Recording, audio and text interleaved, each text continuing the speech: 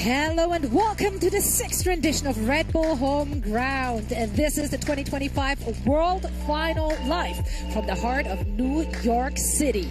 Just yesterday, 12 teams entered the play-ins gauntlet and 2 survived, earning their place amongst the elite. Now they have to battle it out today against 6 invited teams in a double elimination bracket. My name is Zoe, and joining me for the first portion of the day are Mimi and Ender. Let's chat about what went down yesterday, because there were quite some surprises, a lot of very competitive groups.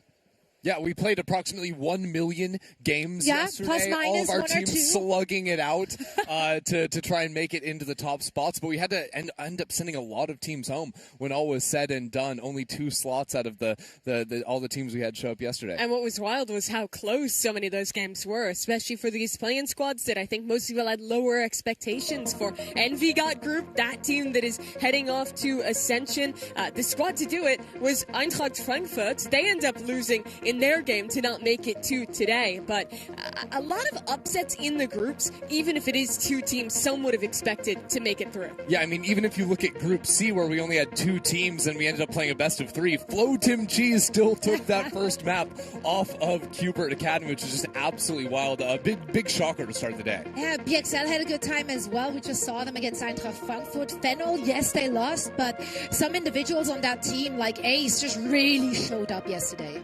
It was Ace against the world, I felt like, in both of these Fennel games. Lost one, won that second against Rod, but he was outstanding in both of them. Yeah, absolutely. And, you know, Fennel, they were playing with some stand-ins to try and make it work here, and you saw some guys like Anthem stepped up towards the end. At the end of the day, wasn't quite enough, but then we had this C9 game, which is absolute madness, nearly ends up going the other way after that crazy Silvolt play from Saiz. And it's extra impressive because being able to play a team like Cloud9 so close with a team which is just like kind of put together, right? Like a band of friends, if you will, coming through the Spanish qualifier in Klanaland. They really performed well. They played, like, the synergy was on point. Like, the game plan was there. Like, that was really smooth. There were a lot of teams yesterday that didn't have a tier 1 experience or hadn't played at big lands before, but that was one of the few teams that was like 100% a true pug mix that played nothing else together, and were just kind of sent it for the Spanish qualifier, and were literally 1 round the difference away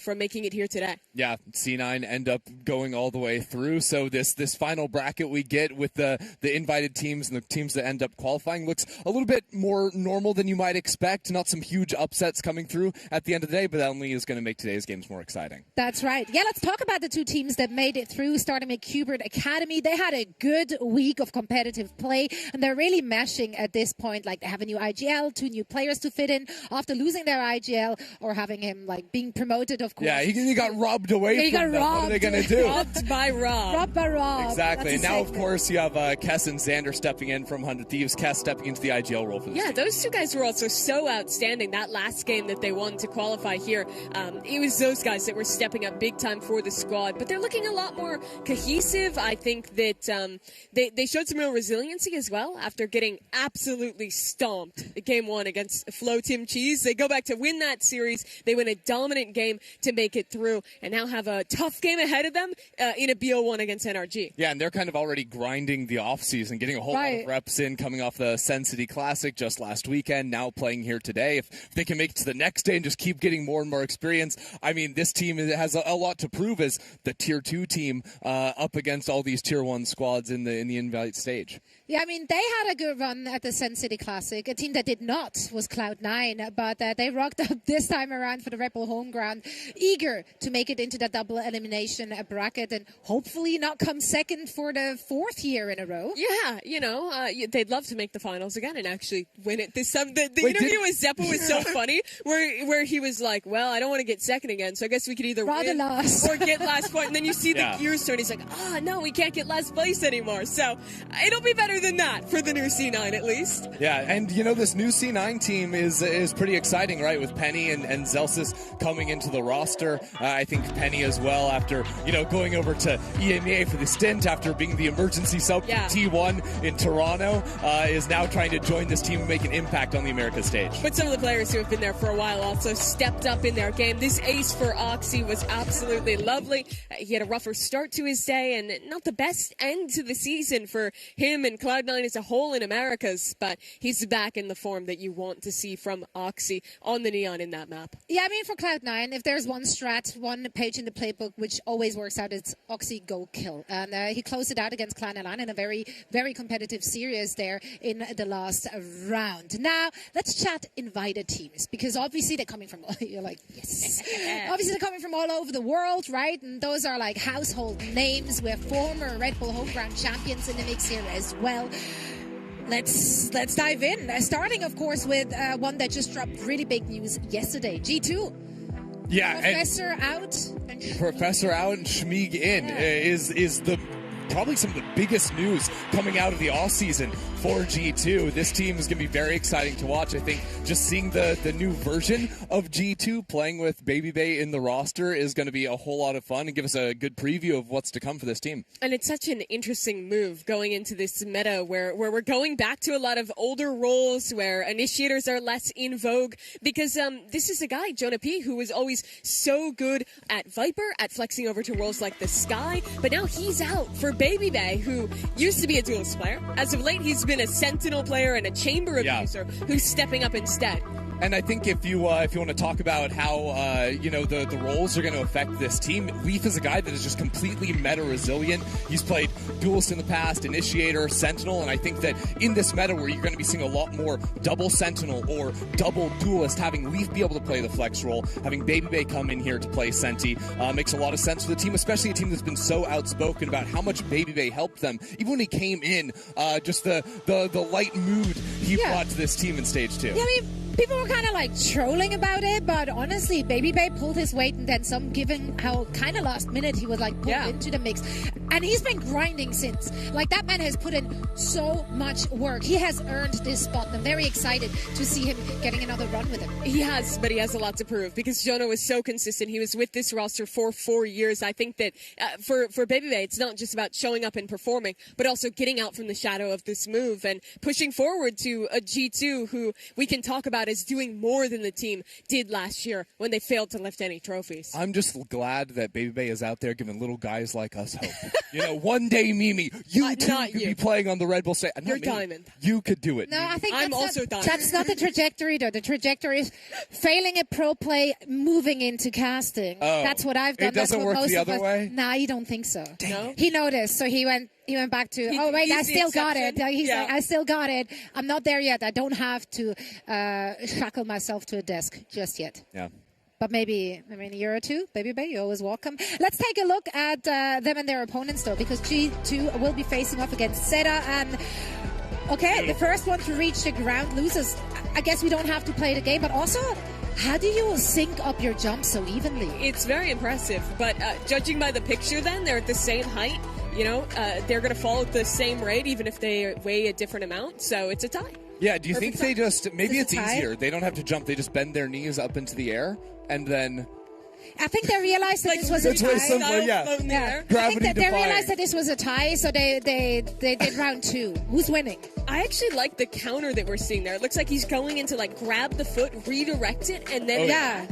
Valen is about to be lifted over his head and slammed on the other side. Jimmy would be so happy if he was... I think Valen would lose this one, just based on what's happening there, with gravity. You think he's overcommitting to the... I think he's overcommitting. He doesn't seem safe in his stance, so I think it's very easy to redirect the energy of the kick and just take him down. And it's a BO1, you only get knocked down exactly. To the floor, so it's really challenging. So true. Yeah, let's talk about their opponents then. Zeta. I mean, yes, it's a BO1, but it's also 3 new faces for Zeta, right? I think they come in with a really different expectation than G2, who is this team that won all 3 events in Americas, who was doing well at internationals. Zeta did not have a fantastic year domestically. So now they're coming back in with a very new roster. The only familiar faces here are Sugar Zero, who's been with the team for eons, and XDLL, one of the veterans as well. Joining them, 3 players fairly untested in Tier 1, coming up from Challengers Japan. Yeah, I think the surprising thing about the 3 new guys they're adding to the team is it's 3 players that have been most recently playing Duelist. You do have guys like Echo that has a lot of experience flexing around to other roles, so it's not so concerning, but they're going for some skilled, cracked out Duelists of recent history that fell just shy in the Japanese qualifiers for this event to see if they can come up and upset. There's something about the Pacific teams, though, of just like picking up old Duelist players, throw them on a new role, do that 3 times. Yep. Maybe it works again. Some teams in the EMEA were banking on that too. If I just form a team out of all Duelists, like this will get me somewhere. I mean, it's certainly going to be explosive, and I like that kind of gameplay. And now moving on to another team that had quite a run, actually, FNATIC. They will be debuting their new player. They're coming off of a really heartbreaking loss at Champs. What do we think of this pickup? I mean, I think it's a very exciting one for Vikaj there, coming into this FNATIC team. Obviously, when you lose Chronicle, like, that is a massive, massive gap to try and fill out for the team. But this has been a hot prospect in the EMEA circuit for quite some time. And FNATIC is, I think, historically the best team at scouting younger talent and incorporating them into a new roster. You think Durka, you think Alfir, all these guys were very little known before they joined FNATIC, became absolute legends in just 1 or 2 years with the team. So I'm excited. And I think FNATIC somehow ends up having the same narrative every year that they play, where they had an all-star core of 5 players that they do so well, they get so close to something great, and then they lose one of their best players. Last year it was Durka. This year it's Kron. They pick up an unknown Tier 2 prospect, but somehow they always find themselves on top no matter what. So even if it looks like a big downgrade on paper, because of the history, I have to just trust the process and see what they can do with another rookie. One thing has stayed consistent through all that time. Boaster is there. Boaster bringing these new kids in, make them look great. Yeah, and having that leadership on also an emotional level to be able to like work in a new like gear in the machine, like it's been working in the past, it will work again, no doubt about it. Which of these changes and news got you the most excited or worried even? Out of all of our teams, honestly, I feel like it's the G2 one, just because I think like Jono was such a glue player for the team. He'd been with them for so long. He played such a role that I think is kind of underappreciated. If he's a glue player, he should go to Team Liquid. Yeah, that's a good idea. Well, Kiko's gone, maybe. I don't know. There's space. There's space. He can do it. But I do think that it's a lot to prove for Baby Bay. Sure. I think it's going to have to require some shuffling of the roles. I trust it'll work out in the end. My question is, how is it going to work right now, pretty soon after that change happens? Yeah, I mean, that for sure is a concerning one. Although I do think, again, with the place the meta is in right now, I'm not so concerned for G2 in the short term. It's more for me like how much that Jonapi was bringing to the team. That's a bit of a shocker. But in terms of job security, so happy the Baby Bay has found a team. We're feeling great. I love where you took that, genuinely. Now, I'm very excited to see all these new iterations, new pieces, up-and-coming plays as well. It's always very exciting, especially when it's such high stakes. We're playing in a best-of-1. However, it is a double elimination bracket this time around, so they do get a second life if they fail in the first rounds in the upper bracket quarter-finals. Of course, not a lot on stake for the people watching. You get to sit back, relax, and earn drops whilst you do so. If you head on over on Twitch and watch it there, you will earn your new title card as well as a new fancy spray. Do you have a favorite spray or a favorite title? What's your title card? What's my title card? Yeah. I don't use a title card because I'm cool like that. Wow, that's are you like a vanilla, like nothing, like default? No, I mean, I use that's like the Cyberpunk Jet one. Not the drinking boba one, but she's kind of standing on in front of Night City. I use the title card with the little like yellow trolley from Pearl. Train. Mentioned. Yeah, and then I have no idea what title I use. I have no recollection. So it must mean a lot to you. It does. It means the world. You know, I always go like just clean slate, vanilla, looking like a new account, because I feel like that's like some alpha energy. Where I go all out, it's in my own setup. Like not in-game, but like outside of the game. Like I'm investing in my monitors, in my gear, in my setup, in my chairs, just like our players who get to play in the M-Buddy gaming chair from Herman Miller. So that's a goodie. We've seen them kicking back, being comfortable, and you can do so as well, because all Herman Miller gaming products are currently 25% off through December 2nd. So make sure to go on over to hermanmiller.com/gaming and check out the latest colorways of the M-Buddy gaming chairs. I mean, Herman Miller chairs are just like peak performance and comfort. Yeah, no matter what iteration, if it's the gaming ones, if it's the normal office ones, it's always incredibly ergonomic, incredibly comfortable, and it seems like the players have been very much enjoying the ones here already. I can honestly say I've got one at home. Greatest thing ever. Me too. And I constantly browse websites to see like when offices go down, they sell their Herman Millers for a little cheaper. But I don't have to do that anymore. I can get a new one at their website for 25% off. Now, our players are getting ready, so let's dive into our first match of the day. It's going to be a banger. I'm so excited for this one. T1 versus Sentinels. Let's chat teams, starting with Sentinels, who made quite some moves here in the offseason as well. This is like the biggest move, I think, of any of our top teams. Yeah, I mean, absolutely huge, right? Zekin no longer sticking around with the team. The addition, bringing Redux up to the main roster, to Caillou coming as well, Cortesia, just major changes all around. And it goes even further. They're changing up the roles. John's not the primary IGL anymore. Caillou's doing that instead. It is so much shifted here for Sen. But the offseason, so it already started well. They won their own tournament at Sen City Classic against some pretty solid teams. Great work, Sentinels. You did the thing. You won your own tournament. Invite some better teams next time. Okay. Well, they could win this tournament where there are true. invited. I don't know why I'm throwing shade. There were good teams in that tournament. But someone has to do it, you know, and you were the one. Thank you so much for adding a little spice to the desk. You can't always be positive. Although if you're looking at that squad, there is a very little negative you can say. Like, they're just explosive. I'm excited to see Narrate back on the duelist. Absolutely. Like back in EMEA. Yeah, he played a little bit with Carmine Corps back in the day, locking in the Rays on some of their more iconic maps, like the classic split of old. But it's a major change for him with now losing Zekin on the team. Yeah, it's been a long time since he was the primary duelist. You look at the other side, and T1, it's pretty boring in terms of changes. It's the same team that they were rocking at Champions after having a really great year. They won home ground in 2024. They went on to win Bangkok to start the VCT season this year. But then it was a big dip after that, not even getting to attend Toronto, going out in the first round at Champions. Yeah. But they've kept the roster that did it there, and they're hoping this year that they can rekindle some of that success that they found earlier on. Yeah, I think big change for them is switching up the coaching staff as well to now rework with a new system in this off-season duel here and set themselves up for a good 2026. And I mean, those are massive changes, right? Because Autumn has been with the team since 2022. He went through that NA to Korea transition with the team. So, like, he's been around forever and has surely been a big part of the team. And having their academy coach now being promoted as the head coach, I'm very excited to see what he brings to the team. Yeah, really interesting.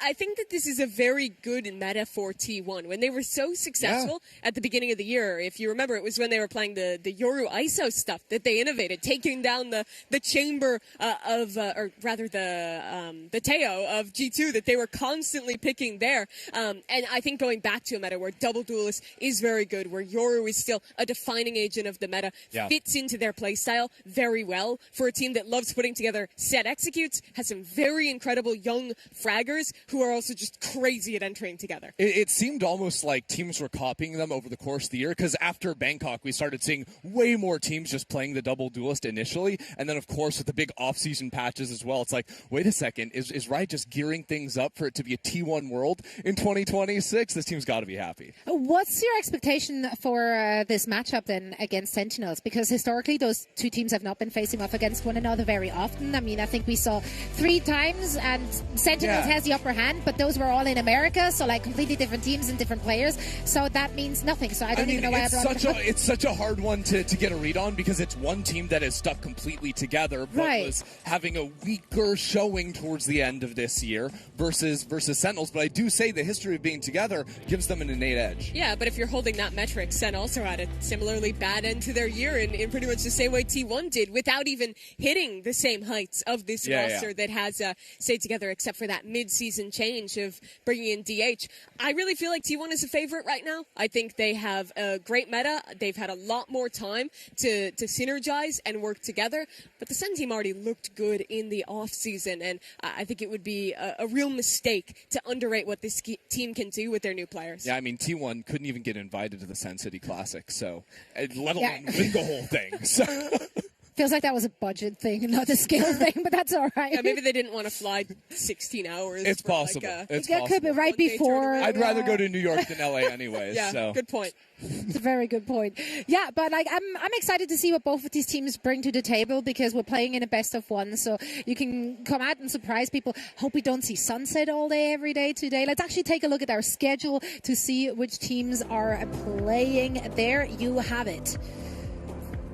There it is. I mean, NRG Qbert, that one's going to be very interesting. A Tier 2 Academy team against the world champs, FNATIC Cloud9. Could be interesting as well. Cloud9 always so good in these off-season tournaments, but against a real tough opponent. Yeah, in FNATIC, the runner-up of champs in that one is going to be a tough test for C9 early on. It does look like NRG versus Qbert is already underway, with NRG out to an early lead. So see if Qbert can make a little comeback in that. But all things considered, with double Elim, there's always going to be some chances here to have even more fun matchups with some of the teams that lose, because it's kind of a stacked tourney in terms of teams. There's going to be a lot of teams you'd say, oh, they make it deep in a lot of global events that are just going to be losing here in one game. And it's going to be such a different character than day one, where it was about introducing all these new Tier 2 teams, showing the story of players who are just happy to attend the tournament, get to play at a LAN. Now, this is where the big dogs come out. These are the guys who are like, whatever, I'm doing this every week, let's go out and win another one. So the level of play is going to continue to get better and improve very quickly here at Red Bull Homeground. Yeah, and a reminder, everyone watching, the first 2 rounds in the upper bracket will be played in a best of one, and the first 3 rounds in the lower bracket are also still a best of one. So, we're going to come out with something in your strat book. The veto for our first match, the map veto, will be coming up shortly, so we can get into the nitty-gritty to see where our teams are taking us. It's going to be sunset. Oh, God. It's always Has that ever happened in a tournament? Like, it's just, is this a gentleman's agreement? It's so strange, because I mean, usually most tournaments end up being like best of 3 a lot of the time, so you'll see a lot of the same maps get played, but because we're playing 3 maps in a series, the fact that every team has just agreed on sunset is absolutely wild to me, to now see exactly how this is going down. But you know what? It gives us a great test, because if everyone's just playing the same map, even then playing field. It makes the best of one even better if everyone's just like sunset is the only map that actually matters. Yeah, how about we just take all maps out of the map pool and just play on one map to really see who's coming out on top? It's been called Compare apples to apples. Sunset. Yeah, in the past, but it's a very different team now from that one. Celsius was joking yesterday that he stole Sunset and brought it to Cloud9, but this is not going to be that same, what was it, like Breach Gecko when they were the best. Yeah, I think it was actually Breach KO initially. Oh, yeah, you're right. And now it's going to be Double Duelist City, probably a Sage, probably a Chamber. Yeah. We saw a lot of this yesterday, so viewers, you should remember how to play Sunset. If you like Sage and Chamber, you're going to love today. But also, if you like Double Duelist, you're going to love today, because T1's also in the building, so you're going to get a little bit of everything. I'm a lot more excited about the latter. T1 are just such a fun team to play, no matter what iteration, no matter what event. Here's the you called it. So, like, we haven't really seen any, like, big surprises in terms of compositions thus far in the tournament. Not really. I mean, we saw Clanaland trying out the veto, too. Still 100% loss rate. It is interesting. T1 are playing a single duelist here, as a matter of fact, playing double smokes, going solo Sage. Yeah, it's interesting to see Izu, the one to be playing that Sage. I tend to think of him more as like the dive player, with him playing a lot of that Yoru and such, but Buzz is good on that role as well. I'm looking at Narrate. It's been a while since he was a primary duelist. You have to look all the way back to Carmine Core, and I wasn't incredibly impressed with how he was playing on Duelist at Sen City Classic. Not to say that it was particularly bad, but I think he still has potential to unlock his full form that he had back on KC and when he was playing Initiator for this team. And I think even with Carmine Corp, it was still flex duty for him. He was usually playing the Rays when he was being asked to step into that Duelist role. So for him, too, it's about opening up that agent pool, showing that he can do a little bit of everything here with the new Sen squad. Redux Chamber is certainly exciting. He was such a long-awaited prospect. Sen making the choice early on to pick him up on their Tier 2 team, waiting for him to come of age to be able to compete on the main roster. And finally, they make that switch, and he gets to show us what he's got. Yeah, correct me if I'm wrong, but I think Redux even subbed in some off-season events in the past. He did, yeah. For Sentinels, He's been signed to this team for a long time. The whole idea behind creating Qbert in part was to get Redux for the future of this organization and find other players that you can ensure that future alongside. And this is the year where we get to see how well did that system work? How good are these prospects? The promise has been there for a long time, but Sentinels fans, they need you to always deliver on that promise. If you can't do that, if you can't step up, you're not going to make the cut. But I think Redux has proven for a long time that he has had that talent and is ready to make the big jump. I just absolutely love to see when teams are investing in Tier 2 like that as well, to create that pipeline for themselves and then seeing players being successfully brought into the main squads. Yeah, I mean, farm systems work, and I think this is a great way for Sen to prove that and maybe inspire some other orgs to want to take a similar leap. I mean, it speaks volumes that Qbert Academy is the only team in this tournament, the Tier 2 team, that made it through the qualifiers to now play with all the invite squads. So very impressed to see what they've done. Yeah, and we are getting ready for the game. First match of the day for us. So, guys, please take it away. All right, Sentinels versus T1 to kick off the invite stage. Double elimination bracket here, best of ones for the two teams on your screen right now. If you were with us yesterday, we'd have seen a whole lot of Sunset, and there's no big surprises here. An early wall down into B main from Sentinels. I am anticipating a little bit of a mid-fight to break out in the not-too-distant future, Mimi. Yeah, a possibility for Narrate to slide through, but with the smoke top mid, they'll back up, worried about someone popping straight through that smoke. Instead, the pressure might just fall to Narrate. Alone for now, but a relay bolt is a great tool to stall. And a frenzy in hand. Could do some serious damage in this tight choke. There. T1 taking their time, though, walking up into top mid, and I don't know if Narrate got full information. Wall goes down, and T1 have started the advance. Caillou with first kill. And now is Smoke to stall out T1. They've actually repositioned all the way back into market. Where Narrate has fled the scene of the crime. But there's going to be 4 players ready here backside Meteor. That's huge to cut the rotate and find Cortesia. Still, though, Sentinels have this Smoke to play with on site. Meteor taking a timing through mark to try and get a pinch back as T1 continue to strap out onto the site. Kills being traded across, but it's Narrate to find 2, and Meteor behind enemy lines there gets cut down for Sentinel's pistol. Very well controlled round by Sentinels. I think they did a solid kind of reaction throughout of every different thing T1 was showing, because they pressured with that Sage Wall into mid, Sen back it up to not get caught by that play. They catch one there. Then it's immediately this fast rotate back into B that Sen is also in position to be ready for. That's how you have to play against T1. They are going to be very fast. They're going to be poking you in different parts of the map before they fully send that commitment. So that kind of reserve style on defense is important to not let them take the pace of the game into their own hands. Yeah, it is interesting to watch the differences unfold as time increases here between how John QT used to call with Sentinels versus how Caillou chooses to take things now. With the Sage and the Chamber, though, always expecting Redux to be looking for these angles. Talk a little bit about playing the Viper here. This is the second team that we've seen pulling that one out. If you're a North American viewer, it's very uncommon to see that agent picked here on this map. But the best things for him is being able to control extremities by lurking instead of heavy utility. You see that Viper wall over on A. That makes it a lot harder. Well, but hold on a second as now. I'm saying this, T1 has actually picked up a couple guns. Yeah, Narrate's going to fall back here. Guardian in hand, so chooses to wait for his teammates to show up before doing so much. Actually, as I say that, getting involved, now that Caillou is assisting with the util. The Sage slows are so problematic now. Makes it hard for Sentinels to trade one another out, so the wall goes down. Sentinels take their time. that wall blocking them off from market, they can only really come out over. The trades are going evenly. One-on-one now. Cortesia down to 10 HP. But it's just a classic Stacks hands, and it's Stacks to take it right back. A thrifty for T1. Okay, T1, that is a beautiful thrifty round to pull through. Just a classics doing work. I would love to see back in that replay those first couple picks swinging together off the contact through that smoke. Just perfectly ready for both of the anchors from Sen. These are the kind of rounds that you cannot let slip in a best out of one, where you have so few chances, no second map to play with. Now let's take a look at it, because Buzz was actually stunned up, and on the other side of the smoke, Izu just gets into an unexpected corner for John.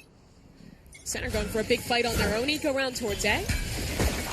But with the heavier side of T1's play, over towards B, if they can find that trap, they're in a good position to rotate out. I'm interested in this Viper wall, though, that you were talking about earlier, Mimi. Instead of going towards A, where you often see it, or even B, it's cutting up mid. What do you think the idea is there? Yeah, I think the biggest thing is being able to, A, threaten popping through that wall at any time, and then having the left side cut without needing to use the Sage wall. So you almost always need a player right side to hold, because you cannot trust your chamber grip in that corner. Well, refight there off of the orb up and haunt combo. Doesn't amount to anything, but like you were saying, that wall blocks off the chamber trip to add some lurk options. And now with T1 responding to the aggression over on the A side, can regroup into a B hit where John not going to want to use any of that utility. The wall may be a little bit too expensive to invest on the eco here. You're going to see more Viper with Sage in play. Need that lurker, as Redux will get one with the Headhunter, but no trade just yet. Okay, that could have gotten more worrying. T1 hold on for now, 3v1. Since we're going to have some time here before Cortesia probably decides to die to the spike, one of the things that you're going to see all the time on these B finishes with the Sage is it's always these market walls that make it so challenging for the defenders to actually retake. And we've seen some teams try to respond by going for heavy on the flank. We've seen some teams buy an Odin. How do you want to see Sentinels adjust to this Sage idea in the post plan? I like the teams that like put a market player with an Odin there to be able to spam it down. I think that's a really solid idea. But if you're not just doing that, I think that you need to be playing heavier to flood backside early. Once you lose backside control, it becomes so hard to win the retake, even if you break that wall. So I'd like to see Sen being in a position where they're trying to have their Neon or their Chamber, your players that can get very fast rotates, be able to be running in and prioritizing getting out backside instead of playing the set retakes. As Sen was really doing all year. That was one of the biggest criticisms about this team, was how often they were committing to playing that full retake on defense and letting that plant go down. Yeah, their B player would be hiding back low, but not even really challenging on the site so often. See if that ends up changing, as maybe just an early wall from John into B main. Decides actually with that enemy slow orb coming down to do a more passive wall, so it's not as easily busted down. Look at the top mid play with that Viper wall up. You have two players high-low to stop alert coming past it. Yeah, Sentinels adjusting to the position of that wall, putting the chamber trip on A as well. Solo player on that side. T1 will be happy about how early they got this wall down. It's going to fade pretty soon, and they've even taken the time to go back and break it. So an opportunity now to re-clear A, or just work back into mid if they'd like. Yeah, it's worth calling out that Izu does have access to the res for this round. Choosing to play away from the team currently, but regrouping gives you a great ability to accelerate with that. Sen just use a Prowler A main. They'll get the chamber posted forward and rotate players back towards mid. This could be concerning, though.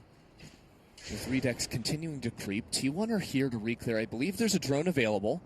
DH has that. So up goes the drone.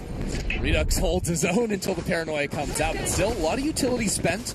Down to 35 seconds on the clock, and that's a nice shot from Caillou, deleting the lurk up mid. Still with Redux onto the site, T1 need to break out from this choke point, but now with Caillou stepping in on a good timing, problems start to mount. T1 solved them by dropping down the wall over on Link, and now with the res, it should be simple. Here the post play, what? Where do those kills come from? Right as the smoke was going down. Caillou finds 2-4 into the round, and now moves back into the site. T1 pushed away. Stacks actually going to check the flank right now before regrouping with his team. But Sentinels don't know that. They're not holding on to the spike. Caillou with the ace, and Caillou for 6! The new kid on the block for Sentinels, a beast! I cannot remember ever seeing a 6K ace in this game. From my fragging IGL, by the way. That's crazy. The man who stepped up from Qbert Academy took the leadership mantle away from John QT to win the round with 6. Let's just watch that back in reverence, because every kill there was beautiful. There's a new director for the Sentinel squad. Here's those 2 kills you were talking about. Gets Izu on the swing, and then catches the player who was rezzed as well to the left. I think that was maybe even blind through that smoke. And these last 2 are just outstanding. Couldn't ask for anything better there.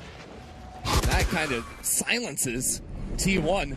Buzz now on the off angle, gets the headshot through the wall, but is still taken down regardless. So a more muted round to start things off after the kills are traded. But Sentinels have taken so much space. Look at mid, right? The creep up. Look at B main all the way forward from Redux, even with the Bucky in hand. So while T1 are keeping things quiet and slowly creeping forward, Sentinels have full information of where they are. And if T1 commit, Narrate will be ready almost immediately to come in and cut this from behind. It's even worse because John has slows and a wall to stall them out and allow this pinch to come to fruition. All the pressure Caillou's going to create as John is taking this fight could allow Caillou to be a problem. Drone advancing onto Caillou, now Narrate onto the flank, so all of the extra bodies just putting down pressure, making it impossible for T1 to know which direction to face. DH with 3 into the round. Another flanker. Left. Redux. Headhunter in hand. Standing ahead. Takes the timing and takes the head straight off DH. So it's back-to-back clutch rounds for Sentinels. Redux the one to pull that through. Credit to DH. He nearly bailed T1 out of a situation that was so bad. Completely encircled, walled off to be forced through such a narrow choke point. And he gets these couple kills to manage to bring this round back under control. But immediately it's Center applying. Narrate finding that gap.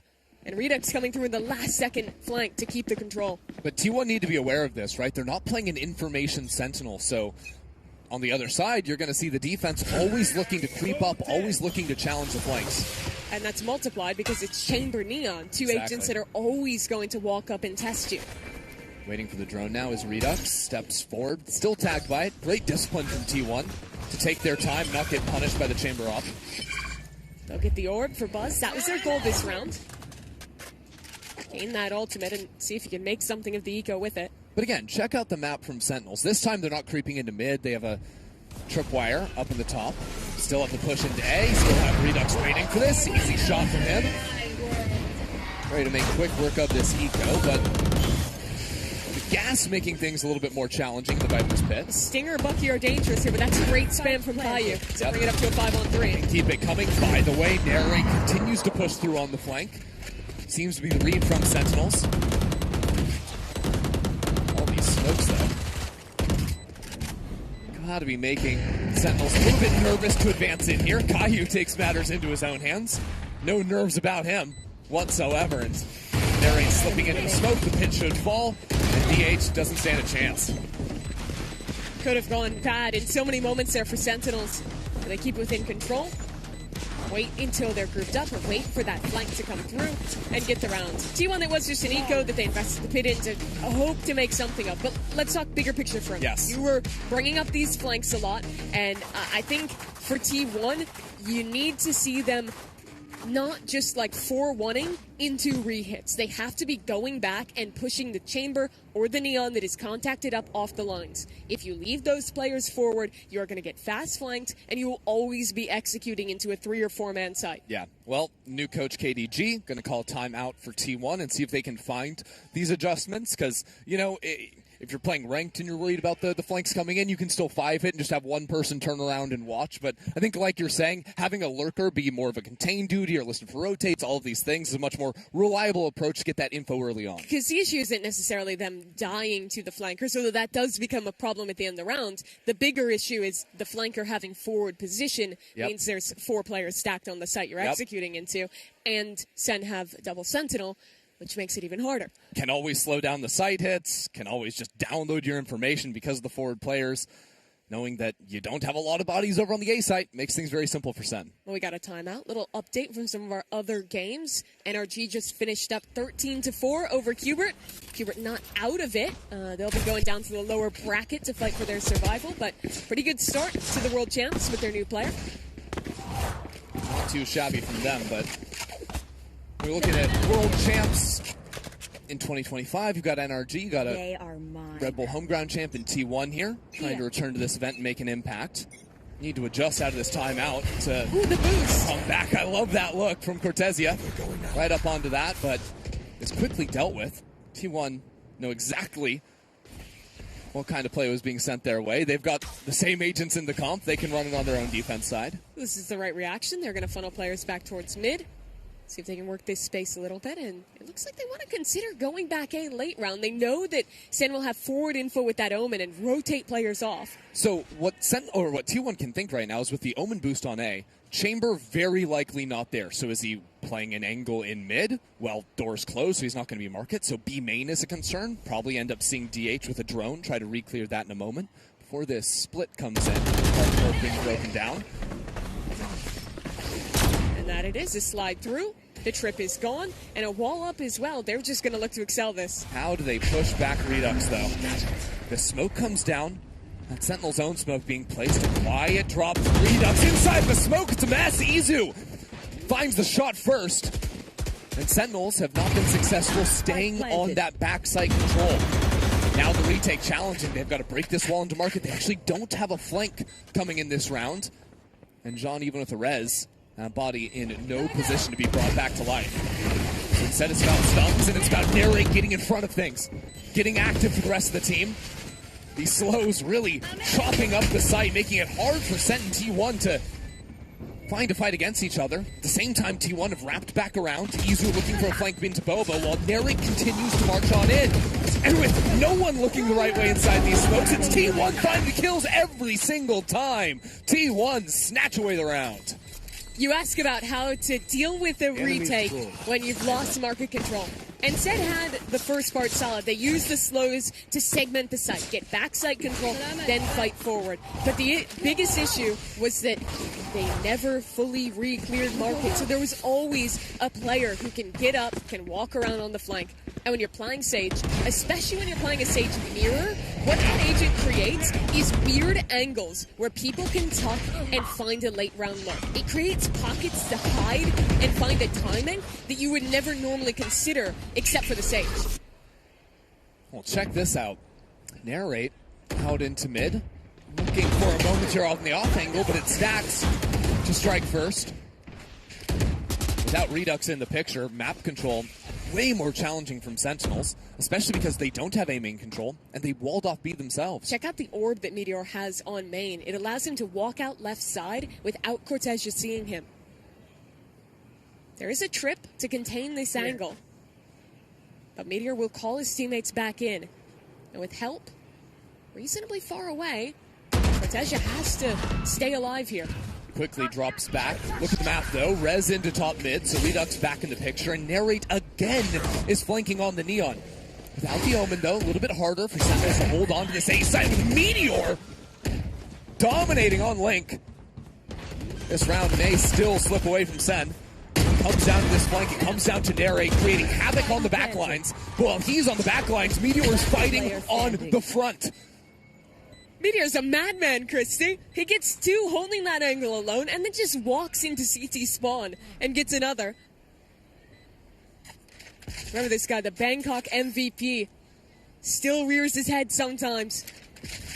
Finding those rounds where he completely takes over. And it's such a smart look from him as well. You know, he sees the res go down in the mid round. He knows exactly where those players are going to be approaching. Plays the nice off angle first. And then as soon as he knows there's a flank going on their side, well, he's going to step on forward. He knows it's only going to be a 1v1, and he likes his odds in that. So T1 tie up this game. That round they show a very heavy open into mid. But Q will be able to clean up the last couple of kills and hold on to his weapon. And that's how they got that opening pick onto Cortesia, who was holding that left side top mid. And with all that pressure, that pulled rotates for Sen meant that they had that weaker side over towards A. And Meteor was able to exploit. That orb I mentioned in the last round does make it very difficult to play A main alone as an Omen player, because you can't hold that passive angle while still getting full information the same way you could. Yeah. And instead, if you try and play up and hold your one way, you're at risk of them walking into the orb, popping out on you, and even if you get one, it's not enough. They're going to excel into the site and take it. I mean, I think one of the reasons why you see a lot of Viper on this map, not just the lurk power of the wall, is because a lot of times on attack, you default an orb like that just to make it so the enemy Omen is never throwing the one way, because what's the point if it just gets instantly broken? You'd rather just hold on to that yourself. And when they're doing that, it encourages you to play a more passive A, look to play retake instead. Exactly. But then they have a Sage comp where it is hard to actually commit to playing full retake. It's a meta where you don't have the double initiator power to play those Sen retakes that we knew them for in the past. Definitely makes things a little bit more complicated for Sentinels to solve their A hit, although they're bringing bodies over onto that site. Yeah, this round, they simplify. We're on an eco, play close to smoke. It's all good. And also, get out into mid, see what we can do. Cortezia, Vandal in hand, and a teleport boost up on the wall. Sage and Omen. That is an angle I don't think I've ever seen before. He's looking all Through the way the window. into A main. Unbelievable. Sage and Omen, you know, a duo that's been cute ever since Valorant beta for the funny boosts. Unfortunately, well, he's not going to see anyone that way. Instead, T1 is looking back towards. He Are may they yet. going to walk Come on. to him? He's got 10 seconds left on the wall. It's going to fall right before. Let's get it moving, Stacks and Meteor. We don't have all day. Come on, guys. Show it off. And then Cortezia misses the shot. Well, and he breaks his ankles on the way out. Okay. I liked the idea. Unfortunately, we can't have nice things. No. He's choosing to stay around here. We'll call in support in mid. Yeah, I mean, Cortezia has to be the hero. He's got the gun this round. Has the rest of his team behind him, so even if he drops, maybe they can recover that. Meteor with another lurk towards A. Both sites giving up for Sen right now. I mean, T1 are full contacting out onto B because they've run into absolutely nothing. Now Narrate drops on A. That B side is open, even with the body falling in. Yeah, by the way, at the same time, they were also full contacting into A. They've just taken both sites and gotten a post-win 4v4. Yeah, going for the passive wall, but Caillou now finding another kill. Hold on a second. T1 realizing down in numbers. They might want to fight forward, but it's Buzz with an outline. It's a mess! T1 fighting one by one on opposite ends of the map. Izu now in a 1-on-4, smoked off by Sentinels. Got a wall on his right side, so there's a kill, but he spammed out through it all, and Sentinels, with only one rifle, secure the round. What a weird round that was. I can't help but feel like T1 overcommitted, keeping that lurker all the way into A. Him dying gives another gun, means that T1 don't actually have enough numbers to hold that B site. And then they feel desperate to fight back site the way they did and lose out on 2. And in the gaps in the macro, it is Caillou that finds that first opening kill with the Sheriff in mid. It's him who picks up the rifle on that, who kills another lurker, a guy that's been dominating all game, 14-5. For the new addition. Crazy game from him. The IGL stepping into this for the team. A great showing for him. And right alongside Narrate, back on his old role. We're talking about solutions to A main. Here's another pass at it. Send 3 that way, shift the chamber into mid. Yeah, but this is why that one way not effective. Redux though. Double swing will force him to slide on out. You gotta be loving that if you're T1. You use one dart. We've already pushed the chamber off 10 seconds into the round. Check out how quickly Narrate has rotated back over onto the B side. He's playing A early on, now shifts to hold top mid. There. This is a show of the new tempo of the game. You will not see T1 re-hit until a minute has passed from that first start. Poison's off. Waiting for that one. Looks like DH used that a little bit later into the round, so still no dart for him. But it does have a drone if they want to work back into market, which they absolutely do. Nobody home for T1 right now, playing a very reserved approach, similar to this previously in this year. A little bit more for backside, but now getting out into it. Holding on to that for the time being. Paranoia catches both players, though. DH unable to scale off of that. John finds a couple. And now the rest of Sentinels slipping back into the site. Redux there for one. still things a little bit messy. As Stax picks up the spike, a 2-on-2 now for T1.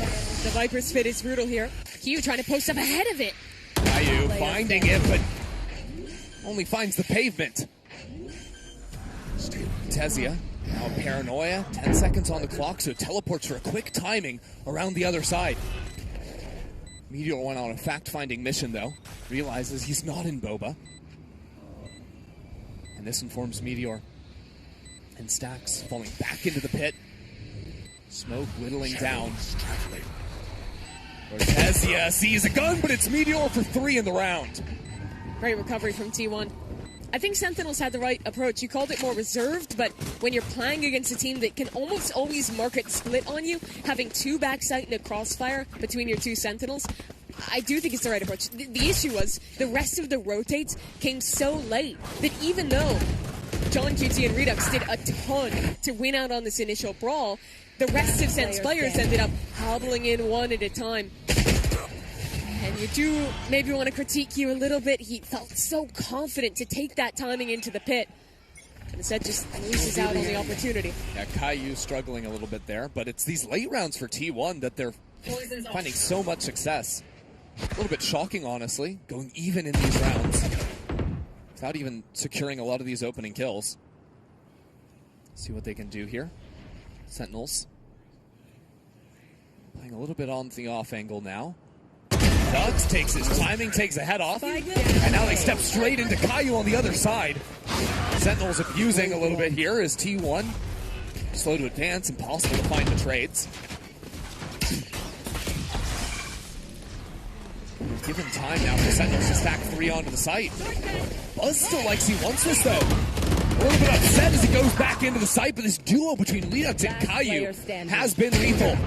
And now Narrate joins the fray as well. Sentinels push up to 6. First round this half really where I felt like it's just a full site hold shutdown by Sentinels.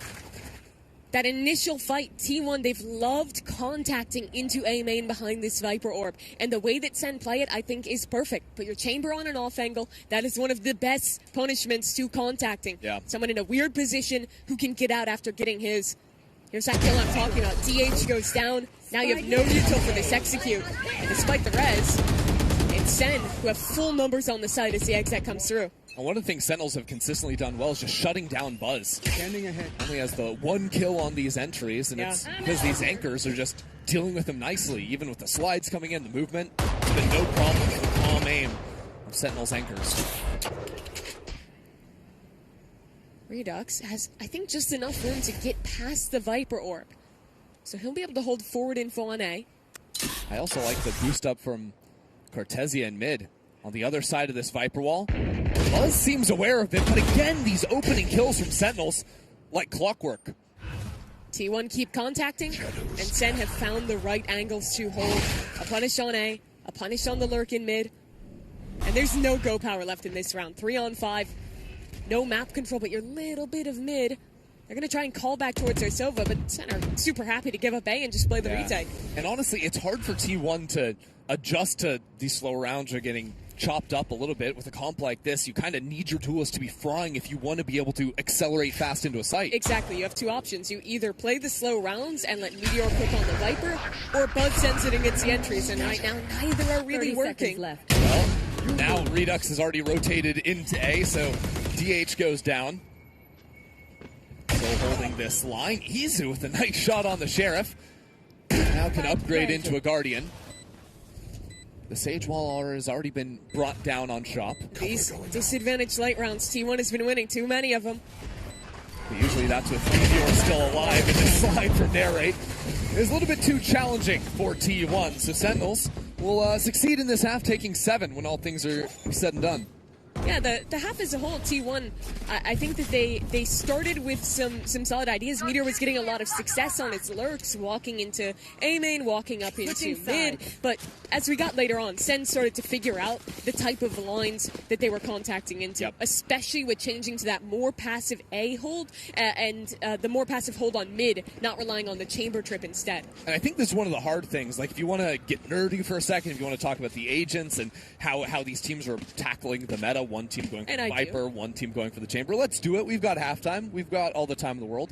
I do think the Chamber really thrives in the playing against double smokes world, against control-style comps, because those smokes don't really mean anything to a guy that can abuse off angles and just swing through them. I think Viper Sage on this map is very good against Viper Sage on this map. Yeah. But I think that Chamber Sage is good into the Viper comp and good into a mirror. In my opinion, I think that they're really solid. Looking at some of the other games, though, FNATIC playing Cloud9 in their best of one. Looked like FNATIC was up 5-2 in that match. A tie game between G2 and Zeta as well. That could get interesting. Yeah, still early on in the match, but exciting to see. If Zeta can do something here with 3 new players into the team, but NRG smacked Qbert down in this opener 13-4. Also believed like it was Ethan and Mata dominating inside of the server. So good news for the reigning champs. Yeah, to focus back on our game now, which is 7-5 at the half as we get ready to head back towards Abyss in about Abyss. Sunset. I should have known that because we only play Sunset. I don't know where I got Abyss from. Well, we're going to play it soon. Here's some highlights of some of these other games. So this was that NRG one. Kiko, nice 3K that round. Yeah, really nice work from him. I assume it's just going to be a lot of NRG winning. Actually, comps are kind of fun. Ethan's playing the Harbor here. Yeah. On Haven of all things. Double smokes for the 2 teams, but...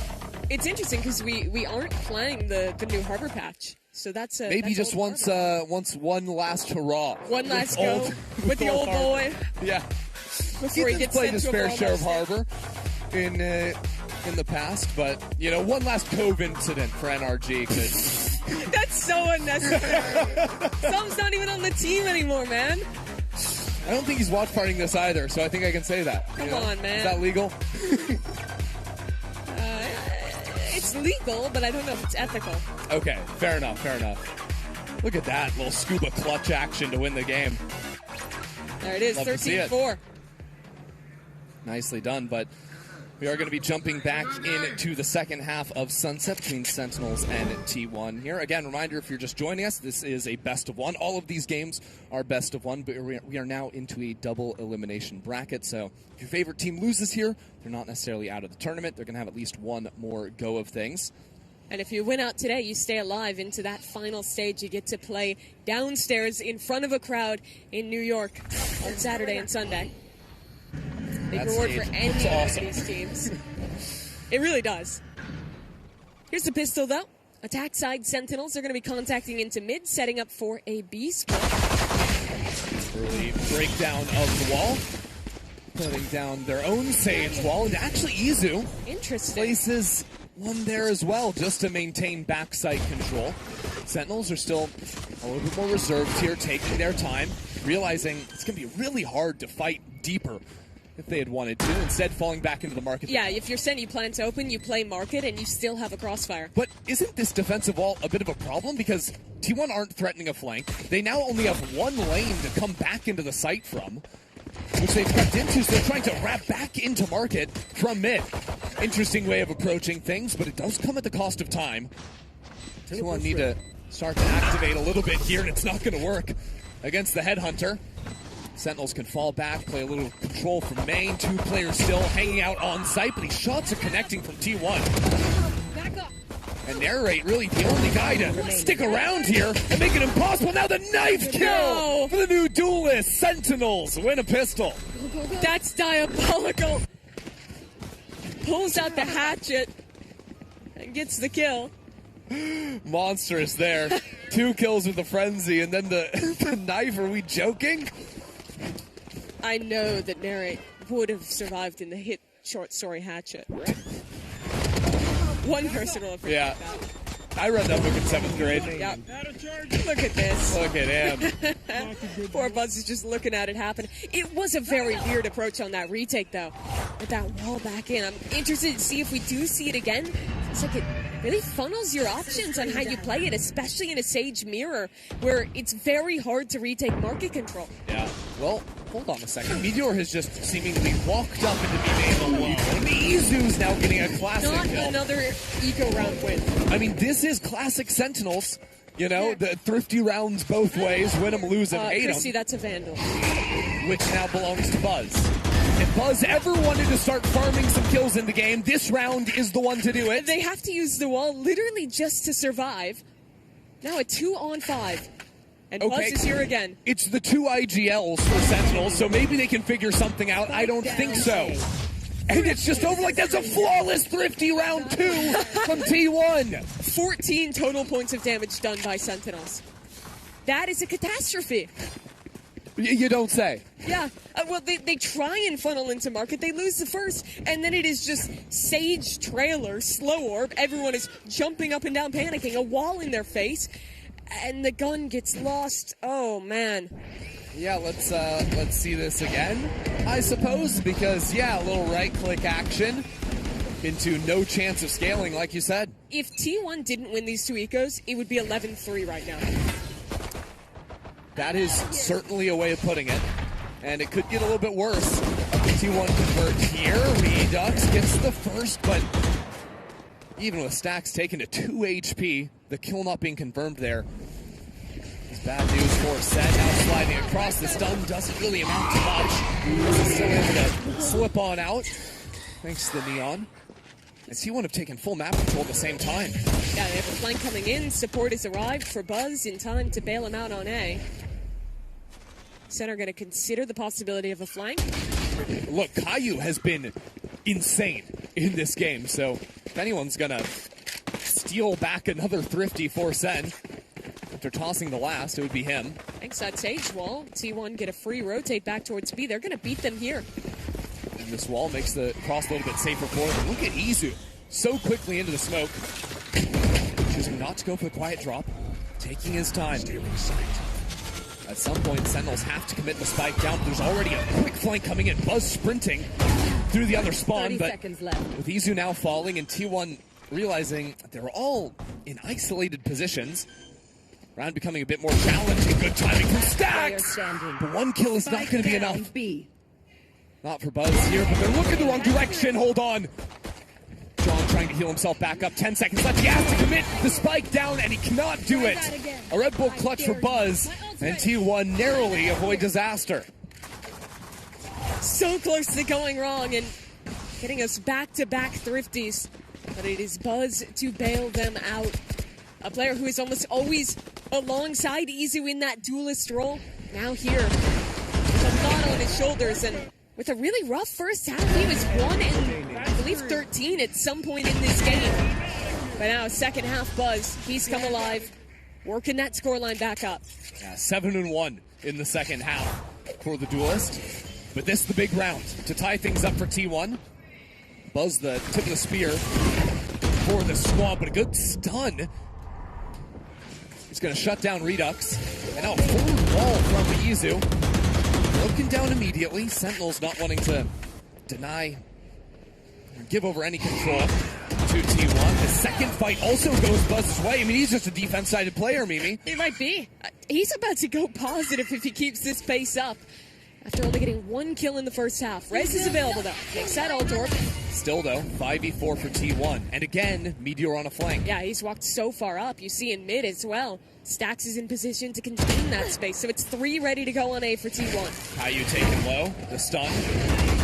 Quick switch to the shorty, and good support out of Izu.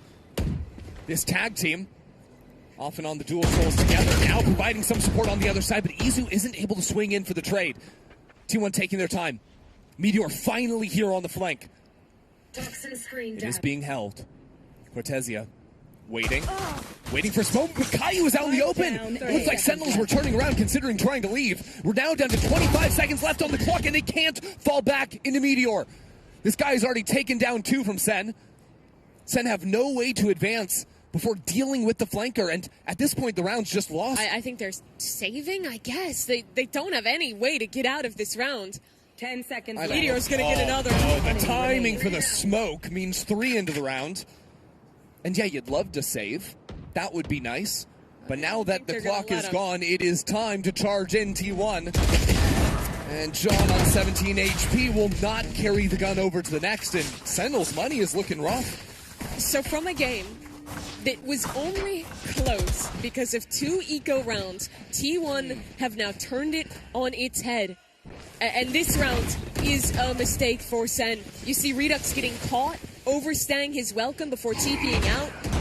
And credit to Buzz, it was an incredible shot to get the chamber. The second there, in a bad corner, he wins it again. But with a comp like Sen's, you need Narrate and Redux to win those duels, and Buzz beat them both. And Sentinels also have to shut down Meteor. Think about the eco round. T1 secured after losing pistol. That started with Meteor finding a pick, just full walking B main. Here he walks it again. Hold on, the Neon getting ripped. Sen might make a go of ecoing T1 back. Narrate's going into spawn. Will boost over the wall, but he's shot in the back of the head. There's nowhere to go. T1 are just mowing the Sentinels down. Any hope that started in this round with a single rifle and an ultimate has been plucked away by T1. Meteor to do it again. Ever since he got that 3K, running into spawn on A, he has been beasting. Taking over this game.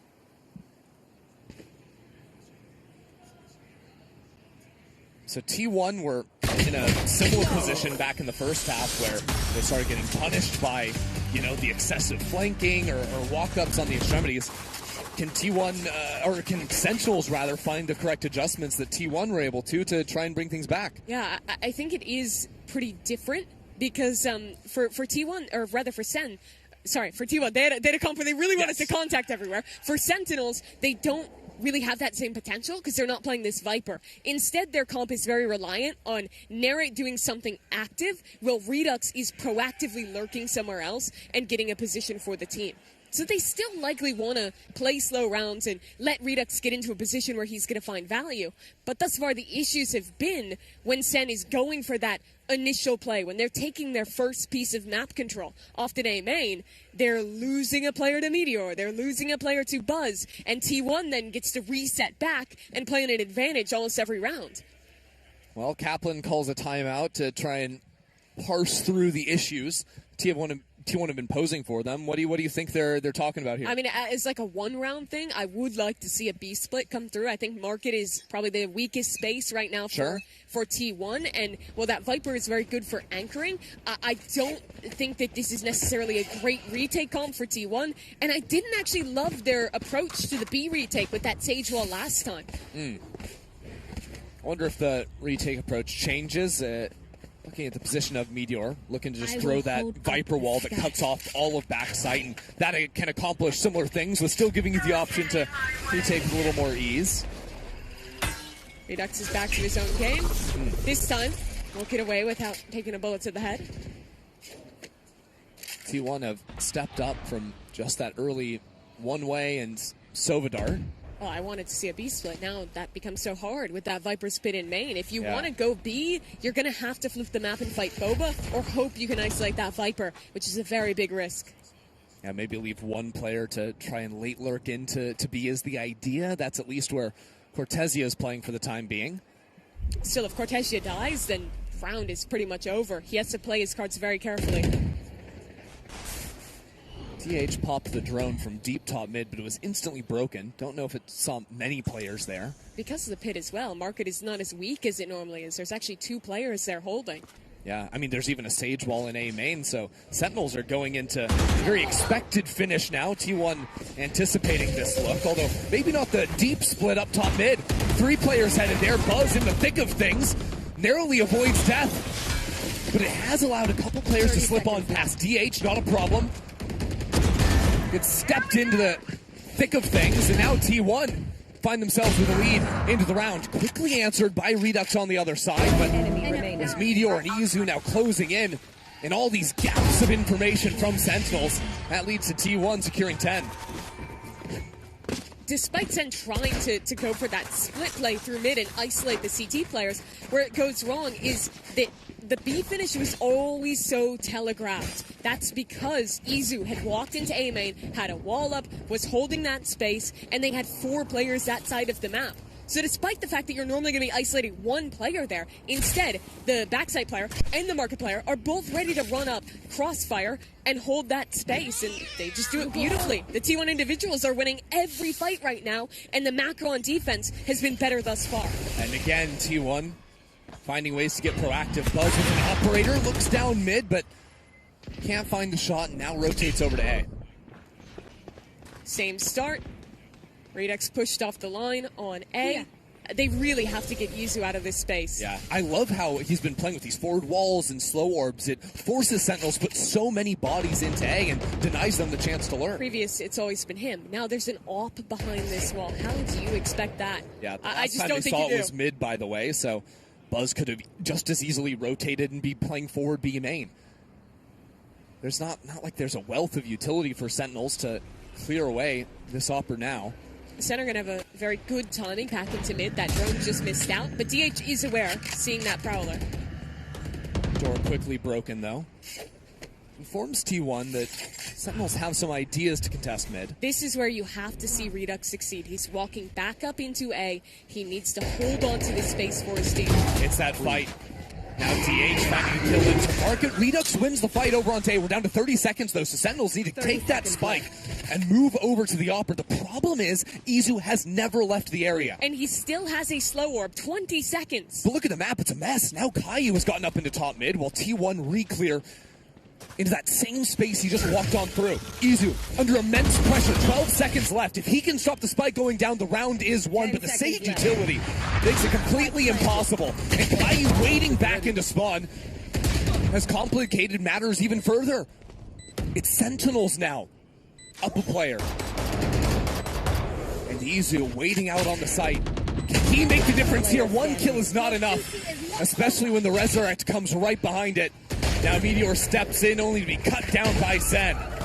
The difference that round, Christy, is that you actually had Redux able to take the fight in A main, and they have always pushed him off the line to start. And in the past, T1 have kept that space for the entire round. Here, he makes the play he needs to as the chamber player, walks up, gets a pick with his AWP, and despite losing Narrate, that sacrifice was enough to sell a story that it was B and open up that A site for Sentinels. It's also just quick thinking from John. I'm not even positive if he knew there was a player on site, but with that little time on the clock, choosing to commit both the wall down and the slow, guarantees them the plant. Interesting from T1. They fight B main this time, tucking the Neon close. Yeah, Buzz, now that he's got the operator, looking to punish on the off angles. T1 have done a good job of obscuring where the Neon is, hiding him behind other utility. You have the Sage Wall or the Viper utility. Sen investigating mid right now. DH gets the info, just jiggling with the knife out. Quickly fall away. But now Sentinel's going to be fairly confident over the AWP should be. If it's not going to be in top mid, they can now try to pinch back into the B site. Nightfall down and Narrate using that red carpet to escort him into the site. Stax has absolutely nothing to do. He can't see, he can't hear. Neither can Buzz as a paranoia connects from main. Narrate reaping the rewards of his teammates' utility. The Sentinels dominate the round. T1 don't have a way back in. Last round was the proof of Redux doing his job. This one, it was the round for Narrate. That double entry into the B site set up by a perfect paranoia from Cortesia was the difference maker for Sen here.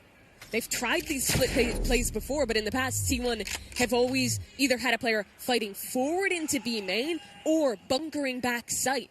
Here, they actually have someone walking up B main. They catch someone in the open, and Narrate gets those entries. I also think that because the Sage Wall has been going down A pretty consistently, Sentinels are sort of figuring out the positionings on the map, right? As soon as they see that go down, and, well, if they're able to contact into mid and they only find us over there, well, okay, certainly T1 have stepped up into B main, so they can use that information, use the typical rounds they've seen, that conditioning, to be able to find the right answers and punish. Now the onus turns to T1. You've lost 2 rifle rounds in a row. Their money is on the rocks here. I think they'll be able to hobble together a force with Meteor getting a buy from a teammate. As you look back, here's those entries I'm talking about. The utility is crazy. It's so perfectly set up. A lot of talk has been about the rookies getting promoted, but I think Cortesia's flown under the rug a little bit. He was excellent last year with MIBR in his, earlier this year, I should say, in his rookie debut in VCT, performed incredibly well in Americas. Toronto didn't go their way, but when they went to Champs, he was good there too. And now takes a big step in his career as a longtime Brazilian player, stepping over to a North American org for the first time, following in the footsteps of players like Sasi, who have made that transition in the past on the Sentinels, and looking to continue the success and maybe get some trophies, get some further placements on top of his own individual accolades. Yeah, I mean, I think there's just a lot of excitement, but also a lot of pressure for these new Sentinels players, even if you have found success in previous years, whenever you step into this org. Cortesio knows it because he played in Brazil, Yeah. but for North American players, I don't think there is more pressure you can have than playing for Sen. The fan base expects a lot. They are very vocal about it, and it's an org that expects you to succeed. Yep. So having a good showing in the offseason, securing your spot for next year. Also weighing on these players' minds, Meteor has finally been punished in B main. That was the thing that was working so well for T1 early on when they won that eco everything, but Redux has shut it down, and Izu wants to be a challenger. Redux says no. It's been Redux turning the tide for Sentinels.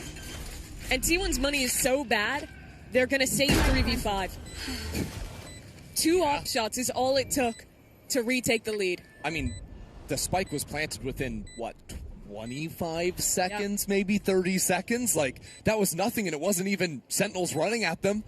It was just calm walk forward, calm hold from Redux. At the start of this half, Sen was trying to run fast ideas to take main controls. They were slamming Nerid's head into A. They were getting picked there. They were walking into B main, getting dominated by Meteor. Now they've taken a bit more reserve approach, slowing things down on how Nerid's they're like, guys, my head approaching hurts. Can we please stop slamming? Yeah, it does hurt for sure. But over towards B main as well, just posting the operator up. It's all found success. Sen, I don't think the hunt's going to be very fruitful here. They've already lost 2 players. The spike is going off. Yeah, I mean, they've just built up such an abundance of wealth, though. It doesn't exactly matter. Dude, Caillou is hitting. We're at, what, 20 now? Yeah, there we go. Is that him yelling downstairs? I'm not sure.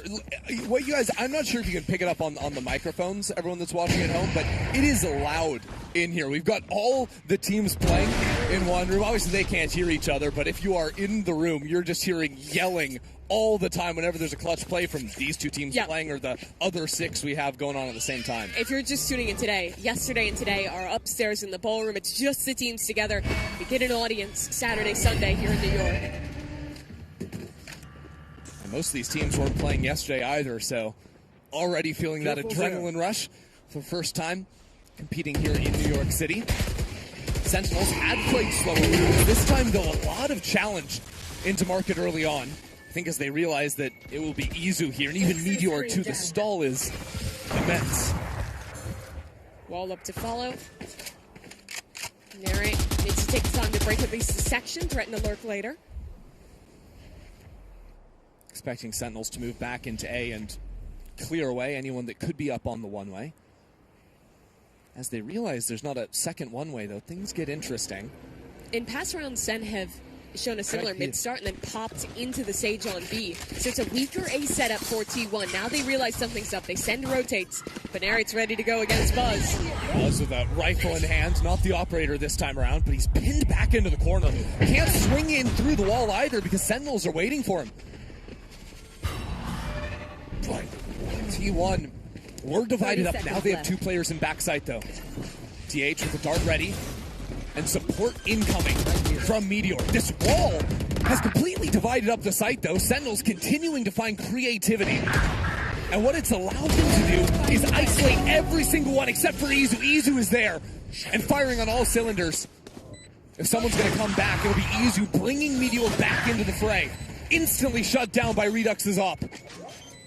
And yet, the stall, the slows on top of the smoke, has allowed a half stick, has allowed a full stick. Stax is going for it, and all the way through. T1 tie it up, regardless of the ace. Redux gets an ace in a round loss.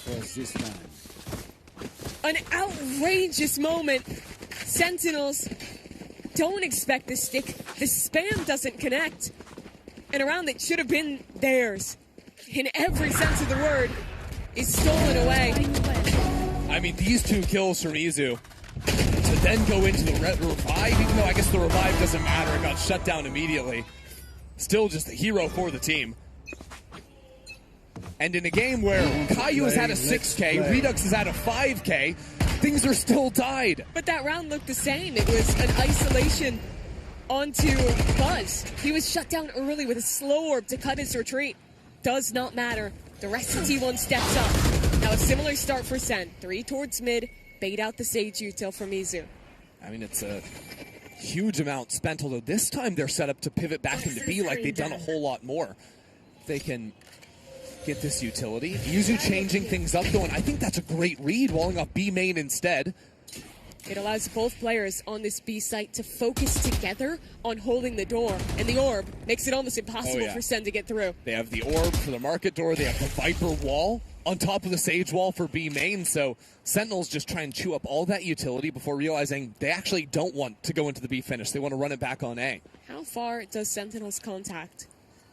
I mean, and how soon does T1 know? They're going to re-clear mid, go 1 for 1 in that area, and now they realize it's A. Yeah, T1 can approach so quickly. Options for multiple players to flank, especially now that Buzz gets a kill. And some good damage. 30 seconds left. Enemy Sage Wall giving him some amounts of protection as T1 choose to fall back, play into spawn because there is a flank approaching. They'll break the wall, put on some pressure, and buy the time for Meteor. How much can he do? He is here so quickly. A chance to go up to game point, and Meteor finds it. First kill goes his way, make it a second. Meteor has been electric in New York City, and it is now T1's game to win. That might be the extinction event for Sentinels. Shut down by the man on the flank. T1 did such a good job of selling that tail, breaking the wall, keeping the pressure up. No one from Sen thought he would be on such a fast timing. And for the second time this half, the game has flipped. Looks like it would have been heartbreak for T1. Instead, Sen in that position. Good adjustments from Meteor, but now it's Sentinels that have to switch things up. 2 rounds in a row where they look to play into mid, into market early. Now, a quick hit. It's going to be a very big fight here, A main. Cortesia with the paranoia. Here we go, Narrate. Stepped into the IGL role for Sentinels. Now, leading at the front. But Sentinels haven't been able to advance too quickly here. Instead, falling back to look into the spam, realizing maybe there's too many players to actually commit forward. T1 lost a man here last time. Now, they double up. Ready to defend towards elbow. T1 playing with no info on the map. They've completely walled off mid with the market door closed, the Sage wall top, now a Viper's pit, but it's the contact up from Redux. That's opened things for Sentinels. Still though, 3 players waiting. Sentinels believed Redux was the future of their organization. He's trying to prove it this game. That was his 25th kill. He needs to pull Sentinels into OT now. If they're going to get it done, if they're going to have a chance, and Narrate will do the same. Here we go, he says. The slow orbs keep things tempered for the time being. Still, the spike goes down. Cortesia finds another. I've got a feeling we're going all the way. Unless Meteor can do it again, unless Izu can do something. But the answer is no. A controlled round from Sentinels. After what looked like it could just be them diving into their demise. It was those rounds that brought them back into this half, gave them hope, and brought them to OT. A flawless round to end regulation, as we need a couple more. Never a dull moment here in New York City. Double Elim bracket stage already off to a fiery start. These teams didn't get a chance to play yesterday, so making sure they can put on a show for us now. Turns out city that never sleeps means that the games are just going to go till midnight every day. Okay, yeah, why not? That shot from Redux is everything. Catches the opening, and I love that they don't immediately excel. They wait that one moment, get the Sage wall in position before swinging together with Narrate on the slide. Yeah, I even think some twitchy movement from Narrate there gives him the edge in the duelist 1v1. But now, it's an even playing field once again. The pressure a little bit off compared to that last round. A must-win for Sentinels. Now they can move back onto defense, where they were the ones that were always bullying T1 with their own flanks. Looking back at T1's attack half, it was much slower. It was these kinds of contacty rounds. But the ones that went wrong were when they didn't clear off extremity players. When they left Redux to walk up on A, as he's posted this round. All the way up there, but it's Redux and Meteor that have been dominating in the server this one. Chance for a 1v1 in A main. Also a chance for a fight to break out here in top mid. Wall goes down on the left side, leaving Caillou on his own, and Redux wins out on A. Now T1 have to march forward. They have no lurk to fall back into. They can only go forward into the enemy spawn, which is not working out because Narrate is there. T1 find themselves offsides.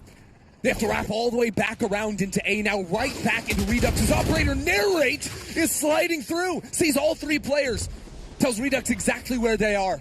And he's waiting for it. Big damage through the wall. And Narrate's the one to collect on the shots.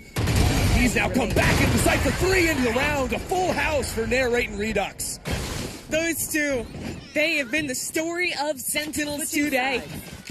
Match point. Side by side at the top of the scoreboard.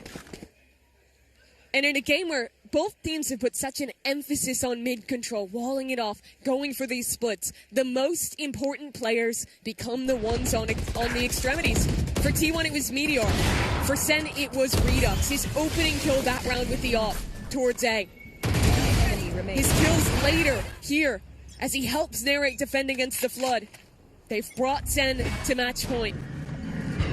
Now it's T1 forced to tie things up for another go at things. Sentinels back to what was sort of the mantra for them at the end of regulation. A lot of early mid space, baiting out the Sage utility into market, which they've done already. Both slow orbs gone. Easy uses them so early. That one round earlier in the game where Sentinels popped on him after he used his util has meant he feels the need to always use his slows. Sen now just leave. They walk back to clear A instead. This drone has not caught Redux. Still not really looking for a quicker lurk to activate for him just yet. The rest of his team making plenty of noise on A. Interesting, though, that Sentinels have brought the spike back into mid. I think the idea is just wait for the wall drop and then split back B. They have Cortesia and Redux ready to set that up. Time is going to be a little bit troubling, though. Sentinels have certainly spread out across the map. They're leaving Caillou as a late lurk, potentially. Now getting some shots into the legs of Buzz. One day. Both Cortesia falling. 30 seconds now Sentinels with less than 30 seconds on the clock have only 3 players to move into the B site. It's already a high-low setup from T1. That stun not finding its mark, but Narrate doesn't care. 2 kills for him. And this one just is over. Down B. Buzz in a 1-on-3. Sentinels bring that clock right down to the wire. But it doesn't matter. Spike planted nonetheless. Narrate figures out exactly where Buzz is waiting. And Buzz, who was late to heat up into the second half, became the star for T1 a little bit later. Now getting bullied with the jumping shotgun. Down to 27 HP. The returning home ground champs with a chance to fall to lower bracket in the first game of their tournament. Buzz the only one with a chance to even make a difference. And it's not gonna happen! Sentinels claim their mark and take this first game. What a game for the new players on Sentinels, for this re-debuted roster to step up and beat a team that won 2 trophies in this last season. Redux with 31 kills too, and he took over on the chamber, dominated the extremities, was incredible in the late rounds with the operator, and netted this organization a much-needed win here against T1. I think it's also just important to see for a team bringing in 3 players onto the squad, new team, so many elements changing. Having a tough-fought game, having your back against the wall in a must-win round to force OT, and then to take it, great sign. And they had to adapt so much, playing against this Viper comp, having to deal with a team that is constantly contacting into your A main control, switch up how they were playing on defense multiple times. And they did it. They did indeed. What a great showing from these 2 teams in our first match here on this stream. They went the distance. This is exactly what we wanted, right? We were hyping it up, heading into it, and I feel like every time we hype something up, it just completely falls flat, but not this time. No. Right? Everything went according to the plan. Yeah, I'm not going to lie. Mimi and I, we have been eating good at this tournament. We had 2 killer OTs yesterday, starting off today with an absolute banger between Sen and T1 as well. Oh, doesn't get better than that. You even got a bonus match that you weren't aware of casting whilst you were casting it. Every game is Sunset, every game is OT. I guess that's just the vibe of the tournament. Sunset is just the place to do it at, but yeah, Mimi and Andrew both already talked about it, mentioned it. Redux and Caillou, what a great performance. I mean, Caillou, immediate going in, like, as a fragging IGL, getting a 6K in round 4, like, what a way to open this up. I was more impressed by Caillou, even though Redux was, I think, the most important player of this game, because Redux has to be that good. They have been hyping him up for a year. They have been building an academy team to give him his time to come of age and get to play with this roster. But Caillou was just no name. He was just one of those players who got picked up, come in the academy, see what you can do. But he's joined the roster as the IGL, as a rather unknown player, and risen to the occasion already. Yeah, and that's a hard situation to come into when the former IGL is still on the team, the former coach that's worked together with him for so long is there too. You really have to step in and be your own player, and that's exactly what Caillou was in this game, finding all the right answers from a macro level to call the right rounds for Sentinels to come back at crunch time, and also the first half just being the best player in the server by a mile. It takes such a confidence not only to play the way he did, but to step up like that. It's like you're going into someone else's house who have been living there and winning trophies there for a long time and telling them how to decorate, how to change everything up and make it your way.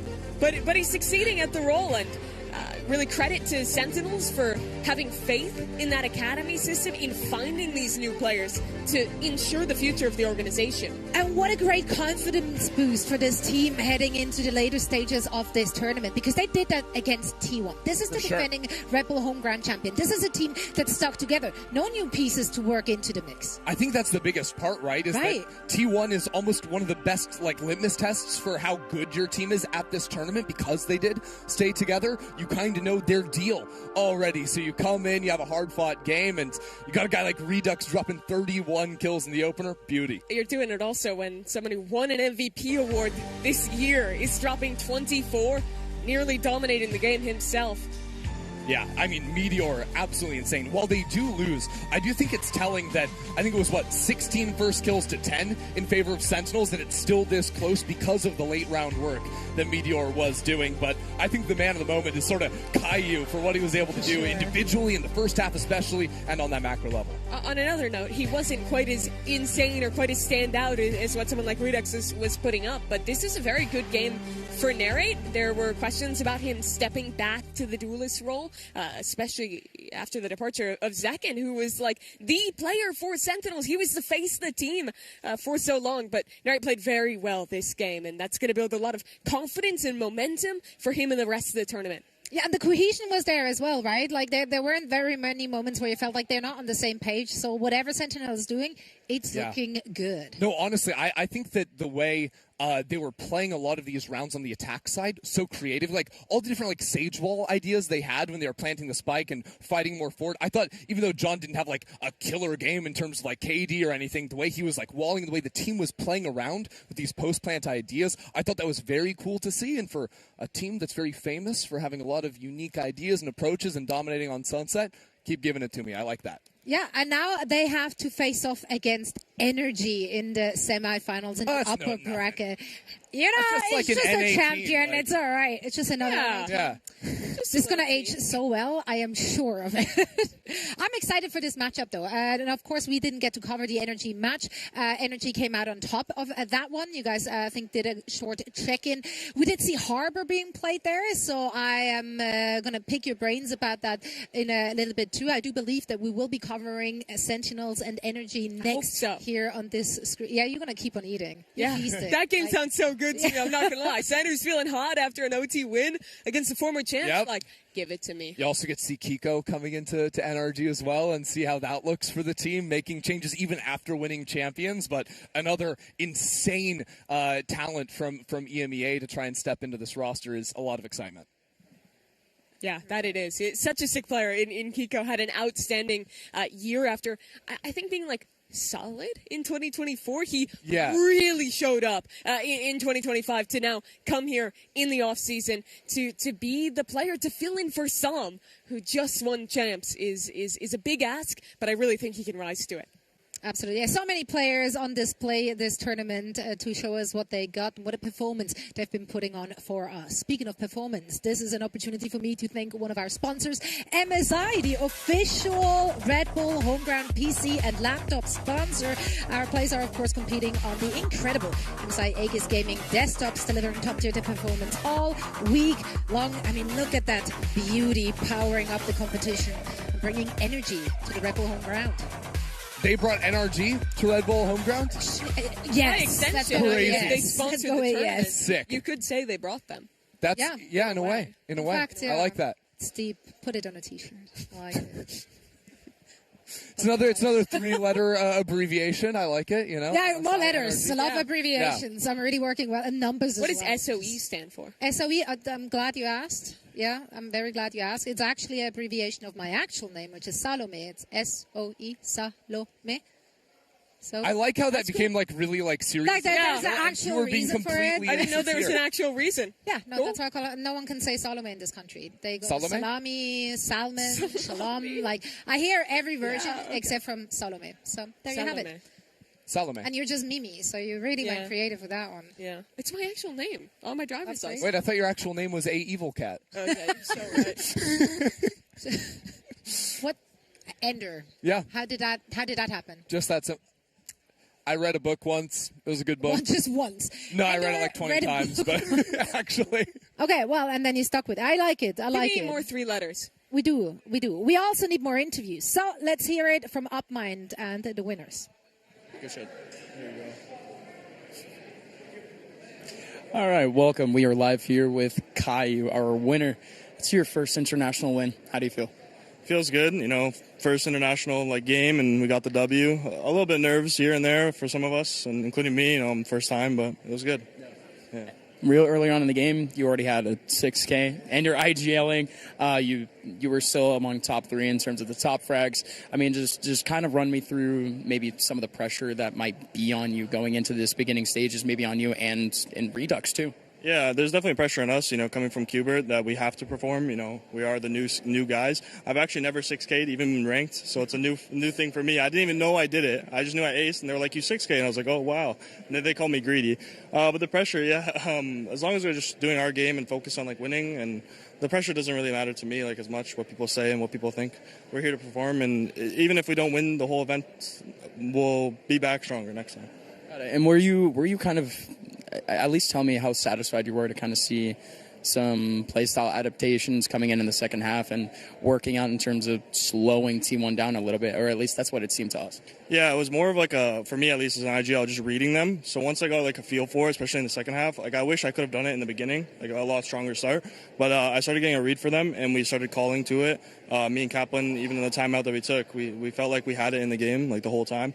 It's funny, even the last round, before overtime, my mouse died. So we're like calling a freeze just for me to plug my mouse in. It was quite funny, yeah. Congratulations on the W, Caillou. Thank you. Thank you for the time. Good luck with the rest of the run. Ladies and gentlemen, let's send it back over to the desk. Thank you hi. so much. Hi, it's us again. Yeah, thank you so much, UpMind. Great to hear from our players here down on the floor, and I'm sure this is not going to be the last time we're going to hear from this particular player. What a great way for Sentinels to open things up here at the main event. Of course, we have many more games to come today, but first, we're heading into a quick break, and afterwards, we should be back with energy going up against Sentinels.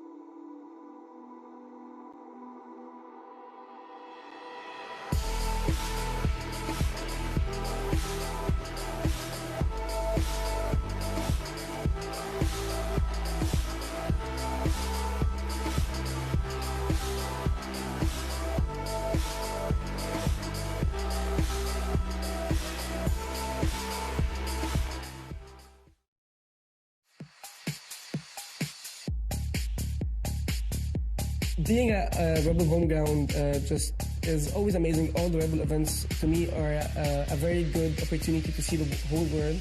Usually the US crowds are very biased towards their teams, so I hope we get to play in front of them. I think this is like one of the biggest events that Valorant has had in the States in a while. So it's going to be very nice to see like American fans and like... Thinking about the crowd that's watching us and the other team in the finals, it's really nice because people came to watch us. But the most important person that watches is not my girlfriend, it's Pence. That's a situation that I was dreaming like maybe the last night, you know, in a big event, like in an event of Red Bull or something. The practice setup is sick. You get to see all these friendly faces. You're facing the best teams in the world. You're facing the people that you're watching through the monitor in your room, you know. It's really exciting, to be honest. Like, I still can't believe it at some points. I mean, I cried after we won because it's actually a dream to be here, you know, like... Definitely a little bit surreal. A lot of these home ground tournaments you watch on YouTube, like you watch highlights, you watch it on home. To be here is definitely a different feeling. I think the energy will be incredible. And it's in New York. And it's in New York. For these players to have an opportunity to even see how they play against Tier 1, see how they play under the pressure, really gives them an idea of whether they can make it. I'd love to watch the match of us playing against Cloud9. That's the most match I'm looking forward to. I'm most excited to see Envy play against us. I'll go with Sentinels. Obviously, 5 of my old teammates on that team. The Sentinels would be a good one. That's a game I really want to play. I want to watch the new Energy. I definitely want to see another Sentinels versus G2 match.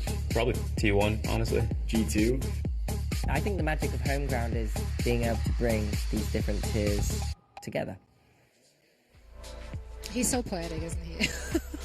That really is the magic of home ground, and I'm sure we're going to see a lot of teams being brought together, or maybe torn apart here, just to be a little dramatic for absolutely no reason. I'm excited for this upcoming match, Energy and Sentinels. We're going to see the new Energy here as well now, finally, after we just got a first look at Sentinels. Yeah, it's pretty sick. I mean, he's talking about bringing the tiers together, seeing the Tier 2 teams play. Nah, this is just like a top-level America's battle between the world champ and a team that has been making internationals for most of this year. It's going to be really sick to see, especially because both teams have changes from what they were playing with all year. Yeah, the 3 changes for Sentinels, like we just saw in the last game. For NRG, the departure of Som, the introduction of Kiko stepping over across the pond from EMEA to fill into Som's shoes. But what I think is so beautiful about NRG playing against Sentinels in this match is that NRG just smacked down Qbert Academy. And now Sentinels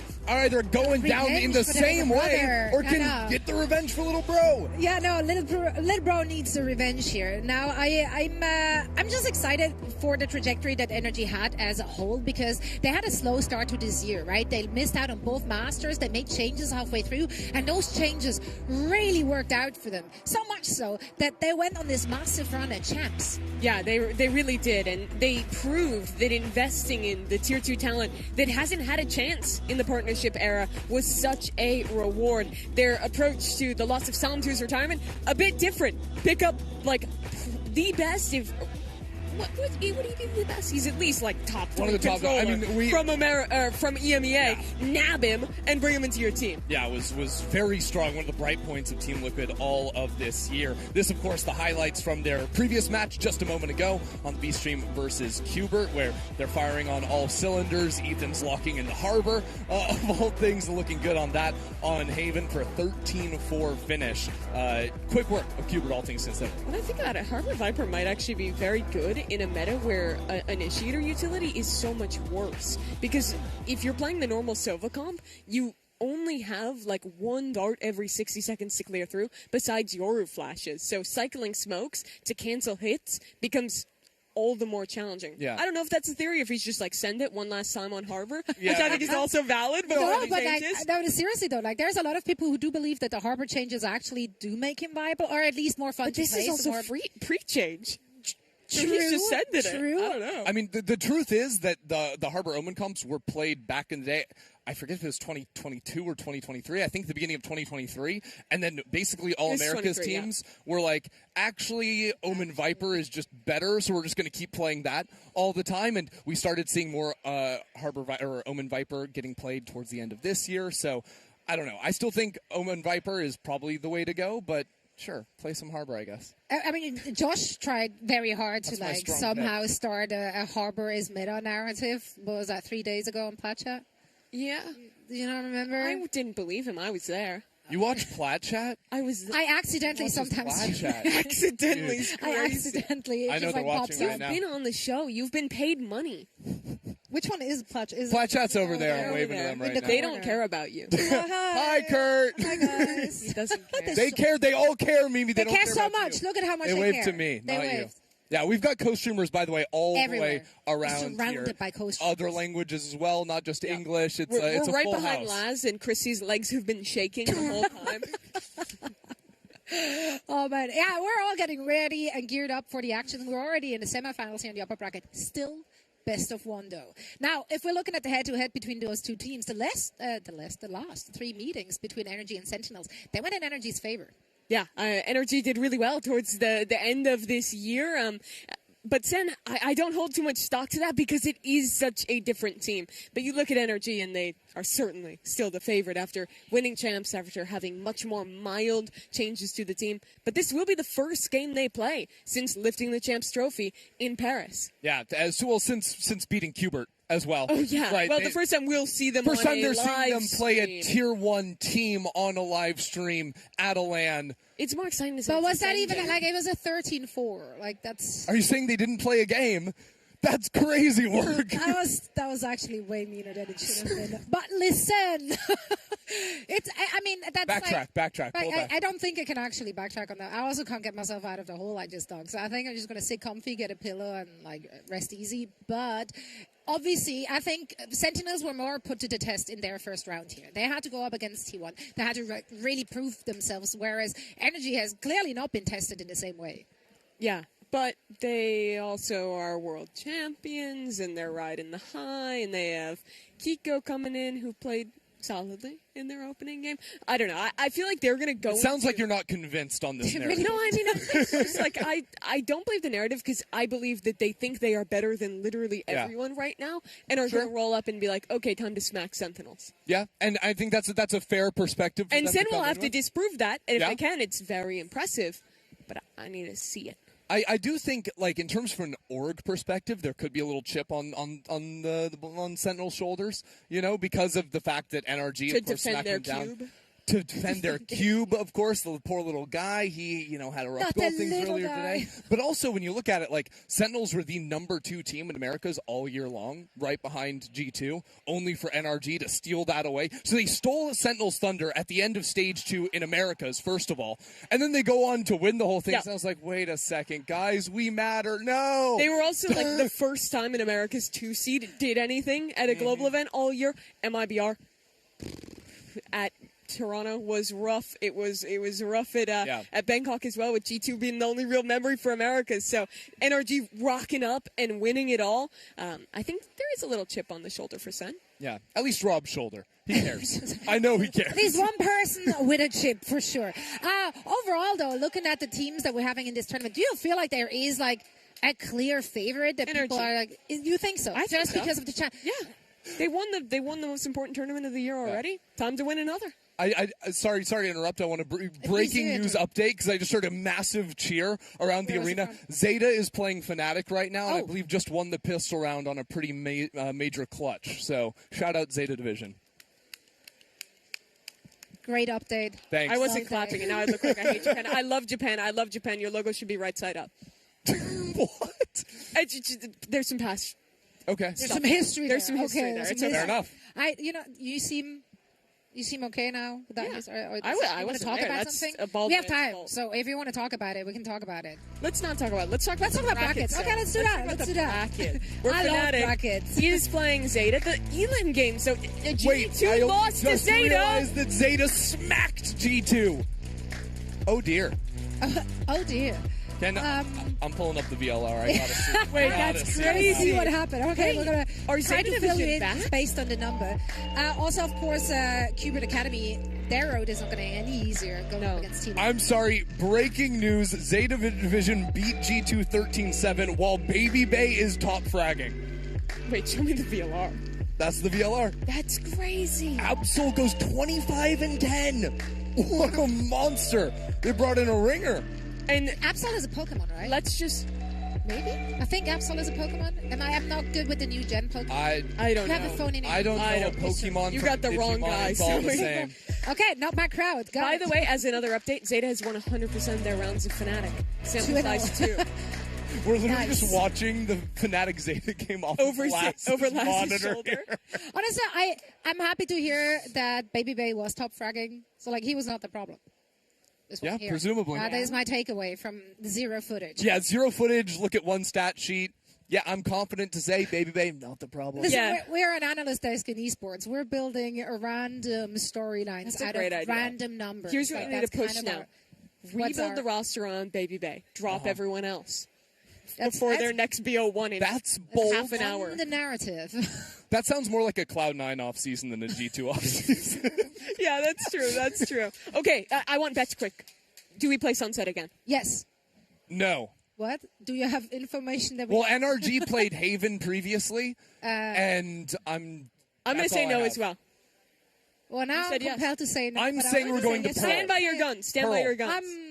I'm a Sunset kind of girl, so I guess we're Let's going see. with that. So I got to be wrong now, obviously, because you put me on the spot, just like that. Also, I feel like you cheated, probably looking at... No, I didn't look. Like, I don't see enough. Again, No one sees that. glasses. There's so much going on right now. You don't understand. actually We have really 8 confusing, teams guys. down on the floor here playing against each other, all switching it up. Like, it's actually wild how much Valorant is being played as we speak. Hold, we are seeing a team What map right is it? now. I can't read the Can we- monitor. But it's such a good monitor. Shout out to AOC. Agen by AOC. I think the problem might be that we're very far away.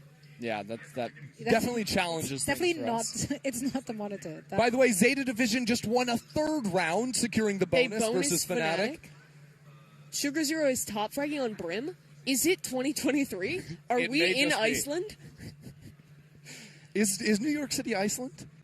New York is the Reykjavik of America. It really I know is. that much to be sure. Can we get a lower third for that just to cement it? In Yeah. case someone wants to clip it. I mean, someone has probably said that at some point. Someone has. On a big stage. A mayor or someone, I'm not sure. I hope not. I hope they're not in power anymore in any capacity.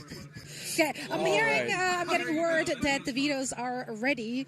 So soon, TM, we will be discussing the potential of sunset or no sunset. What are we doing, guys? Was he looking at Ethan's HLTV I page? think he may have been. He's a CS player. It's Pearl. You guys okay. are so right. Okay, Pearl is where we're headed. What do we want to see? What do we want to see? Oh, I think we're getting Ethan's Harbor. Yeah. That's so funny if it's true. But if he's playing it on Haven, he honestly might. It's a great map, Yeah, yeah. right? Mata Waylay, I think. Wait, Although, to Waylay's be pretty fair, solid on this map. Pearl has kind of turned into just like double duelist farm. Yeah, like I think it's just like a Yoru Waylay type yeah, of vibe. and then you get like Astra. Yeah, as I Sleep. Pearl. Yeah. And then you get like Fade. Yeah. Or Sova, whatever. That's great. Fade's probably better. Hey, as long as Brock can buy an Odin, I don't care. Doesn't matter. He doesn't play agents. He just plays Odin. That's the The truth. dedicated Odin player. Yeah. It's like Well, listen, Riot wanted to focus more on gunplay, so if you have in the mix, like, Duelist player, no. Opper. No. Initiator player, no. I sleep. Odin. I sleep. Yes. I wake. Or are they playing? I thought they were playing rock paper scissors. What are they? Why did that get you so excited? Is that the know. game of choice for you, rock, paper, scissors? It's just entertaining. Hello. Are you a rock, paper, scissor go or rock, paper, scissor? Like, are you going on scissor or go? Rock paper scissors shoot? Are you going, oh, okay. Yeah. And not everyone does that. I by the was way. always That's the right way a to do go it. on scissor, but I I have always since say- adjusted to meet the demand of the masses. Is it a European thing to go on scissor? Because I feel like that's how we played it. I don't know because Did you I say grew up rock in paper scissors, America. or did you say like? In Switzerland, it's Schere, Stein, Papier. Mm. Sometimes when you just click it, you mix all of them together and just say Spie, Spie, Spie. How do you And say that's how Valorant? That's another game I like. Valorant. Ah, okay. Yeah, I like that. Yeah. Depending on where it's Rock, from, Paper, Scissors, and Valorant are my 2 favorite games, so now I know how to say Honestly, them. good choices. I support. Actually, I have no notes. the median viewer. I am still a believer that we need professional, like, Rock, Paper, Scissors tournaments. Okay, Like, are you, broadcasted. I could be a Rock, Paper, Scissors caster, you know? how are we feeling about Thumb Wars? Because I'm big on those. I don't not like big it. on those. Thumbs look weird. I don't trust a thumb. Like, why does it just look like Golden Boy's head? I don't understand. It doesn't look like Golden Boy's head. It kind of does, though. For your own thumb. I mean, maybe from this distance. Yeah, like my thumb is the same size as a head from over here. Yeah, I suppose Sitting over so. on the plat chat, Cal. Okay. What about Pearl? When are we going to get on Pearl? No thumbs.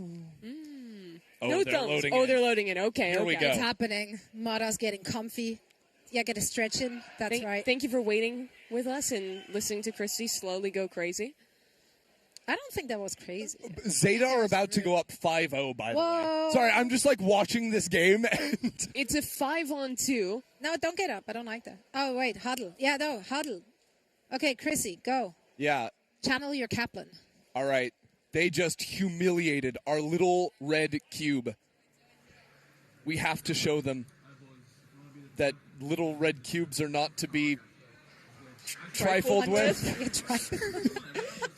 Yes. You guys really do share one brains. That's my best cute. pitch. Yeah. I love that. Okay, that was really compelling content. Thank you. What agents are we going to get is my question. And the answer is the solo Waylay. Okay, Kiko's going to be rocking the Killjoy as Scuba sticks on that controller. And Ethan's playing the Teo. I do like the Teo choice quite a bit. I think he has the best drone in the game right now, and he doesn't suffer from the same issue of refreshables as the other initiators. I think another element to picking the Teo here is with the map changes that came into Pearl, as well as the ping changes way early in the year. Like, just playing off-site and playing for spam is way harder nowadays, but Teo can still cringe it and play for the missiles in the post plant. When you have the Astra as well, you have like half of the spike time worth of stall just with your utility. Killjoy mollies too, like you've got so many options. The other side is kind of where I expect teams to go on this map. I'd maybe think some chamber play versus just the Killjoy, but turret is really nice on this map because you can lock down straight while still having a full stall setup on B, which is why she still gets play here more than on feeling most other maps in the pool. Yeah, she is so valuable to work into the team, and I think especially if you're rocking a double duelist comp, putting a chamber also into the mix is maybe a little bit overkill on that front to go find early fight, so it will be Redux pivoting over to the Yoru for this map after we just saw him dominate on a chamber on Sunset. So defensive macro is just Killjoy hunkers back, and then you have your two duelists free to walk around the map. Go for something aggressive early, into mid, in towards A main, and control that space, while you let John and Cortesia do their damnedest to hold up against the Waylay on the other side. You're going to be jumping into this game in just a second, but I'm so excited to see where we head. Right, our first upper bracket semifinal between Energy and Sentinels being played out on Pearl. Guys, take it away. All right, let's go ahead and jump on in here. Sentinels versus NRG, a little America's match up here. Starting things off, I'm also excited to see Mata, who's back on the Waylay here after being one of the first players in Tier 1 to really start dominating on the pick. Yeah, I'm super excited to see it. Put your blinders on, Christy. Stop looking at the FNATIC game. It's time to lock in here. Because you got a pistol round underway, and Narrate already down in mid to Mata. Well, better Waylay wins that. Mata claims first blood on Pearl.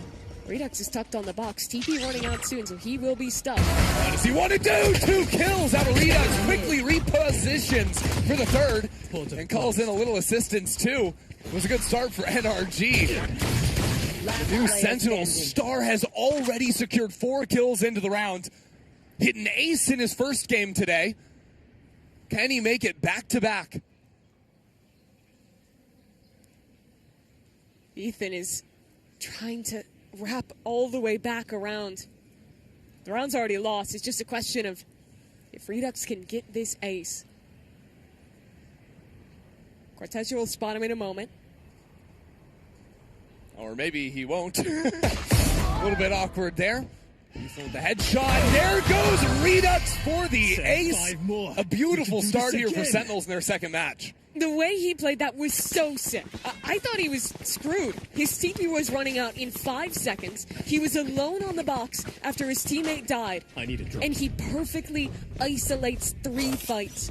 Hits the fastest ghost one-taps you could see. And keeps it going from there. Let's watch that back. There's that first 2, nearly back to back. And then the movement here. Tucking back and forth, jiggling on one side, before re-peeking. He's playing with the crosshair placement from NRG, ensuring that they always have to flick, and he always is ready for exactly where the player is going to be. Yeah. I mean, one thing's for sure, Sentinels fans have a lot to be excited for. For Redux stepping in here, 2 aces in 2 games already. I know I talked a lot about it in the last game, but they've been selling Redux as the future of this org for so long, and here he is, proving it's true. Yeah. Proving that he was the right guy. Who else is going to step into Zekin's shoes? The player that himself was the rookie that Sen picked up as their great hope after he had such a year with XSET in 2022, then made a name for himself with the Sentinels roster, winning a trophy in Madrid, to now step away and let Redux be that man instead. Well, we are going to take a little bit more of a breather here before we advance on into the next round. A bit of a tech pause. Chrissy, you can take the blinders off for a second, because Zeta Division are up 7-0 against FNATIC. Yeah, we could just start casting the Zeta game off of Laz's monitor. It's going to be like a radio broadcast. We're sitting in the tech pause. How well do you think you could do a radio cast of it? I think I could do a radio cast well. I don't know if I could do it from this distance. I can't exactly see what's happening. And if you're a pretty casual viewer, you're not a nerd, you might not know. We only look at the mini-map. Nothing else matters. But we don't have to do that, thankfully. Yeah. Game's starting back up, it seems like. Yeah. If you do take a look here at the floor, you can see all those like little rooms. That's where the players and the teams. It is a really cool setup. Yeah, and there's like multiple different of those rooms up on the ballroom stage as well. We have less teams playing today than we did in yesterday as we whittled down and hone in on the best competition we have to offer. But we are jumping back into the game now here. NRG, after losing the pistol, don't have a bye heading into the second. Try not to die. Redux ace the first one. If I'm Sen, I'm thinking about how many orbs can I get Redux. Would love to have a Yorewall round 3. If I'm Sen, I'm thinking bigger. I'm like, how many aces can we get Redux today? Always Just keep it going. For more. That's so inspiring. Just an orb isn't enough. Unfortunately for Redux, he is on the wrong side of the map. His teleport also set up for back hall instead of rotating onto the B side. But NRG have found a way to take a whole lot of space into Art, into Connector.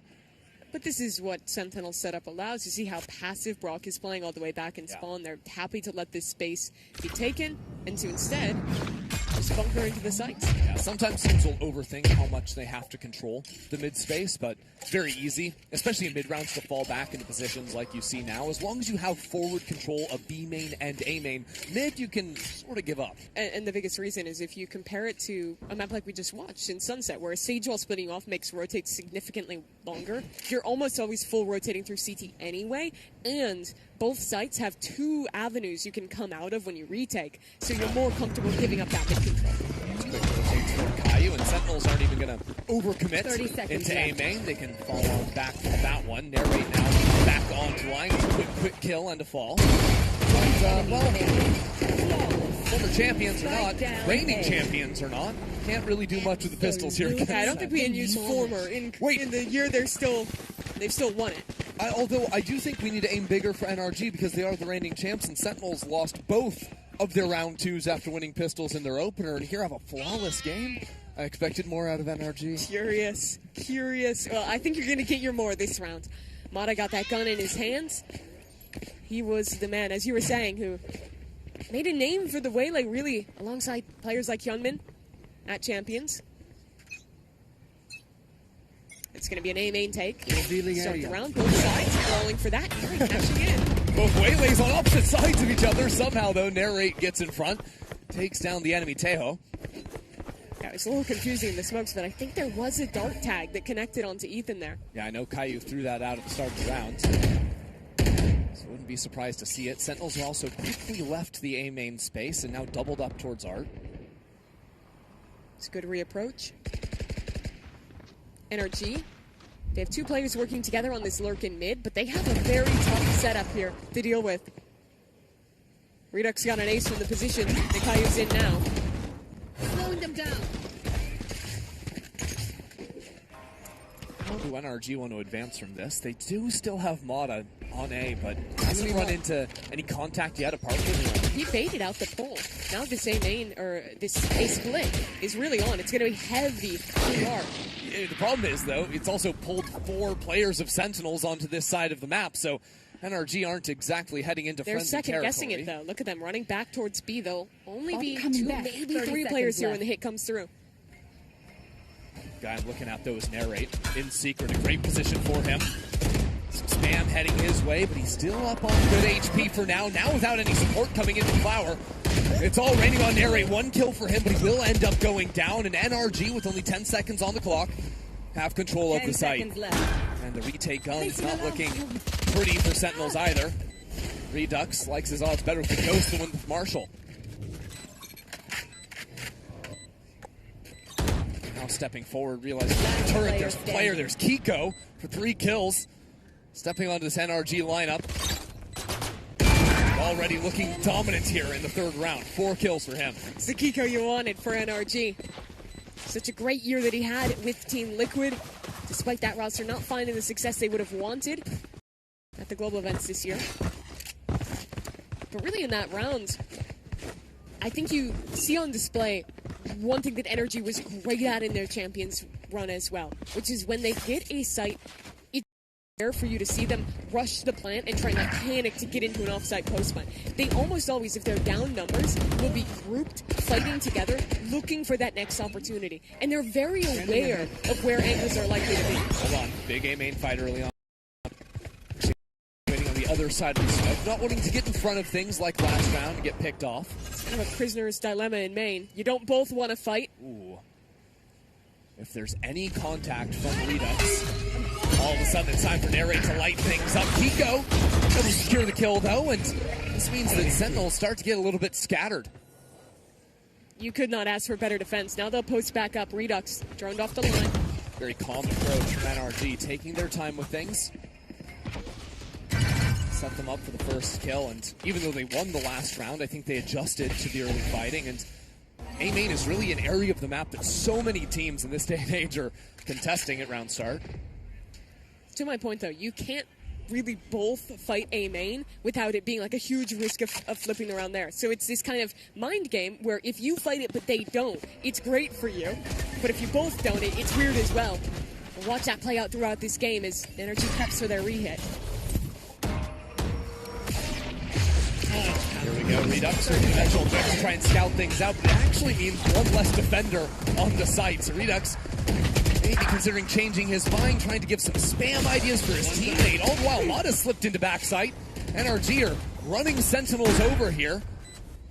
Might have been an interesting idea if it had been a little bit earlier, but timing the dimensional drift with the hit does not pay off for Sen. And the 2 surviving players are going to be forced to save. Yeah, don't get greedy, Cortesia. You need to keep this gun. He'll back away.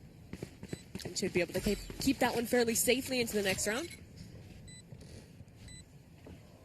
Such a good job from Kiko there. That could have gone very poorly for NRG with Sen timing that refight off of the Waylay all very well to the smoke fade. I think they caught 2 or 3 players inside of it. It's only because Kiko hits a banging shot that NRG keep all 5 alive to end this round. Yeah, if Kiko loses that fight, not only is it him falling instead of Narrate on the other side, but very easily could be 2 or 3 kills for Narrate off the back of it. And you have to remember, NRG had all 5 players in A main. They didn't have a cancel option. So if they were down numbers after that fight, it would have been very hard to go re-clear the rest of the map and figure out where to finish. Something I'll be interested to see throughout the rest of this. Compared to the Sunset that we've been watching constantly, Sentinels get a bit less proactive on this map. It's very rare that you'll see a Killjoy player wanting to get forward on B. It's almost always better to just stay back and keep your util up. But when you're playing the Yoru, like Sen is, you can let him be the guy who's taking those forward lines instead. Yeah.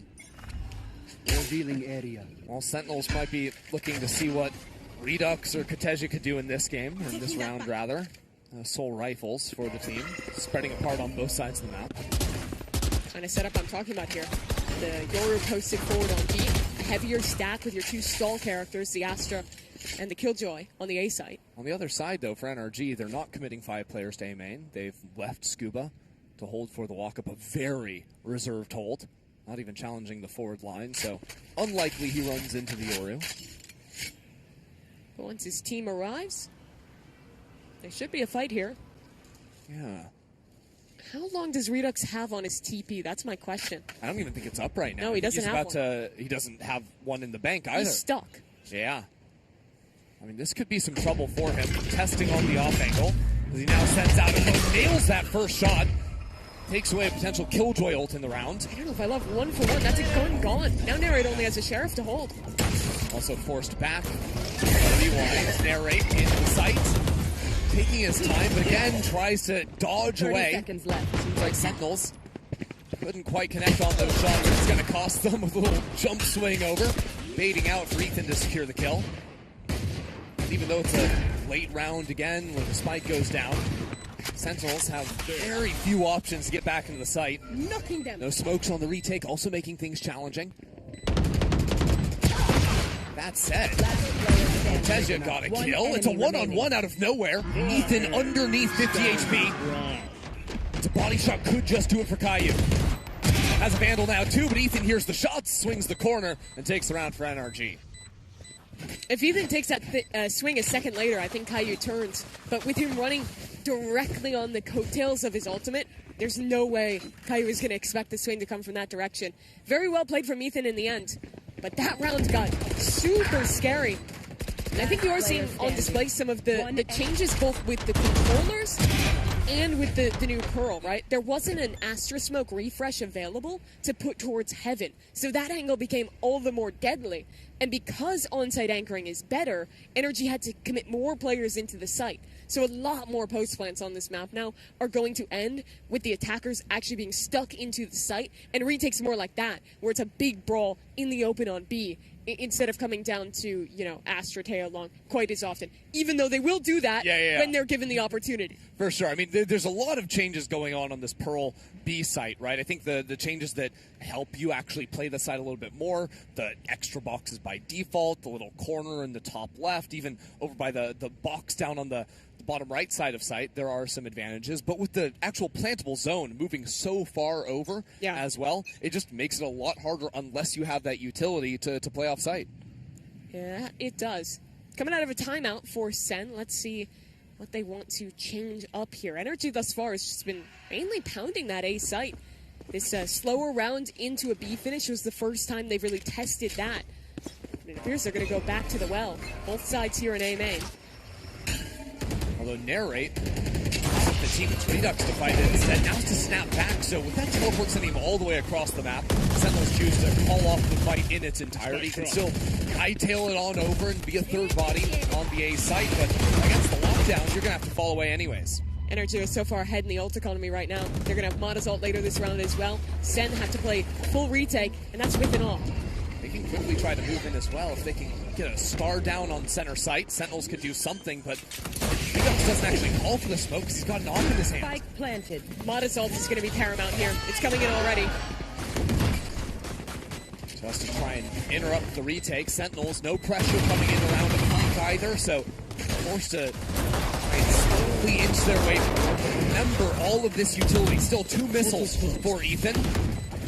Still the molly, delaying on the spike, a star potentially too. First missile comes on out. Caillou forced to get off.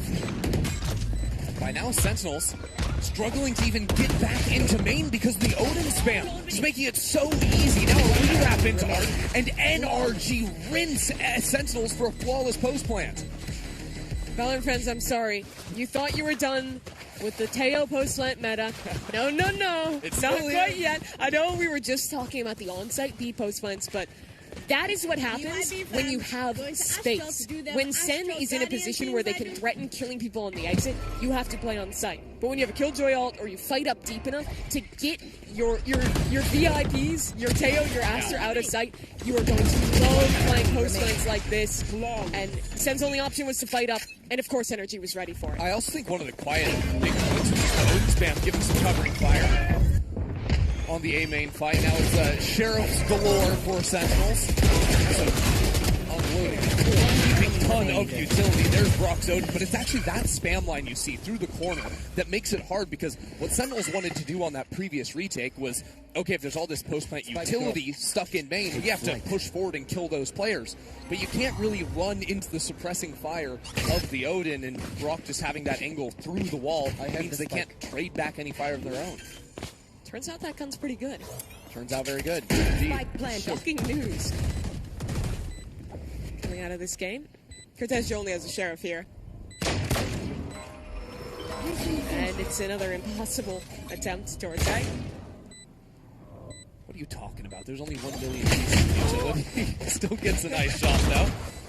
That's what I like about how Energy played that last post one, too. Notice how the people who don't have to like go into the iPad, like Teo, are playing very close, ready to swing, not just with that Odin spam, but with having 1 or 2 players ready to ping pong as that spam is coming in. Yep. It makes it a lot harder for the defending team trying to retake to get in and actually punish the Astra and punish the Teo before the util becomes a factor. It really does seem like NRG have figured out this A-site post plan. Yes, but the reason why they've been able to do that is because they've won the A-main fight every time. And Sen keeps trying it. They need to hold on to this space.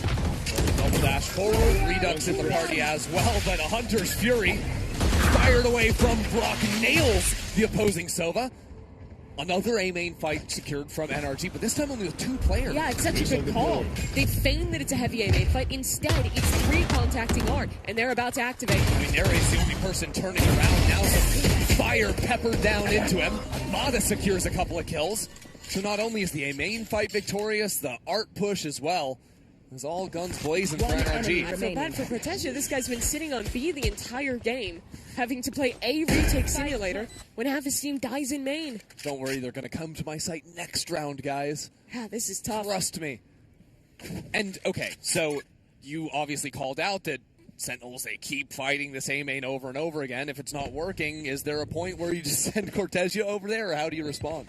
Yeah, you can try and do like more of a hard anchor look and like bunker it with your Killjoy and your Astra, but I still think it's challenging, mainly because of Mada. Think about how much util there is to set him up that's going to come in on this execute. There's going to be a Teo drone, there's going to be a Sova dart, there can be missiles if you go somewhere like Secret, so it's very much a challenge, but I would almost like to see them maybe try and play like heavier for mid or art and show us some flank looks on this retake if they do have to give up the site. I think that's the one way to make it a bit more challenging for NRG to play this kind of off-site post. Yeah, of course, with the Killjoy in the mix for NRG, you're going to have information of the flank coming in. But this round, though, was different because this was NRG reading that Sen is going to double down on that fight, instead using the Sova ult, walking these players around and crunching them in main. Really great call out of Ethan. Good calls from Ethan, bad buys from Sen. Seems like every other round forced down onto pistols with the amount of saving they're doing, with buying up the max guns and armor whenever they can. Back in a flash. Yeah, right. Sets up the return point. All things considered, NRG are kind of waiting for that signal of aggression for the Sentinels on the eco. That signal hasn't come.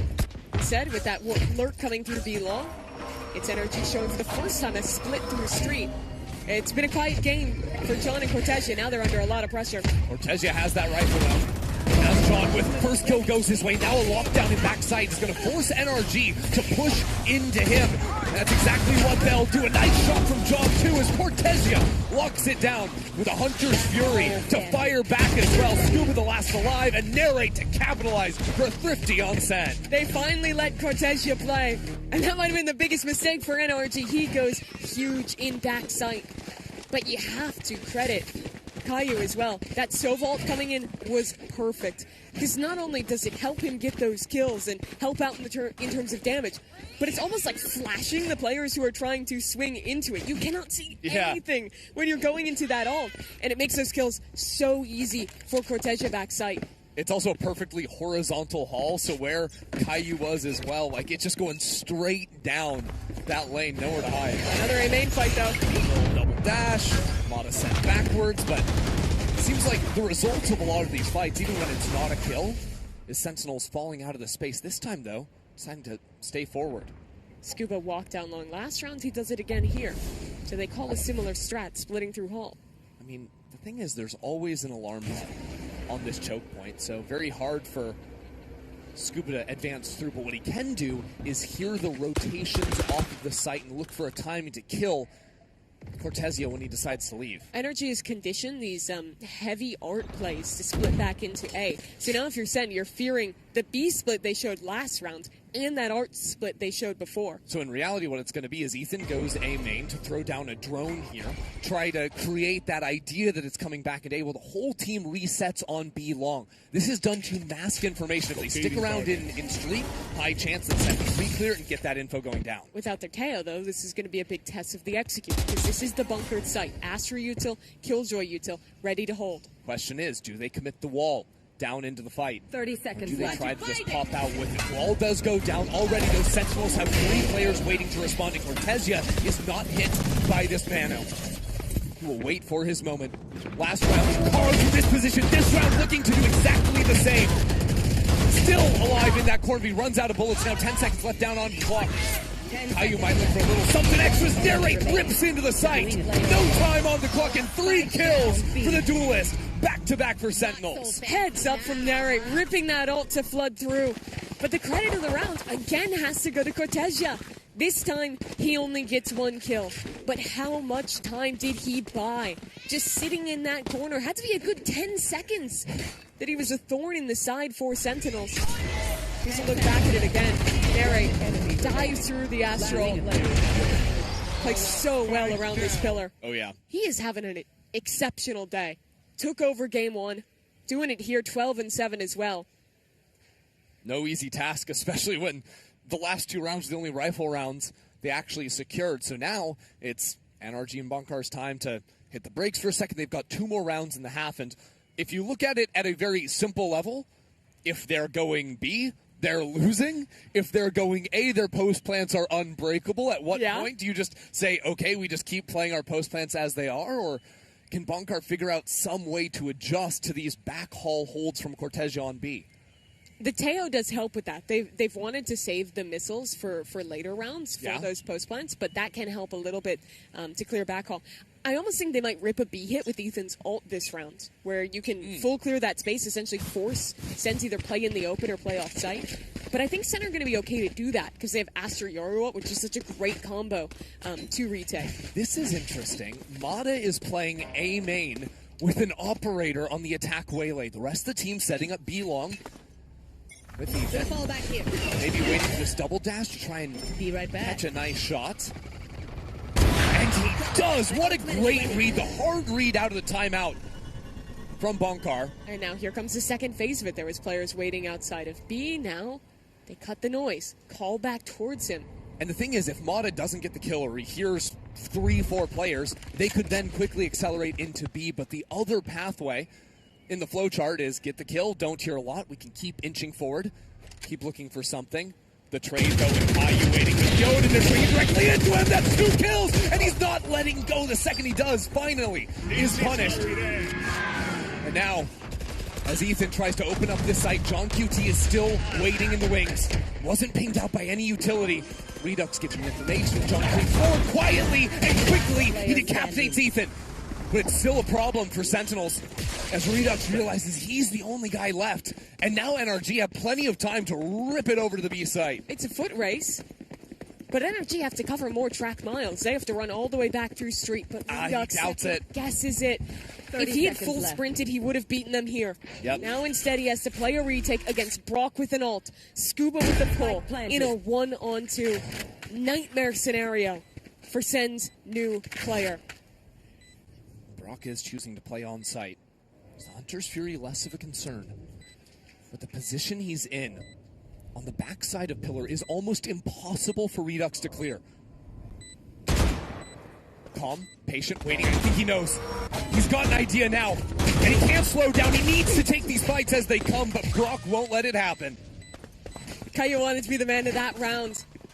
Gets so much value with the Odin in main. But that is Brock's gun. He's not going to let that happen to NRG. A 3K from him, instead getting critical trades for all 3 of those kills. I mean, in A main, this read was just awesome. They've shown the fight A pretty much every round. They've conditioned Sen to full send their utility here. And instead, just an operator perfectly waiting for Narrate. So the last round of the half awaits. Mid fight for Sen. First time we'll sure look like that. 4 players there, but NRG aren't exactly entertaining a similar idea. They should have heard that rewind from the Waylay in middle. But it's been so long now that the Waylay could walk A main, could walk back in hard. It's not so clear cut. They don't know how many players are around that play.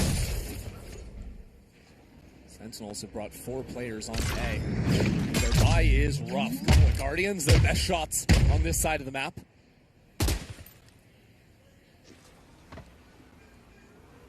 Scuba doesn't have any space back towards B, but Modest Operator, that's all the way back into sight. Yeah, caught Caillou on a jiggle there. And now when NRG choose to go, they've got plenty of util to work. I like how John QT is getting active. Maybe a little bit too much, though, as NRG were waiting for it. And only a stinger in hand. Now he's stunned up and he is mowed down. The rest of Sentinels have left a long time ago. So NRG are going to have no problems getting back into this site. Holding it down from there.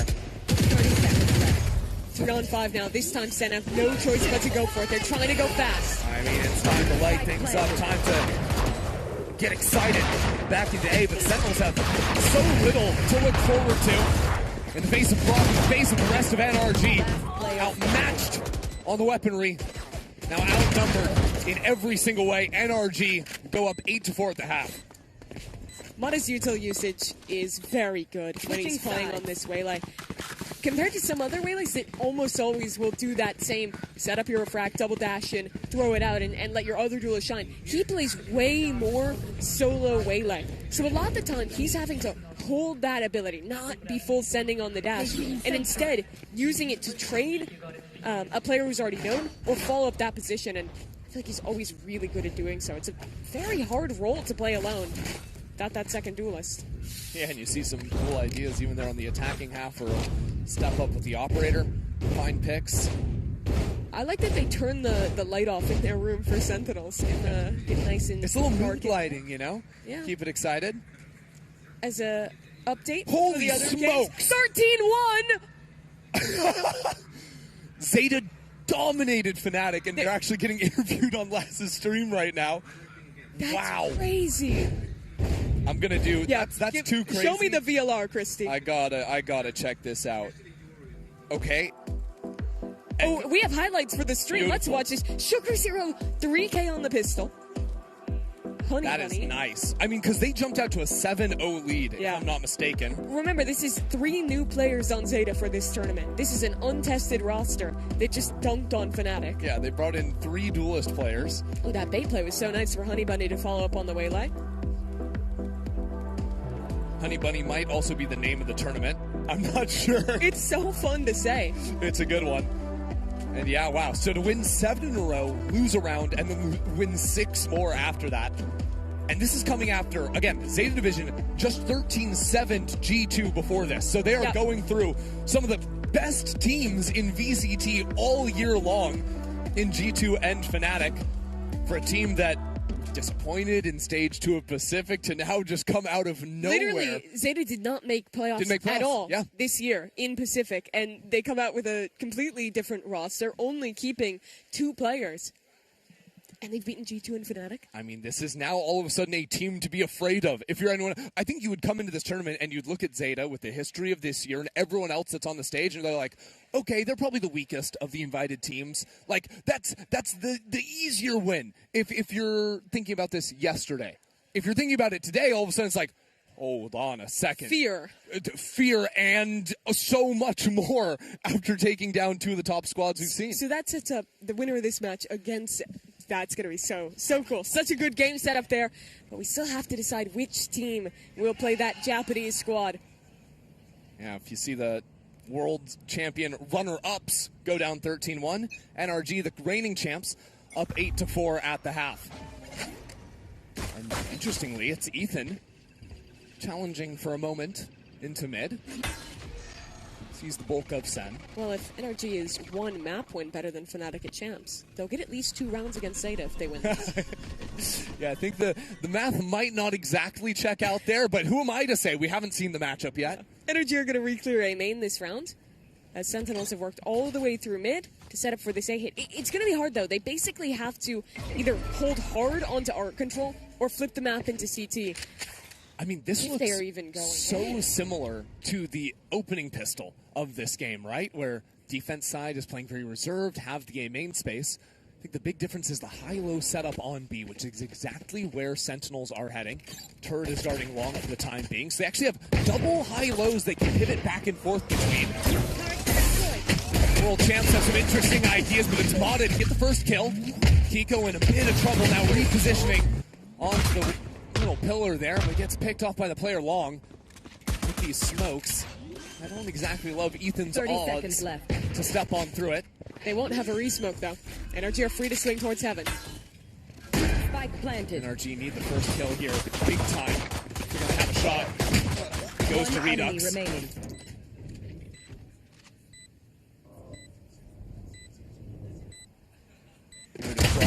Here, one kill, all of a sudden make it two. There's just no way. There's just no way, Brock! You know him for the Odin. Check out his Sheriff. 3 kills for Brock. The champion's MVP with the Red Bull clutch. He's demonic. You'd think Sentinels would get some hope back. They win both pistols. Yeah, we can make a go of things. That completely takes the wind out of their sails. Let's play that back. Crowd not exactly going wild for him, but Brock. I think his teammates were, I heard them screaming from up here. And that is such a brutal round for Sen. Staring down the barrel of Q*bert's face. So after a more tempered round in the pistol, Sentinels quickly seize A main.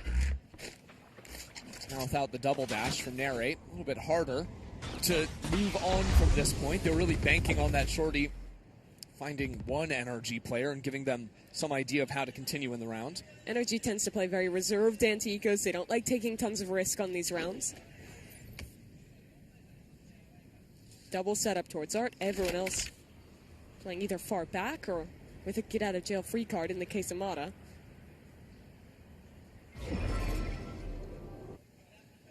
Scuba playing here on the off angle. There's a nano swarm and a pull on the ground to chip away at the toes of Sentinels. Narrate down on 85 HP. Redux low as well. And on the other side, meet the judge. Kiko's waiting for it too. No surprises on this front if Narrate is to continue forward. The turret. I don't know if it has enough angle. It does. Yeah, angle just a little to the right there. 30 well placed. seconds left. He's got some movement too, looking down at his feet, but it's time to deal with Timmy. Takes him out back. Obscuring vision.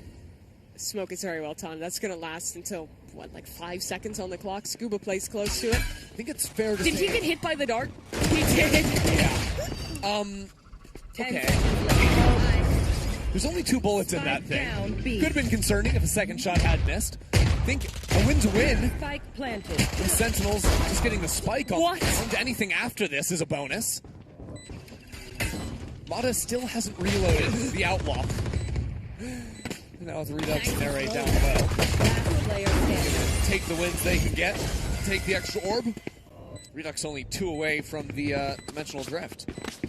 I felt the potential for that round to get silly. As they often do. We slip away from it, though. We stay safe. And NRG instead cleanly get this one up to 10-4. So Sen very much running out of chances. Reminder of the stakes. It is double elimination, but if they lose here, they're going to have to run a gauntlet. A lot more BO1s to play today if they want to make it in front of that crowd. And you know they do.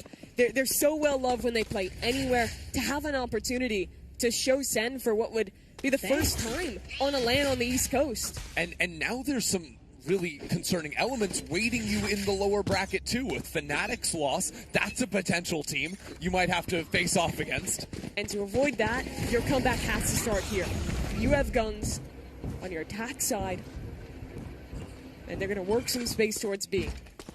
This comp is very good for B hits. Relay will dive in, send out that slow, and let Redux CP in behind. NRG have anticipated this though. Tico's Judge waiting in back. Oh, that is silly. He got two. What? Where was the second? Must have been right behind him. Have absolutely no clue, and yet NRG have found a way to equalize, mainly due to It's a 2-on-2. Pico's Judge. 2 sheriffs, all that remains for NRG. Now Scuba up in heaven, taking a moment to work back down hell. This angle from Cortez is nasty, though. Predicted this. Good chance to move forward from him, and things get a little bit dicey. Sentinels win regardless. Run that back to me real quick. What happened in heaven? Also, delete my hard drive. It's very rare you see someone take that tapping and hit more than one. Yeah. Like 80% of the time, you're just Because refracting. also, the first shorty shot didn't get a kill. So I think this was a Where's the second? Is he right behind him? Yes. Yeah, okay, he has to be. Literally back to, oh, here's a fly cam shot of it. First shot does damage. They line up perfectly. Boom. Yeah, the shorty collat is new tech, debuted by Narrate. Never before seen. He's been working on this.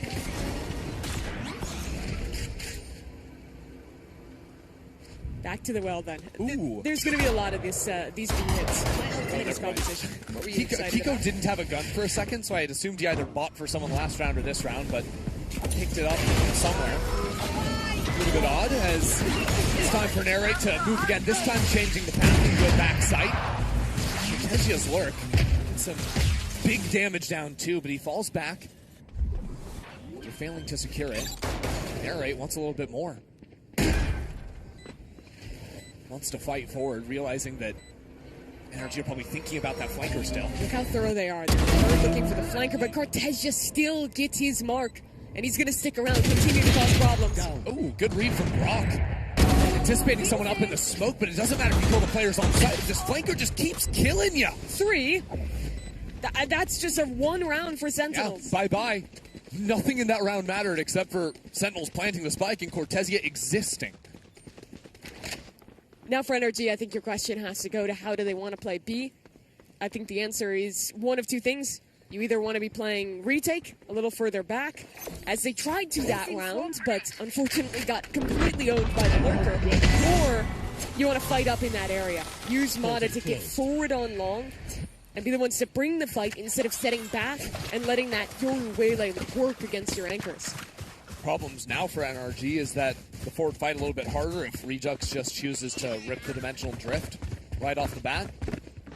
Also got then, if Sentinels just want to guarantee 1 round, you just Redux ult into A, and then you have Killjoy ult in post plant. This is a good stack for NRG. I think they expect Sen to read a B long fight, so they stack A instead.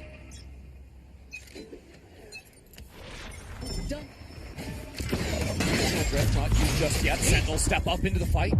Dip on away, but it means Redux is left on his own. NRG without a buy. Just having this stack, so even if the initial kill goes their way, it is lights out. Why do I like Ball's chances here? Well, probably because Cortezia's not looking at him. He gives this one a go. Nothing to lose. John QT's low. He's very unlikely to win the round. If he could get Kayu's ult out, that's the dream, but I don't think there's a way. He's so the problem slow. is he has to run 20 seconds to get across the map. Yeah. At which point... And he's worried about someone fighting him in spawn. Just not going to happen. Sentinels, of course, don't have to use any ults because it is just the eco from NRG, but that just gives them even more hope as they'll now have 4 different options heading into the next round, and these are all heavy hitters. Looking at it, though, it's actually pretty solid for him to save if he wants to, because he could likely maybe buy an operator into the future. He's going to just tuck in here, see what he can see. Nice and slow now. Okay. Yeah, not going to happen. Nice try. But now he'll buy. All good. He can buy either way. I was curious if he was going to try and save that gun and force into light armor op in the next round so he could give it to a teammate. But looks like they've worked it out anyways. Yeah. They can do it even with the death. Only sacrifice would be half armor going forward. There's that main fight again. I think the Odin is just the best anti-eco gun in the game. When players are trying to jump into a corner with you without armor, there is nothing better than spraying with an Odin. Not at all. One thing better is maybe the ult Sentinels have, and ults that combo so nicely with each other. We've seen a million times Yoru plus Sova getting free kills off the information, but also Killjoy plus Astra. Can't play on the site, can't play off the site. We talked about the solve to be long. NRG thinks it's the operator. I mean, sure. If you can get a pick before those ults come into question, that's always a nice thing, but it's not going to work because Sentinels just have the idea. Set up the TP to snap forward, get full info of what's going on in back hub, and a counter on the other side from Mata. It doesn't matter because there's a shorty right inside of his head. And Redux has arrived into the site. Scuba batting it out, does get one kill, but Sentinel spacing is good enough to guarantee a trade. Standing ahead. Did cost Sentinels 3 ultimates to get on the site. Win to win. Watch Brock can work magic again from up in heaven. Brock remembers the pistol round. That's a shock for a little bit of chip. Spike planted.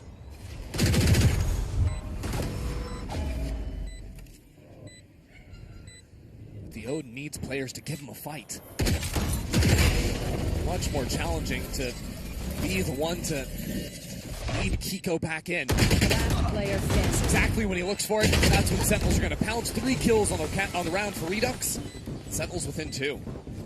I don't know what happened with Mata in back hall. That the Waylay ult takes a very long time to cast. I don't know if he expected to have a teammate there to support so that the Yoru wouldn't pop out the ult. I think what happened is because you only see like the Yoru like blue stuff around you when he can see you, and because he was in the corner, he doesn't assume that you're on top I think of you're him right. until it's too late. Really unfortunate for him, though. Loses out on the op, loses out on that ult, and, well, that's all thanks to Redux. A great round from him, getting those 2 on the entry. Energy will call a timeout, and, well, they thought the op was the solution to be long. Didn't quite work, thanks to the Yoru ult. I mean, ultimately, it would have worked if there was not a Yoru ult. Yeah, exactly. The problem is they're broke now. They're not going to be able to buy that operator. Should be able to cobble together a buy, but it will not include that crucial weapon. This gap is getting closer. Sen have won 4 rounds in a row. Narrate and Redux have been heating up on this attack side, and they have. It's just been B hit after B hit. Yeah, but also the crazy thing is, if Brock doesn't 1v3 in pistol, like this map is completely flipped around. Yeah, it's like Sentinels right could now. have just won out, you know? Puts us in a very different situation where Sentinels have to continue carrying this momentum, regardless of how good they feel after the last 4 rounds. That can instantly swing back. NRG win a single round, and all of a sudden that pressure just completely multiplies for Sen. If you're struggling to hold on to B long, it doesn't get easier this round because they have a lockdown. There's going to be a checkmate there if they do choose to go that way. That's why you see NRG playing this retake setup instead. Well, NRG light armor enthusiasts in this round, even with options to buy up higher. They've maxed out their loss bonus now, so going light armors every round essentially guarantees you buys as long as you want. Doing a thing. Will start things off nicely here. 1 kill, still trapped into the corner for the time being. Caillou is down low as well. If NRG can win this round cleanly, confidently, without using these ultimates, sets themselves up beautifully. Redux gets spotted out by the drone. The Sentinels back up and reconvene over towards Art. NRG, they're reading that this is not a re-hit on B. They're comfy to just leave the alarm bot there and play retake with the ult, and instead stack the A site. And that's exactly the right call. I got the spike. Yeah, this is tough for Sentinels to play, splitting up into pairs, especially with Caillou so low. And Cortezia being forced to hold his back for a moment. How do you clear Mata here without a waylay? I don't think you do. I don't think you do, especially with that coverage, like you're saying. Mata's got his back, and now 15 seconds left. No control over the spike. Sentinels choose to save. That round went so wrong for Sen. Yeah. Just that pick in mid from Mata in the right place. It's kind of the worst case scenario as well for Sen, because I think if they guess correctly and end up finishing into B, there's worlds where even if they lose some players, they get a plant down. Maybe they eat up one of those big ults on the other side, but NRG winning the fight so early over on the A side just forces them to give up. What's more NRG than having like a perfect defensive call to get them back into the game? That's what they've been known for all year. The excellent defensive rotations, making the right stacks at the right time. Ethan has truly proven himself as an IGL who only took the primary leadership role for this team in 2025. First time in a while in his career to do so. Less than 6 months, IGLing for NRG. And then one champs. Champs, off No to big start deal. at home ground. Can keep it going. Brock trying the other end of that Odin spam we saw in the first half. Not too much success though. Still looks like full HP for Sen. Energy started stacked closer towards B. Maybe considering like trap playing that Killjoy ult if it came through. Now they've rotated back over in Mata. It's a bit active in Art. Drone tells them a lot because with the Killjoy turret in Street too, means that there is no forward control that Sentinels have. Look how comfortable Energy are to give up B yet again. Mata's on the rat box. Remember Redux. This was his ace box in the opening round. Ethan has some support as well. Switching over to the knife though, Mata doesn't expect Redux to be so close. And that's going to give full control back over to Sentinels. The problem is these two players in secret for NRG. And Brock with the Odin can lay waste to anyone trying to plant a spike. Redux needs this fight and takes it cleanly. Continuing forward with the shorty, knocked out by Scuba. But still, that pressure has allowed the spike to go down. Narrate still looking forward. Needs more of these kills, needs to find the lockdown, which he does. And Ethan on the other side knows there's players all around him. 7 bullets in the chamber, down on low, 3 kills for Narrate, and the round. The round is won by Narrate, and won by killing Brock. He did such a great job of isolating those players back secret, having the perfect crosshair placement, knowing the tendencies. When Brock is anchoring A, he is always secret. And if he lives for a second longer there, could become a very different round for these shots. Beautiful, and the 2 breaks the lockdown as well. Yeah. Narrate's whole team, by the way, was backing up to play into main. He was the only guy that had a chance of breaking the lockdown. He did it all on his own. Last game it was Redux, this time it's Narrate for Sentinels.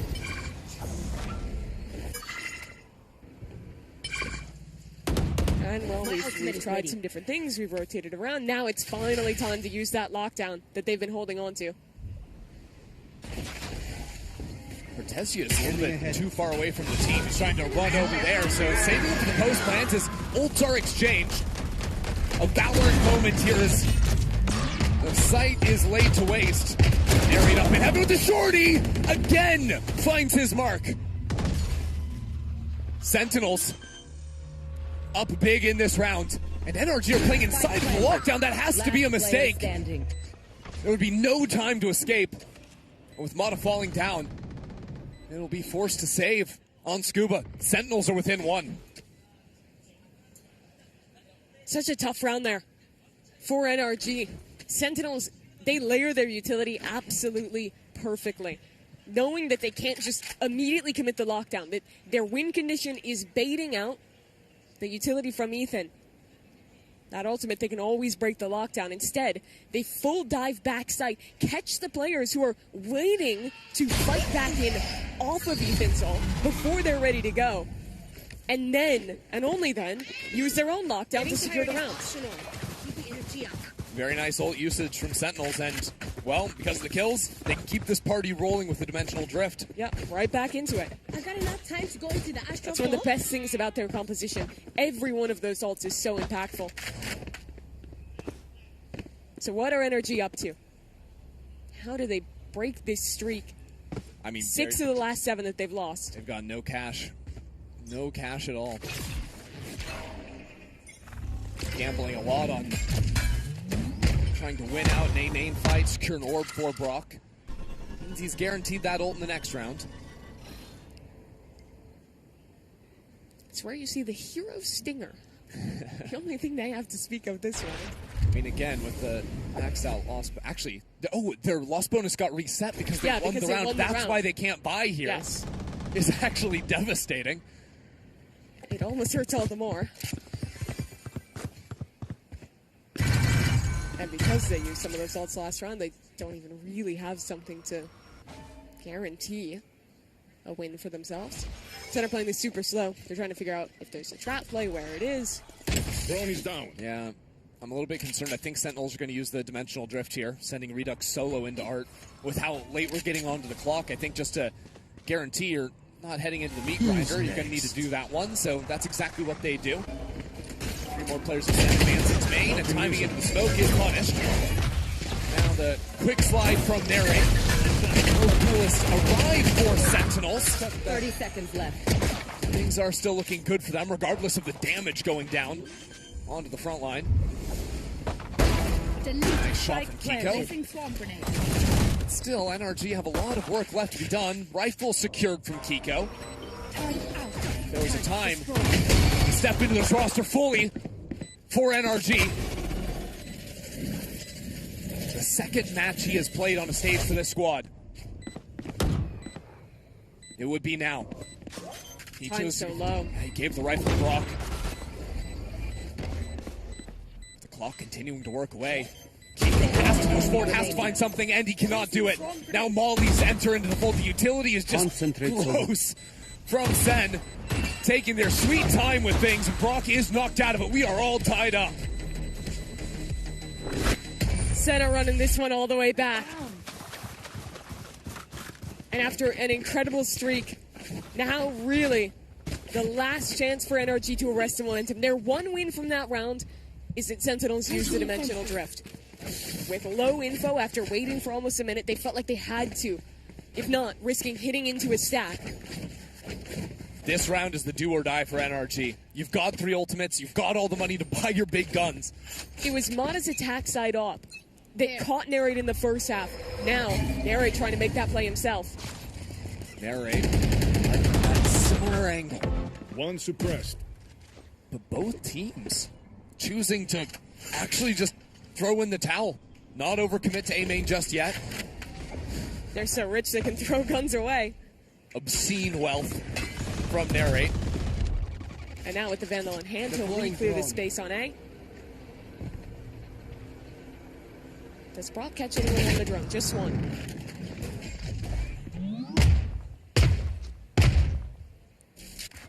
Narrate hasn't fled A main just yet. Now choosing with the rest of Sentinels to go back. They're going to leave John as a late lurker.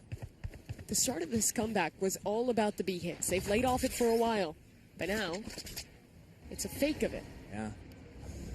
John could still assist the team with those global stars. On the beat hop, Mata throws down the ultimate. Knows how much is resting on this round, on that kill right there. And with Ethan securing a shot into market, pushing these players out from Art. Center scrambling, 30 seconds. The Spike has to run all the way back around to main. And how many times we've seen this before? Sentinels run down the clock down to 25 seconds, lose a couple of players. Usually they are calling off the round. This time they commit forward. Scuba has gone uncleared. And Redux waiting inside the smoke. We're down in pressure time. 10 seconds on the clock. 2 players live. NRG have stepped up into the server. NRG, with a flawless round, push themselves to map point. What a round for NRG.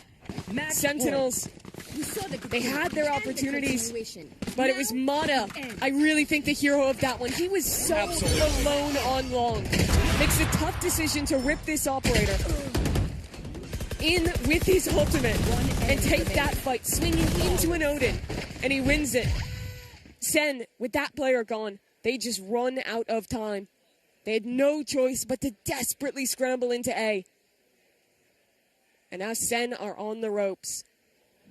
The truth is, Sentinels have only lost, making that their second rifle round they've lost on this half. They would have won this game already if the clutch in the pistol round did not happen from Brock. That 1v3 with the Sheriff. You can't let it haunt you now, though. Round 24, that is all important for Sen. The past haunting them a little bit. Another thing I'm looking at now is the money on Sentinels. Remember last round they bought the op as a little bonus on top. The money is, there's not technically a full heavy armor 5 rifles for this team. John can't even go light armor and guarantee stars with 2 guns to drop to Caillou. So it'll mean a guard. Wait, someone had a gun on the ground, I guess. Yep. Or no.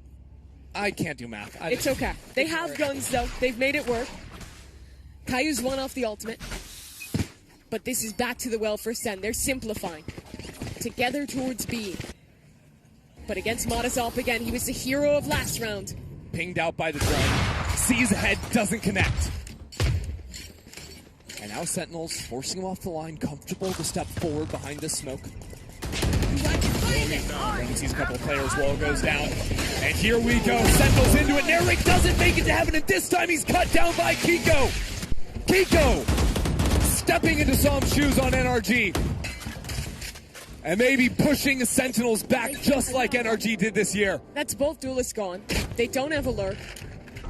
Where does Sen go? It's a 3v5. But there's not even a real way into this round. The rounds Sen have lost have been due to early kills and the clock going down without map control. We are in this situation again. Caillou has to find the answers. He'll call his team to split back towards A. It's the most open space on this map. But even if they can take the site, get that spike down, NRG's fine with that. They've given up A. They have a 5-on-3 retake. So now you ask, who will be the hero who steps up and evens out these numbers before they just sit back and let the retake happen? Sentinels can't rest back at all. The hero has to move forward, and the hero will beat Cortesia. 10 seconds left. He didn't get to play in the first half, quite frankly. NRG avoided him entirely. But Sentinels choose to fight fully forward towards NRG's own spawn. Cortesia has to be huge. A wall comes out, he's in front of it, he sees those players, he lines them up for Sentinels. But it's not enough. NRG, a rabid pack fighting back into the site. And Caillou dancing around this wall is shot in the back by Kiko to start the round to finish it. NRG scrape by and dismantle Sentinels. Defenders win. A lot more of a challenging game than when they beat Hubert. But they've got them both. Knocking both of Sentinel squads down to the lower bracket in what was a incredibly close match. Such little things kept them in this game. The clutch from Brock, Mata on long with the ultimate, getting that shot with the operator. So many moments where they could have let it slip, where Sen could have closed it out. But instead, they delivered this new look Sentinels. I'd say the most heartbreaking loss yet. Yeah. A little bit of a desperate look there from Kaplan trying to figure out what went wrong, because the second half, by all accounts, was a stomp from Sentinels, right? Like, even the rounds they lost on the pistol, like they're in a winning position. Seems like it gets stolen away at the last possible moment, and the champs continue moving on. Yeah, I mean, both teams seemingly more comfortable on their attacking side here, but of course Sen is not out of the competition yet. They will be moving into the second round of the lower bracket now, waiting their opponent. I'm not quite sure which one of the two. No matter who it is, be. It's terrifying though. G2's down there, FNATIC is down there. You don't want to be in yeah. the lower bracket in this tournament. I mean, I don't feel like you want to be anywhere because we have such a stacked bracket. So, like, each and every single game here is just a tough one, right? We have, of course, Energy now sitting in the upper final. That will happen tomorrow. They're going up against Zeta Division, who absolutely cleared FNATIC in their match, 13-1. We might be able to talk about that a little bit in just a little bit, just to say a little bit, 3 times. Yeah. First, though, because Zeta finished so early, they got to watch all of these highlights, right? They got to learn a little bit more about NRG. I'm sure they've been watching them for all of at least the second half of the year. But these are difficult matches, right, for a team like Sentinels, because if the match is so close, it's a little harder really to pinpoint like what went wrong. Like there is nothing really to fix. It's like individual clutch moments and like good aim, like just little things. I mean, you talk about the little things, right? It's NRG having such a solve to these A-site post plants on their attacking side. You talk about Mata picking up the operator in the last few rounds to start winning out convincingly. The early A-main fights, I think that side of the map was beautiful for NRG. Yeah, I think Sen also really struggled to get control into mid. There was a couple moments where Cortesia got lurks going, but for the most part, it was NRG who did a great job of quarantining parts of the map, giving up little pieces of mid, and almost always finding the right 4-1 stacks in these late rounds on their defense. It's what they're known for, and they pulled it off incredibly well here again. I think they're also just showing the experience, right? A team that won champs, a team that proved to themselves that they can win any game, that they're never going to stress. You needed that here because Sen truly had them on the ropes. They're really did. But still, thus far, so much good things to be said about those new pieces of that Sentinels roster. I think Narrate on that duelist really has been putting in that work, giving them so much space, and Caillou as well as Redux. Like, this is working. Yeah, I mean, they had their big moments. We also saw in their opening game as well, looking very, very strong. And this NRG team is coming back off of winning champs. Also coming off the back of dismantling Hubert. So I guess Sentinels are just completely countered by NRG. Nothing they could do, no revenge to be had whatsoever. Eliminated the whole family. Yeah, all 10 of them. It's rough. Now they have to go down and fight amongst themselves in the lower bracket. They could. Like, if Hubert Academy wins against T1, they might be able to face... Are they then against Sentinels? Yeah, I think the two funniest story results of this game is that you have the possibility of Sentinels versus Hubert in the lowers, and in the uppers you have Zeta, who just took down the world #2 team, and now is going to face off against the world #1 team in NRG. And they did it with 3 new pieces to their roster as well, right? So much impressive stuff happening across the board, all simultaneously. Here, of course, the last few numbers, and this is our updated bracket. We're still playing in a best of 1 as we move into the lower bracket now, and we will be seeing all the games moving forward. So nothing will be played simultaneously anymore. We get to watch and cover all the action. Unfortunately for people hoping for Sentinels versus Hubert have to beat both T1 and FNATIC, and Sentinels also yeah, need to all win a good. match. Beat the reigning champ for Red Bull Homeground, beat FNATIC, and then also hope Sentinels wins. Yeah, not the highest chances, but anything can happen. In the world of Valorant. Yes. In a world where Hubert Academy face off against the reigning Red Bull Homeground champions. In a best of 1 on Sunset. Red Cube. It's always Sunset, isn't it? It kind of is. It's going to go down to this that. last game, and it was a banger. Yeah, it was. So maybe Sunset is the problem. No, I mean, also the Sunset games have been bangers too, to be fair. So there is no We just problem. had OT into 13-11. There's no problems So here. in fact, there is no problems here. We don't have Let a it be problem. known. Yeah. We have no problems. No, I have no problems. Perils. You have problems. We don't have But we're problems. working So on true. ourselves, and that is all that matters, right? I'm very interested to hear from our winners in just a little bit here as well, and of course the thoughts going up against Zeta division. I'm sure they're not super familiar playing against them. I mean, they've been in playing venue. games the whole time. Gus is going to talk to them in an interview, and they'll be Yeah. like, what do you think about going up against Zeta division? They're just going to be like, Zeta division? Aren't we playing FNATIC? Like, what? Yeah, they're going to be a little confused. 13-1 though. What? It is really funny that by doing that, they've robbed us of the champs rematch. Yeah. Because we would have literally had Energy FNATIC if they won that game. Instead, no. And you know what?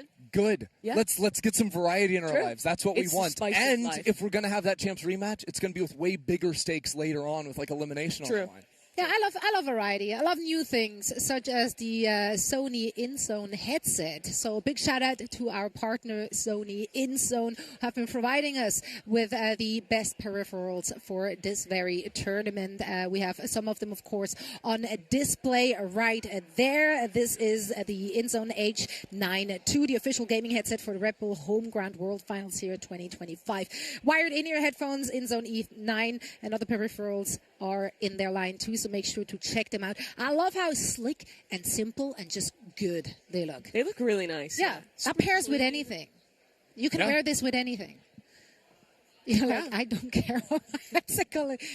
I understand, but you with me. You're a fashion guy. You're a fashion guy. I usually only wear black too, so it's perfect. So it's a match made in heaven. Yeah. Yeah. Today I'm not for some reason, but yeah, but we can't be perfect all your the time. gi-looking outfit would look so good. I agree. That headset. I agree. Just throwing it out there.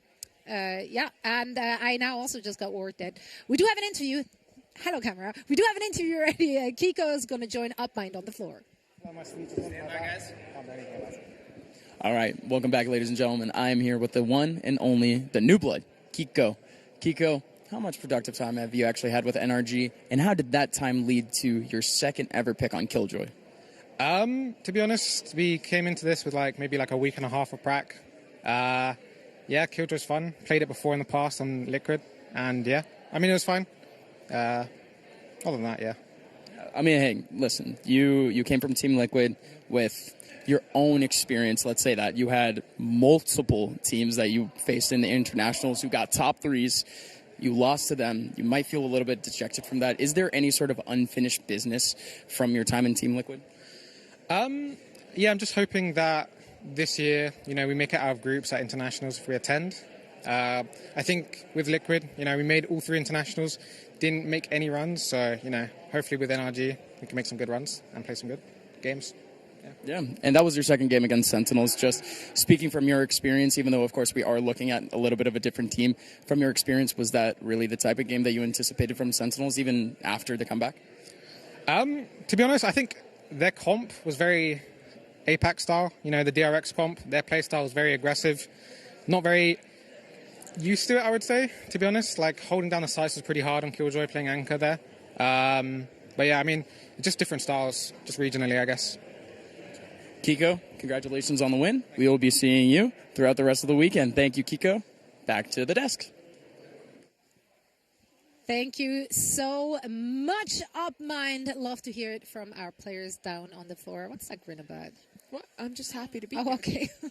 I'll stop smiling. Why are you being so suspicious? Yeah, honestly, that looks looks suspicious. I have a toddler at home. I know those faces.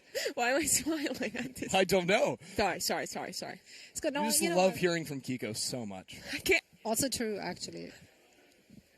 Stop laughing. Well, we're not laughing. I'm happy to be here. One of the problems we were talking about. This was the problem. And we will be working through it as we're taking a quick break. And also, we will be getting ready for our next match. It's going to be Qbert Academy and T1. Qbert Academy. Give me a percentage here. Be nice. I can give nice. 50-50. Okay.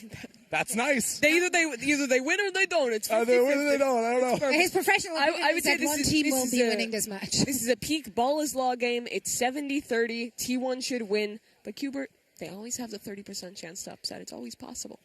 It's true. And we're playing in a best of 1. So everything goes, and all of that is going to go down after a short break. So don't go anywhere. We're going to see you on the other side of this.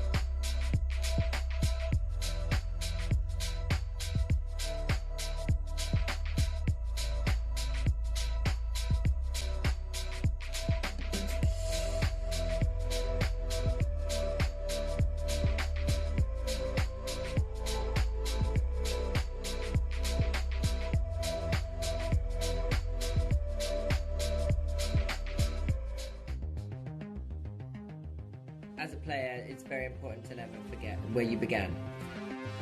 For us, this is a one-time opportunity. If you grinded your way to get here, it makes you want to grind even more. We are way more hungry for it. I think we need to prove ourselves.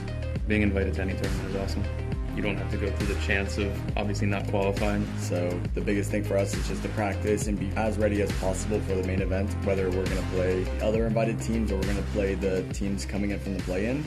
I think being invited to Red Bull is definitely a privilege. It's good that we get to watch like some of the up-and-coming teams. I think it's always better to know stuff about your opponent. I actually don't think there's much difference between us and invited teams. We played more matches. I feel like the more games you get momentum in the tournament. Being able to play a lot of games in the play-in stage is beneficial for them, so they might have a little advantage. You can prove yourself against insane teams. As defending champions, I think we definitely have a target on our back. We're more locked into it, I guess you could say. You'll notice it, 100%. I think in general we are way hungrier than all of them. Some people will sort of take it for granted, I guess. They didn't have to fight through the lowers, they didn't have to fight different teams. Like invited, they think, okay, they are the lower tier or like the lower teams. They probably don't even know most of us as players. No, I think every tier 1 team respects us. They all know who we are. I don't know like half the people here. So. Seeing them actually kind of reminds me of my younger self. We were all those players that had to hustle our way into a qualification. They made it there because they deserve it. It's not really because they're a weaker team. We are here to play. We're gonna give it a win. You don't get this chance often. You want to give them a competition they deserve for the hard work that they put in.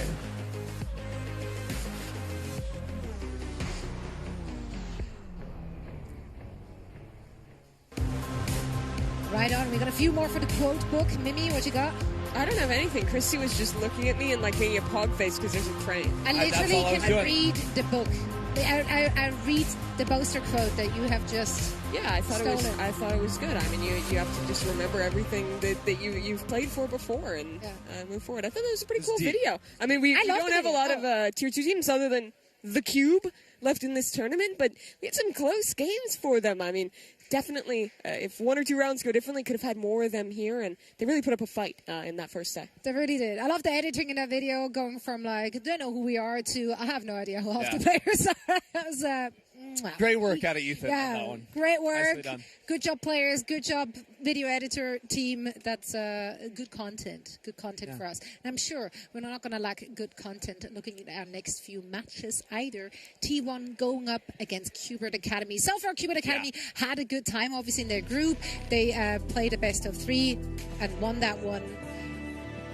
But it's all eliminations now. We just saw the Sentinels versus NRG match right before this break, right? Where NRG came in and won a narrow victory over them. Sentinels, of course, also had just won a narrow victory over T1 in their match before that, which is the one we're going to be looking at next with a lower bracket elimination match on the line. T1 and Qbert Academy. Again, it's kind of like the reverse revenge story there, where T1 just lost to Sentinels, and now they want to be able to beat Qbert. Yeah, and they're coming from a different kind of mentalities here, obviously. Qbert got a bit of a beatdown in their match. They lost that pretty handedly against Energy, whereas T1, they played a very, very close series that got them into the lower bracket. Yeah, right up there against Sen. Qbert Academy, I think that this is a pretty tough position to be in. T1 proved that they are a great team, and they are one of the most cohesive teams at this tournament. Even among the other Tier 1 squads, pretty much everyone made at least one change. No, this is still that same team that has been performing all year against a Qbert, who they were good in Tier 2. They've had to kind of last second piece together Kess and Xander from 100 Thieves, but despite that adversity, I really like those two guys coming into the roster. They've had a great tournament thus far. Great tournament thus far. There are also players that are coming over from a 100 Thieves team that was competing in VCT Americas. So they have that experience on the larger stage, but it is a very different story to be playing yesterday against a team with cheese in the name to now be playing against the reigning champions in match 1, and now tease that. Well, there's only one T. Yeah, you're right. I'm sorry. So you can't really say that one, but regardless, it is a very different story when you look across and realize, oh, we're now playing against the team that was literally victorious in this tournament last year and also went on to win Bangkok right after that. Yeah, but pressure will be on T1. I don't know, familiarity, there will be none, right, with Qbert Academy, so that might be able to work in Qbert Academy's advantage. It could. It's a best of one. For sure. I mean, best of ones have the biggest upset potential. There is no second chance. So you do have to say that the pressure is there for T1. I think Hubert already achieved something by even making it here into the knockout stage here with the double elimination. So if they can play a close game against T1, if they can beat T1, they're just in a position where they don't have any risk and they can just put their all out to try and win this. And that's great. That's true. It's lower pressure, but they're also looking at a T1 team that just barely lost to Hubert's sister team, right? The tier 1 team on that front. So it is still a very upward hurdle, and you're coming in also thinking about that. Yeah, maybe if you can get onto the same map as Sunset, you can try and learn a quick thing or two. Christy, I might have a spoiler for you looking at that screen. Did you just manifest it? Yeah, did you manifest Sunset? I mean, it's not a lot of work you have to do to manifest it. It seemed to just manifest itself. I hope Hubert went over and were like, hey, Sentinels, I know you just played a really tough game against NRG that went really late, but, like, how do you deal with Meteor on Sunset? We just really, like, we're asking for a friend. I just really want to understand how to deal with this guy. Because, Meteor was tearing up the server even in the loss versus Sentinels just moments ago. Can you believe your eyes right now? I can hardly believe them. I believe them, but I don't like it. Yeah, no, I've enjoyed Sunset. Maybe I could do with like 50% less Sunset and a couple of I'm just saying, there's too much of a good thing, too. I'm just saying, if this tournament was just going to be about Sunset, we should have done it in LA, not New York City. But wrong. Extremely loud, incorrect buzzer. Now, of course, New York City map. If you're Hubert, what was your takeaway from the match that you got to see T1 play just now? Since Hubert had an opportunity to watch a good portion of that. My takeaway is to Christy's point about a map. I didn't listen to your question, and I think that there should be a underground map in like the New York City subway tunnels, and I think that would be really cool. That's really good. And then you could have a train come, and it's like you could just like die to the environment. Oh, I mean that might be bad for that's like competitive operations, and you probably would want to. You wouldn't want to call the map like train. You'd want a different name, right? For reasons. Yeah, maybe like subway. Underpass. Oh. No, that's a bad idea too. No, bad. Okay, I'm sorry. I think we did take away all of those public transportation related names already, so we're going to be hard pressed. Maybe we have to take it to the sky. Yeah. Maybe. We already did that. Ascent. Good point. Yeah. Oh well. We're figuring something out. We're brainstorming. This is a safe space. Can you answer your question? Yes. Thank you. I care. I also care. I don't even listen to you anymore. The question was, what do they learn about that T1 map, right? And I think the big one is what Meteor was doing. I think Meteor was clutching out so many late rounds for T1, but primarily on the defense side, on the Viper on Sunset, he just kept pushing B main and crushing out in those fights. And it was only once Redux on the Chamber started just hard holding that line that Sentinels were able to stop those flanks from happening, were able to control that space themselves, and I think that Hubert needs to learn from that. When you flip to the other side, too, Meteor still causes problems on the attacking side for T1. He does so much to condition with that orb, the threat of players walking in and popping on you. So if you're playing without Chamber, which it looks like Sentinels is, I think a lot of their defensive side is going to be finding solutions to how to play into A. When you don't have that Chamber to have to get out of jail free. You do have the Yoru, who can do a similar thing in post-up, but you tend to want your Yoru to be TPing out earlier to get that fast rotate versus holding the forward space. Yeah, and honestly, like, even though it's Sentinels, it's in the name, it's a completely different style to the team that we saw play against T1 just an hour ago, playing the double duelist, right, playing the Sage into the mix, but without that lack of flank watch utility, what we have seen so far at this tournament is there's been an immense amount of flanks, more than I've ever seen on this map, because it's the first time we're in a meta where there's a significant amount of teams that are just playing without an info senti. Yeah, I expect if you're watching attack side for Hubert, we're going to see a lot of plays through mid. The double duelist can do fast market pops super well. You can Sage roll off top mid and go for splits on either side. I think that one of their big win conditions is going to be exploding that space and trying to put a little less attention on early trying to fight into the Viper orb or the Viper wall in mains that can really slow down those execs. Yeah, I'm hearing the teams are getting ready as they just concluded their huddle. So let's dive into this. All on the line for T1 and Hubert Academy in that first round of the lower bracket. First team we're going to be sending home here on day number 2. Hubert made the cut to be able to compete here against some of the best teams in the world, but now they've got to take down the returning Red Bull Homeground champions to stay alive, and that's only the beginning of their day. We're going to be playing 5 more elimination matches today. Coming up after this one, it's going to start off with a fight in B main. Meteor, the problem for Sentinels when they faced off on this map, and Hubert going to overwhelm them with force. He's suspicious about this play in main. Just throw down the molly. But of course, Hubert have 2 duelists. They can get past that one right into his crosshairs. Yeah, tried to combo the flash with the teleport, but it didn't punish Meteor at all. Only now will the wall go down, but there's still players in backside. Nicely done by Knights. As he continues forward and sets up for a deep post plant. I like that T1 are putting presence to break this wall early, threaten a market play. Knife it down. DH waiting to break that one, waiting for the paranoia. Stacks is ready, and that's a good one. Buzz sending it on in. Izu finds the first, and there's another one from the duelist. T1 overwhelmed Hubert on the retake. And this wall, just a vertical one to stop any spam from coming through, is given a pathway. Yet it's DH around the other end. Give this pistol to T1. Such a pretty retake there for T1. Breaking down the wall in perfect conjunction with both the paranoia and the stun to hit front sight and absolutely obliterate the players trying to anchor there. To go earlier, though, it was a bit of a miss for Hubert, trying to go on that entry. I think the hope was that Knights would pull a little bit more attention and that flash would actually get a full connection onto Meteor. Instead, he turns it, whips around, immediately kills that TP in Yoru, and then gets out to meet up with his teammates as well. So disappointing start to the game for Hubert. Take every round they can get early on to try and build up something. Meteor on the other side of this wall. I like the idea of baiting through with the jump, and it turns into a 1-for-1 to pick up, but no bullets left.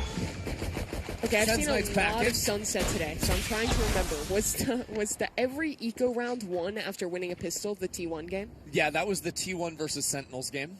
And that was T1 winning all of them after losing pistol. So now Hubert might be getting their revenge. The revenge tour. Now, the problem is there's a double walk up. And it is a swing exactly at the wrong time for Satellite. I'm getting less compelled by this tour by the moment. I mean, the thing Hubert have going for them is, of course, the Spectre for Knights. And a free A site, that's nice as well. We're in a situation where most smokes placed down early. Hubert are playing without elbow control. They're really worried about a player being there, and that makes me think they're not going to fight forward back into spawn. It's only Xander having ideas. Just a classic, though. Hard-pressed to get any more than even 1 kill there. And if his smoke fades, he has to back away. No choice. Unless he just sacrifices it all. T1 aren't going to actually separate.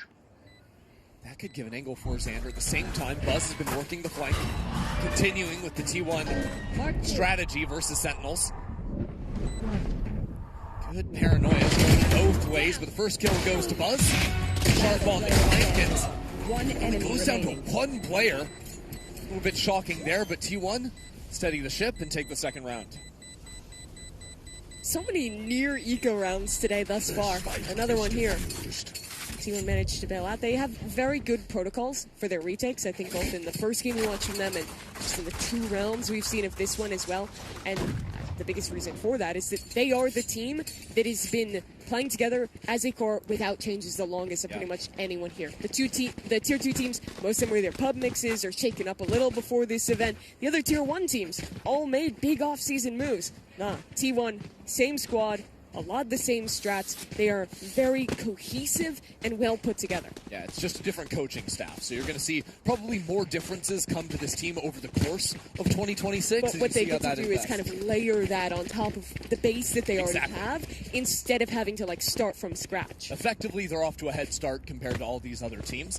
But we are not exactly off to that. We're going to have to take a little short pause here as some tech issues get sorted out. It was actually very short. Wow. That's awesome. That rules. Now, if we're looking back into the game, T1 carrying over a Super Bulldog, not looking great for them. But one of the things that T1 was doing versus other Sentinels earlier today was they were always flanking, always pressuring the flank, whether that was Meteor or Buzz or whatever.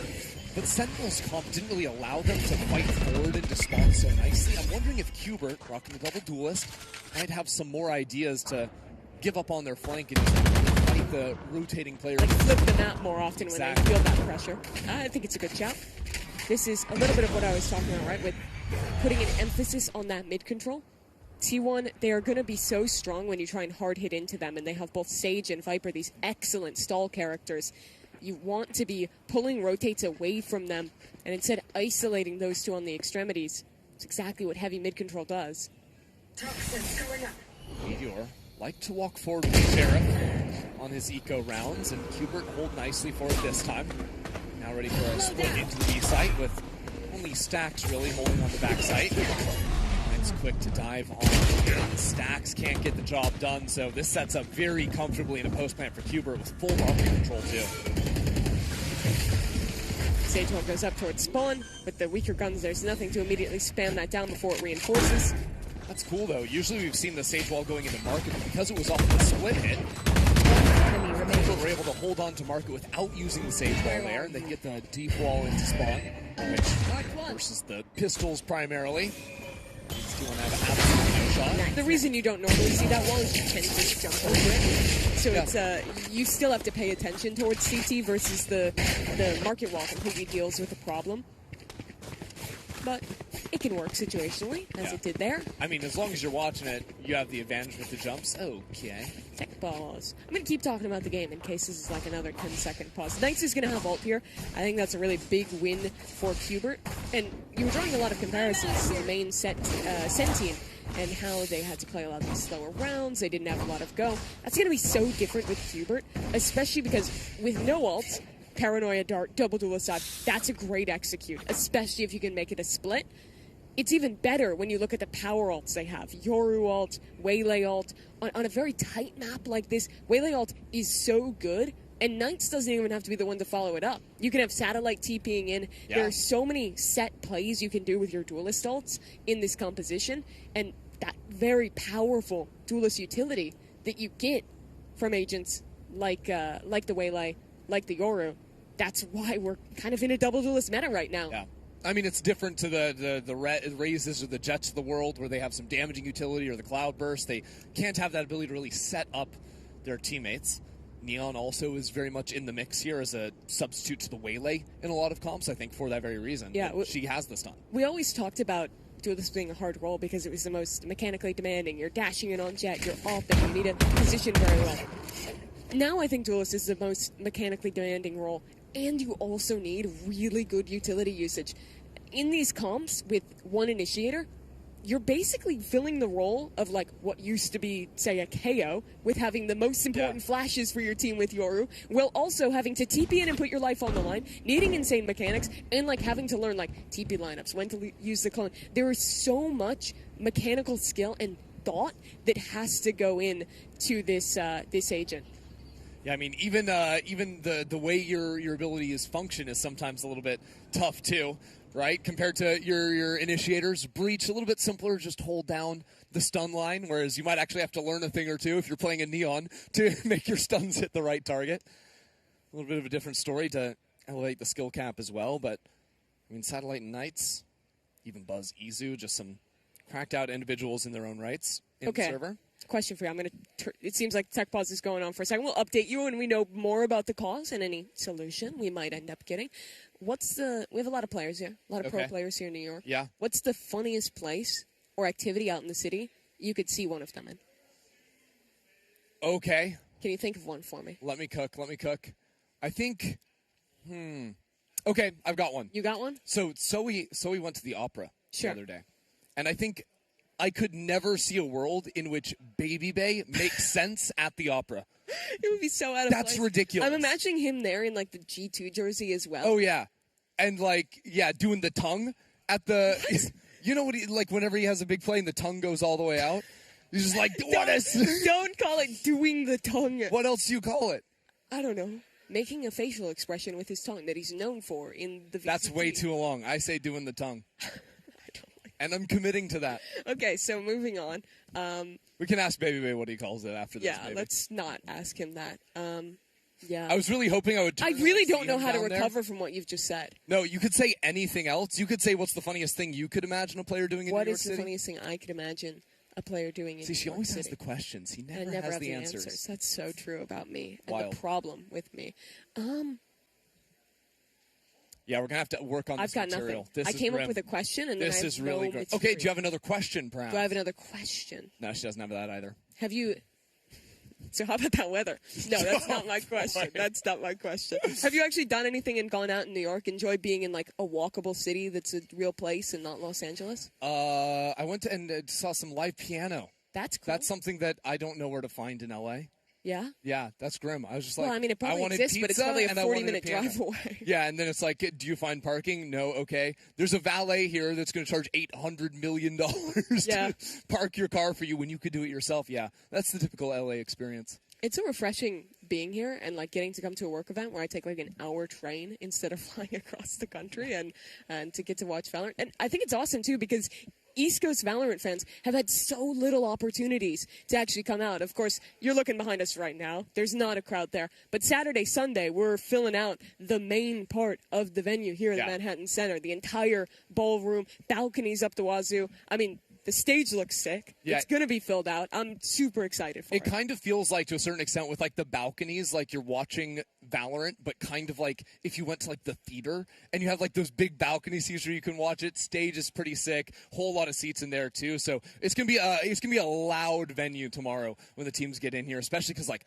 tomorrow we're gonna have NRG and Zeta playing the upper finals, which is gonna be an absolute banger. You're gonna have whoever makes it through this absolute gauntlet, because including this game we have 5 elimination games going back to back to back to back to back to back today, and there's never a moment to breathe now that you're down with your back against the wall. I think that's why you're so happy if you're a team like Zeta, who just like 13-1 FNATIC, breeze their way through their day, no elimination games, and now they just get to actually look ahead and prep for that upper bracket final that they're going to be playing in.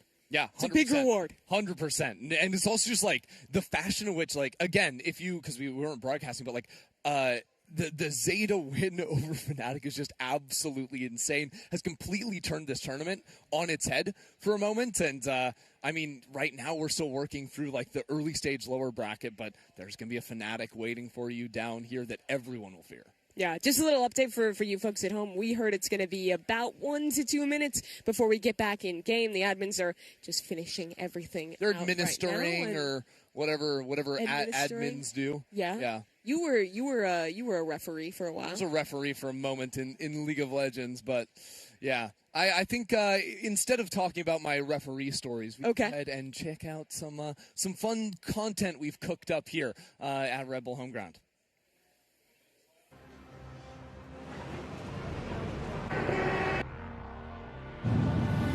First thing I did was went to Times Square. So much screens everywhere. All the lights and the billboards and stuff. How far is the Statue of Liberty from here? 저는 이제 헬리콥터 타서 뉴욕 전체를 한번 하늘에서 둘러보고 싶어요. I wake up in the morning and I see the view and I'm like, I'm really in New York. New York is like one of the cities I want to see in my life. When I first found out that I was going to New York, I instantly ran downstairs and told my mom. It was amazing. Also, when I was thinking about New York, there's 2 things that popped in my head, and it's not the best, but like, first of all, Times Square, and then Chipotle. I haven't been to a city as dense and as big. I'm excited about the city in general. I've watched a lot of Spider-Man in my youth, and it's played here, so I guess things like Empire State Building. This is the first time I've ever been to New York, so it's been an incredible experience already. I've already went to Times Square. I mean, God bless. I love all the Red Bull events. New York is just it's so different. Like, this is the place where you see in the movies, you see in the shows and stuff like that, and actually being there in person, it feels unreal. Definitely infamous for the city that never sleeps, and definitely the food here. Food here is pretty unreal. We have had pizza so far at like 2 a.m. and hit the spot. And we're here for the pizza. I just want to eat some pizza. I didn't try pizza yet, and I thought the bagel we tried was okay, so I'll take pizza. Yo, the dollar slices are not $1, bro. They're scamming out here. Inflation has been crazy, but I'm from New Jersey, so we go to New York for school trips.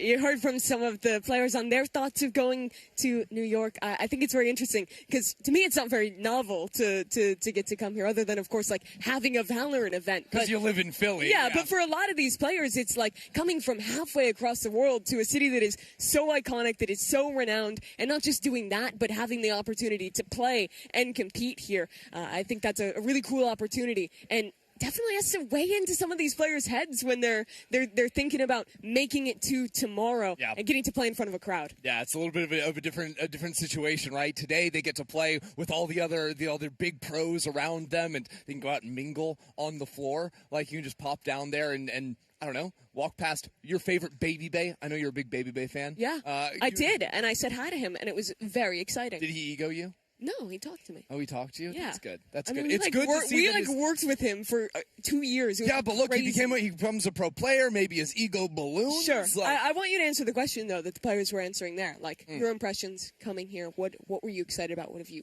done? I mean, okay, as a Los Angeles native, I just love to walk around a real city. Yeah. It's great. Like, I go outside, there's other people on the street And with they're me. not in cars. They're not Well, in some cars. of them are. There's buildings around me. Yes. Like tall buildings, not just like a million one-story buildings spread Yes. out as like wide as we pretty possibly cool. can. There's cafes, there's good food. Like, yeah. I've been hitting some good spots. Yeah? Good coffee so far. That's pretty Shout out. I really love the like European player impressions though of like I'm excited for Spider-Man and like That's how kinda far sick, are we though. from the Statue of Liberty? It's kind of awesome and refreshing to hear like such like a I don't know, like a pure impression. There's also of like what they're different looking forward vibes to. of like the Spider-Man people, because like, were you watching like the movies, or were you like playing the game and you're like swinging around Sure. and you're like, wait a second, I was here. Yeah, Like, it's kind of sick. We're getting close to being done with this tech pause.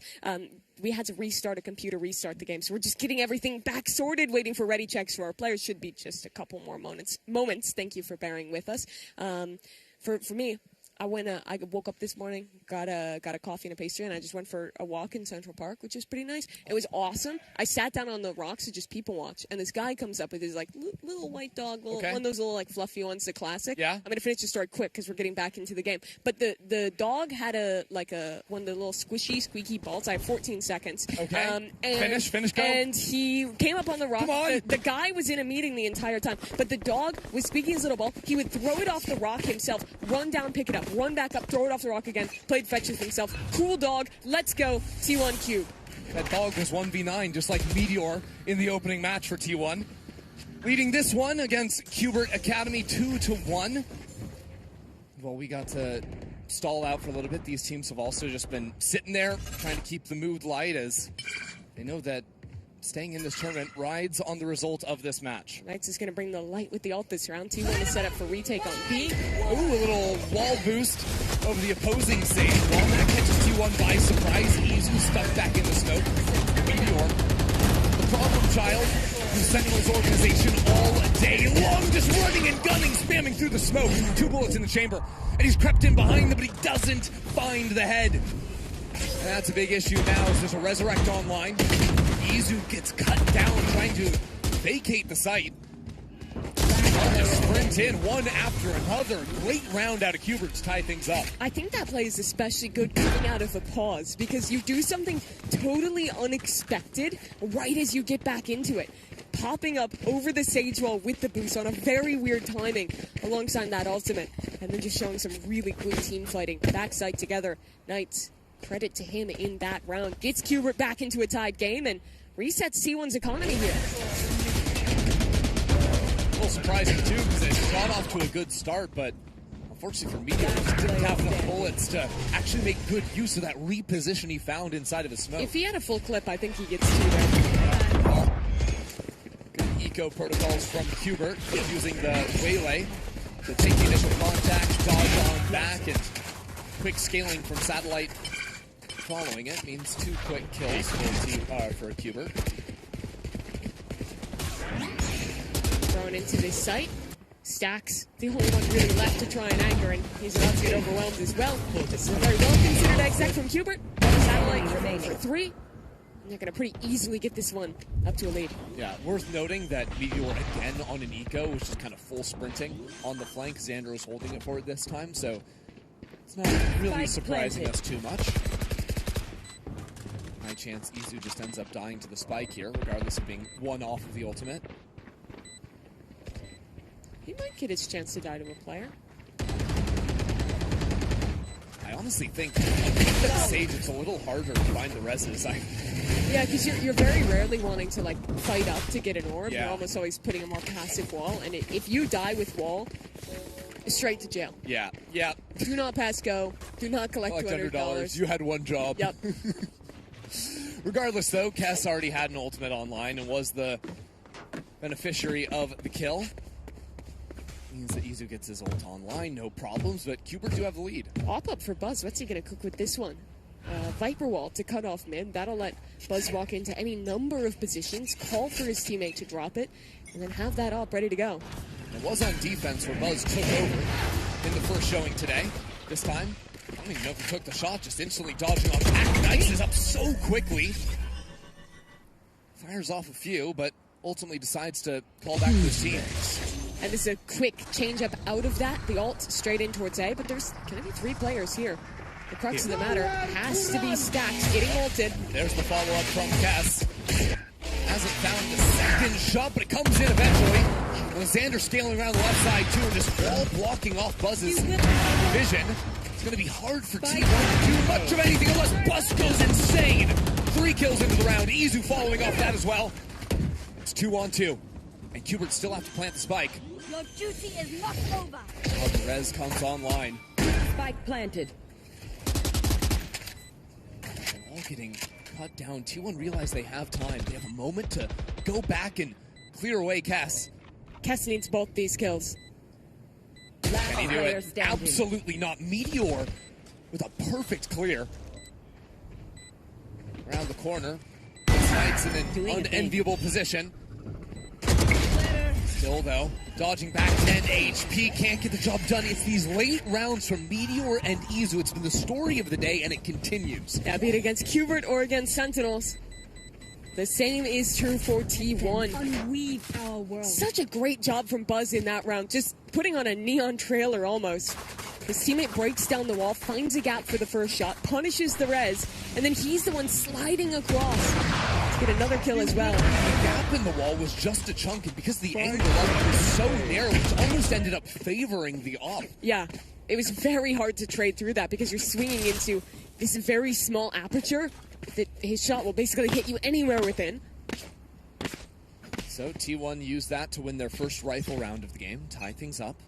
They keep Buzz on the op, this time posting towards A, as Cubert again, as I think you'd expect to see from a double duelist team facing Viper, is going to continue to put a ton of their attention early into mid and putting pressure on this part of the map. Yeah, need to make sure their door is low or broken. And also a double dive into the blind. I think that was a team blind. Knight's a little bit early, and regardless, Izu was holding for it. It was. Stack still has his paranoia. Dash straight up into it. And what could have been a very cool play goes horribly wrong for Cubert. T1, you saw them in positions expecting that, but now you look to a savior for Cubert. It might have to be Xander. Good attempt. Nice shot from Nismo. Someone else who has always been at the tip of the tongue for some of the most impressive play in Tier 2 in NA. And Xander as well. 3-on-3 now. The map a little bit dicey. Cubert still find themselves in a spread without a clear direction as to where to head. Looks like they want to move back A. That's where the off is, but it's been so long that now Buzz has turned around. He's cautious. He's nervous, and Xander has the ult, so he's going to hang out on B, try and get a pick, and then TP back into the team. Yeah, if they don't need him, he could even go for a late backstab. Now the ult comes in. Buzz realizing the pressure, but 10 seconds. Buzz could do everything here. First skill goes his way, now a stun. It's under 10 seconds. Buzz with the lightning coming out, and now the shorty damage on It's one. Too late. So much time was secured by Buzz in a 1-on-3 to take the round for T1. A back-to-back round where Buzz just dances on him inside of that A site. Now, back in the day, Vinny used to host vaudeville shows. Maybe he should try out. He's got some movement. Check this out. Here's the ultimate. Gets that fight. Realizes the pressure coming in. Pops his run to get around the corner. And then immediately slides forward. Jumps past Kess's angle. And then gets the shorty kill. Movement masterclass for Buzz. Shuts down any momentum Cubert may have had. Cubert thought they got themselves back into the round. Now trying to find the answers in this one. Waiting for this one way to drop, and then they can work their way up towards A. After showing a lot of very fast starts to the rounds, going in towards mid. It's instead more reserved, clearing through A to start. But look at Buzz all the while. He is just on a walk all the way through B. They're down through mid. This is going to be a stacked A site. Yeah, and there is a kind of nightfall. If DH wants it, doesn't connect onto anything, so this is a good look from Qbert. Quickly trying to move in, Stack teleports away, and a seize should catch almost everyone over in main. It looked good, but Qbert still trying to advance. Stacks in the back, and Izu for 4! Untouchable for T1. Where did that come from? Izu swings around and executes Qbert. And while it's his gun to do the final blow, that round was already won off of Buzz walking up that flank, off of the push down mid, and T1 having 100% information on that being a 5-hit from Qbert. Wow. Honestly, I think just Stacks being alive, not dropping in the corner of sight there, kept Qbert's attention on him. And by all accounts, he should have died. He got ulted and dived on by Knight. Somehow gets out of that fate. Yeah, it's those two players there eating up so much. And while Izu had pushed forward, you can see on the minimap, he put down a wall on that left side pathway for T1 to get into the site, so he only had to look the one direction. Yep. Super well done by T1. Qbert now, they've lost 3 in a row after having their own streak to start this half. Trying to find their way back in. What they've been losing, though, I feel like hasn't been in the initial approach. It's been mostly in these late rounds when they're going for these A hits. That round, though, I don't know if they're going to realize how big of an issue and how proactive Buzz got, because he didn't end up showing on the flank in the end. I'd like to see Qbert go back to some of these rounds where they're willing to slow down for a second, re-clear those extremities before showing us these later hard hits with the Yoru Waylay. One of the things the Big Sen squad showed is that they could play for some mid-space early on, try to eat up a lot of the Viper gas and Sage utility into the market play, but interesting TP for Xander. Yeah, waiting for this one to come down and on a high angle he could see. Usually this comes with a team going heavy into elbow and then Xander plays contain. It's a good change too, because if that angle gets Sage walled, he can surprise them from top box. You're absolutely right. Well, the same is true with the Viper's Pit. He's going to be above it. I mean, he could try to drop into it, try to teleport into it. The rest of his team is tearing things up into the other side of sight. First kill goes their way, but Stacks was the issue, and continues to be so. Shock Dart the only thing to shut him down. His wall's put down to keep Izu at bay, but that's only momentarily. Meteor caught out. Izu has been just on He has the edge res from now. that position. He's going to wrap back around, maybe try and find one of these bodies. He'll have to wait for Buzz to work up his flank, but the two of them together could certainly defend a res.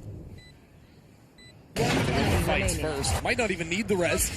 If Buzz is going to keep working like that, the res now as a form of bait. Meaning the stun comes in. Izu can follow off of that. Nicely done. It's beautifully done by T1. The critical kill is Meteor onto Xander.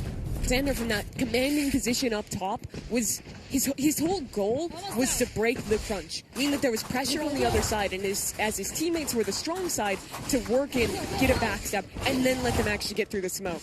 But when he dies in that pit, loses out on that 50-50, instead, all eyes for T1 turn towards the smoke, and it is an exact repeat of round 8, where they also got funneled. Those concerns are starting to mount now. Qbert losing 4 in a row. Buzz's operator still a problem. The post plant still not quite working out. They're going to head in 3 players to B main. Early dart to force Buzz back away from the line.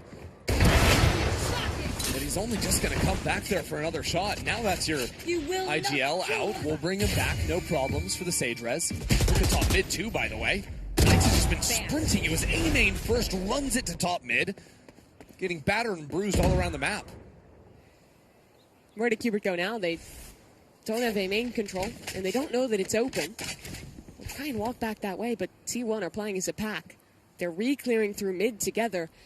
And Chrissy, it's about to be another round where they understand fully where Qbert is heading, where they have a backstab ready to go. This is perfect, right? There's even an Omen ult into B main. Now they have it absolutely confirmed. Kess killed twice in the same round. And now a one-way is up. And I fear this is going to be a similar situation with stall on A. Mimi, things are going to get worse before they get better for Qbert. This paranoia, not even followed up on. Without the waylay, you can't dive in fast enough to make anything of this. We're down to 30 seconds. And there could be options to save, quite frankly. Is that the call? I mean, they're hoping, they're not playing this round. That they can at least get some kind of pick, but I mean, yeah, Satellite just threw out a teleport so he could go back to his spawn and reset himself for the next round. This one needs to. He's going to be using this wall to wall his teammates into safety. Okay, use the guns instead, but maybe if we'd hit the side, that would work. Probably not, because then we'd be going into them instead of them into us. Yeah. Are you part of Qbert? I could be. You know, I asked Rob if I could just replace Qbert. I really don't this year. That's that how Buzz red opened. cube is way cuter.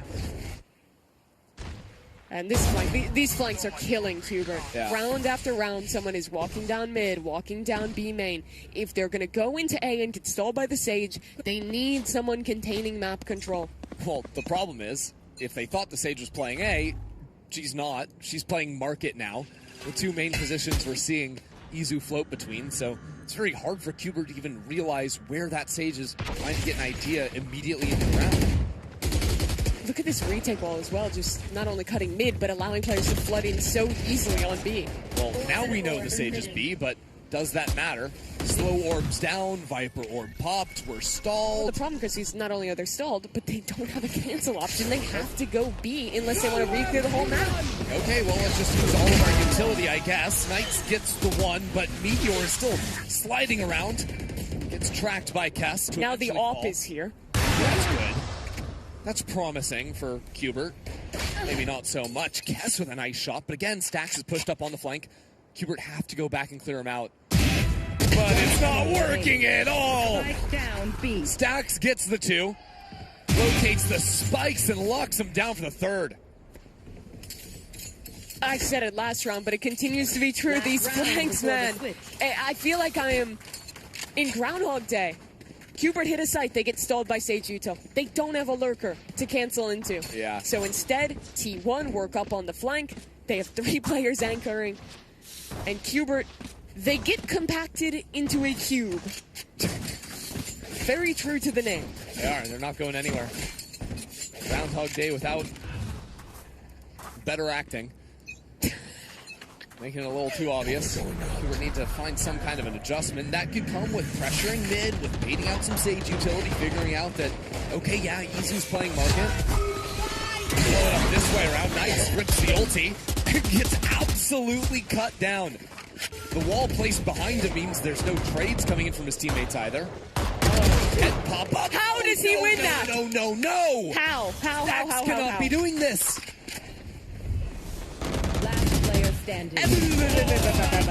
That's my honest reaction to what's just happened. How indeed. It's a very big problem for Qbert, but luckily for them, they don't have to solve things on attack. They can move over to defense and hope their odds are better there. Make their field your weapon. That was 7 rounds, 1 in a row for T1. They are stomping. Yeah, I believe there was a timeout called in heading into round 6, and we never lost after that. Yeah, well, credit to the new coaching staff from T1. And well, credit to every one of these players. I mean, honestly, again, I think that Stax had a few late round monster performances. Izu as well. I mean, it's just the supporting cast has been so good. Truly. And Qbert looked one-dimensional. They tried to do these same ideas on the heavy elbow A hits round after round. I liked the earlier rounds where they were fighting up into mid. They tried it on that last round, but I don't feel like they explored that option enough.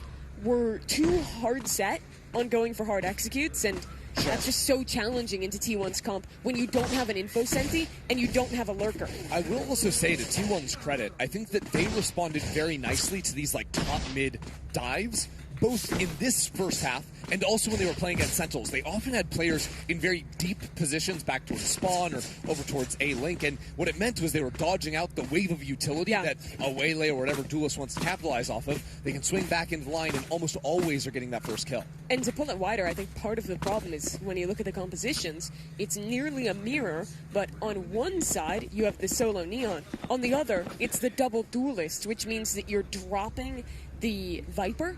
And one of the biggest strengths of the Viper in this comp is it gives you a lurker on your attack side. Sage can't lurk because she needs to be with the pack to use the wall. Omen can't really lurk because you need the paranoia. Your duelists want to be together. You need a Sovidar. Yeah. You don't have any player who you can just send off to lurk every round, which means you rarely have a good cancel option, and your execute has to work. But you're playing against Sage. Yeah. She's the best agent in the game at canceling executes. And honestly, your best bet for a lurker is probably Satellite on the Yoru when the TP is up, but you're a little bit more hard bound to that. So that usually is, at the start of round, might do his own thing, but is always going to end up regrouping back to the team and still lead to the problems you're mentioning. Now, luckily for Cubert, that is a problem if we go to another game for them, and they have to play attack. It's a problem if we go to overtime. But first of all, they have to actually get back in this game to force either of those two things. Currently trailing 9-3 as we move into this second half with Cubert on the defense. Cubert need this pistol round. They need it badly. T1 is a reminder of what to expect from their attack side. We saw no lurks the first half. The second, in some ways, it'll be defined by it. Watch how Meteor, when he has a wall like this, works into mid. When he has his A orb up, how he pressures the A players. Single-handedly, he can create a ton of presence on this map. Toxins going up. DH making some noise on B, but it's a fight on A that'll determine the round as soon as this one-way drops. Viper orb goes up, and Cass is there for a quick trade. Help out one of his duelists. Maybe not as round-defining as it looked like with 8 players on that side. There was a Sage wall place B, which is why there's this heavy rotate A. But it's already been broken, and the door is open for a B split. Yeah, Cubert playing the Sentinels playbook from earlier this year. Full retake on the B site. Look at the util, though. Satellite has no flashes. Dart's not going to be here for a while. No paranoia or wall. This is a hard retake to win. Yeah, I was wondering if Nismo was or something, but he'd already used the wall early on. Are we going to knife it down and get this retake going? It's a little bit awkward. Xander wants to pinch in from the open market door. That'll be their best bet. Buzz, though, holds his ground. Still not cleared away. Taking his time with it. The more time he wastes, the better. And the slow orb is going to eat up another 8 seconds of the clock. Hubert have one extra player, but T1 have backside control. And the clock's getting lower. We're under the 20-second mark now. DH just needs to stall. Stall time, win this first fight, but it doesn't happen. Nismo gets the 3. And the pistol for Cubert is much needed. Nismo stepping up that round. That was such a difficult retake. They had practically no utility to work with. Just desperately trying to knife down the wall and fight back through market. But managed to make it happen. Got some of the kills at the beginning of this round. Kess's trade there is also pivotal. As you watch the fight come out, Nismo does a great job of tucking in and out of his opponent's wall to stay alive and protect the diffuser in the end.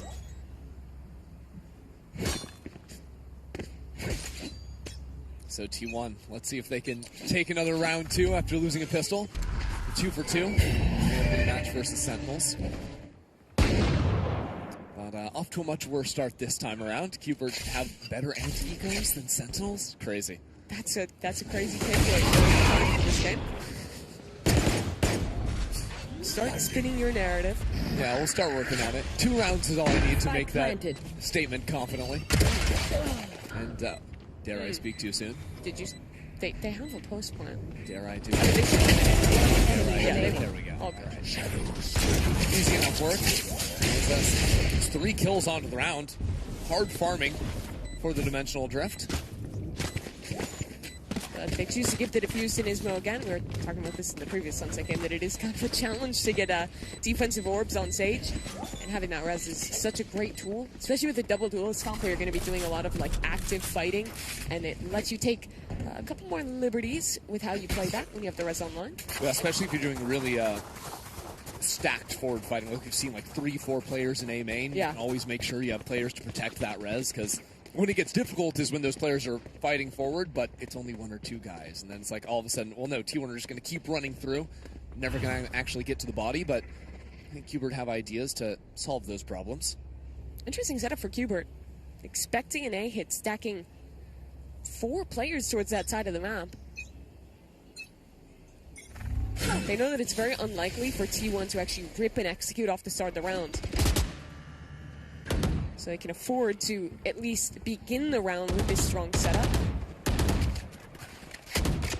Well, T1, they use the door closing to really threaten popping out behind their own Viper wall in mid. Throw down a right side smoke too. Look how far Qbert is walking up.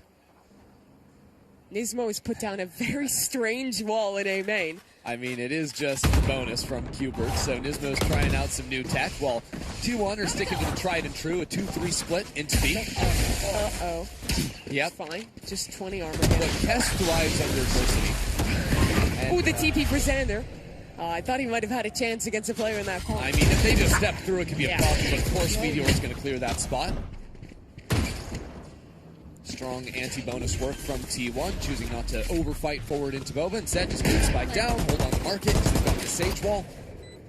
Be mindful of any pinch in through mid at the same time. That right side smoke top mid did so much. One enemy remaining. Stacks is going to clean these up. That's 3 for him. But it's managed to buy an additional like 5-10 seconds as Qbert were worried about someone holding it on the lurk as they rotated back through. That meant that when T1 went for their hit, they had completely isolated players with the anchors over at A, an absolute world away to help out their friends on the B side. That was just a bonus round though, not the best of buys for Qbert. Now, of course, though, Odin in the hands of Kess. A little bit more of a spread-out approach by Qbert, looking for some ideas to contest around the mid-space with their duelist with the Sage Reds to back it up in Nismo's hands. The push out from Satellite is revealed. Does he actually like his odds? No, he's going to take the teleport back, no problem, and Knights is also just going to take the solo swing. You might as well. You've got the 3 escape cards. Yeah, that's the one to lose mid control. It's alright. Nismo has had to place his walls very early in these rounds. That's going to be gone by like 40 seconds on the clock. Yeah, only 1 slow orb as well. Not going to be so impactful because, of course, T1 geared up to pop over towards A. Eyes on Xander and Kess's Odin now. Using the orb to get a slightly more favorable peek out. Now a jump swing around the corner. Spike down. Odin was traded. That makes the jump way more challenging for Xander. Satellite wants to take an opportunity to also push in here. Double kill through the smoke is unbelievable. All of a sudden, these 2 players pushing in, collapsing onto the flank, and T1 can't look the right direction. There's a dimensional drift thrown into it as well. A solid round from Qbert to hold on. I like that round for Qbert. They start off with the 2 duelists fighting towards mid. Then, as the wall goes up on B, they're able to push through that space and get ready on a flank as well. I think that's the key to success if you're Qbert. Finding proactivity with those 2 players, forcing T1 to commit into bad situations, and achieving the same kind of enveloped flanks that T1 was so successful with on their own defense. Honestly, T1 are struggling a little bit earlier on their attack side. Got bailed out a lot by the guys we've been talking about so much, by Meteor, by Izu. But found it much harder to actually play side executes. Buzz couldn't really hit his mark. Now he does though. Shotgun in hand. Not the matter though. With Nismo right behind. Remaining. And Qbert are really starting to inch closer and closer now, Mimi.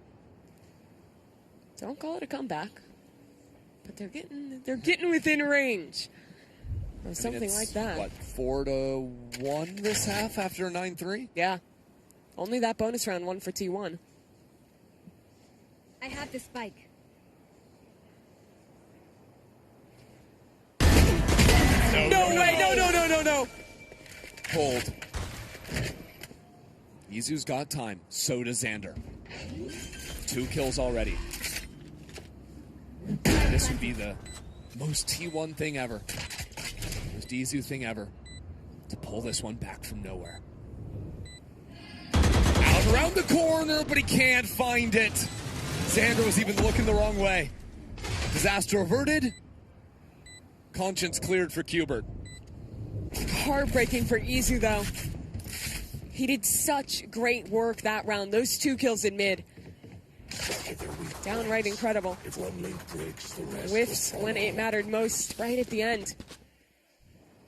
So we look back at this round. That adjustment is just beautiful. Oh my. Very nearly a disaster. But all good. Qbert now within 3, and maybe that's a glass operator in Satellite's hands. He's going to set up towards B. I wonder if they want to try and mask him with the Sage. Yeah, you can't really hold that forward line because if T1 are ever going B main, there's going to be a Prowler from DH. DH with a Nightfall too can actually set up his team to pinch in from market. T1's been throwing this Viper wall for a while. They haven't followed up off it. Now is the time. It's the Trident split into B site, and it goes well for DH. Now Nismo can't hear a thing. Blind Death has no clue where anyone is heading. And Xander ulting into the side is a problem as well. Qbert have been systematically destroyed by this hit of T1s. That's great conditioning from T1. They've shown that same mid-open with the wall, with contact. I'm trying to, in a lot of rounds here, they instantly rip the hit through mid, pinch through at the exact same time the market players are coming in. All very well executed. And that's a heartbreaker for Qbert, because after being 4 for 5 to start this half, despite that, their money is immediately reset, and T1's about to get match point. And you know why it is? It's because of that round from Stacks, right? Or from Izu, rather, getting the 2 kills. That's a lot of money that Qbert had to spend on the rebuy. Could have been the difference. Now teleport down, but the Stinger, there's no way you're finding a head on that thin an angle. They're lucky to keep all 5 players up. It's unfortunate to not have anything to show for using your Dart and Paranoia. Now a classic T1 round. Meteor works his space in mid. The rest of the players start to chip away at the extremities. Can't remember when T1 have shown a lurk up in behind these smokes. We've seen the fast play. We've seen some clears with a couple players. They showed a lot of rounds like this against Sentinels. They did. But not in this game against Qbert yet. That's what Meteor is banking on. Qbert being asleep at the wheel and responding to the stack moving into A. Very good timing on the wall for Nismo. That'll let Qbert focus their attention towards A. The Bucky. The Bucky has to be massive for Knights. Verge of match point, but does absolutely nothing. Now that lurk up in the mid, catching a nice timing almost. Gets the kill eventually. Kess with a Sheriff. Clean on the first, but again, it just doesn't seem like it's really going to be enough, especially with Rez online. Sure, you can be happy to take away that ultimate, but not when it's at the cost of T1 moving up to 12. All in the face of these last 2 players, T1 with an ironclad post plant. It's also a Sheriff and a Stinger to try and break down a chunk. Satellite has a flash. He uses the flash, but it doesn't matter at all. Buzz with 3 shuts down any hope of a comeback. The glimmer was there. But now if Qbert were to do it, they would have to run 5 rounds straight. This one, a bit more doable. They have some great ultimates available. They'll call a timeout and discuss the strategy for the rest of this. These last couple T1 rounds have been a fixture of mid. Round 18 was showing the Viper wall going up early, a quiet start, and then popping into the B split through spawn. This round, same, quiet with the wall in mid, and then instead it's just a lurk and a slow work back into the A site. T1 have done a much better job than Qbert did on their attack side of playing the map, slowing down, and getting their lurkers into positions that give them options of where to go late round. Always having a different idea they can throw at Qbert, and always playing off of the conditioning they've done, right? The fact that Meteor hasn't gone for that slow play into mid until this round. You would have no idea. And that style is just so tough when you're playing double duelists, where you're the ones who want to be trying to make proactive plays, to walk up, to get that space. T1 does a great job of containing that and not allowing you to get success there. T1's day has been a roller coaster, right? They played that insanely tight game versus the Sentinels main squad, lost it in overtime after starting off the game pretty strongly. Completely reset themselves for the start of a very long lower bracket run. Double elimination, but now every single game, the chance to be eliminated. For Qbert, riding on this round, Satellite in the corner, cannot track anything. And Kess also is going to drop T1, making quick work of this A site. It'll fall to Nismo and Knights. What can they do? The two players who is stuck around on this team trying to salvage Qbert's run. Brawl. Meteor's actually pushed all the way up. Knights left on his own, left on an island, and left with no hope. T1 get their revenge on the Sentinels org and send Qbert packing. Another rung forward for T1 as they send the last Tier 2 team remaining in this tournament away from New York. What a game it was for them. Had a great defensive side. Felt like they knew every round what Qbert was doing. Always had flanks ready. Had such stalwart anchoring from players like Meteor and Izu. I mean, their late round clutch factor is just a thing to behold here. Primarily Stacks, Meteor, and Izu. Whoever is put in those situations is always showing up. You're just listing the whole team for guys who can do crazy clutches. But like specifically in the late round, those three guys, just like, you can make a montage just of their 2v4s, of their 1v3s, everything. Yeah, but I mean, you know, credit where credit is due. Yes, Qbert Academy are officially out of the tournament now, as this was a best of one in our lower bracket. But they did fight back. You know, they've tried. They did. It was just a very tough first half, and no matter how good they got things rolling in the second, I think the damage was already done with not being able to figure out the macro on attack. Yeah, and all things considered, Qbert Academy was the only non-partnership team to actually be able to make it here to the double elimination bracket to be able to face off here against the invited squads. Ultimately end up falling victim to two global champions in this calendar year. First with NRG, and of course now with T1. They got the absolute most unfortunate draw possible. That is very unknockers. Yeah. But again, they did fight back. I think there were a lot of bright moments, which should make you excited if you're a Qbert Academy fan. Yeah, I don't know if it's officially how they're going to continue into Challengers this year with Xander and Kess, but I really liked seeing these two players up. I thought they both had great individual performances. It looked like they meshed into the team way more, even compared to the Sen City Classic that Qbert was playing, just like a week or two ago. So just a week. Credit to Qbert for putting it together in time, to playing some very close games against Tier 1 opponents. It's showing that even though these aren't the guys who got promoted to the main Sen roster, they still have that potential. They still are ready to show the future of Tier 2. Yeah, and it's invaluable experience as well for the Qbert guys, right? Like, how many opportunities do you actually have to play real stakes game matters up against some of the best teams in the world? Red Bull Homeground is one of the only places you're ever going to get that opportunity if you're a team like Qbert that, I mean, because they're Sentinel squad, they can't even go to Ascension, right? They can't even compete against some of the best teams in Americas because they've got Sentinels at home. Right, but these are the kind of platforms, these are the opportunities for individual players as well. It's like, even if you're not making a far run as a team, individual players, like popping off, getting on people's radars, and potentially being picked up mid-season, you know, that's not unheard of. Yeah, there's a lot of teams that made mid-season changes in 2025. Right. You'd expect the same going into the 2026 season here, too. And you look at these guys, and there are a lot of players who have had Tier 1 experience before. When you look at Kess and Xander most recently, when you look at Nismo's long career in Valorant, going back to the pre-partnership era with Ghost Gaming, and you see guys that I feel like would be good additions to a lot of teams, and that's discounting just the two young, fresh players in Knights and Satellite that also had a really good tournament. Nismo doesn't have time for T1. He has a restaurant. Yeah. How would he get into it? I mean, I feel like, I don't know. Are you dropping the restaurant? If it was me, I'd drop the restaurant. I don't know. He's a modern Renaissance man. He can do it all. He can do it all. Restaurants are only open on Monday and Tuesday. What's the rest of the week? Around the match schedule. Exactly. Well, that's a marketing idea, I think. If you're just running Valorant in there as well, why not? Now, here is our updated double elimination bracket that you just saw. Now, of course, this also means that T1 will be facing off against FNATIC. That's pretty sick. 2 Red Bull homegrown champions, right? 2024, 2023 in T1 and FNATIC. Yeah. And both teams that, especially for FNATIC, you might not have expected to be right away down in that lower bracket. You didn't expect the 13-1 to Zeta division. No. No.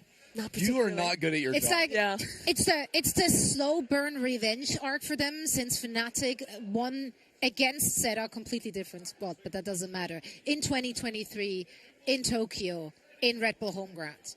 Just saying. So and deep. Now they knocked them down in the lower. Yeah, I'm just saying. It's deep. I'm sure that was in everyone's back of the mind. No, it's funny how much history is in the tournament too. Like going to Cloud9 on the other side of that, and with T1 here too. Now, before we're looking ahead of our next match, let's actually hear from the winners. We have Stax standing by with UpMind. All right, welcome back to the floor. Yes, we are here with the winner Stax from T1. Let's just start with mentality from this year, or the idea from your team. Double duelist most of the year. Things seem to be changing, at least here on Sunset.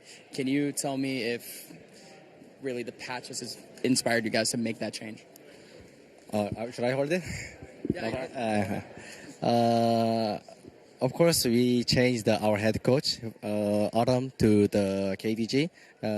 Our new head coach style is like more focusing on the fundamental thing, so that's why we need to have some change our comps, like the Viper or double smoke, and then we trying to communication each other and find the weak spot, and then we're gonna execute something. Yeah, that's why we changed some comps. Yeah, so it does seem as if you guys are just executing on the mentality of learning and improving. D8 said that that's the team's mentality, but in terms of major lessons that you guys took from 2025 going into 2026, was it truly just fundamental, or is there potentially another bigger lesson in your hands? I don't know. I think the first of all, as a DH, for me, is he's still young and he's lucky for me. He needs to more prove it. And then also at this Red Bull, we changed the position. What's that? Initiator, yeah. I was an initiator, but we changed. I was a controller now. He's trying to initiator now. So I think he wants to learn to more the game. So yeah, I think he's have the bright future. And for me as well, I quite a confidence at the controller. Yeah. Got it. And I mean, oh yeah. No, I got you. Here is a different question for you. Sentinels, Qbert Academy. You haven't faced Sentinels in a couple of years. You haven't faced a lot of the players on Qbert Academy. Can you just give me some impressions on your opponents from today?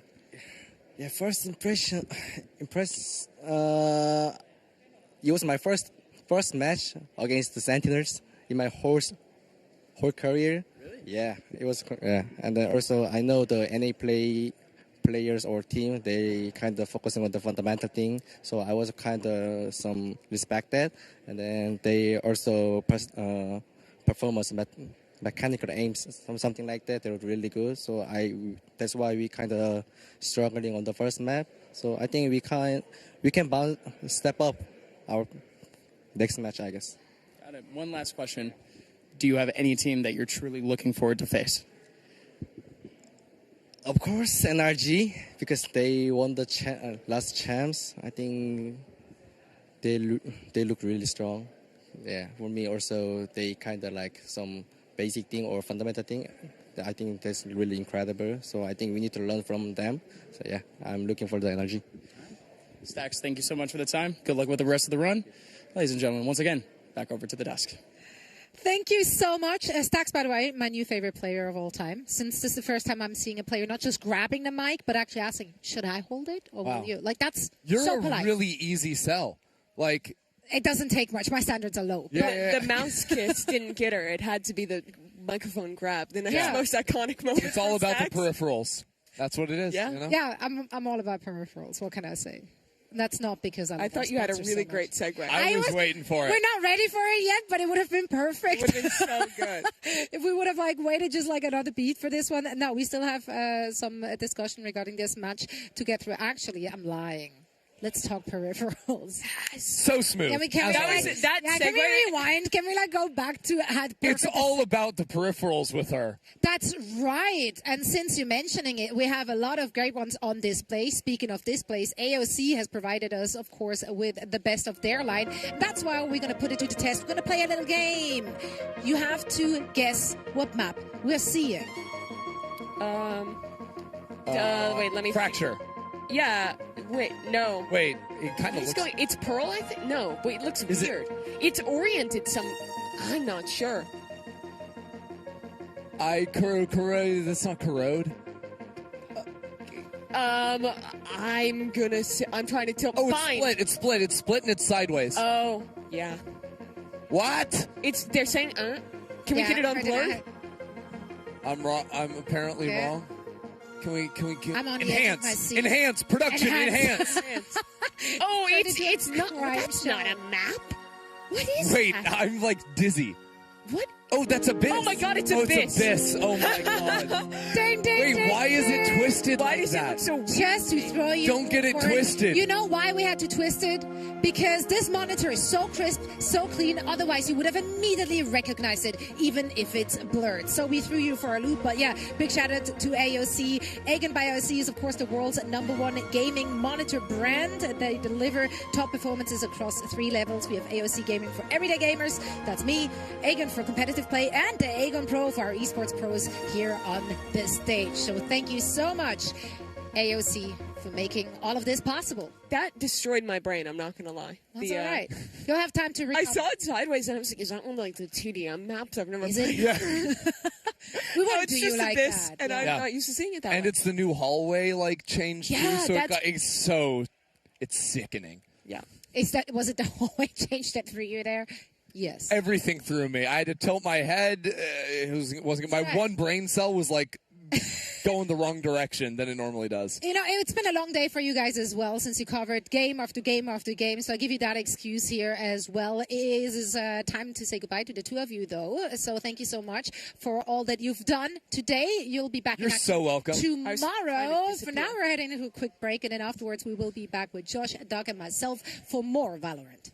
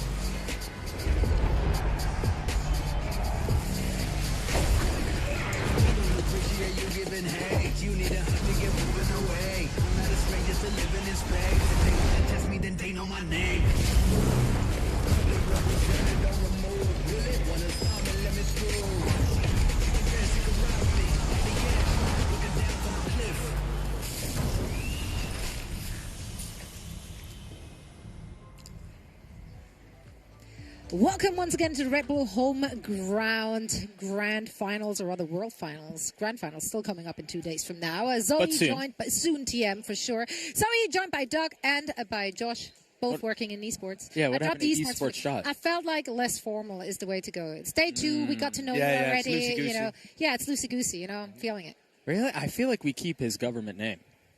I think we keep the Govy. If we think we go full Sideshow. Josh. Yeah, Sideshow's my government name, actually. Yeah. Okay, Sideshow and Side Doug are joining me here for a quick chat ahead of our next lower bracket match. We're still playing in a best of one, still everything on the line, and we had some surprises already with teams dropping into the lowers. And the way that they've done it. Yeah. Too. I mean, we're going to touch on it a little bit here, but we're talking about two teams that we didn't necessarily expect to be down here, and to be here the way that they've arrived is just... it's Valorant, baby. I mean, especially G2. Yeah. We've already just seen Cuba disappear. They were one of our play-ins teams. Now you've got C9. Right. So I guess in some sense, you do kind of expect the teams from the play-ins to be less likely to make it. But G2 being knocked down instantly by Zeta Division, not on my bingo card at all. But then you see that Zeta also beat...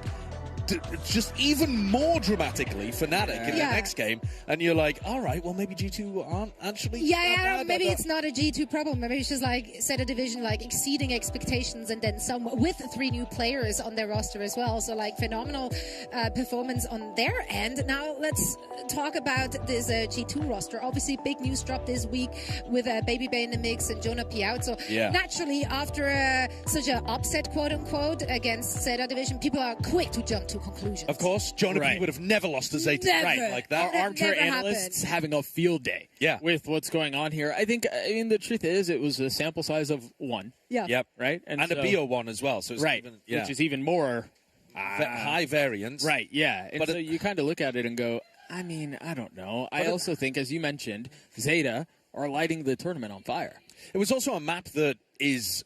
not at the very tippity top of what we associate with G2's map pool. They played on Haven. Yeah. It's a map where they've been a little more off and on with it. Baby Bay playing Killjoy, which, you know, you don't... It's not, they were having the most success when they were getting Baby Bay onto stuff like Chamber. I was expecting them to run a lot of Chamber, but it's not really the greatest map for that kind of thing. So I don't know what the style of them looking forward is gonna be like. I don't know what the player form is gonna look like necessarily. But you expect big things out of G2. You don't expect them to be losing instantly once you get to playoffs like this. So I think the pressure is on them rather than C9 in this match. Yeah, I do wonder too. Like you talked about G2 success when Dre was on the roster was via the Chamber. You've got Leaf on your team. Yeah. Are you... He's not... You really don't... I mean... They've blazoned it everywhere. Baby Bay is our Sentinel player for 2026. No, the tweet got deleted and it got rewritten. Did it? Yeah. Oh. Yeah, they removed Sentinel from it. I know. It was crazy. All over Reddit, by the way. Read Reddit. Like or maybe... Or don't. Or don't. But... You'd be more informed than me, though. I only saw the first version of that. Yeah. So I guess the delete worked on you or some of us. That's okay. That's okay. Now, that's just one change on the side of G2. We saw also, of course, changes coming in for Cloud9, their opponent here in the lower bracket. And then talking about the rebuild, we had them on earlier today. I think Cloud9 this year brings a lot of, I would say, experience now. Power of friendship. Nepotism. Nepotism and the power of friendship. Okay. Will it click? Will it work this year? We'll find out in the next episode. I think Cloud9 is a really good team. Yeah, he knows Cloud9. Spanks him every time. I think, and with the new roster changes, that's just joining them. I think he's gonna be their experienced guy. With it being Zelsis' first time IGLing, it'll be a little bit maybe hard for them at the start, but I can see them improving as the year goes on. Obviously, now that you're adding Zelsis to the equation, you know, it's gonna add that like extra fuel for us because, you know, he's our ex-teammate, and if we're playing on like real stage, we're gonna be yelling at each other. It's gonna be real crazy. We don't see the friendship between Zelsis and Emmy being a threat. On the server, it doesn't really matter. They can be friends all they want, you know, Zelsis and Emmy, but we're just going to run down Zelsis and it's just going to be free. Like, he doesn't shoot his gun, so it's just, what does friendship matter? He's about to drop 40. Yeah, dude. I mean, I think it's very important to have like a close friendship on teams. I feel like there's like a thing around esports where like you don't talk about like mistakes with each other, and then like you show resentment. Whereas like the closer you are, the more it's easier to like be honest about mistakes and like things like that, because everyone just wants to win, right? On the same team, like we're all here for one goal. I think with this new roster that we can excel to new heights. We have a lot of firepower, and I think we have a lot of stability with this team now. Wow, so you're saying Mitch and Net brought none of that? Okay. Wow, dude. Don't put that in. Don't put that in. Would never put that in. Wouldn't do you like that. Okay, power of friendship, buff or not?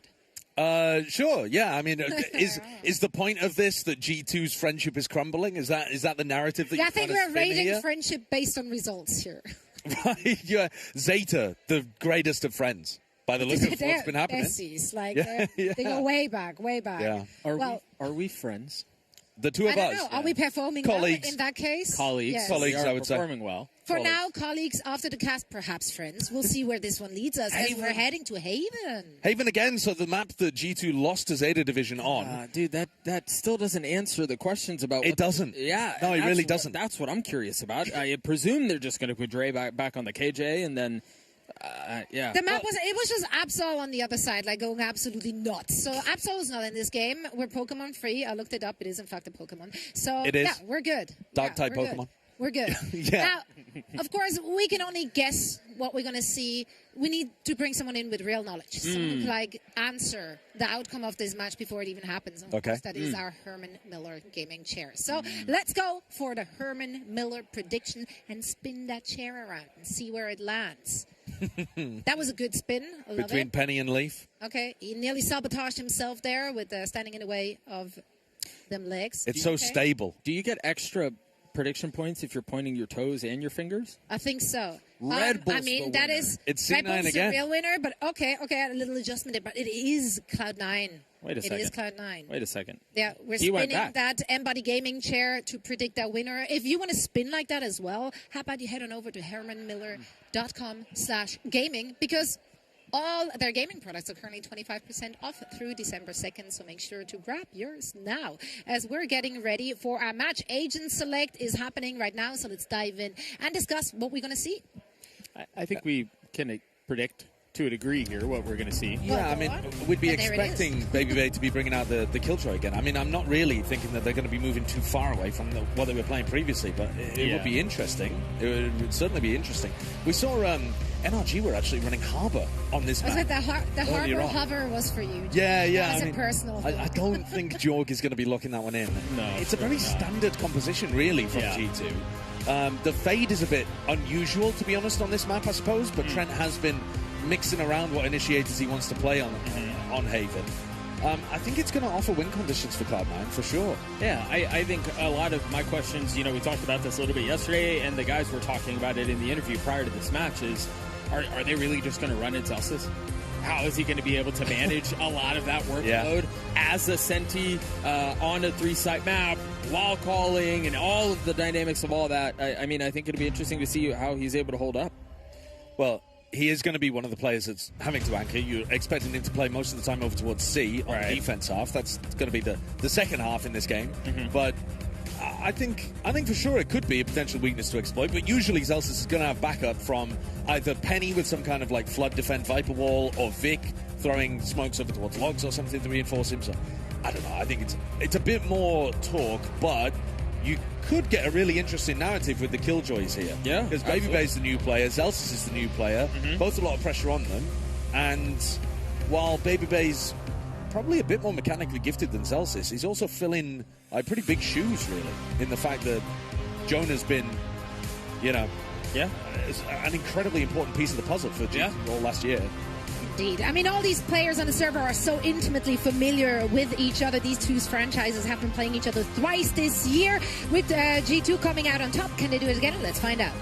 Yeah, thank you so much. So, yeah, I think that's a very well-posed question, right? Prior to getting this thing started, is are they going to be able to do it? We'll see. Cloud9 are going to start on the attacking side, as you mentioned. I think Oxy is going to have a lot that he's going to have to deliver for his squad. Already have the Viper wall up towards A. Pretty standard that way. The spike is currently not even in tow. G2 running A little bit of a bait and switch kind of thing, but Trent has to go and pick up short. Jorg jiggle peeking that just with a ghost as Penny plays slowly, and it's actually Oxy who finds the opener by bashing Leaf over towards that B connector. Yeah, just kind of quietly crept his way up, got a free pick. Now the map feels significantly more open in case it didn't feel that way already. 2 straight up duels, basically 3 now, being lost for G2. So we were talking about how the form of the players was going to look. Didn't get to see a huge amount of this G2 Zeta game. We watched a couple of rounds of it off stream, but it's hard to tell with a small sample size whether the players are just like not quite feeling it or whether there was something explosive about what Zeta were doing. I mean, even these last couple of kills, it was just raw fights. There they are. Yeah. Just kind of interesting to see, at least early on, how that tone has been set. Penny down to a sliver of health.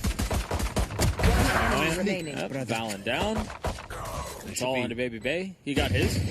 Yeah, he did get his, but it should be an easy cleanup, really, for the And Oxy finishes that off. So big value out of the double sheriffs, actually, too. Well, what do you make of how they approached that pistol? I mean, the fact that it felt like they just kind of spread out the map and they saw what they could find and they were able to capitalize on it. Is that kind of what you expected out of the first round here from Cloud9? I mean, it was a slow-paced, defaulty kind of look. Yeah. It's going to be interesting to follow the pace and the tempo that Zelsis wants to call out, for sure. But really, you know, Leaf was just jiggle peeking there, I think, for information. And he ends up getting destroyed. And Jorg has his teleport to get out, takes a fight, dies as well. So the round is over before it really began. And now on the eco, G2 taking space, looking to try to put the pressure on them. They have timing to this turret. Yeah, look at that. It's one of the big advantages of Leaf's wall. You sneaky little devil. Where are you headed? They're not thinking about this at all. I mean, they shouldn't be. He's got a free 2K. Wait, he's behind him. Penny, that's... It's Zelsis there that informs Penny and allows him to turn around, but it was definitely risky for C9. They almost offered up at least a free 1. Yeah. They'll have to be wary about that turret. One of the big things about this defensive Viper wall, it's great at being able to flood defense C, but it also allows you to pop it up at the start of the round and timing the attacking turret. Zelsis will confirm Jogma's presence. Second time's a charm. That's what they say. Yeah, well... Go on. Come here. I don't think Zelsis is going to actually win this fight. The spike is making its way into C, and they should be getting down a very easy plan over here. No massive ults to start getting snowballed early on, but Zepa's going to be somewhat close. Yeah. He can go hunting afterwards with the ghost. Right, yeah, I was thinking that. Maybe they kind of cut him loose and let him go see what he can find. It's actually Oxy who's going to bury a bullet in Trent's chest. There are 2 more just around the corner. Zelsis will hold the line. Jogmo's the last one standing. Still doesn't really have great weaponry there. No, not at all. Well, he's going to be able to pick up a classic at the end of the day, but he's got to have to go with that. Zelsis, a minimap moment, maybe? Didn't even move his mouse. But otherwise, very clean round. Lots of weaponry saved into the next as well. And Penny's playing with him.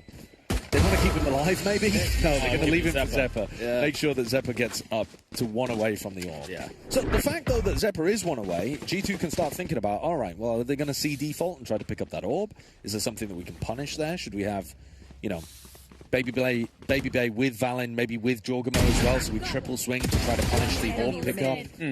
There's some pretty clear ideas here of how you can play to deny what Zeppa wants to accomplish, because clearly they're going to play around the Sova ult. You would think, yeah. And it looks like they're going to do that, right? See default over towards here, pick up the orb. Man, but away. Yeah, and Jorgamo is here, so you can at least get a double swing on this. Look at where the turret is from Zelsis. It's much deeper. Yeah, just making sure that not thinking about that mid-road down. Yeah. They go for that attempt, and they just get baited in. Jorg trying to bail them out, though. So the idea was there. Jorg really is bailing them out. Holy smokes. Just TPs away. Zelsis and Penny, the 2 most recent additions to the squad, left to figure out a 2v3. Start of this round was beautiful from Cloud9, though. It really was. Yeah, they knew exactly what G2 were going to do. Tap the orb, bait the swing, punish. Unfortunately, Jorg has been having a great tournament, though. The really has. Yeah. The rounds that I've seen of Jorg, he's still been playing really well. Now, this is interesting from Cloud9 here. You take a look at Penny's position. He's all the way over by A and short, I guess, looking for an audio cue, kind. He's not going to get anything. The smoke will tell some, but it's actually Zelsis who's headed up C. And Zelsis can't get back to Penny, so it doesn't matter. It doesn't matter how much you control the A site right now. Zelsis is not getting that spike back in that direction. And Trent's got the right read. Left. The turret being cleared, so he knows there's at least somebody behind him. And you know that Zelsis is around here as well if the turret's online. He's trapped. Yeah, he is, and Penny can't really get to him. Nope. Not really trying either, to be fair. It's a very strange round here. It really is. Why do they keep getting this? Plant for backside control, and then Penny can do some kind of weird flanking play. But Zelsis has to stay alive long enough for that to work. I don't see that happening. No. And now Zelsis might not see it happening either. Jogamo with 4 on the round. Penny's going to arrive. He actually might arrive just on time. Jog's watching for it. He'd be on for the ace. He's not looking. Oh, there he is. Snappy out from Penny. Trent already gotten it to half. He's going to stick it the whole way. He's got to get the swing. Valen lands his shots, and the defuse comes through. Penny almost made that a reality, though, didn't he? 140 onto Valen. Yeah. If he'd been able to control the second bullet, would have put a lot of pressure on that final diffuser. And it required heroics from Jorgamo to make that one. I mean, it was a very weird round. Very strange. 4K, just to get to that one. Yeah, 4K to look. Yeah, take a look at it again here. Great punish from Jorg after the round had started beautifully for C9. So both teams actually with a big ultimate that they can start making some game plans around. Jorg is going to pick up a Bucky here so that he can get some value out of his own ult. You kind of want to save it for late in the round, though. You might be able to use it to punish Zeppa if they go for some kind of ult play. Yeah, maybe get an early pick or something. Or try to dive if he sees where he is. But of course, early in the round, much ado about nothing. Neither one invested so far. G2 are not attempting to punish Penny for taking this A lobby space at the very start of the round. Penny realized already very early doors that he can just go as deep as he likes over towards short or long. And this is a really early ult from Jorg. And he popped out of it and is met by Oxy's Outlaw. Perfectly done. And Baby Bay getting punished over towards Garage as well. They denied a little bit of info there from Jorg. Jorg maybe calling to Baby Bay that he could take a little bit of space, but Baby Bay just looking at it on the minimap, thinking he could make a play there. Yeah, hits the deck, and this is pretty devastating actually for G2. They're in a 3v5, and Jorg is not there to bail them out this time, and their economy is not in a good spot either. And this is where the ult cycle might start for Cloud9. G2 could be in a really bad spot really quickly unless one of these three are able to pull off a miracle. I know it's pretty... yeah, 30 seconds left. I guess they're going to go for it. Are you thinking about a save? I wonder. Yeah, it is interesting because Trent and Valen can buy next. Yeah, so it could be the right move. It kind of looks like it's what they're doing, too. For Leaf, though, the Outlaw is not particularly useful because your opponent's going to have full money, and... yeah... I don't think they're going for this. I think they're saving. Yeah, it does look like it. And I think it's probably the correct play because Valen and Trent are going to be, you see them at 1,800, 1,850 credits. Leaf, manages to get away with that as well. The heist of the century. Yeah. Sticky fingers. Yeah, I mean, I say the heist of the century. It's not quite nicking stuff from the Louvre, is it? But Too soon. He's made out with the Vandals. Too soon. And so they are going to be able to reinvest into this round. But it's not, there's been no signs of life here. The normal stuff that you expect to see from G2, the snappy aim, aside from the 4K from Jorg, not been much going on. Would you say that might be because of the pace that Cloud9 are bringing in their attacking rounds? The very slow tempo to things? Well, what's strange is actually that they're losing players very early in those rounds, though. Right. The slow pace is more to kind of close out very safely. But the early round advantages are all going the way of Cloud9. Even the round where Jorg got his 4K, it was actually to recover a 3v5. And their economy is so... They haven't actually decided to reinvest into this round. Oh, and Zeppa's going to get a free pick on Trent, isn't he? He's going to get info on the second. Damage dealt. Valen dancing around the ult, still gets damage, still gets a kill, and Jogamo joins him. Slightly faster pace here from Cloud9, and G2 feel comfortable with it. Yeah. Valen's a little stuck, but Jorg can try to bail him out. Nice flash, nice swing. Vic on the trade. As Valen gets another. It's Vic left in a 1v3. Barring a miracle. which won't come through. G2 will get their second round. And again, worth noting, the pace change from Cloud9 seems to be the most comfortable round we've seen from G2 defensively up until this point. And it wasn't a big investment. No, it was a half-buy round, Yeah. which is really strange. I thought for sure the whole reason they were saving was so that they could force up into the next round. But yeah, I thought the same. Yeah, fair enough. I mean, they did seem like the protocols were a lot happier when they knew exactly what C9 were doing there. The tempo shift up, though, is not a problem for C9. You're expecting it to be a big rifle round, so you just want to throw something different at them. Yeah, sure. But yeah, G2 looking a lot more comfortable when the pace increases. Quick check on the ults. Nothing really to note on the side of G2. Oxy and Zelsis both flirting with their ults, though, and those are trouble. G2 in this round looking at like they wanted to try to take the fight towards short a little more. Jorg pushed back heavy by that last.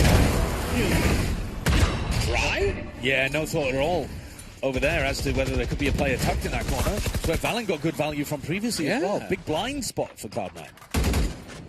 And so they slow the round down. Spike not really committed anywhere. They drop an alarm bot on their exit, and you presume they're going to rotate elsewhere on the map. Well, the alarm bot's really nice, though, for controlling this space so that they could go back into Zelsis later on. And I'm wondering whether Zelsis wants to try to greed for the orb. He's one away from a lockdown, but it's a really risky orb to try to take. It is, but these are the positions where Cloud9 have found success in this map. It's the slower, spread out, see if you can find a pick. He's thinking about it. He's at the very least staying over here, and they're going to drone for a little bit. Oh, they don't have the drone, but they're going to pressure Garage a little bit here with a smoke, break the turret, and maybe even go back over towards Zelsis. Brother, those intrusive thoughts have to be like nails on a chalkboard right now. What, pick up the orb? Yeah. No, I mean, I just think... Look at him, he's greedy. It's too greedy, though, at the moment. Especially when you could have it for post-plan. Yeah. They're going to go into a B exec instead, 15 seconds. Trying to control for backside, Baby Bay. Peppered. As Zeppa gets the best of him, the spike will get planted. And now Penny scaling forward, getting a little bit of value under Jogamo. Trent falls, the second domino. Cloud9 in full control, really not just of this round, but what's felt like the map. Yeah, for sure. Balance starting to march his way back forward. Only one kill found. Just enough to keep it interesting, just enough to keep us on the hook. But one singular Leaf against 3 members of Cloud9. Much easier said than done. And no dice for Leaf. No kills either. A rough start here for a Viper star, potential superstar level player. It has been a very rough beginning. Goose egg for Leaf and Trent. Probably the 2 best Americas players of this year. Yeah. And then Baby Bay at 1 and 5 as well. A very slow beginning here for G2. Cloud9 not necessarily running away with it, but in all of the crucial situations, no trade there from Trent. Valen not able to pull off heroics over towards Link either. And they invested 3 players expecting that to be an A re-hit the whole time because of Zelsis' alarm bot. Yeah, into the next round we go. And it seems like the pace from Cloud9 is not changing. At some point, G2 have got to realize that they are scaling very quickly down short. Yeah. And you've got to try to punish that. Do a 4-player crunch on A lobby in one of these rounds and try to abuse Penny or Oxy taking that space. They did invest a little bit more down long in this round, so at least have somebody there. But not much beyond that. And Baby Bay's been locking down Garage in plenty of these moments. Here with a judge. B looks weak though. Brother, are we watching FNATIC? It is slow, isn't it? It's a very slow pace from Zelsis calling so far. But it's working. And if they can take short control, they've got a beautiful position for the lockdown. Vic's going to help escort him into position. The Doctor runs on one, the ult is popped. Oxy gets ahead of all the utility, but the paranoia is perfect. It's going to find some time. But Zeppa floods out behind it. Trent back in for feed. No, don't go that way, brother. 3 HP. Vulnerable Dump somehow still survives. Good night. That's a full clench. It's a 3v4, but full sight control. Flank coming through from Baby Bay, but he's only got a judge. Eye with the flash is quite nice. Jogmo able to get a little bit of value up from heaven. Pops the ult. And now the pit. And Jogmo can fully counter this. But he didn't actually see the Viper. Spots out Zelsis, who counter spams Trent. And the pit is still in play. Zelsis gets another. Baby Bay falls. He's running and gunning with a Vandal. 2v2 now. Quickly falls into one. Jogamo, who has been the only bright light for G2. Is put in a position to close the game out. Oh, to round out on his own, and he does. Well, he is still sharp, isn't he? Good night, man. Jorg is playing a great game, but he is begging the rest of his team to wake up. Yeah, it's tough because it's just him. It's and just that feels him. terrible to say right now, but that's the truth. No, it absolutely is. Good night. Look at that. Yeah. I mean, this isn't just a deadlift where he's got more kills than the rest of his team combined. He's almost got double the rest of his team combined. Crazy adjustment there. Kind of wild that Zelsis doesn't win that one as well. Yeah, I agree. But Jorg's got some aura about him at the moment, and he's desperately trying to keep G2 in it, buying time until the rest of the squad can remember who they are. Leaf picked up an outlaw while there's 4 light armors on the other side here, Doug, as well. Yeah, meanwhile, Valen more concerned with A short now. So a lot of what you were talking about some of that space is countered. They're ahead of it. But this time, Cloud9, they've set their sights on B. Which is exactly where Jorgmo is sat waiting. Gatecrash about to expire. Oh, and punish. Getting ahead. Yeah, we've so often seen that little jump spot to get info. You're TPing away. You see that on Abyss a lot. And there, he's punished for it. Valen able to respond, though. Oxy falls. Valen gets another. But he's just spun through smokes. I believe so. Penny's wall was down. Penny, though, on the trade. Zelsis waiting for the smoke to go down. Repositions, takes a step back, waiting for the swing. Gladly greets Baby Bay. Penny with 3 on the round as Cloud9 hold on. And while Valen's making an attempt at getting some impact in the round, double Bulldog kill, when Jorg hits the deck early, at the moment, G2 are cooked. Yeah. He just wasn't expecting there to be 4 players facing him at the front of B main. They still haven't really done what I'm looking for in A lobby, though, where you commit 4 players to the fight. Like, and sure, you know, send the paranoia, smoke it off. Right. Really, like, flush out that A timing, and you can go back and pick up the rest of the map. Yeah. Their B retakes also look really weak, especially when Valen dies and they don't have a smoke to be able to play with. Oh, so here's the smoke. Valen poking his head into A short, but they're not hard fighting over it. It is just an eco from G2. They hide behind the wall, too. Confirm no one's there. And so Trent goes exploring at least a little bit. So if they rotate back into this, I mean, you're right, it's just an eco. Yeah, it's just a classic. Yeah, Sheriff, at best, you're getting a one and done there. Oh, yeah, of course. Right, Trent, the only player. Yeah. Hello? I didn't see that one. What a beauty from Oxy. Is that a tag? That's Leaf on a jump peak, I think, from back plat. I think he was tagged as well. Or lit up by the dart, something. But Zeppa got an assist. All right, Trent. Go on. No, maybe don't go on. Really good coordination, though. Yeah. Oxy putting his body on the line and trusting in his teammates. The power of friendship. Trade me out.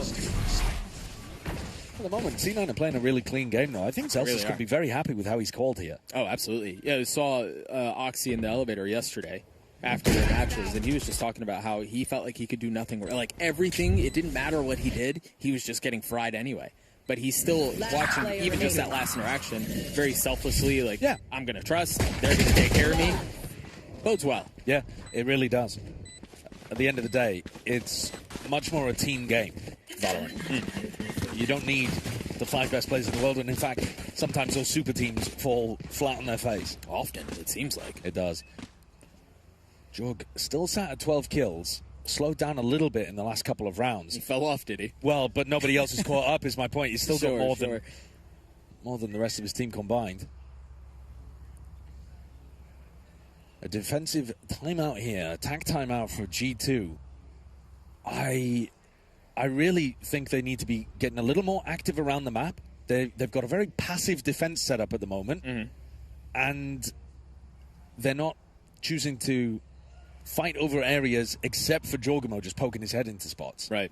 So I'd like to see them be a bit more proactive. Like, if you lose, for example, think back to the round where Zelsis put that alarm bot in A. Instead of having 3 players stacked on the A side for the whole round, re-clear that. Go and break the alarm bot, prowler into A main, use a haunt or something, flash re-clear, like go and get that information, clear that question mark, and you'll realize that they're not about to do a big A re-hit round. Like, maybe you don't kill Zelsis, but you at least get the information that you need to be stacking elsewhere. And the space. Yeah. Right? Arguably more importantly. Feels like that's a nature on the defensive side. Would you say that because of the nature of Haven and how it plays, you almost have to do that to find success? Especially against the Viper. I think against the Viper composition that puts a lot of... it denies you information as the defender. Right. Yeah, you need to be proactive. Baby Bay's got an ult for retake. They've actually stacked 3 players on A at the start of this round. Yeah. No lobby fight. No. But Trent being a bit more proactive on the timing to go and re-clear out A long. And now he might be able to get up on a line and jiggle peek it. He uses a Prowler as well. So they're going to take a mid-round timing here to flush out A. And now they should start to move players away. Jorgamo TP's off. And C9, because they're playing slowly, they're not going to be exploiting this early round gap towards B. Just starting to prod in now. I love how Zelsis is calling this attack half, man. Well, this should be a difficult round for him, though, because the art advantage on the opposing side, and G2 have actually got Valen posted, Trent with some info. This should be a bit more difficult, but even to crack. Even the little things, like going in and making sure you're clearing some utility in B, then you're pulling back. He's calling the map really well. Leaf needs help. Oxy's already in his lap. Good night, brother. What are you to do there? Yeah, well, ideally you want Jorgamo reinforcing from the back of the site, or Valen sending it in, Baby Bay on the side with him, something like that. But instead, these defensive players have been so separated. You mentioned the ults. They've invested 2 of them already. The lockdown and the nightfall. Now they're going to try to flood him behind it. Vic will fall. Look at the key. Keep a close eye on the minimap. They're going to be 2 flanking all the way back around through Garage. And Zeta can buy time for this with his ultimate. Oxy stays alive. A paranoia in his face. And now the ult pop from Zeppa. Jogbo gets it to half. Stays alive, at least for now. Oxy with 3 on the round. Penny That's so gets nice it as well. That's so nicely played, too. They bait as if it's only Oxy going for the wraparound play through Garage. Penny full baits Oxy.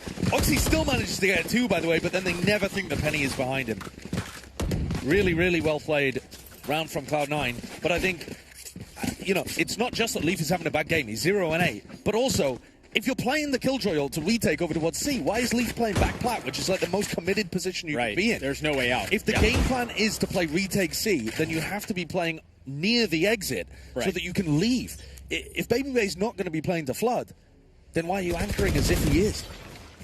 The things just feel so off for G2 on this defense. Yeah, hello. Where's that one going? Yeah, not the right way. They were clearly trying to dart behind them. Of course. To make sure that nobody had, you know. The flank. Right, yeah. Cover the flank. Yeah. Their turret got timing, so they wanted to. You can never be too sure these days. Interesting there, Oxy clearing that little pocket behind the wall. Yeah, nice spots that Leaf will occasionally play in. I do like the adjustment here from Jorgen Trent, trying to play up and punish a lobby control, but Celsius has stopped going in that direction, really. It's also always on an eco. They're never in a position to do this when they have guns and they can fight back. Well, this is not a round where you can particularly fight back. Celsius throws out the lockdown. Leaf detained as well. It's given them the full C site. Only a small pocket of backplat where they could have been, and C9 were very ready for it. Spam through the smoke, not going to connect. Warning shots. Meanwhile, John Mills going to try to find a timing, and ultimately crumbles at the hands of Zeppa. We were talking about Jorg playing fantastically early on. He's still stuck at those 12 kills. Yeah. He's slowed down, and no one else has really picked up the pace. It's tough when you only had 1 gear that you can go in, and all of a sudden that gear's grinding too. Yeah, yeah. Well, C9 firmly in control of this game. A limp half from G2. Yeah. Very controlled from Cloud9, showing us a lot of different ideas.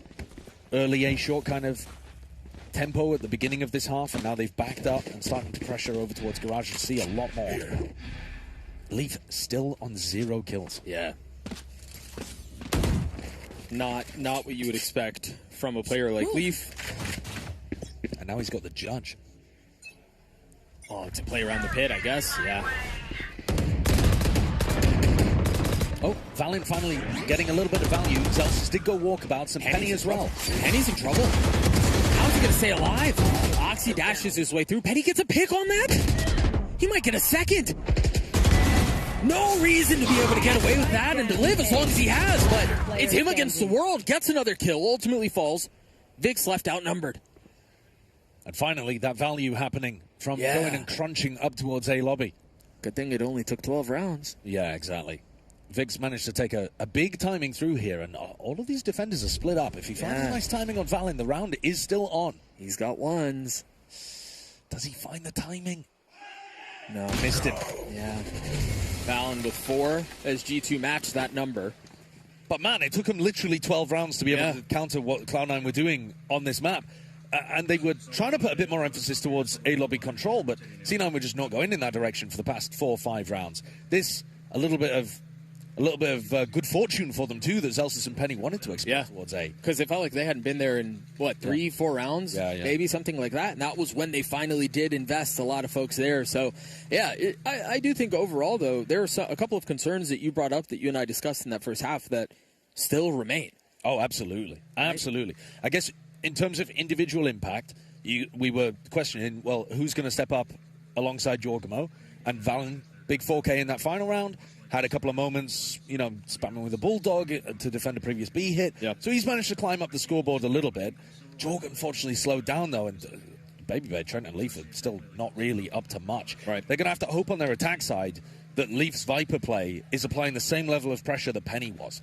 This now has to be, in order for G2 to stay in this tournament and not just get eliminated in clean maps to Zeta and C9, they're going to have to hope that their attack side looks really, really strong here.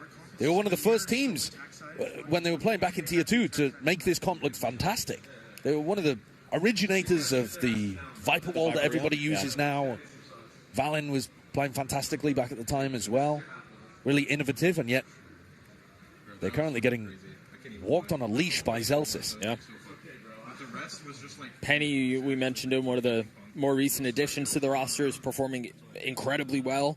Not just with his utility and some of what they've been able to do around his walls and things like this, but also currently sitting at 14-5. Oxy has played his role very nicely, and I think, again, we've sung his praises a couple of times, but you mentioned it just now, too. The way Zelsis called that half. That was really nice. That's great. It was exactly what they needed. Now, G2 did say that they're going to run him down in this half. So when Zelsis is defending, is he going to be able to stand strong against that? And are G2 actually going to live up to the threat that they made? I think they have much bigger fish to fry right now. Yeah, it could be. They were very slow decision-making from G2. They look out of sorts. Still, and it's not like G2 are historically a fast-paced, fire and brimstone type. Like, they tend to draw the rounds out, maybe not to the degree of a team like FNATIC, but in a similar vein. But that did feel abnormally slow. Yeah, I think they were just not being proactive with figuring out the information around the map. They're normally a much better info team than that, I think. Now, let's have a look then. Zelsis alongside Oxy getting reinforcements from the crack duelist with a Sheriff over towards C if indeed G2 did want to test his mettle. But instead, G2 may be looking to use the safety of Leaf's wall to go and take some A control early on here. Shadows travel. Early smirk to C. And they've left Trent out to see what he can find. Meanwhile, the rest of the team, they've gone a bit of walkabouts towards A. And Vic is here. Oh my gosh, he hasn't seen him. He just saw a little foot, didn't he?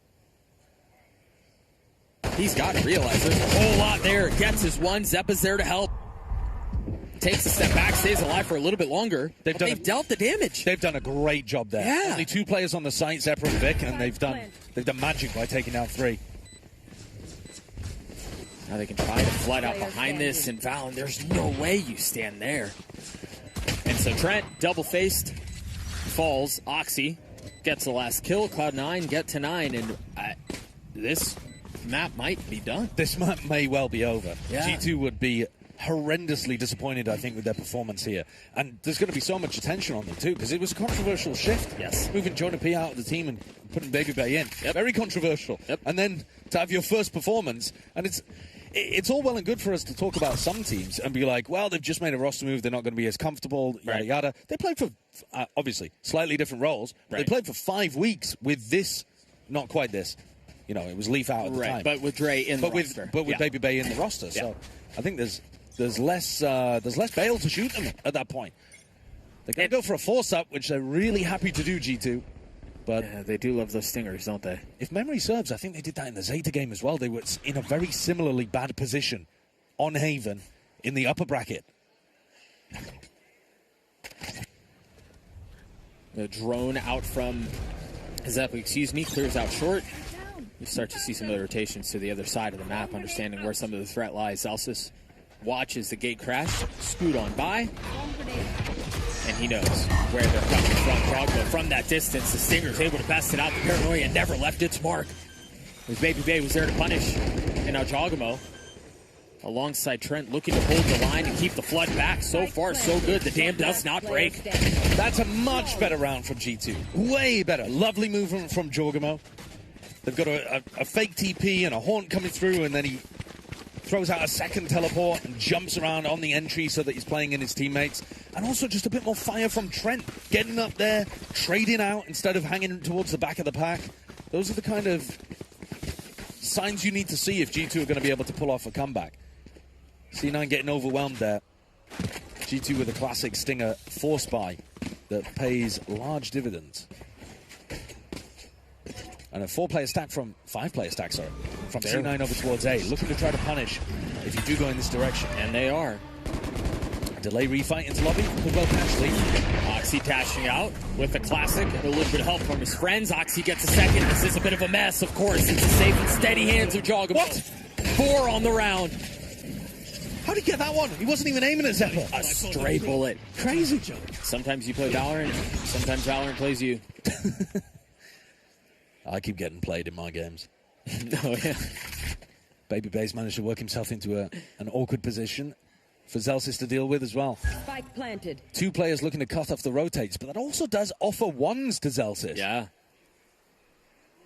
No armor and a Bulldog. Jogmo, a stiff breeze knocks him over. Instead, it's an ace at the hands of Jogmo. It's an ace from Jog. The only one who has really been contributing. Valen caught up, but really the only bright spot for G2 up until this point. Yeah, I would agree. I mean, he's at 19 kills. This is kind of phenomenal. Yeah. At the same time as some of his teammates have, you know, really, really far away from double digits. I like the idea from C9, though. Bear in mind, remember that this was an eco for Cloud9. And this is what I wanted to see G2 do in the previous half. Do a delay refight over A lobby. Stack your players over there. You can do it on a rifle round too. But all right, C9, now that we're back to a rifle round, going for something a little more default.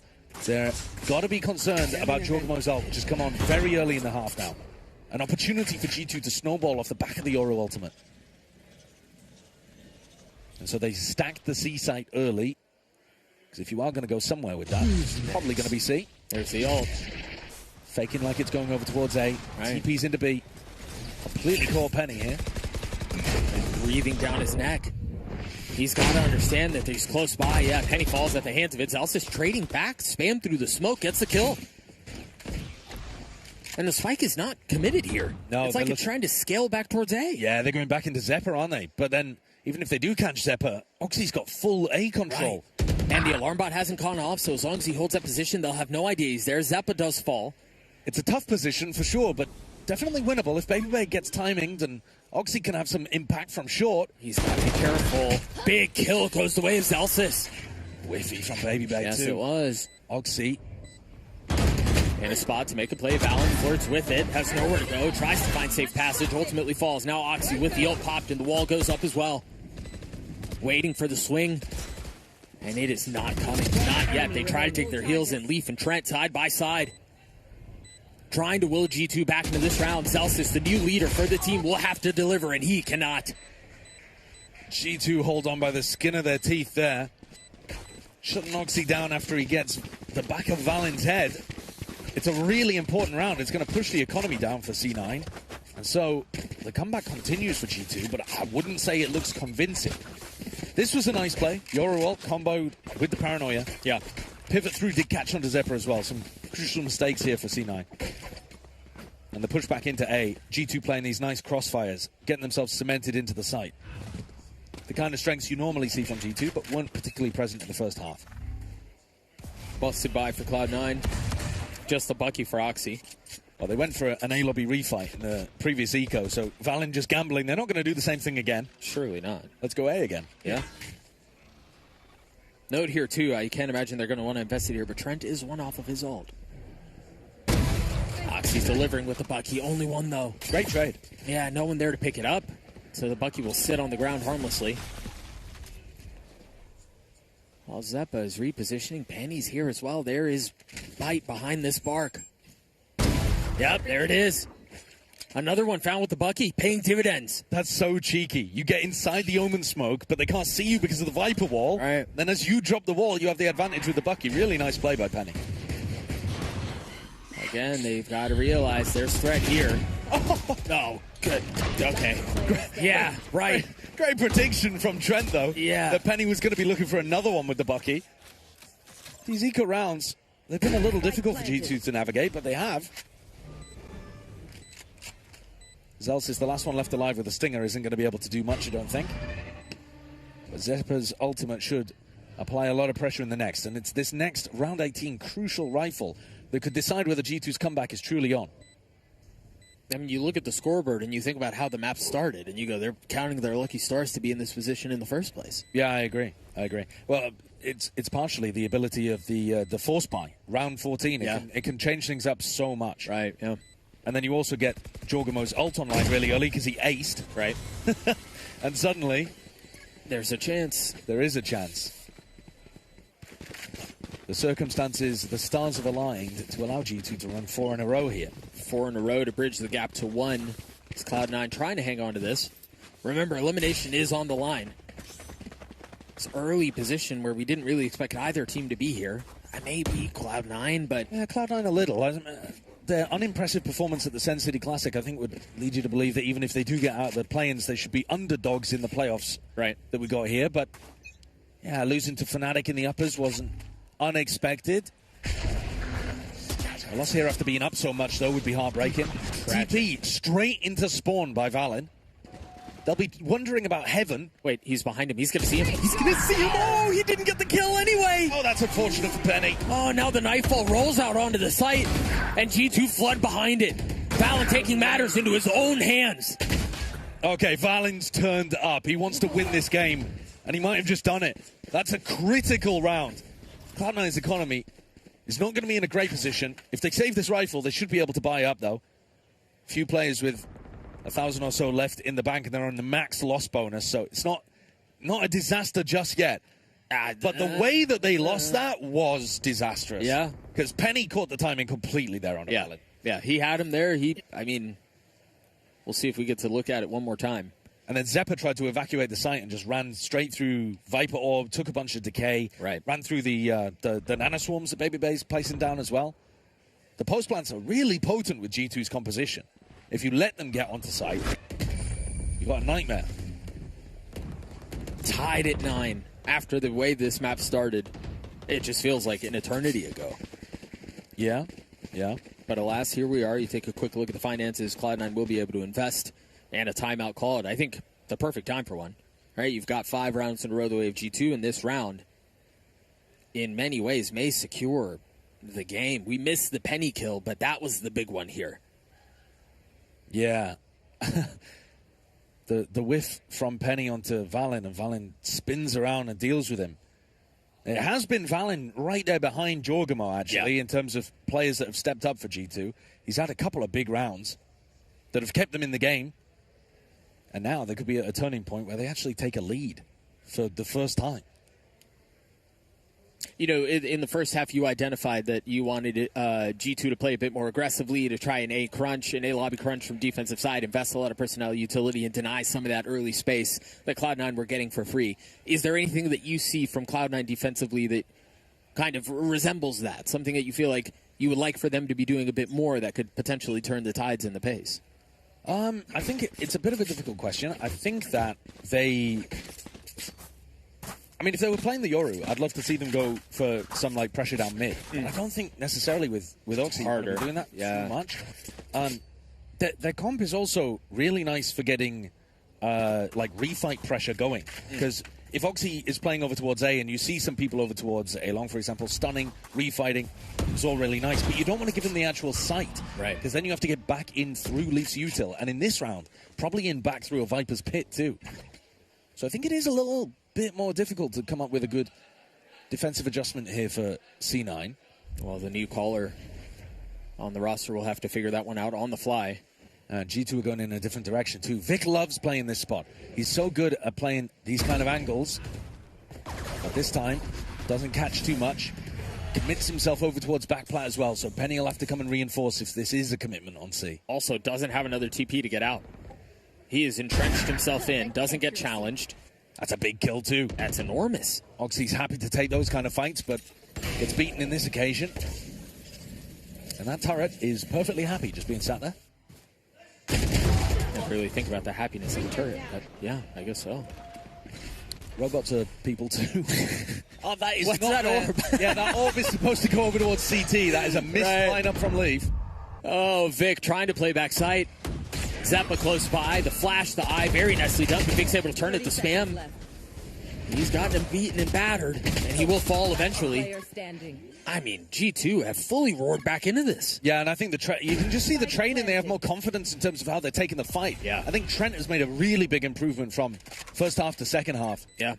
I mean, there was only really one way to go. That's true. For a lot of those players, to be fair. But the fact that they've done it, yeah, I agree with you. Yeah, he's much more towards the front of the pack. He's willing to trade out Jorg. That little duo is working a lot better to go and take some space.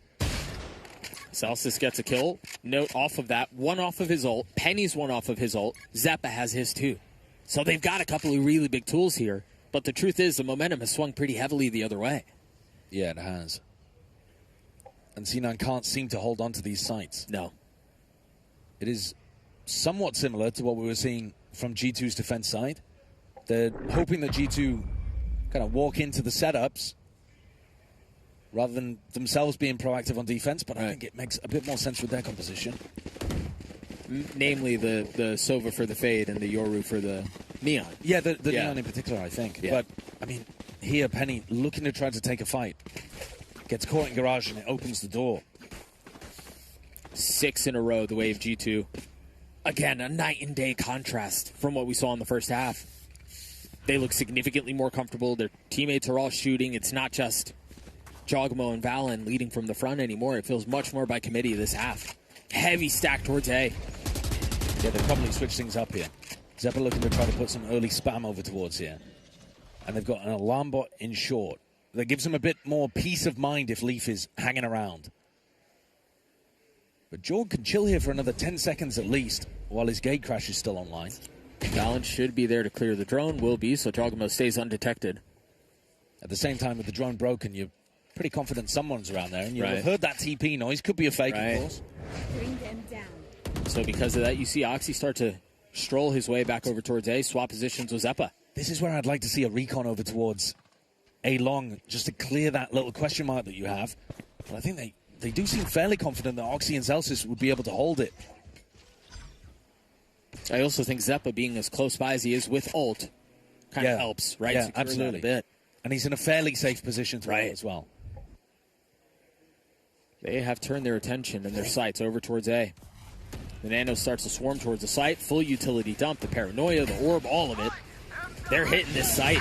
And Zeppa right on cue pops the ult. I don't know if he's going to be able to get a kill on the other side of it, though. Meanwhile, Oxy still has not been flushed out, still has not been cleared. Eventually does fall at the hands of Leaf, who has come online in a massive way.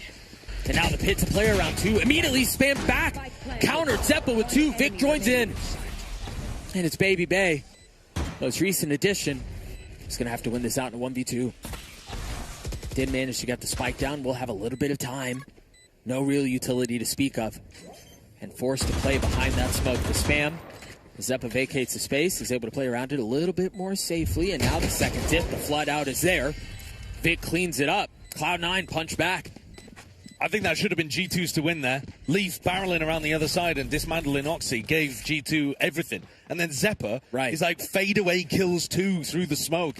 And suddenly game back on and Cloud9 straight back into this. I think you're right, though, when you say that G2 have absolutely woken up. Look at this. Flash in towards the back. Even though Jorg dies, Leaf is right there, backfilling the space. The players are taking the room and putting the pressure onto Cloud9 a lot more. But this time, yeah, Zeppa just finding an opening.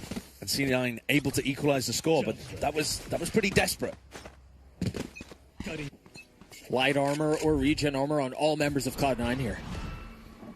And Celsius up to his ult, so they could be playing retake on one of these sites. Vic's going to go walk around down C long, which is an interesting idea. Neither team have really done that. So. No. And even just taking that lane away allows them to play a bit more confidently elsewhere on the map. Yeah, they can stack the A side basically. Right. Which is exactly what they're doing. Some noise being made from the attack on that side. Bit of utility dump, but the spike is not there. This is a fake. And they are not biting. The drone will re-clear. They're committed, trying to commit to get the spike down. Zelsis has his ult. Penny does too. Remember that. Yeah, we're looking for how the G2 play a post plan against this lockdown. Both are popped, Venn diagrammed across the site. Utility through, and Oxy's just going in. He's just going in, trying to take this fight aggressively right at the very beginning. Trent was there to greet him. Numbers still the way of the attack.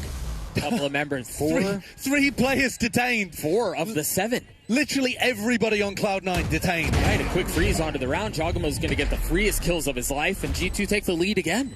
I think Cloud9's brains got scrambled by that Venn diagram of lockdowns there. Mine did too. Yeah, I mean, they wanted to commit super heavy to a retake, and just, I don't think they had much chance of being able to get up to Baby Bay's ult.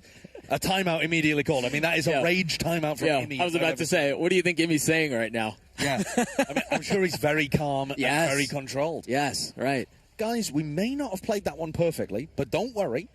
Everything will be okay. We've got 2 more opportunities. 3 full players, everyone on C9 caught by that. And 24 final kills for Jorgamo, but those last 3 were gimmies. Yeah.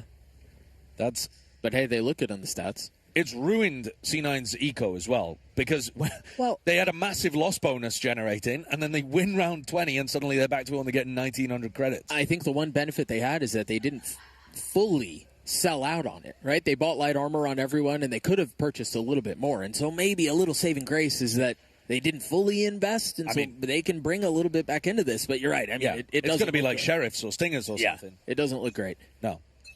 This is full pressure back on C9. G2 looking like they've made a comeback here with lives on the line in the lower bracket in a BO1. When it looked like they were 6 feet under for the majority of the first half. They just didn't wake up. Yeah. They were full asleep, and now only just in the nick of time starting to activate off the back of a force by having lost the pistol on round 14. They've Frankensteined their way back into this thing. And so now just 2 rounds away. He's going to ult on the eco. Fully investing into this. They believe they can win this round. They haven't forced, though. 3 of their players still have classics. So it's, it's a compromise round. Yeah. You do fully invest the ultimates, but you don't fully invest the economy. Right. Half foot in, half foot out. I mean, Oxy has his ult, too. He does, yeah. Oxy's got to find the right timing for it. Right. That's much easier said than done. And Jorg and Trent might feel inclined to invest their own ultimates in response to this, because the C side is, unless you go and ult it, is pretty much locked off. Right, yeah. But you can combo these 2 together really nicely. Jorg into the dimensional drift. Trent pulls away any sound cues that might be there. And suddenly, Zeppa's going to be in a lot of trouble on site. They don't have the tools to retake this effectively if they lose the site. I think they kind of have to dig their heels in and fight, no? Absolutely. Jogamo's going to spot 2. Continues to go exploring. Recon his way up, see what else he can find. He's cleared out Heaven as well. He knows where they are. Clone as well. Yeah. The ult will spot from Oxy. The spike is still not out. They can fully leave. Well, there's 30 seconds. They've got to commit at this point. Well, they're going to be able to do it now. 2 picks already found. Oxy's ult, not really a factor anymore. They're getting everything they want. Yeah. Oxy realizing that with the time low, he could pop that ultimate and would still take an engagement. But G2 cleaning house. Very slow, very controlled round from G2. I thought it was going to be a bit more all-in, just a classic ult combo. And instead, really demonstrating that patience that G2 for. It's a bit concerning, too, because, again, you think about what they invested in this round. Yes, they didn't put all their money into it, but that's 2 pretty big ults gone. It is. It is. At least you get it out of both sides, though, don't you? So it's, you're going into the next one. It's a full rifle v rifle with no major ults. Sure. The next round is just pretty much dry. Not that I'm feeling great about Cloud9's chances, though, because I feel like we're now watching very much a game of 2 halves here for G2. Yeah, agreed. They were asleep at the wheel a little bit first half.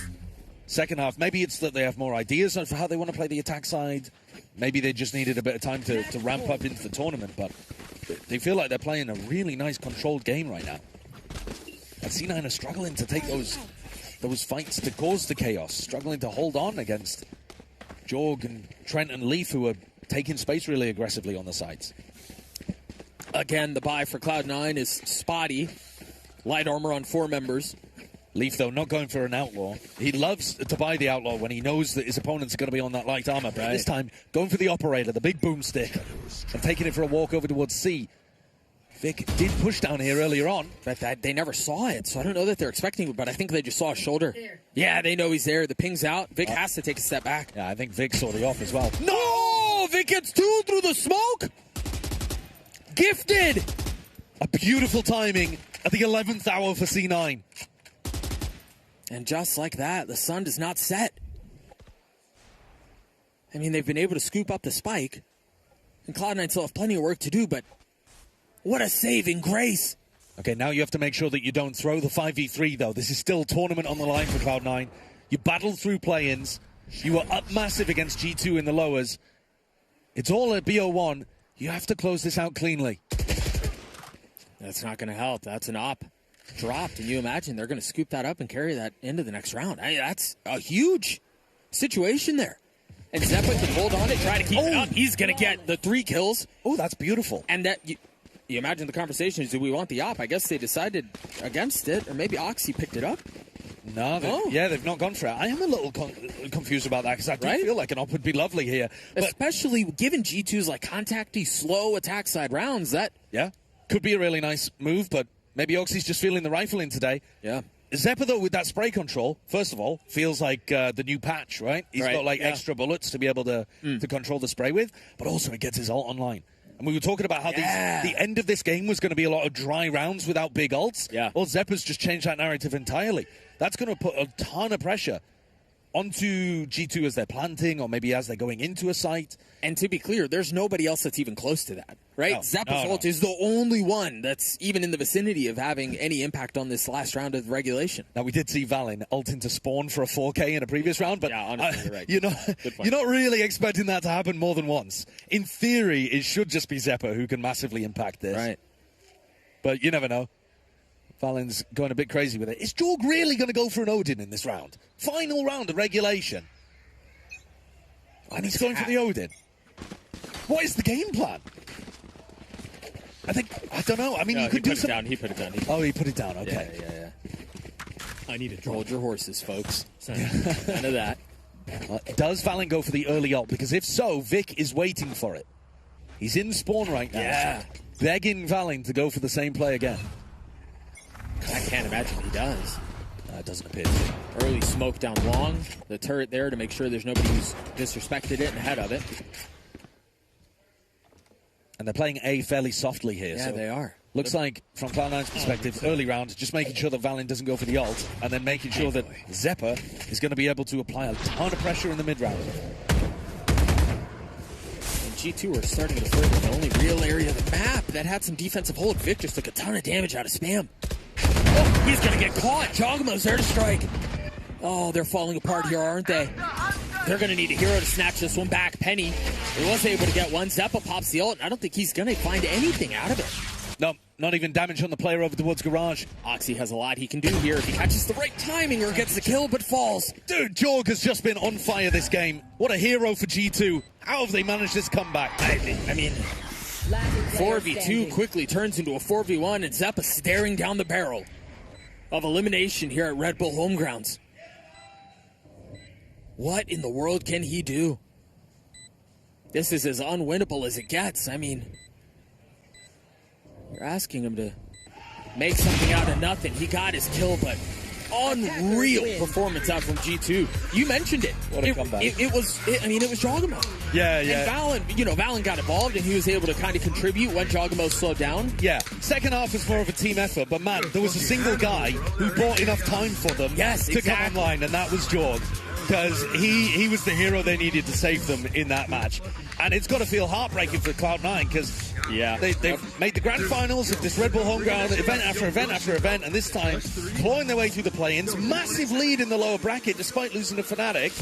And they let it slip through their fingers. Zelsus, we were giving him so much credit for calling a great game on their attack half, but couldn't find a way to stop G2 once G2 woke up and remembered who they were. You can see the relief here on the faces as well, especially Andre celebrating this dub for them. Tough first half, but as you guys already said, like what a comeback. Jogamo, the one to open it all with that ace very early on in their second half, but now they have to go on and play Sentinels, so it's not getting any easier either. No, it's really not. Sick game, though. Sick game. Oh, yeah, I think for it'd be a lot of fun. G2 Sentinels in the lower bracket, the two teams that have been clashing so often in Americas.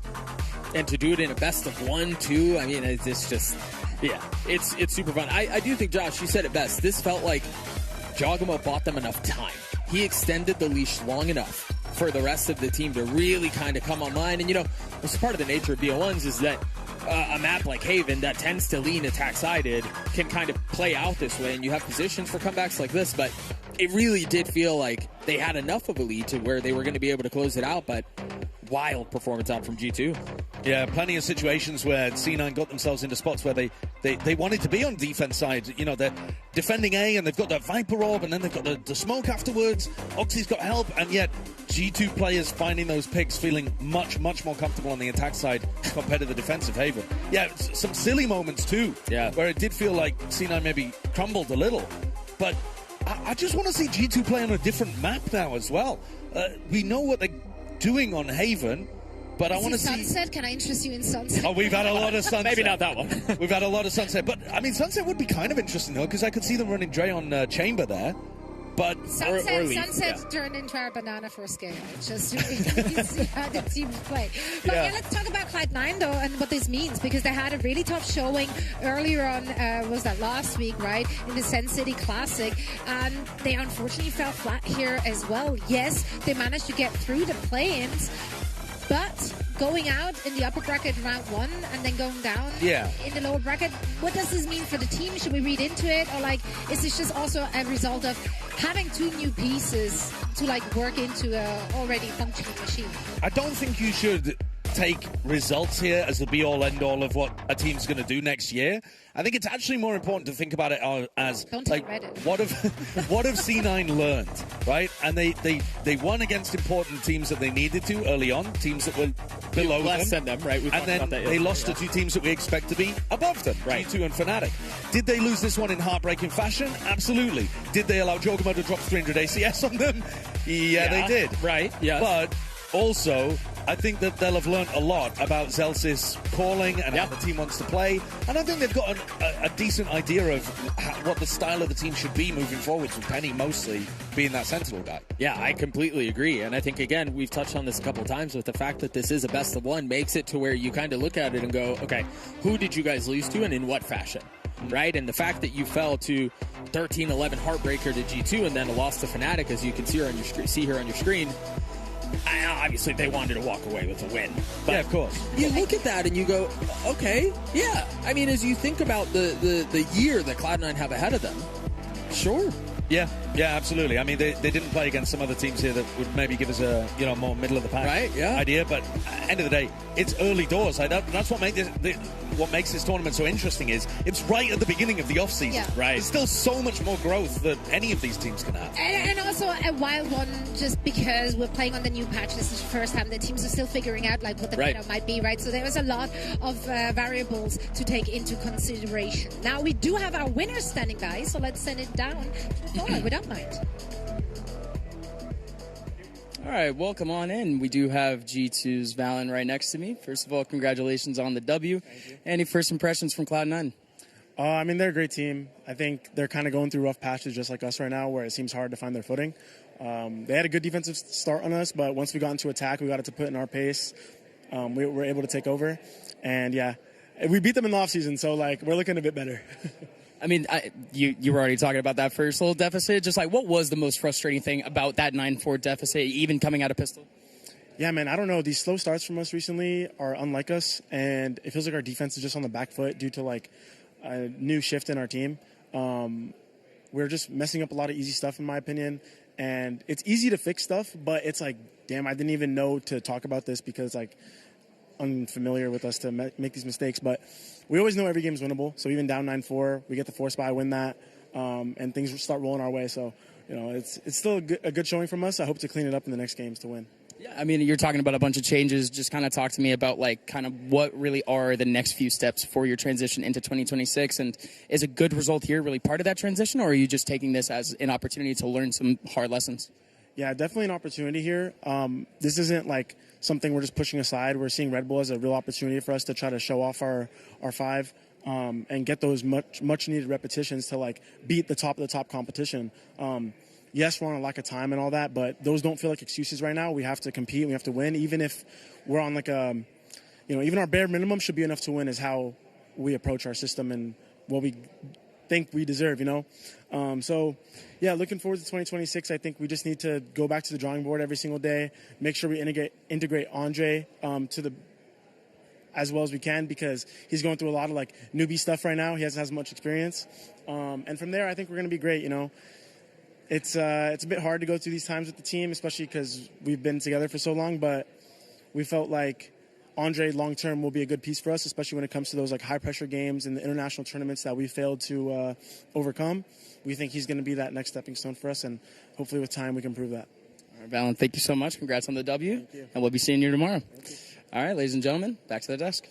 Thank you so much. Yeah, great insight there. Talking about those slow starts. That's something you mentioned during the cast as well, right? Early on, like, they seemed too slow. You wanted them to pick up the aggression and the pace. Yeah. And he touched on that too. Also saying and sharing that, like, is unlike them. Like, they don't they never had to have that conversation. So, well, they have a few hours until the next game to fix it. Yeah, it's weird because when you make one roster move, suddenly a lot of things can be very different. Like, sometimes it's not even to do with the role that you're playing or the spot you're playing on the map. Maybe it's that you're more vocal or less vocal in certain areas, and that throws off the balance of things.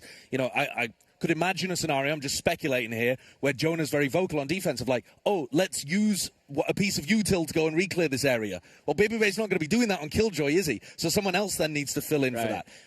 These kind of ideas can often be what changes more than the actual player getting kills or whatever. Yeah, and I thought it was super insightful to hear Valen even say, we're having to talk about things that I didn't even think we were going to have to talk about. And so really just kind of shining a light into how difficult it can be, even if it is just one player, to integrate them into a system, especially a system that has been around and has been entrenched as long as it has. I mean, for these guys, it's second nature. Yeah, well, they've been playing together for 4 years. Right?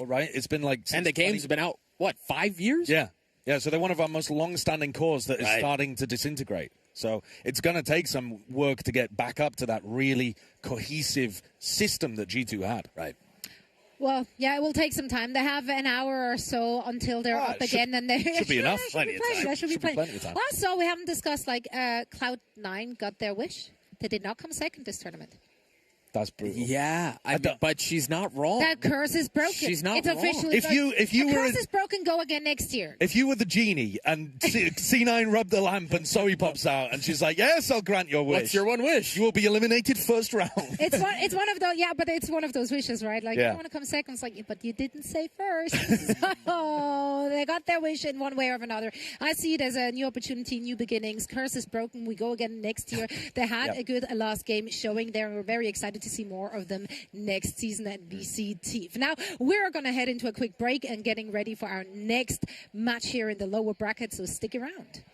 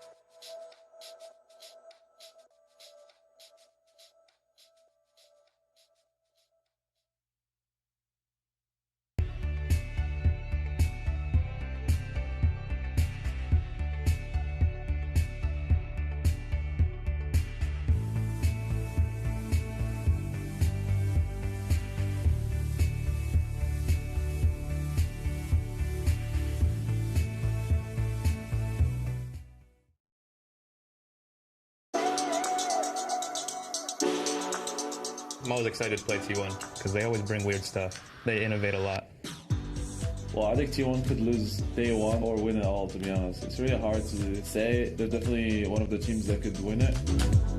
Depending on the day, they could be the best team in the world or just another team that you're playing against, so you have to be ready for that.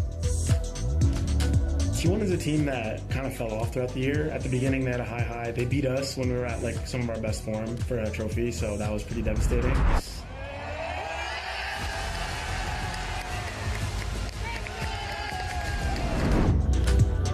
일단은 되게 좋은 모습을 보여줬었지만 그 이후로 게임 메타적인 것도 많이 바뀌었었고 거기서 저희가 좀 정답을 찾는 과정에서 좀 많이 헤맸던 것 같고 결과론적으로는 저희가 그 헤매는 과정에서 저희에게 딱 맞는 옷이나 그런 결과물들을 못 찾아가지고 뭔가 그 방콕에서 보여줬던 뭔가 그런 높은 좋은 퍼포먼스를 잘 보여주지 못했던 것 같습니다.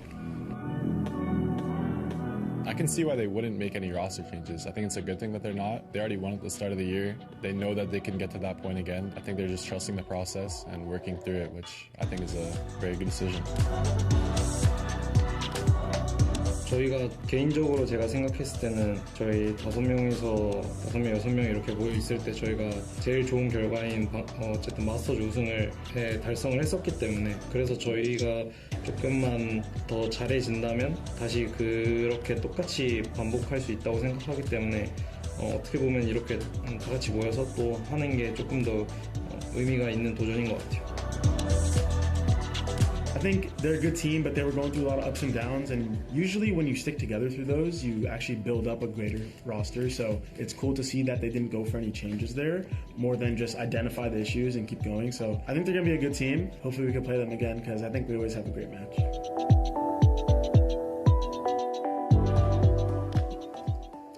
Yeah, it's always great to see teams sticking it out through the ups and downs of their Valorant careers. They have not made any roster changes, but they did, of course, make changes to the coaching staff.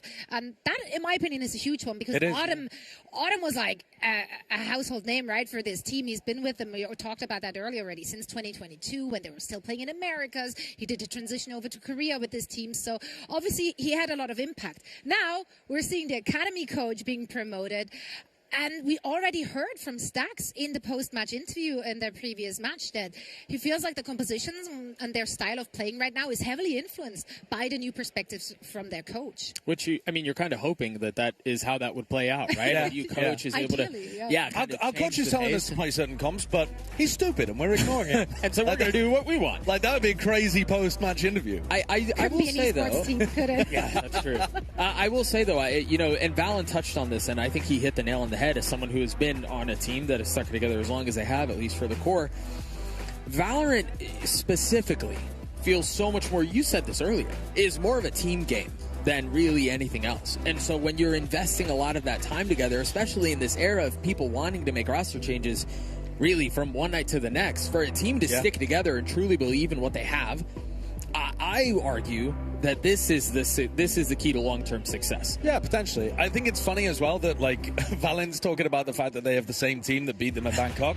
Sylvan somewhere is like, hey, what about me, bro? What about me, bro? The DH who they brought in kind of midway through last season is really good. Like, he's been a great adjustment for the squad. Indeed. And now, speaking of changes, of course, we saw the debut of the new Frenchman that was picked up by FNATIC. Big shoes to fill, obviously, in Chronicle. Such a flexible player, allowing them so many different looks. And they've already showed us a few different ways of how they utilize their new tool.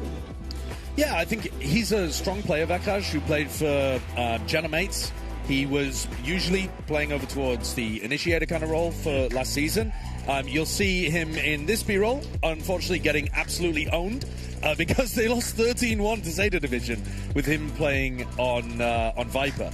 But yeah, they got absolutely whacked here. They couldn't defend at all. This double duelist, double dive comp with the Waylay and the Raze was just running all over them. Got a massive snowball developed as well. FNATIC won one round, and that was it. Zeta managed to take absolutely everything else. I just want to go on record and say that I was a believer of Zeta 1 from Zeta, excuse me. Zeta day one. Yeah, Zeta from day one, and by day one I really mean what was it? A couple hours ago. Yeah, a couple of hours ago. But I did not fold, and I was one of the early adopters. Yeah. Okay. Hang fair in enough. there. Yeah. But I do think FNATIC are in a position to be able to. I mean, there's no way that happens again. Surely. Right? I mean, FNATIC get rid of Bind as the final map to send us over to Haven. So, yeah, it's not going to happen exactly the same way again. T1 are also not looking as potent in this tournament as Zeta have, which is a weird sentence to leave my mouth, to be honest with you. But T1, up and down, they played against the Sentinels and Sentinels Academy teams. Really close games, actually. Yeah. Like, super tight, where they showcase some good performances and some weaknesses too. I think FNATIC should be able to handle what T1 are up to, but who knows? Do you feel like after such a brutal loss, you're compelled to make changes? I mean, they played that double duelist, which, by the way, if they're playing double duelist, their new player, I just try to avoid saying his name because I'm so scared of saying it wrong.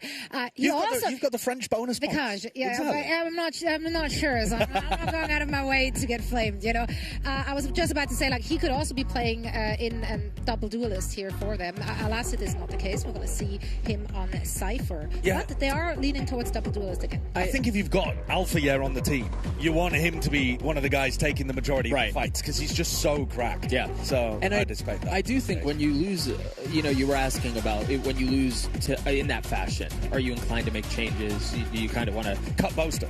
Right. Yes, that's obvious. Just happened 30 minutes ago. Yep. Obviously. When you lose that bad, again, especially in a best of one, it's much easier to look at that and go, okay, well, yeah. You just kind of watch it all for what it is. You make some of the adjustments that you have to make, but there's so much that has to go a bit silly and a bit sideways in Valorant to lose a map 13-1 that you're not dialing in on one thing. I think a lot of it is, all right. Can we just talk about the cinema we got to watch?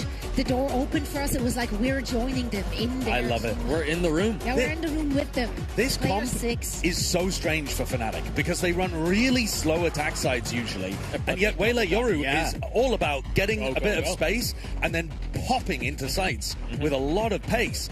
And Alpha leading the charge as well, which is a bit different. Normally, I think you want Alpha on that secondary duelist role, where he can do a lot of the cleanup from Kayak entry. Right. This comp usually goes the other way around, unless Alpha's going to be recalling out of every fight and playing a bit more like the Aspas Waylay. But I'm really intrigued to see FNATIC pick this up. It was the DRX style in Champs. Yeah, right. Could be great for them. Yeah, and I think, you remember a lot of how this comp played out. A lot of it was supposed to be around those two duelists specifically. Yeah, I mean, they are going up against the Red and Hot T1, who just came off of a very dominant performance in their first round. So let's get this party on the road. FNATIC versus T1, everything on the line. Josh, give us a bit of, let's say there's someone at home who's watching who did not watch Paris. How are you expecting this comp to play out? And maybe we can get into a little bit more at another time. Yeah, they're going to run it down short, Doug. Right. Yeah, that's how the comp works. Go away short and get the kills. Yeah, well, the comp is usually going to work with Alfia going in, finding a position to get a safe path towards, and then playing Kayak in, whether that be a teleport or him getting a flash entry. The H just found a little timing here. And Kayak shuts down Meteor, who tried to reinforce. The H so unclear. Yeah, there was that timing that you mentioned, but again, FNATIC crossing every T and dotting every I. And a much faster round. Getting the plant down at 107. I've never seen it. I don't believe it, Douglas. Who are these guys?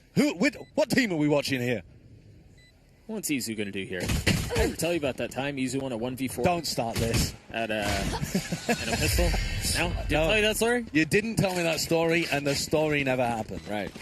FNATIC usually known, if you didn't watch this composition of chaps, if you're not familiar with these teams, then this comp, in theory, should be looking to use a minimal amount of utility to take a bit of space, let's say elongation, and then as you get close to the site, you have overwhelming double dive potential. Right. Your Waylay's going to go in.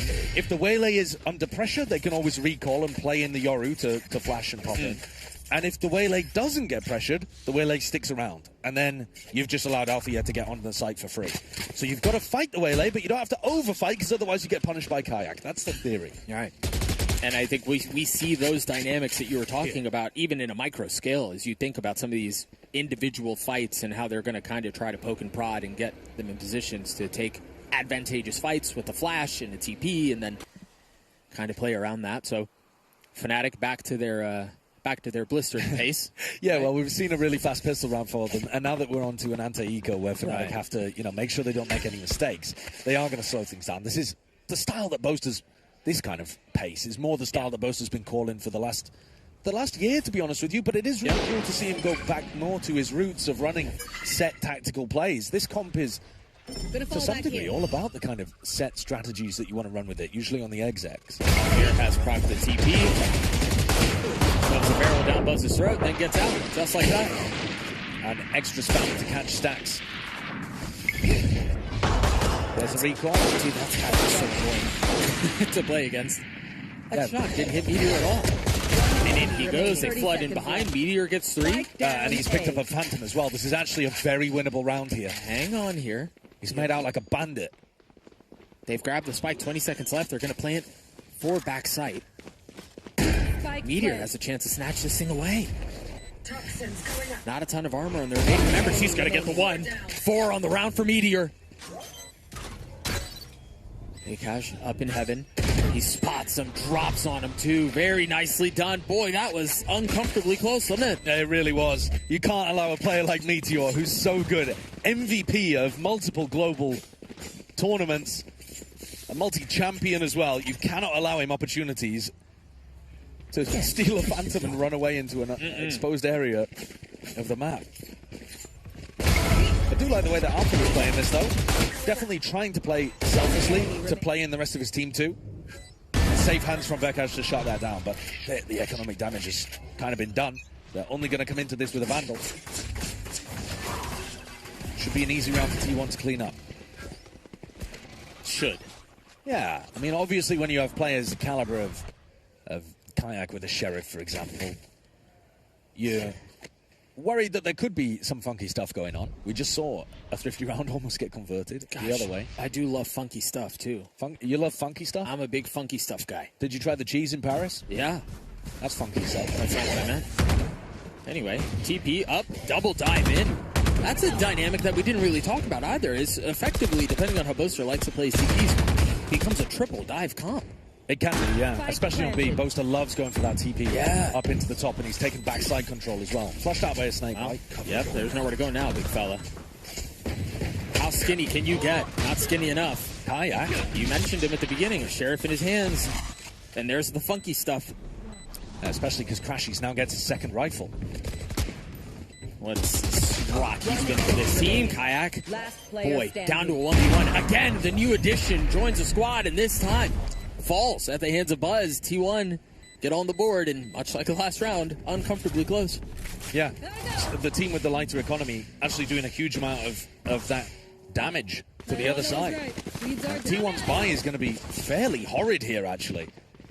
You don't really want to eco these kind of spots, but go for double Guardian and a Bulldog.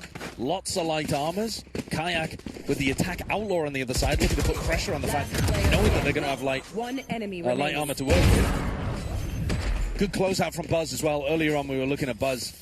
I think it was in the game against Sentinels. He had a really weak start. Yeah, he did. He was 1 in, 11? 1 in 11, and then just came back. Like, yeah, he picked it up. Bad out of hell. Yeah. But this one, the first rifle round, although, as we said, T1 working with a little bit of a disadvantage. And they've got Buzz pushed up really early. It's actually Meteor who dies first to what looks like a bit of spam. Maybe Meteor swung before the orb was active. Maybe. Got caught in it. Yeah, I don't know. Well, Kayak's seen the tip of Isu's barrel there. It's always the tip. Gives him away. And Buzz has been pushed off that line over towards A as well. Trying to spam through the cage. Get a quick tag. No luck. I mean, you could pivot back through the garage here. No, they're in. Or you could go in. And this is the thing, if you don't put pressure on Alpha, he can stay. Here's the thing, is they're trying to do both. Well, they were trying to pivot into garage, but Izu is now taking that space in. That was supposed to be a fake B, and then as soon as Alpha gets in, he's like, actually, B's free, guys. We can just land here. Izu's in a position to make a play. Boaster goes exploring, and it's Kayak who saves the day. Clotheslines Izu, and now they're going to pop the ult. One enemy remaining. Very nicely done. Flawless, some might say. Yeah, very calm, very patient aim from Vekash too, just waiting until Buzz has fully completed that slide to punish him at the other end. Yeah. Really controlled in the moment from a less experienced player, not a rookie. Still had some really good experience previous year playing with General Mates, but They'll be hoping they can get kayak-level performances out of Vekaj throughout the year. Yeah, currently sitting at 3-1. Steady so far. Yeah, winning them a really important 1v1 as well earlier against Meteor.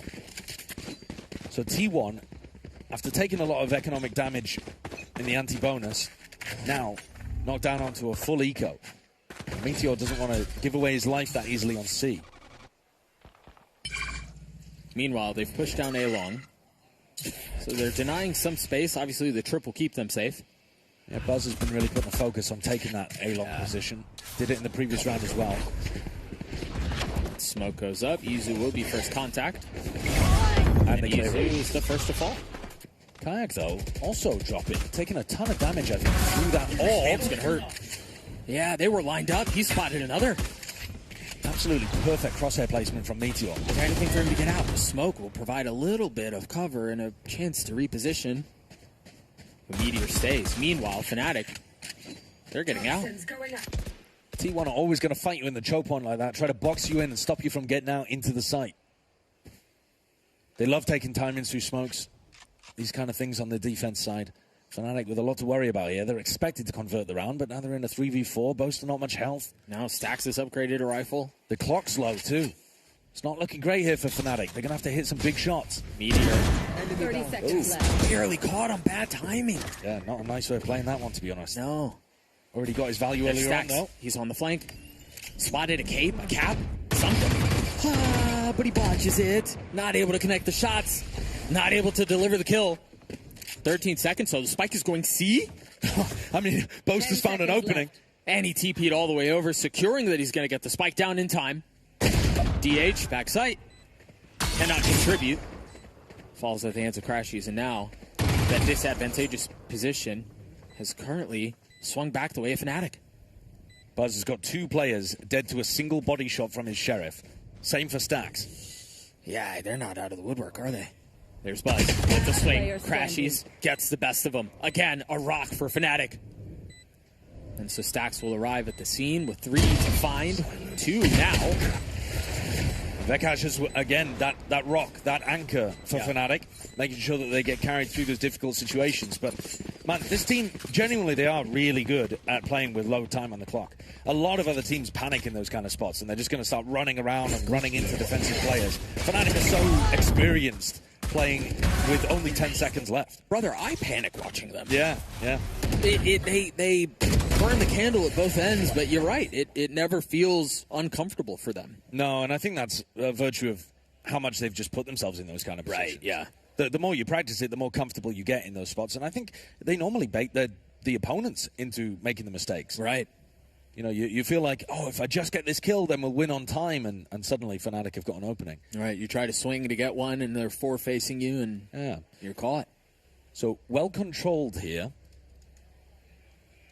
We're looking at Buzz with 2,800 credits, so not quite enough to drop a rifle over to Stax or Meteor. Obviously, Stax could buy himself, but you definitely want Meteor to have some kind of weapon. Maybe they can pick up a Judge and play inside the pit. Or do you light armor for your Buzz?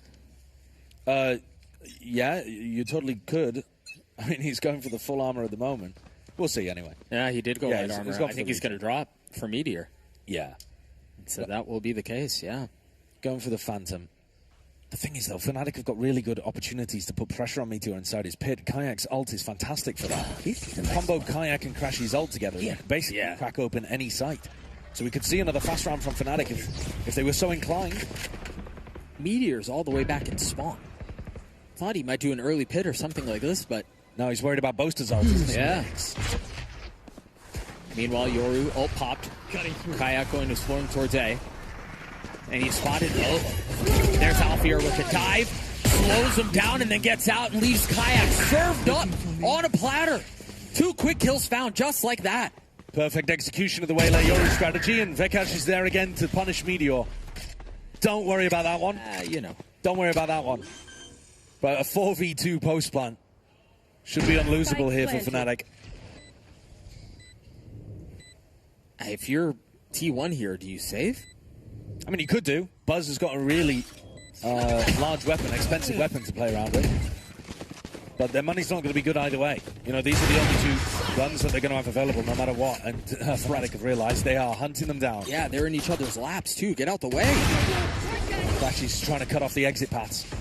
Buzz has gotten many opportunities, but yeah, Crashies is going to arrive at just the right time. He has no idea he's there. Oh, yeah, he's got him. Back of the head, and down goes the op. Alfier will join him, but you imagine, yeah, they're not even going to be able to carry that op over. So a massive financial investment. They don't carry it into the next. Their finances are now busted. This looks brutal for T1. Now, we do need to, again, just talk about the fact that we saw a map that went heavily the way of the attack, and then it came back in the second half. And yeah, maybe we're in that position now, but... Yeah, we could be. It's entirely possible, because also, I would say, as much as T1's comp shouldn't be that attack or defense-sided, it feels like quite a balanced comp. Yeah. FNATIC's is attack-sided. Right. Yes. Unless it's quite tough to play on defense on Haven. Unless they just full send and they fight at the beginning of almost every round. Yeah, you're right. I agree with you. Yeah, and that style can be pretty predictable. Right. I love the pace swap up as well in the previous round from Boaster. Calling was lovely there. Fast on the pistol, fast on a big ult round like that, and the rest of the time playing slowly like this, making sure that you clear out Meteor in spots like that. You know, checking all the corners. Effort was made. Alfier gets up, TP's out. Oh, Izu gets two. Kayak on the swing. Again, just enough to get you excited. And now Buzz upgrades a weapon to 1v2. Maybe looking at minimap there a little bit, because he reacted very slowly to that. Yeah. A chance for Buzz, going in entirely the wrong direction. You know, hello. He guessed. Can't always be right. No. Fortunately, he's going to sprint his way back to the site and still buy a little bit of time. Again, note he has a rifle. Yeah, as soon as he taps, though, Alfier's ultimate would just checkmate this position. I'm sure Alpha... you're right. Alpha doesn't want to use it, right? No. So, ideally, they don't invest it, but at the moment, just watching each other's backs. And then if there is a tap coming through, they've always got that waylay out in the back pocket that they could use. The plant position as well makes it really difficult for Buzz to avoid, even though he's playing Neon. He should be able to get out, though. He's a speedy little guy. You do. The clock, though. Tap. Yeah, way too late. Yeah, you've kind of worked yourself into a corner here, haven't you? Yeah, you do want to keep the van, right? You don't want to die. Okay. Well, that's not... all right, well, he takes Alfia down with him. Pyrrhic victory, I guess. Yeah, 6-1, the score. Buzz gets back up to an off. He didn't even want the Vandal in the first place. Right, that's what it was. Yeah. Thinking 2-3 steps ahead. They've got huge ults here. It's got to be an early pit from Meteor, I think. You can't be too worried about Boaster. Last round, you called it out. Meteor was in spawn, waiting for Boaster's ult instead of getting his own pit down. But I think you pit, you have the op on the other side of the map, and then you've also got the lockdown to be able to play retakes. But he's not playing in a position to pit. No, he's still playing back B. I mean, he might be going for something in the mid-round, but... Ooh, this is close. Sax goes exploring just the wrong time. Yeah, he had no idea. How... You're so fast and pacey with it. Took the words right out of my mouth. It's a pleasure watching him when he's hitting shots like that. And now he's picked up the operator. Gosh, that kid is good.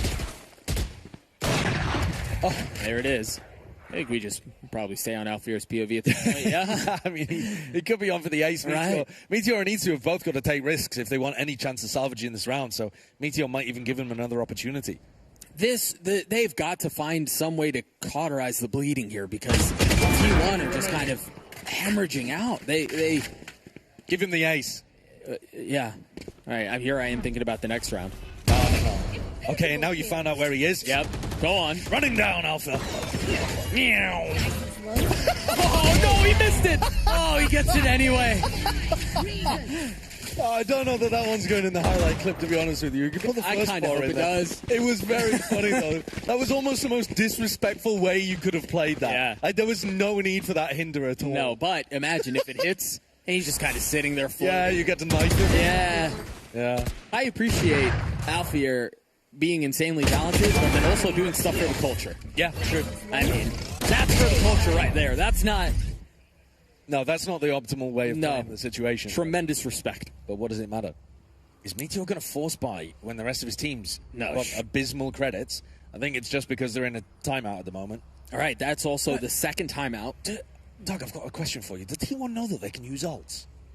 Not this again. I mean, I'm just not sure. They've got all 5 of them.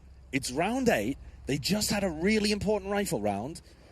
And I don't know. Maybe the coach, KDG, needs to get in touch with them?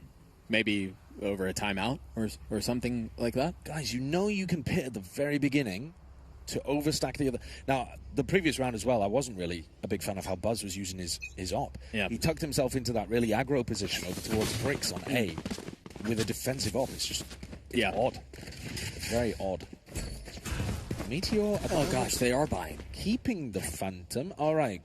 Goes back over to a Bulldog. Meanwhile, Buzz has his ult, but buys a Bucky. DH has nothing. Yeah.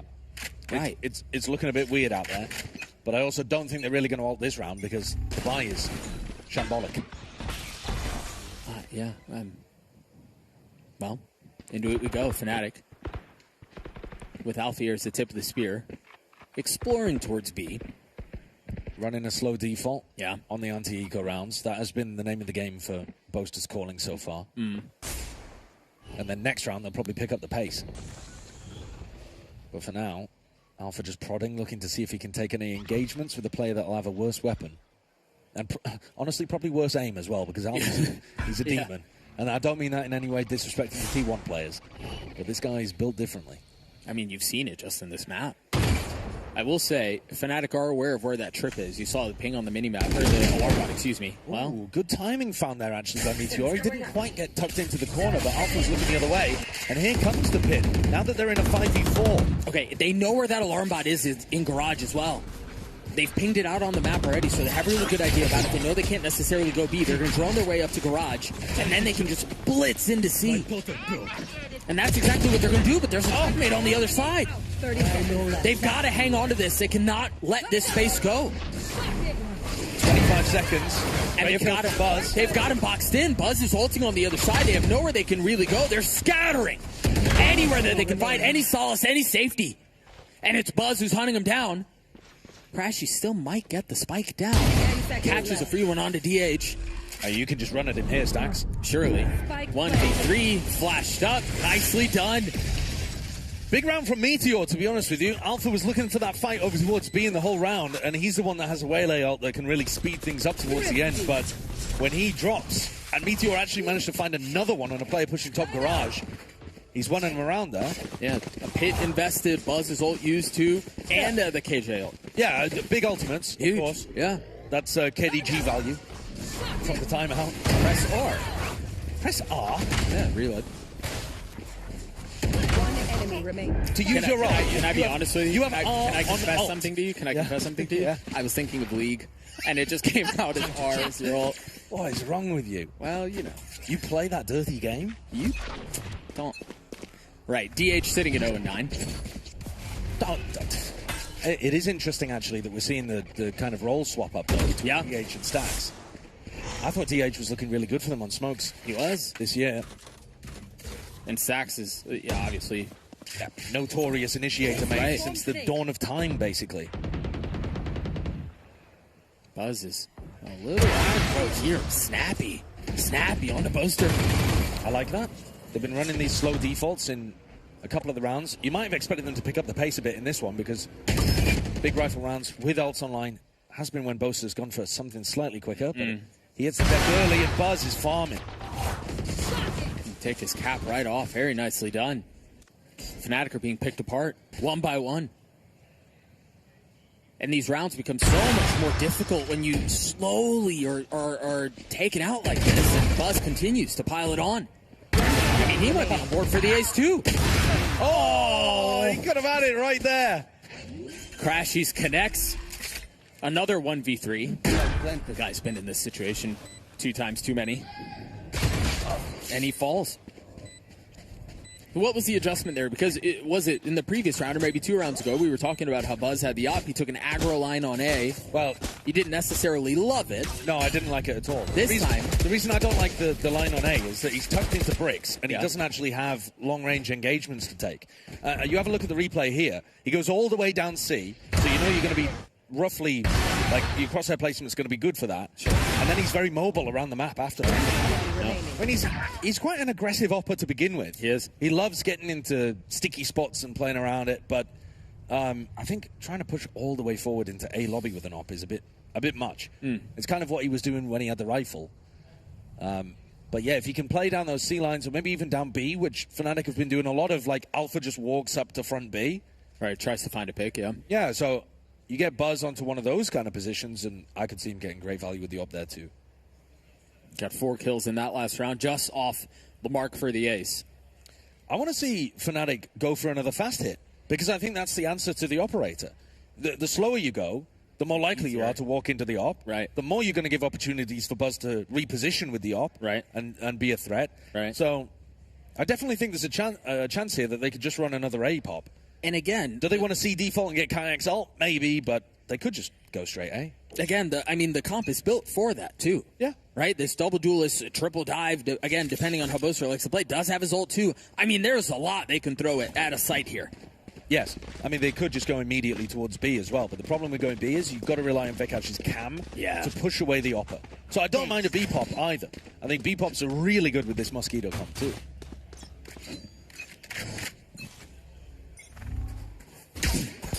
But alas, it's not fast, but it's threatening fast. The smoke, the ult, yeah, it's a fake ultimate going to pull people back. And look at the response. Yeah, Meteor's back in his spawn. You saw them check the smoke and link. And that lets them get up towards B and run their execute. Nobody's home. Yeah, really good idea. And then Alpha's going to have a big ult. So is Crashies for the post plant. No denial on this possible because T1 were checking spawn for a non-existent Boaster. The smoke out towards the front of main. Kayak on the flash and the swing. Very nice. Not able to connect, though. TP's out. Lives to fight another day. Take a look at the minimap. Crashies is playing back in their spawn. He has his ult. The tap is nice. You imagine it's going to be popped. Meteor falls. The spam almost connecting, and there it is. The Hunter Fury Online traded and responded in kind by DH. See, anyone can be tagged. Buzz trying to get it to half, not succeeding, if I'm not mistaken. As the smoke goes down, Stacks gets 2, DH gets another. But I don't think there's going to be enough time. And the steady hands of Crashies cleans it up anyway. Another nice round, a set strat from FNATIC that I'm a big fan of. Fake Omen ult into spawn. Go into your B pop. They're very rehearsed on these B executes as well. It is interesting to see how much pressure is applied just by Boaster having that ult. Remember a couple of rounds ago, he had the ult, and Meteor was checking back in spawn. He was ready for it, waiting for it. It was never used. Yeah. And then here they finally do use it, and it's not the way you'd expect. Yeah, and I like the adjustment from FNATIC coming out at the timeout with the set play that's a bit quicker, too. Agreed. So FNATIC get to 8. T1, I mean, we've seen some silly things this tournament, but you're desperately looking to get to 4 here. Oh, they're smoking and reconning here, like they're going to put B pressure through Garage, and instead, it's Stacks and it's DH who are getting the pressure on A. Kayak popped his ult, spotted a couple of members. There's the hinder. You imagine he pops out of it, but DH was ready for it, still lands the shots. He caught it onto Kayak. Traded back, though. Stacks again on the site, trying to hold the line.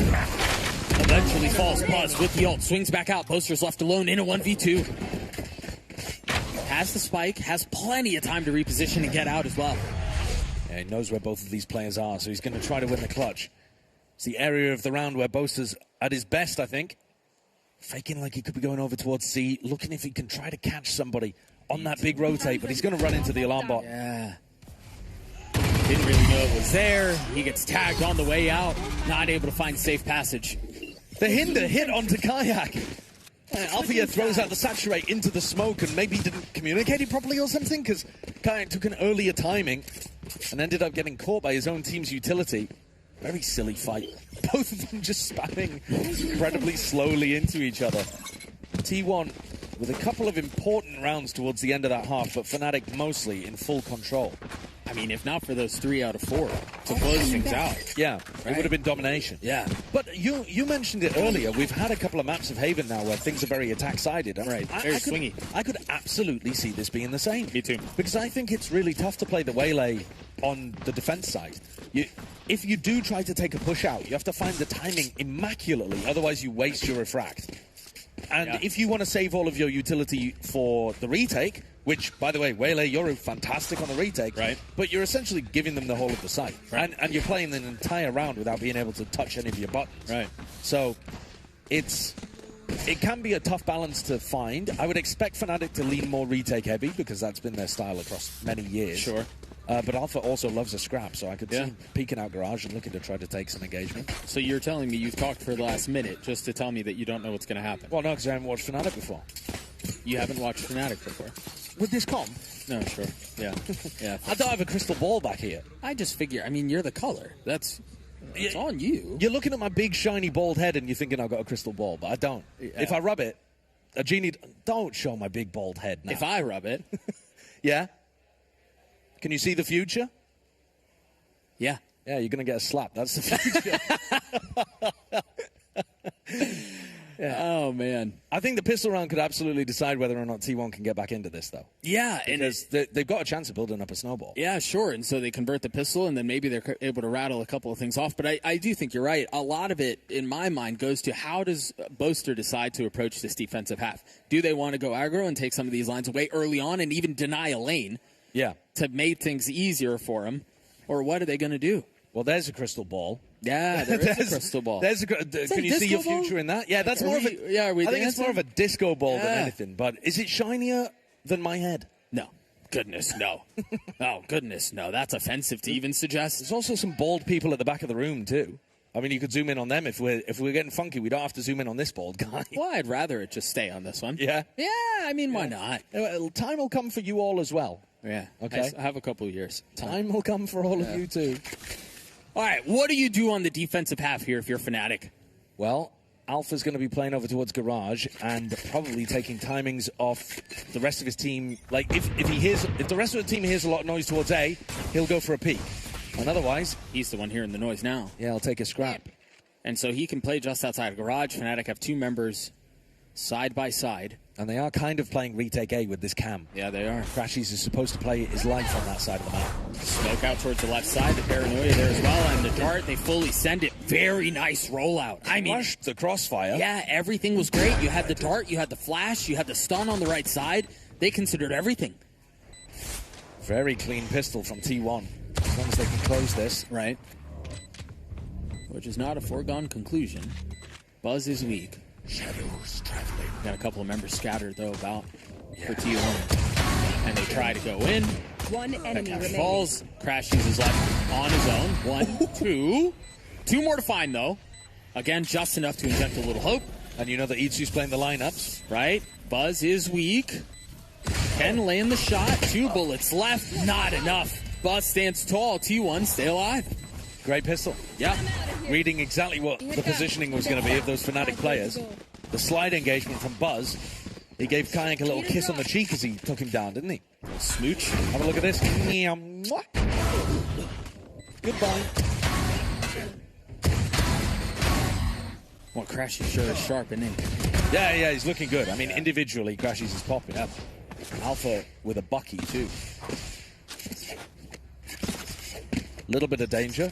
T1 going for 2 players saving money. And another only buying a Marshall, so it's not the biggest investment in the world from T1. No, they're playing the long game here. But FNATIC are the kind of squad that's very, very rarely going to force against right. So you're not too worried about it. Stacking C. I have the spike. You got to pick one. Unfortunately, it looks like they're picking wrong. Well, yep, you saw that. This is now 2 rounds in a row that Crashes is the only player on the A site. Yeah. So, early doors here. It does look like Boasters and the coach's game plan is to play A for retake. And that means, in theory, I think, that Alpha should be saving a lot more of his Waylay util to play those big retake re-engagements. And you essentially, I mean, you almost end up playing it like you're execing back into the A site. Which is what you were kind of predicting, right? How you thought they would approach it. I think there's a couple of different ways of doing it. This one leans more into FNATIC style rather than Alpha, yes. Right. If Alpha had his own way, he might choose to take more of the scraps. That's a weapon upgraded. Forgotten about that, guys. Eckers gets 2. Meteor falls. What in the world was that? A free Bucky kill in backside and nobody cleared the close right corner. And just like that, FNATIC started with a C stack, went over towards Crashies and still made it back in time to boom T1. A nightmare round for the Korean squad. It was like, I was off of the tag of the cam. Vekash, the value that he provided there, not just in the kills, but he was the one who set up the Bucky kill too. Yeah, I think T1 though not being cautious enough, throwing their body into backside and donating a Phantom that Kayak used to close out the round too. Buzz is going to have to be a hero. Top of the scoreboard for T1, the only player with a hero rifle. Stax took some tag damage at the very beginning of that round, and he immediately falls, and there it is. Yeah. Immediately. A little spam coming through. FNATIC should be able to get through this pretty cleanly. A lot of the conversation now becomes, how clean can you do this? Kayak's the only one who's taken any damage. Line Poster has as well, but they're going to have 3 members who don't need to buy up any armor either. Yeah, so the economy is going to be booming. Yeah. And Alpha's getting close to his ultimate too. Right. Absolute flawless round from FNATIC to keep themselves ahead. It is wild to think that the way that last round played out back C could decide the game. Yeah, it absolutely could. It totally could. Because T1 needed to build some momentum to get back into this on their attack side. And they had already won the pistol. They were poised to do it. They were set up well. Well, this is another one of those key rounds, because if they lose this one, it's curtains. It's game over. So last chance scenario for T1. Otherwise, they're done so.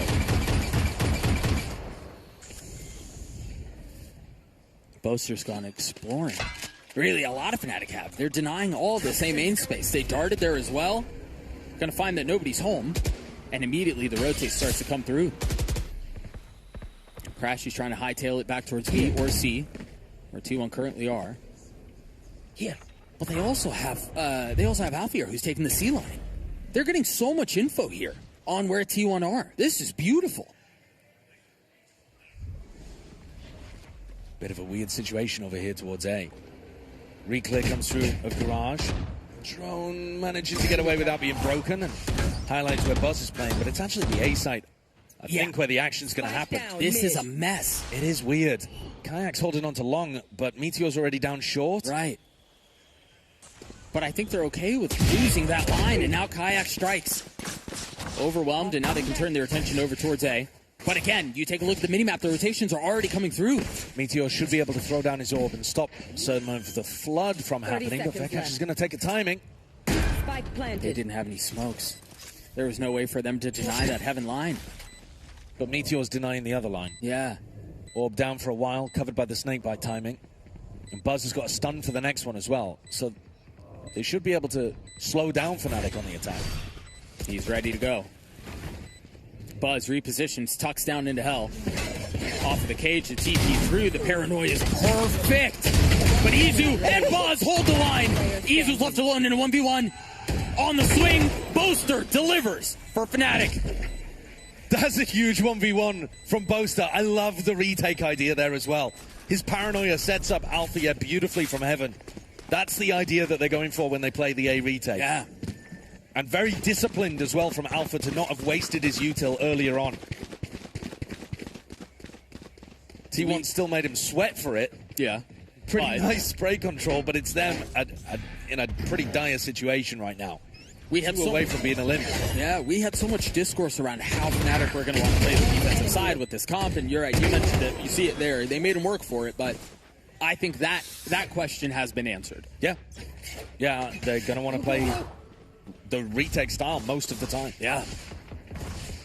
T1 need to find some life to get back into this. Lower bracket BO1.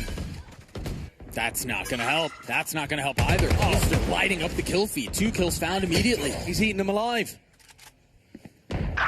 And Buzz is going to try to find some space there, but Kayak decapitates another. The extremities have been so well controlled by FNATIC here.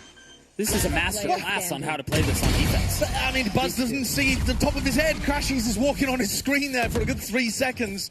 No response, no reaction. And FNATIC have 7 chances of knocking out our defending champions here of Red Bull Homeground. Yeah, you're right. The 2024 champs up against the 2023. FNATIC on for another dominant year. I mean, boding well. It seems that way. Tidings.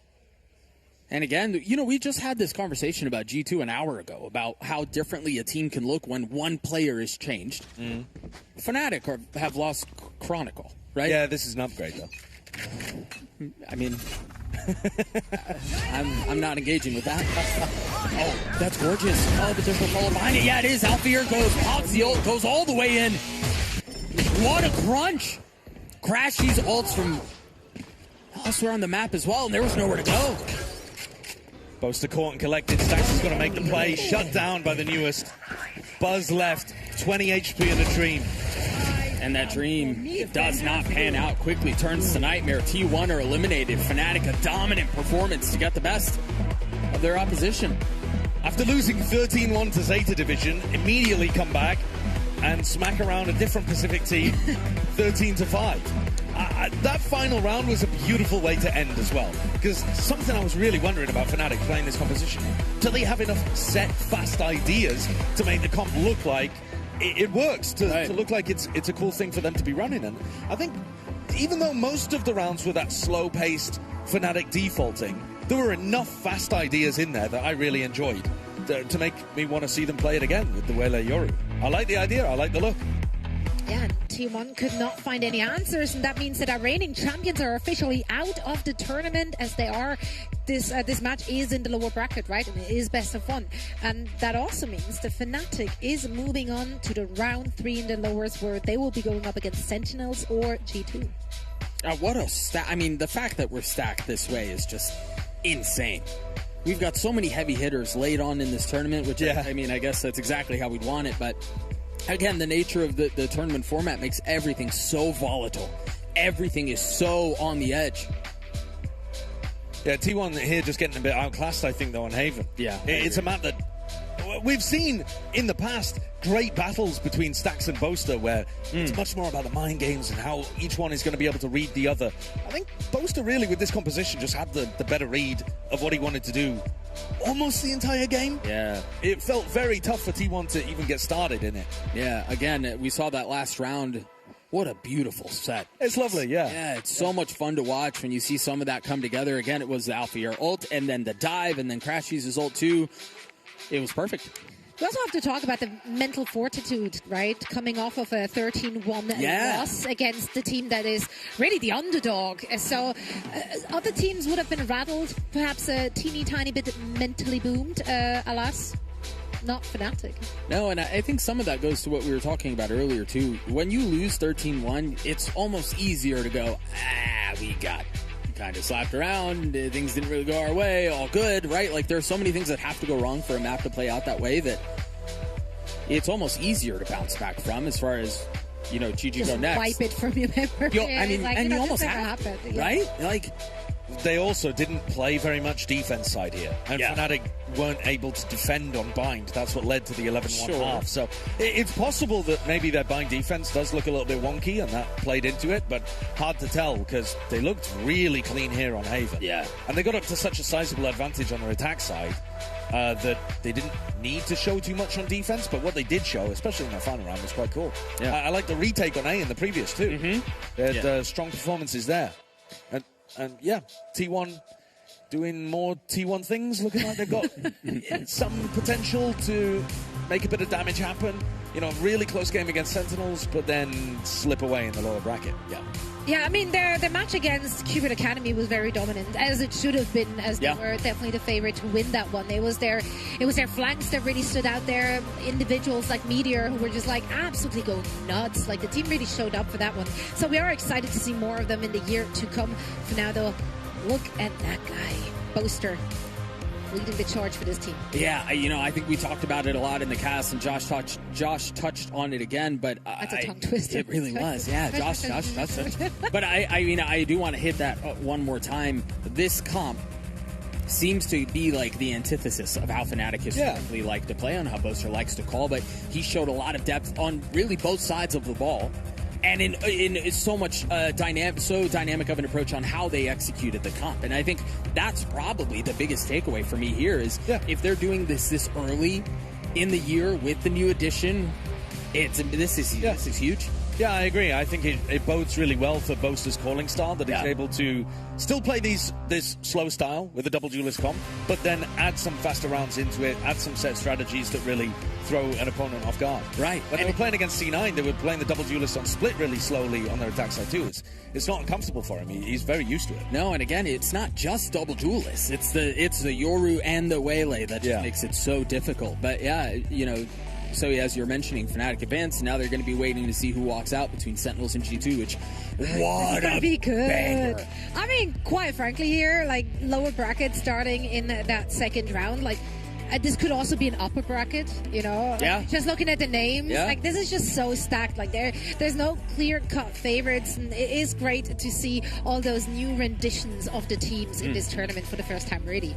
Yeah, I mean, the reason the lower bracket is so stacked is because Zeta Division have been destroying Yeah, I know. people in the uppers. That's the big Everyone's reason. predictions went up in flames thanks to Zeta Division. Yeah, I mean, NRG and Sen still played a really close game at the top of the bracket, and then you see Zeta just plowing through people in the bottom part of the upper bracket. So, yeah, that's the reason we're in such a stacked scenario at the bottom where Sen are playing against G2, and then the winner goes on at FNATIC. It's that, and of course, it's a result of it all being best of ones, and we continue best of runs through to the third round in the lower bracket. Speaking is really difficult, but so are these matches because they're being played in the best of one.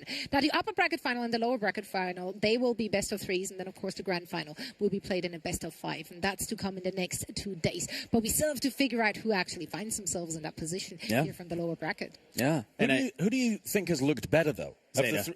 No, sorry. Of the teams in the lowers. Zeta. They're not in the lowers, bro. Ask me something else. Okay. What's your favorite Pacific team? Zeta. What's your favorite letter of the Greek Zeta. alphabet?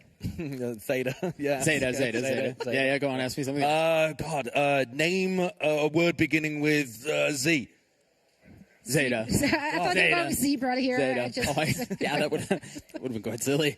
I don't have any more for you. I'm sorry. Well, that was a good round of quick fire questions. I like it. We're warming up for a post-match interview here, showing UpMind how it's done up here. So good job, Josh. I think Very UpMind's done a lot better than I have in terms of the interviewing content. I have to agree entirely. Yeah, I'm not gonna lie. Yeah, I'm pondering my own question though, and I don't About your really favorite animal that starts with the letter Z. Yeah, well, yeah. But of which teams looks better in the lower bracket? And yeah, I'm not really sure who I'm thinking about. I guess.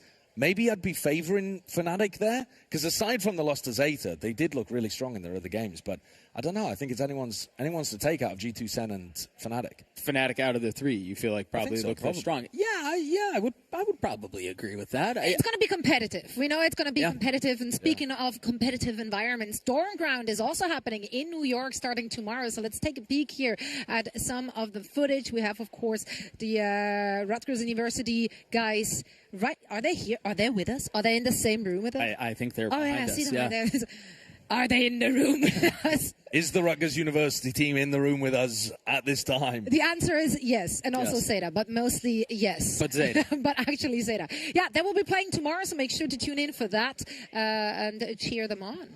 Did you go to university, Zoe? We don't. I mean, I did. How do you say that? I don't know what it translates to in English when you're going to school whilst also studying the craft, like right, like an apprenticeship kind of thing. Yeah. But like you get a diploma for it because you're actually going to school for 4 years as well. Yeah, I just wanted to see it's 3 weeks. It's 3 weeks of going to school to study, and then 1 week of practical application, so you actually know what you're doing. Just because I never got the chance to play in a university team, I would have been good enough. It's just that I don't. Well, you probably. I don't think you went to university too. He got kicked out. But he almost became a doctor. Yeah, there you go. Almost is a very gross misrepresentation. If anyone has any problems in the building, though, don't worry. I'll be right there. Me too. I watched a lot of Grey's Anatomy. I feel competent. You might be more qualified than I ever was. Honestly, you surely I'd be the first one to get up in the airplane when they're calling for a doctor. I was like, I know what to do. Yeah. We already saw our university team doing very well in America's Ascension as well. Winthrop was popping up. So, yeah, it'll be fun to watch the Stormground teams. It will indeed. It will also be fun to continue our run through the lower bracket. First, we're heading into a quick break, and then afterwards we should be back with our next match.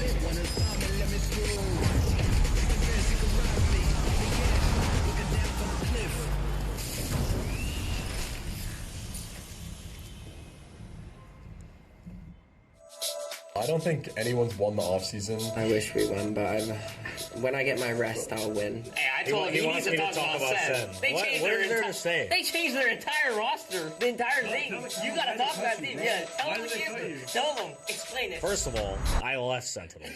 I did not get cut. For Sentinels, changing a core is a pretty big thing. This new roster's personality is, insanely fun. Everybody's a bit of a troll. It's going to be fun as the season goes on, how we're going to mesh together. NRG, definitely, they look good. I think NRG did a good pickup with Keiko. I think he is better than some. We did pretty good this offseason. We're all very happy with our team, so I would say us. For FNATIC, Chronicles the GOAT. This guy's won how many trophies? Too many to count. It's all good. And then they lost him for... I don't know. What is his name again? Jesus. The new guy. Obviously, I think FNATIC, we have ways of finding these diamonds in the rough, and Vikash here, he's a man of little words so far, but I'm sure he's got a lot to say when it comes to playing on the server. I know G2 kind of been going back and forth with a lot of changes, so I can't really say they look strong. I think the new Cloud9 roster has a lot of potential. Yeah, they are a very energetic roster, and I think sometimes that can get the best of them. We all here at Cloud9 love everyone. Hey, that's what I'm saying. We're trying to switch the C9 we gotta narrative. convert the narrative out here. Yeah. So for Cloud9, Zelsis might be on Fraud Watch. He talks a very big game, but I think this year is very important for him. Jordan, I know you'll be watching. We'll be watching you. Poor guy. Yeah, we'll be watching you, Jordan. Jordan.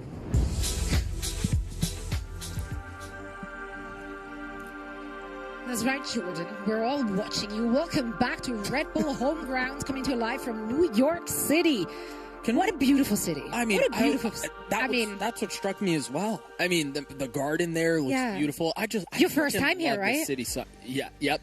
Why do they call it a garden when it's not a garden? I don't get it. Point. Why are you the way that you are? Well, I'm just asking questions. I'm new here, aren't I? I'm new. No, you go Zeta. Stop. Zeta. That's a correct answer if I've ever heard one. Let's talk about our next match, shall we? We're still in the lower bracket, of course, and it is stacked. We're going to find out who's going to advance, Sentinels or G2. Those two teams are familiar with each other, intimately so. Of course, there are changes in both of these rosters that we've already seen play over the last couple of hours. Feels like it started yesterday, but this really just started today, right? Yeah, we've seen what have we learned? Because quite frankly, I feel like Sentinels have gotten their money's worth already of their new edition. Like, I think Caillou, Narrate, Redux, like Narrate on that duelist looked so good. Redux was fragging out. Caillou had a lot of really good performances. Cortesia, when he was allowed to play his game, has been like such a boon for that team as well. Yeah, I think that we haven't really had a chance to talk about this roster. I'm probably maybe most fascinated about whether or not this project will work in the long run. I think when you think about the departure of, obviously Zelsis, but then Zekin as well, putting Narrate in the position to be the star. Sure. Right? When you think about Narrate, even just at the beginning of last year, we talked about it so many times on the broadcast, he was crying backstage after he felt like he struggled, and watching his development and watching him grow as much as he has been a ton of fun. But now he's the guy. Yeah. Right? Like, now he is the leader, and watching him, it'll be really interesting to see, can he fill into those shoes? I think Narrate is so interesting because sometimes he thinks he's the best player in the world and he plays like it. Yeah. And then other times that confidence isn't necessarily there.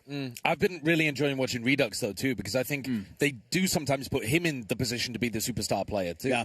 The way that he was playing the chamber on the defense side of Sunset, loved the way that he was like moving around the different angles, always being a threat. So I think it feels very much like a rebuild for Sen. We're still finding out what the identity of this team is and which players to look out for. And then you have a bit of a measuring stick now that they're going up against in G2, because we saw that play out so many times in Americas. Right. Probably 5 or more times last year throughout VCT. Too many. And this version of G2, I guess they internally must consider it to have more long-term legs.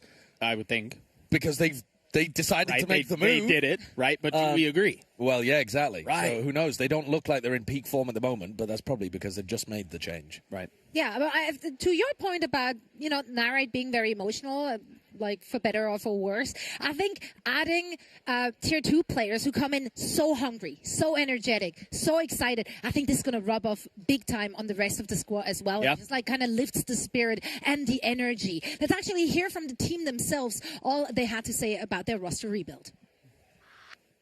This new roster's personality is, insanely fun. Everybody's a bit of a troll. So we're all messing around. We're having a lot of fun in prac days and scrims and even after prac. We definitely get along very well. And yeah, it's going to be fun as the season goes on, how we're going to mesh together.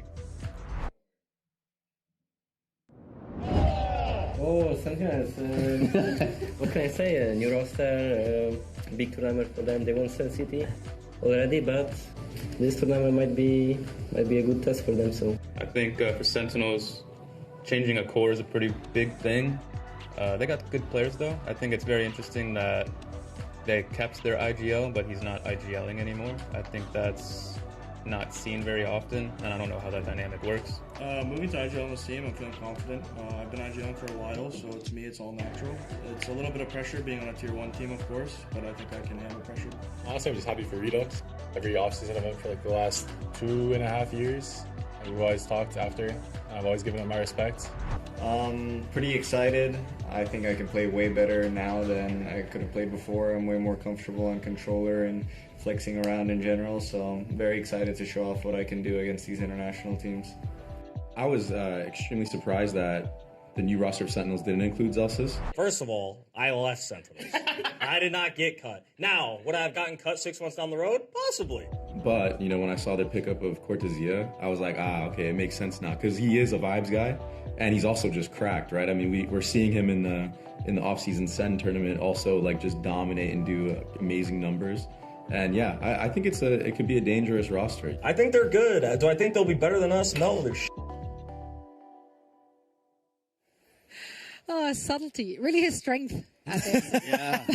Yeah, definitely one to choose his words carefully and not really. First person I put in for Media Day. With, I do think that's such a funny quote where he's like, first of all, I left. Would I have been cut 6 months down the line? Possibly. Yeah, I think it's great self-awareness. Yeah, the start of it started like very ex-girlfriend, but sure, yeah. With recovery after that. This is going to be a great match. I feel it. I read it in the tea leaves. I sense it. It's going to be a good time. Yeah. Let's talk about their opponents, G2. Obviously, they had ups and downs in this tournament already. People already took out the pitchforks for various reasons, but they made it thus far, and they can go further. And they have, and they've done it their way, right? They have looked comfortable when they needed to, and there are times that they're solving things on the fly. Oh, and definitely. That very much feels like the G2 way. I mean, that's been their calling card for years now. They've talked about the slow starts that they've been Right. having. I don't know if you can afford to have a slow start against Sen, because a lot of the Sen players look like they want to take fights and scrap, and so Jorgama was the player to bail them out in the previous game, but I think they need big performances early on from, I'm looking towards Leaf and Trent, to be honest with you. Because I think those are two players that throughout this year we've seen can be some of, if not the best players in the entire world. Oh, yeah. And so if they're not bringing their A game, it's going to be an enormous dip down compared to what you expect from G2. And I think they aim, like the actual mechanics are just going to get tested, because Sen have got shooters. They're still a young team, but they've got shooters, and G2 need to be ready to answer that. I also think, I mean, you were talking about Leaf and Trent, and they struggled at the beginning of their last map.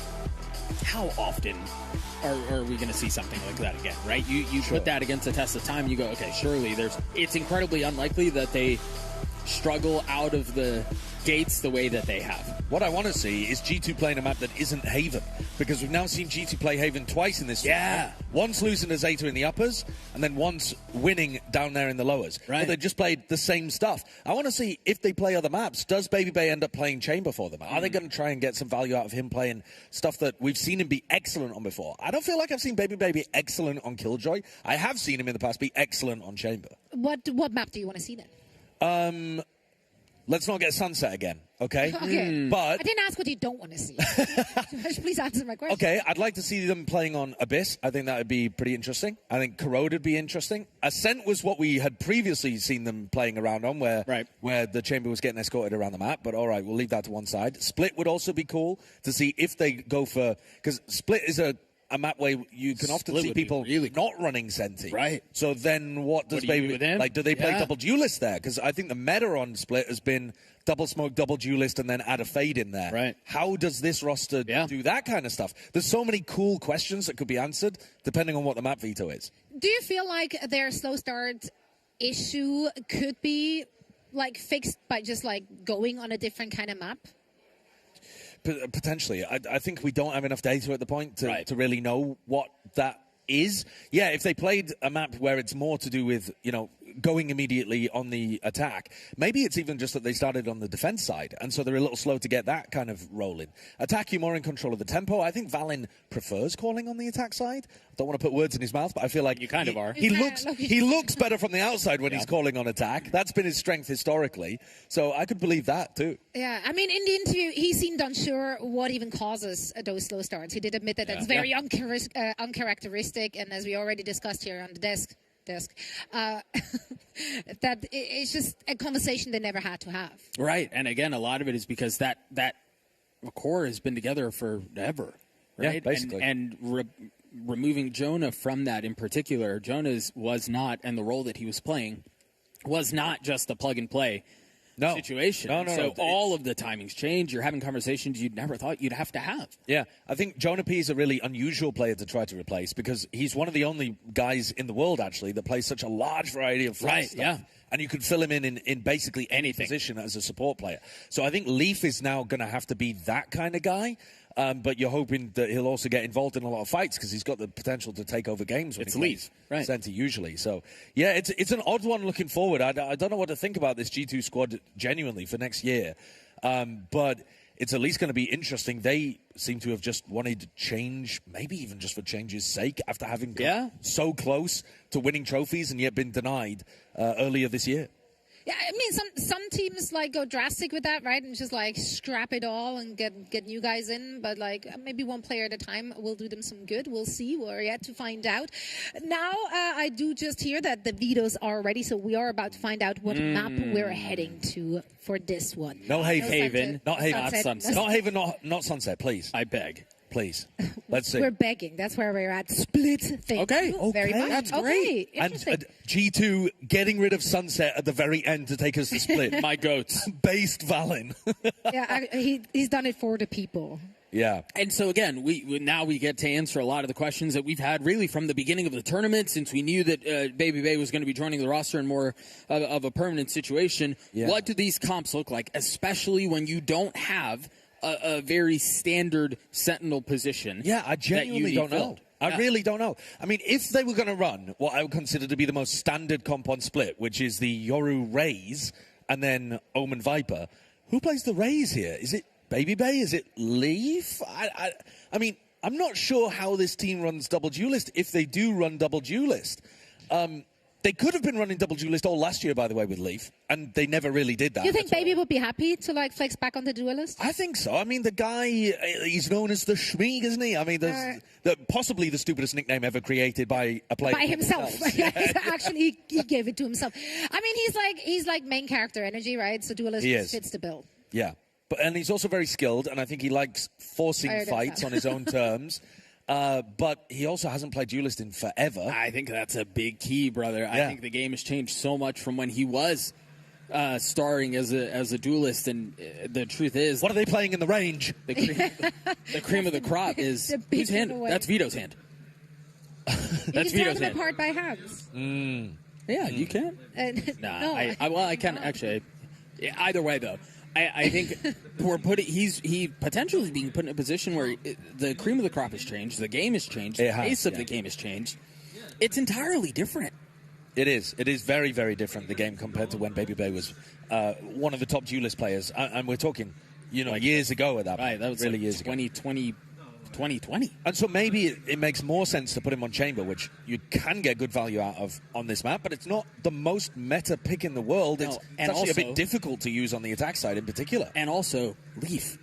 Well, sure. Right? Yeah. Like, it's there's not the no first way. time, but it's not the first time that this team decides to not have Leaf on Chamber, and they still made it work throughout VCT. Well, I think a lot of the issue there was Leaf was the one who was out. And so they could more naturally slot Dre into that role and go, okay, you go play Chamber, and then we'll have, you know, everything else around it. And that's kind of the role you need to fill. They're almost blessed by having options here. Well, it's like cursed at the same time. Yeah, G2 traditionally, by the way, would be running double initiator on these maps. I just can't imagine that they would want to go in that direction with the new roster that they have. Right. So this is why we're having so many conversations, right, as to what the comp is going to be, because they have a very different identity now. I can't imagine this team playing double initiator on basically any of the maps. No. Maybe Leaf will pick up something, but honestly, I don't know. They've leaned really heavy with this new roster change into double initiator being a thing of the past. Okay, I see we are about to load in, so we will be finding out what these two teams are running with. What do we want to see from Sentinels? From Sen, they have usually been running that classic comp I was talking about, where they run the double duelist. And I think that makes tons of sense for them. I think Narrate and Redux... Don't do it. Narrate and Redux... I looked. I saw the agent select. You don't know. They haven't locked it in yet. Yeah. They haven't locked it in yet, Doug. Don't Don't let despair take your heart too early. Sorry, Sen. Redux, Narrate, double duelist, go in, take the fights. They want to scrap a little bit. I think that makes all the sense in the world. Yeah, I think what I'm hoping to see out from Sentinels is confidence.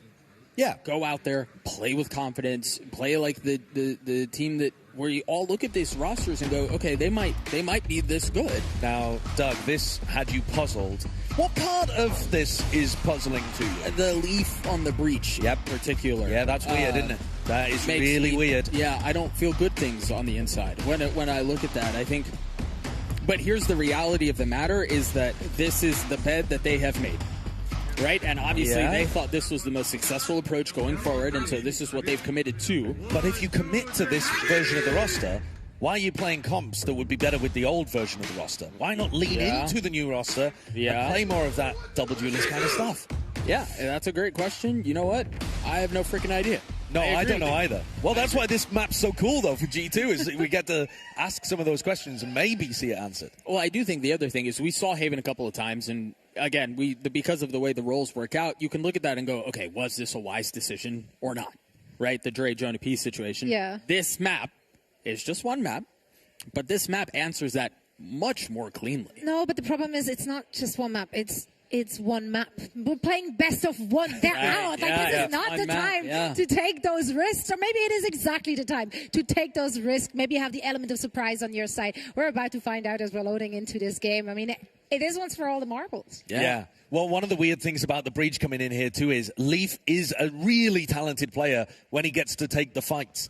And the Breach does not do that. No, the Breach doesn't take fights really on this map. So that's... How is he going to be able to get his actual fighting value with his gun? Well, Josh, we're about to find out. Let's see what G2 and Sentinels have in store for us. It is crazy to think that there's just like the Jonah P shadow is just hanging over this as we take a look at Leaf potentially debut as a... You're the analyst. I'll go and have a look. I'll go and have a look. A quick Google. Leaf's played a lot of agents before. I could believe that he's played the Breach, but it's certainly not going to be in his top, 5-10 agents of all time. Keep going. Yeah, exactly. Has he played? He's played 2 games of Breach ever in his career. This is the 3rd. Comfort pick. Sentinel starting off on the attacking side. The double duelist comp, as we mentioned, Narrate and Redux. And even when you look at the character that Jorgamo's playing, picking out the Waylay is not particularly common here either. No, not common here, but it's good still. And more so for Jogamo, but split is a bit strange, isn't it? Yeah, he's playing some of it. Here comes the B split though. Pressure into heaven, Baby Bay with no util. Immediately pushed back. Stays alive, repositions. Still in a position to take a fight. You see the eye go out. Everybody lit up. Plenty of info found, but even with that, they can't really work their way out. A really nice swing out from Baby Bay. Is able to get a kill. Redux down in hell. Again, turned on by Baby Bay. He's going to get another. The guy shooting. He's shooting straight. Oh, but Cortesia is as well. That's a nasty couple of kills from both Baby Bay and Cortesia. Jorg left to pick up the pieces. He's got so much time, too. I mean... I do like this patience, though, from Jorgamo. Yeah, me too. Playing really far back, just waiting off the plant. He knows that he's in a position where Cortesia, if he does go to get the spike down, Jorg will have a timing to get in. Jorg's trying to play both sides of the map. He's just 50-50ing. He's hedging his bets, which is probably the best thing you can do here. Note Cortesia 44 HP, but the guy is frying with the Ghost, and Jogamo has no armor. Yeah, he was hitting everything. 10 seconds Now as the plan goes through, Spike Jorg's going to hear this. Limited amount of positions that Cortesia could be repositioning to. Yeah, I love how he's playing this. He's already procced his TP or his recall, so he can get info and then get out and approach the fight the way he wants to. But it might have expired at this point. There it is. Cortesia spots him, drops down to hell. 21 HP. The hindrance there, and Jogamo hits the shot. Even with the saturate. Oh my gosh, dude. Even with the saturate, Jorg dropped down to 10 HP. But yeah, being able to grab that information and throw out an extra piece of utility at the end of the round is what pushes G2 over the line. Credit, though, to BabyBay, too. I mean, he won them the round. He really did. 3K on site. Great shots hit as well. Yeah. Some really precise aiming. And there is a reason, of course, that they've gone for BabyBay moving forward towards the future. He said himself that he's earned this spot. And I believe it. I mean, I think he's put a huge amount of time and effort into getting back to the top position. And surely he's been frying in, scrims, trials, whatever you want to say, in order to get to this point. But we've just yet to actually see it with our own eyes. Right. Aside from that stint of time where he was replacing Leaf as a stand-in. So, and he was serviceable. He did what the team asked him to do. Absolutely. He fit that role. I would say he was very nicely. I would say he was even really good when he was playing the chamber stuff for them. But sure, it's the rest of it where we have questions, and starting maybe to get a couple of answers because the pistol was snappy. Hey, we were out of that real quick. I didn't even notice what happened. My man. All right, into the next we go. BabyBay with the judge. Again, currently sitting at 3-1. Popped off in the previous round. Sentinels not really investing armor for Narrate. His mid-smoke got overrun, essentially, in the previous. He had to give up that B-Heaven control almost immediately, yeah. And this orb's really annoying. Cortesia throws it, and suddenly they can be lurking up into vents. BabyBay needs a crossfire, but no help. Poison's off. You find that there's nobody really in ropes. And the map is a roaster at this point. And Sentinel's freezing here very nicely. Not committing out onto anything, but there's a whole lot of threat on the other side of this. The dog doesn't catch. That is tragic. They had no idea that he was there. Good jump peek, though. Yeah. They definitely suspected something. And they still... still walk back in. Right. That's unfortunate. Valen's also done a great job, by the way, in this round of just keeping B main information. Yeah, So they can keep these three players stacked over towards A, and it is going to be ending over there. Chance to take a look at Leaf's breach for one of the first times. Again, no real guns. Which hasn't actually... I mean, I say that it hasn't really mattered this tournament at all. Trent will catch on to the first. And I believe that was on to John. And so Narrate might be okay here. You see the fault line set up, the paranoia out. Jogamo feeling some pressure. Maybe pressure was a bit strong. Very nicely done after Jog. 4 on the round. That puts him 2 pips away from having his ult online in round 3. And an unsung hero there, Leaf on the breach. A stun for Jorg to peek off the back of, and then an aftershock into elbow meant that Jorg never had to worry about being pressured by essentially anyone. Right. Very supportive, though, which is not the spot that we expect Leaf to be in. So he's a really intelligent player. I'm not in any way saying that Leaf can't play a supportive role. Sounds like it's what you're saying. No, the problem is that you're just not going to get him taking as many fights. And his aim is super good, too. And so you think he can't be in the supportive role? No. That's what I heard. Not true. Same one way from Valen, and this time they sneak inside of it. Opportunity for Jorg to pop out of that and put pressure onto John. John is so far back, it's almost like he's expecting some of that threat. He is respecting that smoke, sees them both swing out, catches him too. Draws the paranoia out. Yeah, buys some time. He was a little out in the open. There was a chance for Jorg, but the weaponry wasn't good enough at those long ranges, I don't think. Yeah. Either way, utility invested. The spike's still freezing across the middle of the map. And dog cleared on the other side. So G2 are getting a good bit of info on what's happening around the map. Yeah, they know that Cortesia has not pushed up deep on A. But they're going to start to pull Leaf over in this direction, weakening the B site, which is where the spike is going towards. Yeah, they just dogged to re-clear main too. I have been enjoying Kayu's IGLing for Sentinels across this tournament and across the Sen City Classic. Yeah. doesn't look like they've missed too much from having John give up that role. So they should get out onto B, meeting no resistance at all. Left. We'll see how G2 approach this retake. And again, this will be a position to see how Leaf does on the breach utility for the retake, given how influential that can be. They've got 3 flashes, a Haunt to play off, Seize as well, and a stun. Cortesi is a big problem, though. Could be a thorn in the side, a backstab. Paranoia already used just to take B Heaven control, right? And a fight maybe in mid. Cortesi playing it slowly. There was that stun. He already used it. There's not really any follow-up behind it. Oh, he's got the perfect time. Yeah, here's the timing. Knows that they're trying to vacate. Baby Bay stomps on to narrate with the judge. Gets the second kill. Okay, right? One enemy remaining. As one does. Trent left in that 1v3 will fall. Center on the board. A solid round win. A gamble for G2. Stacking over towards A. They're not going to do that very often. Only on rounds where they don't particularly have the economy to work with, like this on the bonus. Get a drop? Jorg pulling out an operator very early on here. Right. The Waylay op just to put a bit of pressure maybe over towards A. Get in front of One enemy Cortesia's wall. A. Not a terrible bonus. A little bit of eco damage done, but now firing up into the important round. Yeah, you saw full armor on 2 members from Sentinels. You mentioned the op. Currently sitting A Heaven. Yeah, I'm looking at Cortesia's orb, because if he doesn't use that, if he uses that on repeat in mid, which is where he's mostly been doing it, it does actually give the op a sightline from A ramp. Because normally you would be using the orb here to block off that sightline right in front of you. Right. So send triple up. A high, low, and even lower setup to try to punish anyone. And Trent just with spam catches Redux through the wall. That's unfortunate timing, and now Jogamo gets a little bit more bold, a little bit more confident, tries to take the swing, will not find anyone there. His TP is gone. But he gets posted, and I think that's fantastic information. Yes, agreed. So they rotate back, Roomba up towards ropes. We'll find an empty space. Bring them down. And again, you've got the trio of G2 that are going to be tested towards B. Full set of utility up, the fault line will land. No fill behind it, just buy some time. Meanwhile, Baby Bay dropped. Narrate has to go forward. Cortesia lands a very nice shot onto Valorant. And now they're going to be able to get out onto the site for free. Yeah, pretty much. Those 2 players that were hoping to hold anchor positions went down way too easy, really. Yeah. Sen in a fantastic position to close this out, 4v3.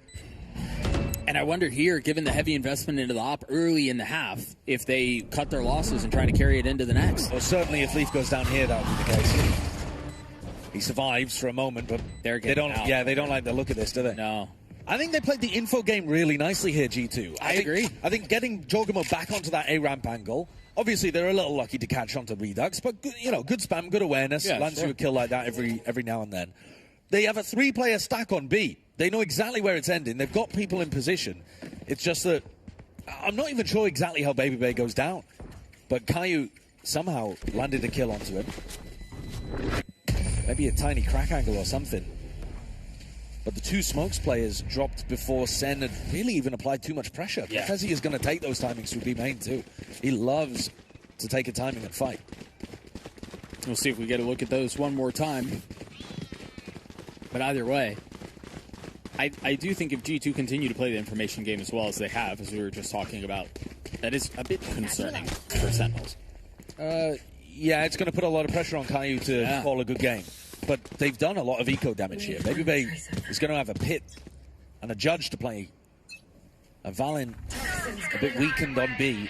Again, this idea of putting the op on A ramp. Okay, so note here the difference. The orb is in a different place because the pit is mid. Yep, this is the first time that Cortesi is actually going to use that over towards A ramp, and it nullifies Jorg completely. Right.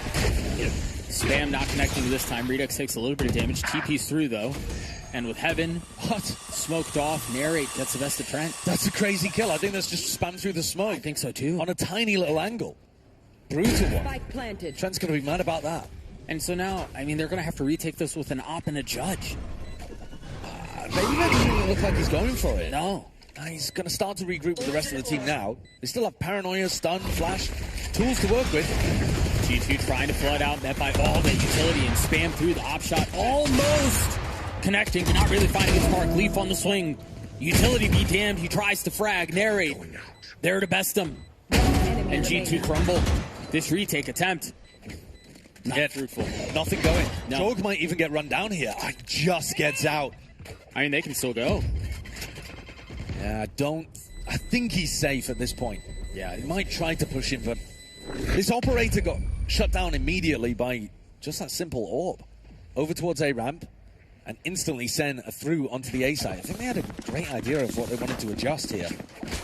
Really nice call from barrier drop, anticipating that Baby Bay was going to be ulting on mid.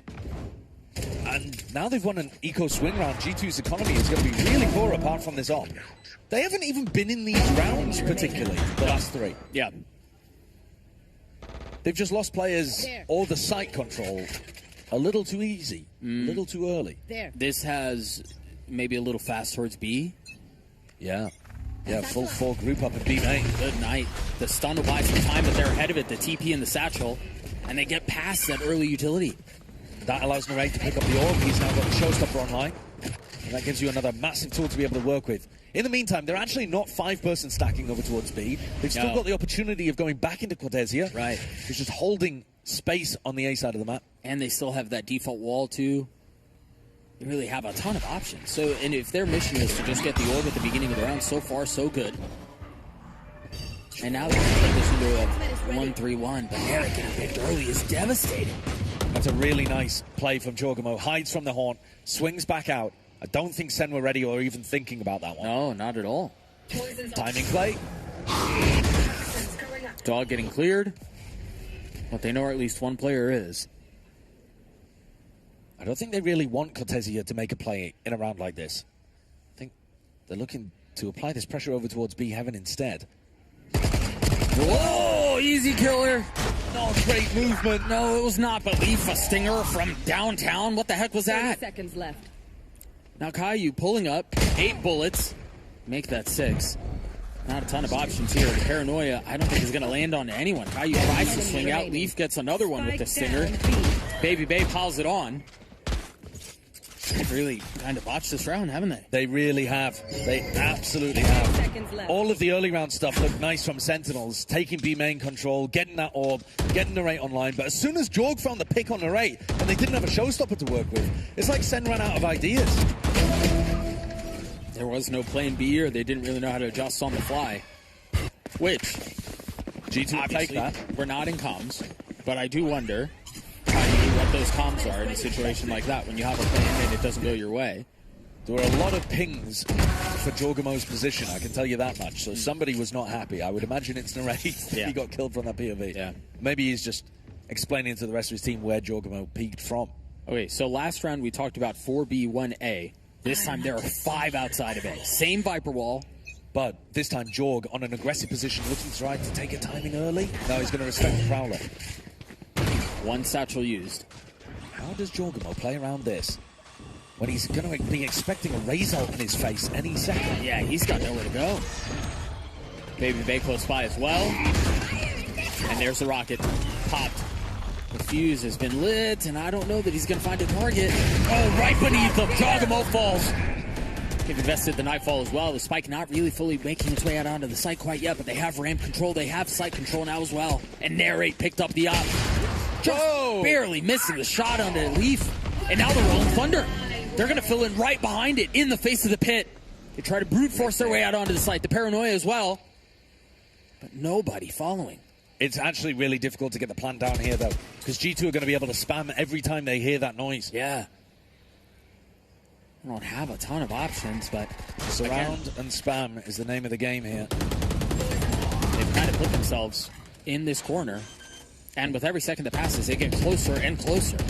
But they somehow succeed at getting the spike down. Now it's all guns up.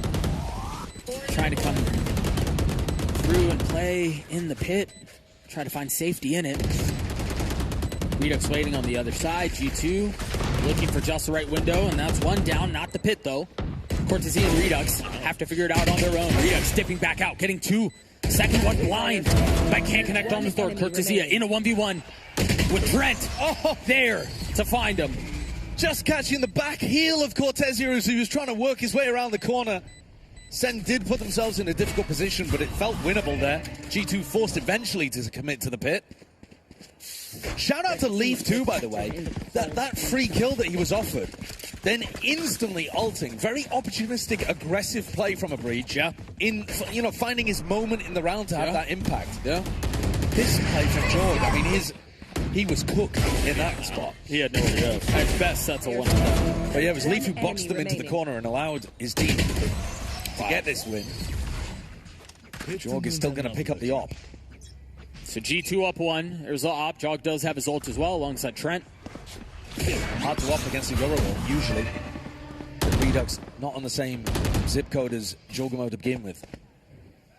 Same very similar 1-3-1 that they've been showing really every round on attack. Yeah, and they're taking mid. Every round. They're taking mid fairly free, actually. Baby Bay just doesn't have enough help to be able to hold on to his smoke, because instead they're fighting really aggro with B main control. Yeah. Here's that ult from Redux. 3 spotted. The Nightfall tagging what, 1? Narrate was the one who did get tagged, but ultimately falls. Meanwhile, Redux pops out of his ult. All sorts of misdirection. All sorts of noise, and what a snap onto Valen. It's a beautiful flick, isn't it? Yeah, and they're going to TP behind it, but this is danger. You've got a couple members of the team who haven't quite arrived yet, but are now making their way over. But it's really uncomfortable, isn't it? I mean, you've got 2 members of G2 just on the other side of the smoke. It's really tough to get the plant down. It's another situation that's very similar to the previous.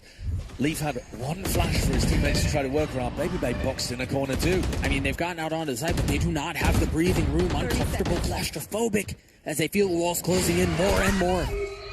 Now the ult popped, and that might secure the deal. Leaf on the swing. Jogamo looking to connect, cannot, as Leaf falls as well. Just 2 left now. And again, the spike still not down. No. So much pressure on him. Yeah.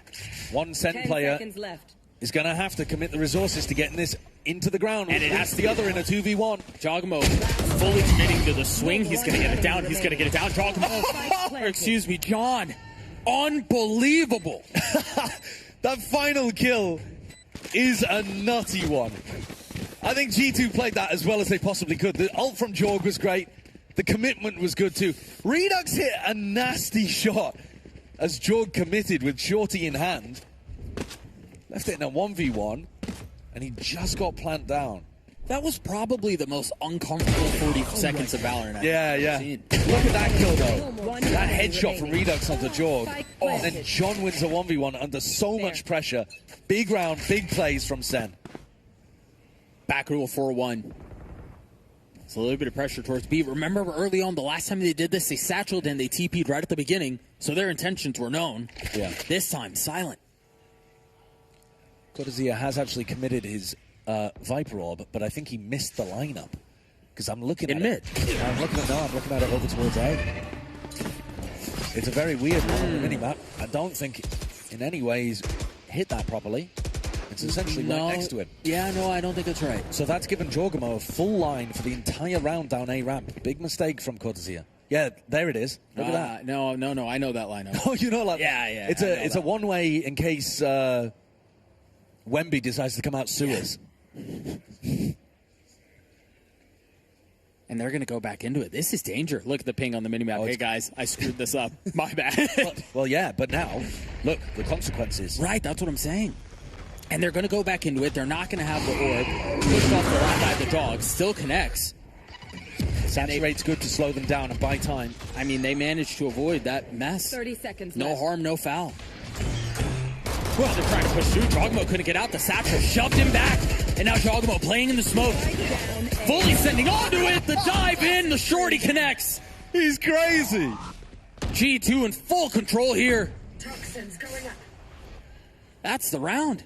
Redux got into the site, but I don't think he's going to be able to do anything from here. The spike is just committed in complete no man's land. Yeah, Jorg is insane. I love watching him. You need to be a little insane to play Waylay. Oh yeah, I mean, there's got to be a little. Yeah, something wrong with you. A couple screws loose. Yeah, I agree. But yeah, a round like that, beautiful to watch. And like we said earlier, Jorg kind of given that early line. Didn't do much with it, actually, over towards A-Ramp. Tried to swing back in after the Prowler took contact. Yeah. But it was this play, tucking in close to the smoke. And Leaf dealing with Narrate, who went in early on. So like you said, the blast packs pushed Jorg out of the smoke. He couldn't stop Narrate, but Leaf Right. had his back. Yeah. So Leaf's been there. He's been like a solid foundational piece of the puzzle. I don't think he's been playing poorly at all. No, and honestly, for a breach, that's what you want. That's what you need. Yeah, yeah, it is. And he has done that. It is very well so far. I think also if we're going to give credit to the reshuffle for G2 as Sen take attack time out here, I think a lot of credit should be given to Baby Bay playing a really difficult position in this defensive setup. His job is to try to extract utility from Sen in mid, but not overstay his welcome. Right. If Baby Bay tries to defend mid, he is dying. Right, yeah. There's he will, no shot. Like, he can't hold on to it with just one smoke. Yeah, it's a very fine line he's on. Yeah, but he's not been dying early on. Yeah. Or, he died early on defending B a couple of times, but he hasn't been getting caught out in mid playing, overly aggressively. Right. So. I mean, even I'm reminded of the pistol. Right? Sure. Played that perfectly, got what he wanted, immediately got pushed back, but stayed alive, got the kill. So, into the next round we go. Jogmo still has the op, just the Vandal in the hands of Cortezia on the side of Sentinels. Well, that might imply that Cortezia is going to try to take an aggressive timing on A. Has he used the orb? I don't think he even bought it in this round this time.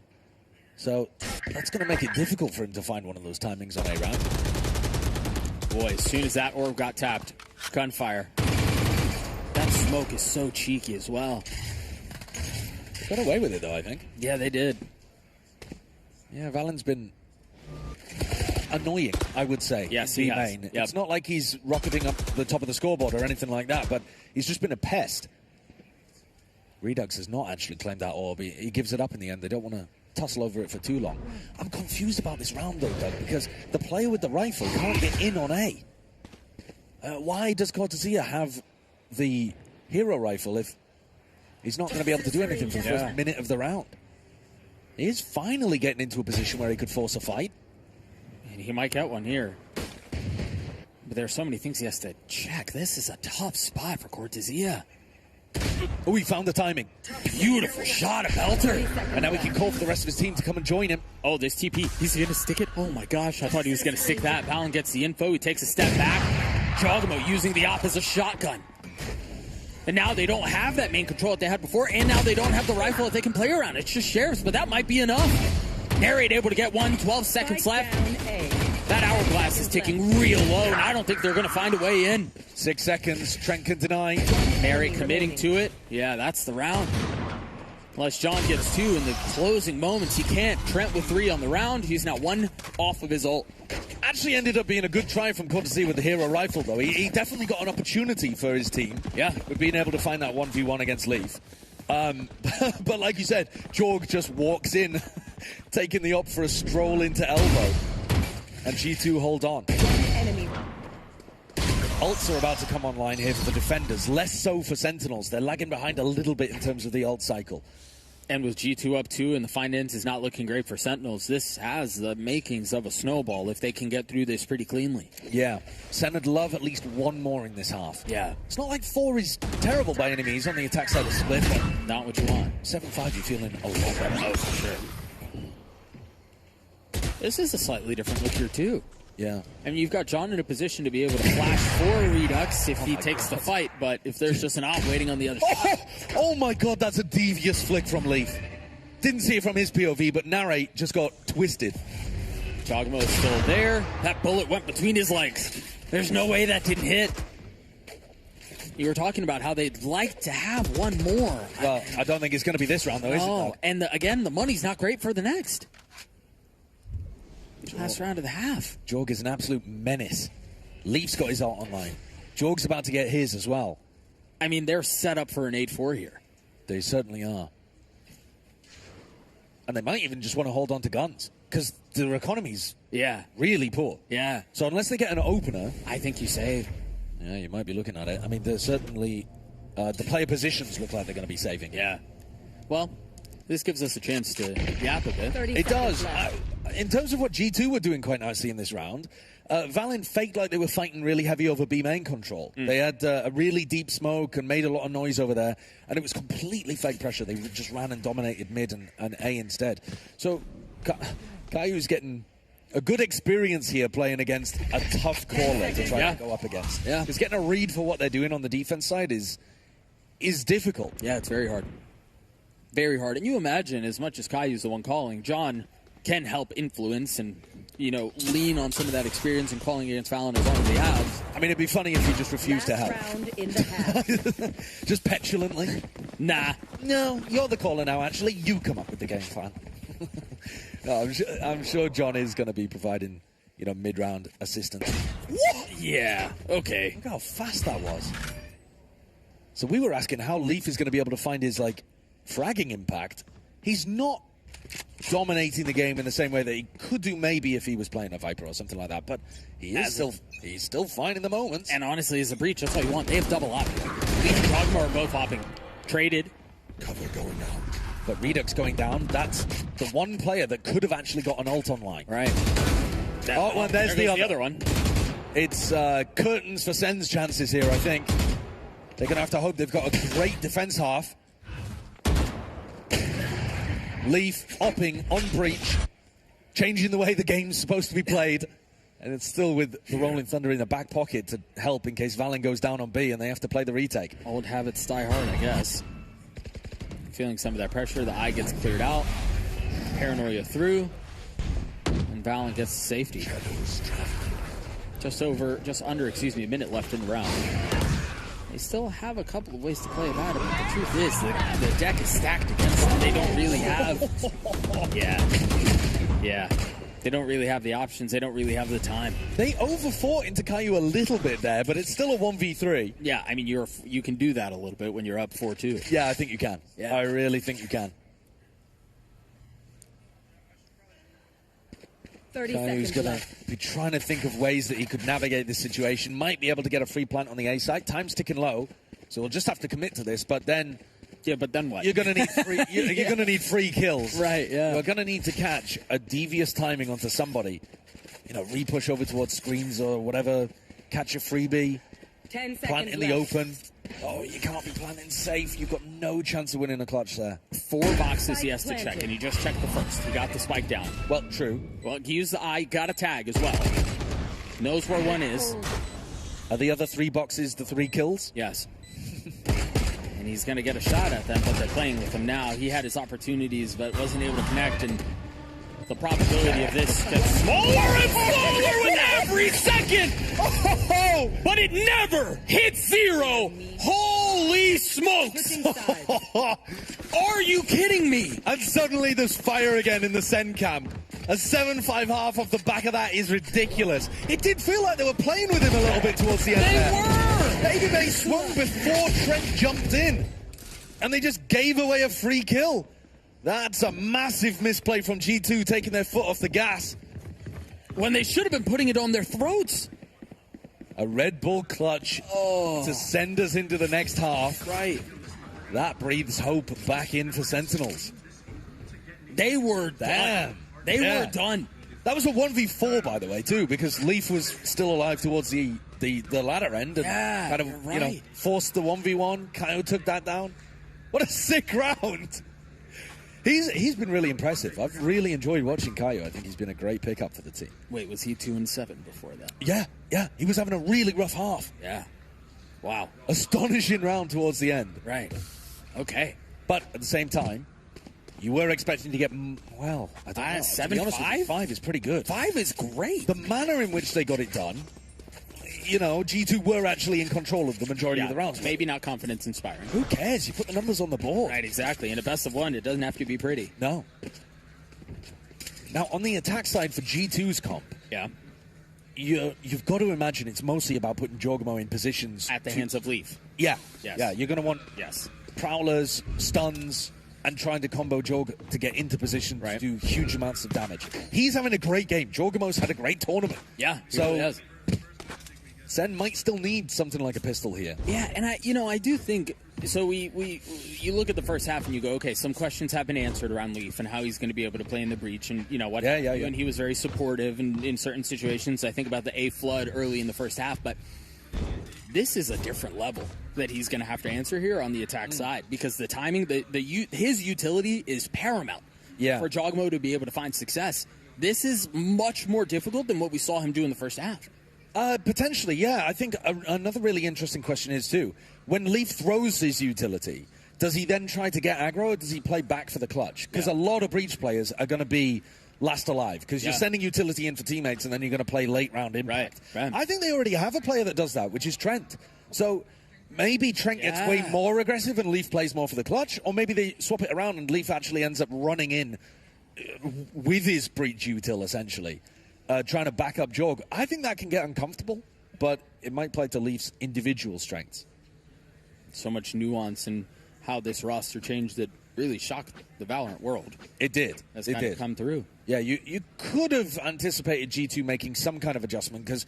Not that one. No, not this one. Although, to be honest with you, Baby Bay was right there. But, yeah, for sure, it's an unusual one. It's very strange. But we're waiting for Baby Bay to wash his hands. Unbelievable. The guy's been on the roster for... This is what? You want hygiene to be a top priority, though. I don't want him to be slowing down the broadcast. I mean, priorities. He's desperate. He's had a Red Bull. The bladder's full. Yeah. What's he going to do? Pee himself? No. What would you rather he did? He's casting with you last year, and you want him to make a puddle next year. No. Okay. No. So he's going to slow it down a bit. Big shouts there from some camp. I assume that was Sentinels, but I'm not sure. You reckon? They've been loud today. Yeah, but the round hasn't even started. I don't know. Looking to get the energy up, heading into the next half, perhaps? I guess. Like that Caillou 1v4 wasn't enough. Yeah. Or maybe that was a tactical pee break. Trying to ice Sen when they felt like they had some momentum. Caillou's going to get tested right off the bat here. He's got a lot of help. Where was the help? Oh my god, Jorg hit that instantly, though. So fast. And so, yeah, they get sucked, but what? Jogmo just continues to put on an unreal performance this tournament, man. Sen thought they were the ones setting up a trap play there, and G2 hit them with the Uno reverse card. And it was called Jogmo. Yeah. They're printing their own cards.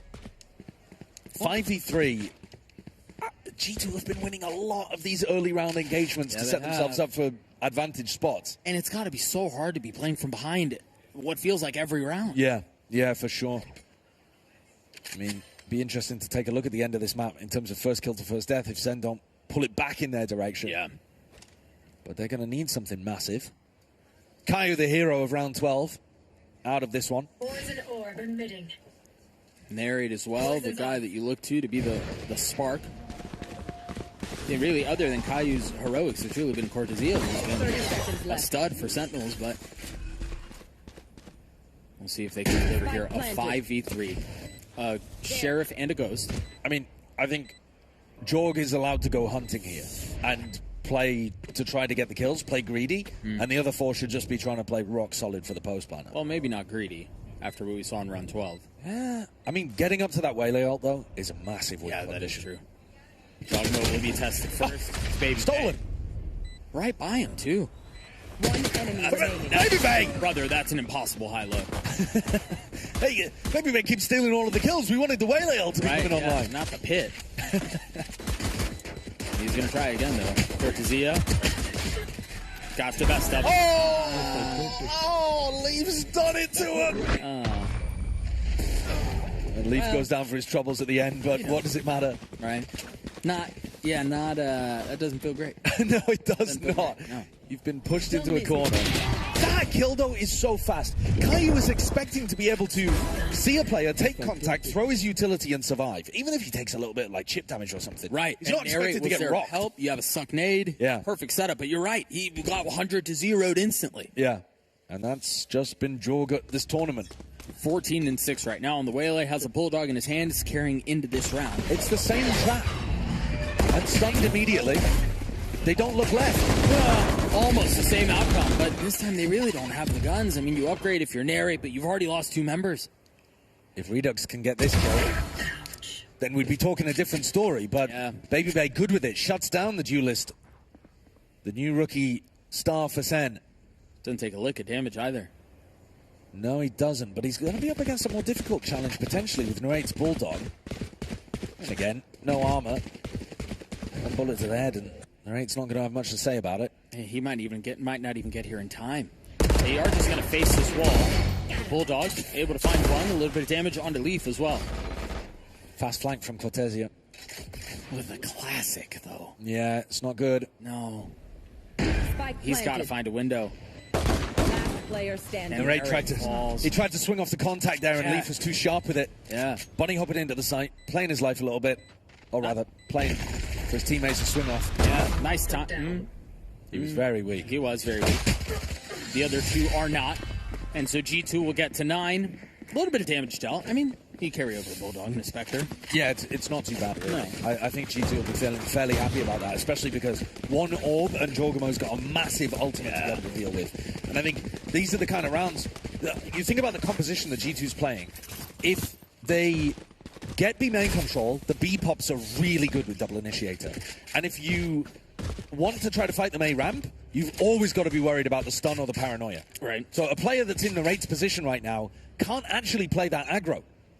Instead, the stun, though, looking like it's coming straight for Caillou. Bet of utility. Caillou clears out the eye. Oh, he's fully going. Forced to Satchel to get in front of the smoke. Really aggressive positioning there from him. Is Jorg going to go for the orb? At the moment, they're just playing for A ramp control.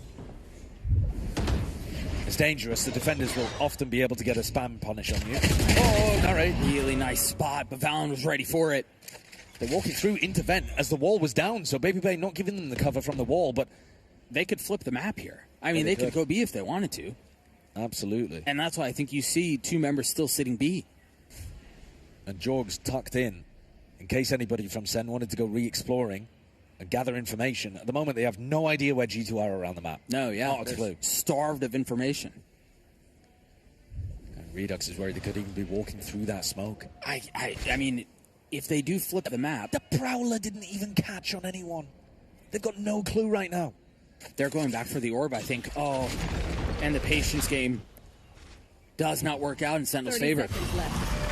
No, G2 push forward. They'll get the spike down. That's the bad information from the Prowler. When the Prowler didn't see anyone in A main, they thought it was a full pivot over towards B. Right. And now Jorg, with the plant, gets ult. Very difficult post plant to play. Even though G2 don't have great guns. How do you play the retake? Oh my god, they're going to ult for Baby Bay's flank? No. Jorg was thinking about it, though. He still is. His timing's really nice. Two very clean shots. And just like that, I think that's a round. They're out. I don't think that's Redux. Baby Bay with a beautiful lurk play. Played the timing perfectly up through vent. Sen against the ropes really early on in this half. Yeah. The recovery from Caillou in round 12 may have been for nothing.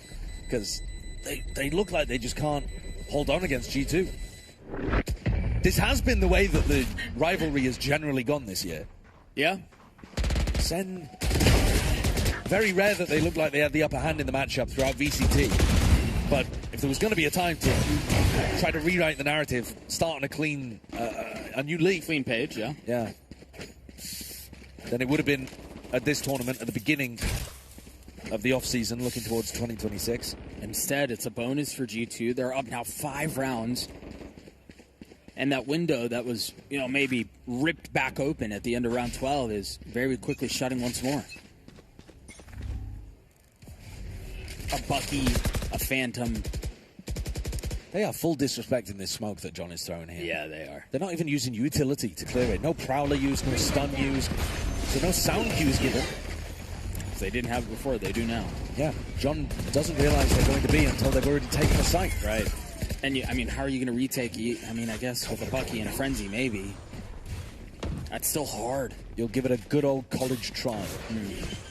Baby Bay getting the plant so that he gets his ult online. G2. Don't pit here. Okay. And the pit's weird, actually, because it does let the players with weaker weapons get to close range. And I presume you want to save that for a different round. But maybe. Either way, does choose to invest it, and that is going to let them get a little bit more intimate. Honestly, this sees nade. Valen's now down. That could catch Baby Bay. And there goes Trey. The Waylay popped. It had to be popped. Narrate going forward, trying to satchel through, upgrades a weapon, puts it right back down at the hands of Trent. But the numbers still the way of Sentinels. Redux and Cortezia on top. That is a fantastic prediction on where Baby Bay was going to be playing. Yeah. That Seize nade was set up 5-10 seconds before they threw it. They knew exactly where they wanted to put that, and they caught the position immaculately. Baby Bay tucked around the corner, avoiding any spam damage from, line of sight, but in exactly the spot to get nuked by Narrate and Kai. And Sen desperately needed that one. An eco round, they're back in the game, Narrate gets his ult. Redux even having enough economy to go for the operator too. Which, I believe that's the first time we see it this half. Yeah, they haven't had the money to even think about going for it previously. It's been dire straits, haven't it? The economy hasn't been great. Hit used. No early help here for Cortesia, but you don't want to contest it just in case Narrate's there, backing him up. How does Valen call his way around this? No ults to speak of. Yeah, well, Baby Bay still has his orb available, so you could throw that over towards A ramp, and then you're going to be able to take some control there. Yeah. I mean, you could just take it with Paranoia or Stun or something as well. Narrate's there, though. He is. And he's packing an ult. And you're not running the Yoru. Usually you try to bait out the showstopper by putting pressure with Jorgamo's Yoru and then TPing out. That's for Heaven. Yeah, he's looking to catch the Heaven Rafters angle. Yeah, and that's exactly where Narrate is. First smoke comes through, dogs pass by each other. The spit, the stun. Narrate's still taking a little bit of damage, and now they want to go. What's the cue for Narrate? To pop the ult, there it is. As soon as he goes in, they have to take a step back, does not connect. Both duels pass right by each other, exchange positions. Immediately, everything slows down. Redux gets two. Kebab. They still have a chance to hold this back, though. G2 knocking on the door of the site. Oh, but that just immediately shut down. The value from Cortesia up in Heaven secured the situation. Sentinels get to 7. This comeback's on. It really is. Cortesia controlled this round from beginning to end, locked off the middle of the map. G2 forced to go over towards A, and then he comes in and deals with Jorgamo, who's really the only player that was into the site and could have been a threat for G2. He was the only one because the ult got popped from Narrate. Everybody else had to take a step back. Yeah, and Jorg was the only one able to actually go forward. Here's that 2K. Wow. Oh, it's just in the nick of time before Valen got the punish. Yep. On an absolute knife's edge, but fast reaction times from Redux. And he keeps the op. And we're seeing G2 in a position we haven't seen in a little while. They're a broken by. With a 3-round lead, Sen are pulling off kind of hero moments in the rounds to be able to stay in this one, stay within touching distance, but they're constantly the underdog. Which, as you mentioned, has really been the tail of the tape between these two teams all year. Yeah, Sen won twice, but I think lost 4, maybe even 5 times. And it was always the big ones. Yes, for sure. That's the key. It was the ones for hardware. Yeah. They've inserted Jorgamo here into Vent, and they're going to try to pull Narrate's attention. The wall goes up. The dog gets a little bit of info, but Jorgamo's waiting just on the other side of the wall with a Bucky. Oh, Narrate. He took a step back. Too much in danger, but yeah, gives that sound cue. Catch them. It didn't smell good. He didn't like it. Trying to distract. Jorg goes down. Cortesia backfills. Again, he's been the stud for Sentinels. Saw it in the last round. See it here as well. Baby Bay drive-bys, decapitates Caillou, but Narrate holds the line. 3, Cortesia gets the last. Sentinels gets 8. Now the game is afoot. Oh, for sure. Now G2 are going to be able to buy. Now they're going to be able to come into this next round with a much stronger position. Yeah, this next round really defines whether the Sen comeback is happening. Right, yeah. If they win and they knock G2 down onto another eco, the game is on. I mean, Sen are truly going to start coming back here on split. It's an optimistic Bucky shot from that distance. He also had no other choice. No, he didn't. He really didn't. Still, a couple rounds away, though, from G2 getting close to these big ultimates. And I think this comp loves having the ults online. It's great if you have a Waylay, Fade, or Breach ult that you can work with on your attack side. It's going to simplify the calling a lot for Valen. For sure. And they do have tools to deal with Redux's op. You know, Redux, if you're thinking about the way that he's going to be playing around the map, you've got to get in front of the Viper walls. You've got to avoid getting stunned by Leaf. You've got to... The dog. The dog is going to push you off the lines a lot of the time from Trent as well. The eye.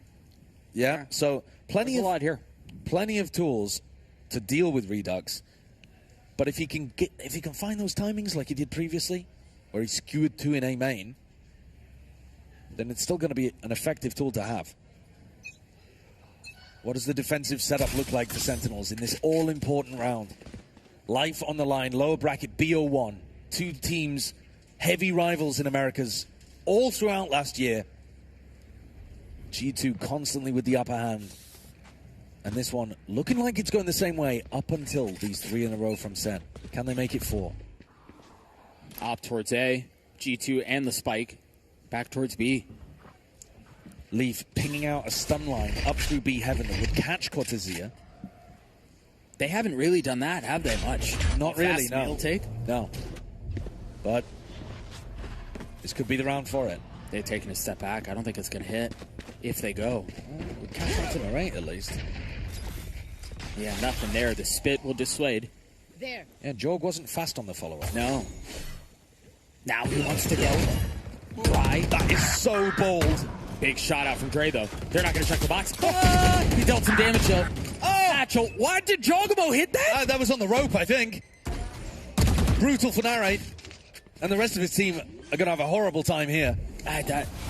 How do you get your way back in? I mean, you've got money. You might as well go for it, but what a mess.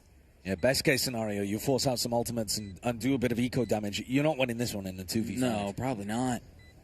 That is a ridiculous round. The fact that Jorgamo is double dashing into B Heaven before the smoke even pops. Right, without a stun, and without doesn't, a flash. Yeah, and doesn't get punished by a guy stairs. Just happens to be nobody there. Yeah. Not like he knows that. Right. A bit of a lucky circumstance for G2, I think, that they got away with that one. Yeah, they did. Didn't look like the cleanest engagement in the world into B Heaven. No, and I will say, Baby Bay hits a shot that really sets up the whole thing, kills the guy rafters, and then there's a lot more room to work. There is. But you're right. Everything else around that didn't feel great. And Raid's going to be kicking himself that he didn't land. Could have been, should have been a bit of a freebie onto Jorgamo. Yeah, probably. So G2 will get to 11 just when it seemed like Sentinels were showing signs of life once more. Yeah, and that little ember gets snuffed out. Yeah, not quite. Yeah, snuffed out, I think, might be a little strong, but they don't keep the snowball going. Yeah, okay. So if they had won, is this a fire metaphor? Or is it a snowball metaphor? Okay, if it's going to be a fire metaphor, then the blaze doesn't continue growing. Yeah, okay. Great. Yeah, we didn't feed the flame. Exactly. There you go. You're the wordsmith. You've helped me out. I tried to, but you didn't follow me. G2 would have been knocked down onto another eco round, and Sen would have been closing the gap probably all the way to a 10th game. Yeah, absolutely. But now they've just got more and more effort to do. It's going to take another couple of wins for G2 to be knocked down onto an eco round. So it becomes more and more of a challenge. Which is so tough, too, when the runway that you have is so short. Absolutely. Right? You lose 2 more rounds, you're out of the tournament. Right, you're cooked, yeah. There's not too much runway space left whatsoever. And so Kaplan calls the timeout last of the half. G2 will still have one more. Maybe avail themselves of that resource later on, but for now. So what's the defensive pivot called here by Kaplan? I'm looking towards Redux, because normally you build the defensive setup around the Oppa. I think it is going to be hard for him to challenge A-Ramp. Yes, it will be. You're looking at him maybe having a Viper Orb in his face, maybe getting stunned. Oh, he goes back to mid. Yeah, he's gone back mid. All right, I don't mind this, though. You go for a triple walk down mid. Very common pistol round idea that Sentinels are running here, and you normally play A for retake. Good night. They know what's happening now. Ooh, can Caillou even escape? He's kind of stunned. There's no. Oh, they just smoked for him. He shouldn't be able to get out, but he stays, tries to take the fight, and Val bests him. Normally in a setup like that, you really want your fate to be playing over in A Heaven. Instead, Redux is going to try to get info for his team to retake. Yeah, he's got the info, but how do they convert around it? Baby Bay holding the flank, Cortezia falls. A 5v3, and this might be the flames fading for Sen City. Just 2 left. I mean, they've got the tools for it, but they don't really have an easy way in. John has to get a little bit more active, and there are too many targets to deal with now. All the attention was the wrong way. G2, map point. 4 opportunities here to close out the game and send themselves through to face FNATIC. And lots of ults to be able to close things out. Jorg and Trent, great opportunity to be able to put max pressure on anyone in anchor spots like Caillou was stuck in previously. The triple push mid is, I think, a solid idea against what G2 are doing. You're going to get that information. You're going to try to play for the retake. I don't think the retakes have looked very clean, though, from Sen. They're going to have to do it again. This time, no Rolling Thunder to pave the way. And if they spot Caillou in this area, they can throw the kitchen sink at him. They've ulted as well. He's not going to hear Valid. Valen ulted. You're right. He has no idea he's there. Caillou gets blindsided.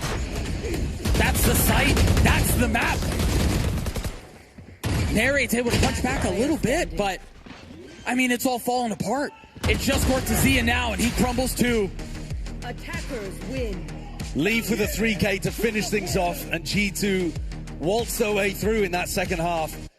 7-5 really made G2 sweat a little bit at the beginning, but as soon as they got onto the attack side, nothing that Sentinels could really come up with to fend off the G2 attack.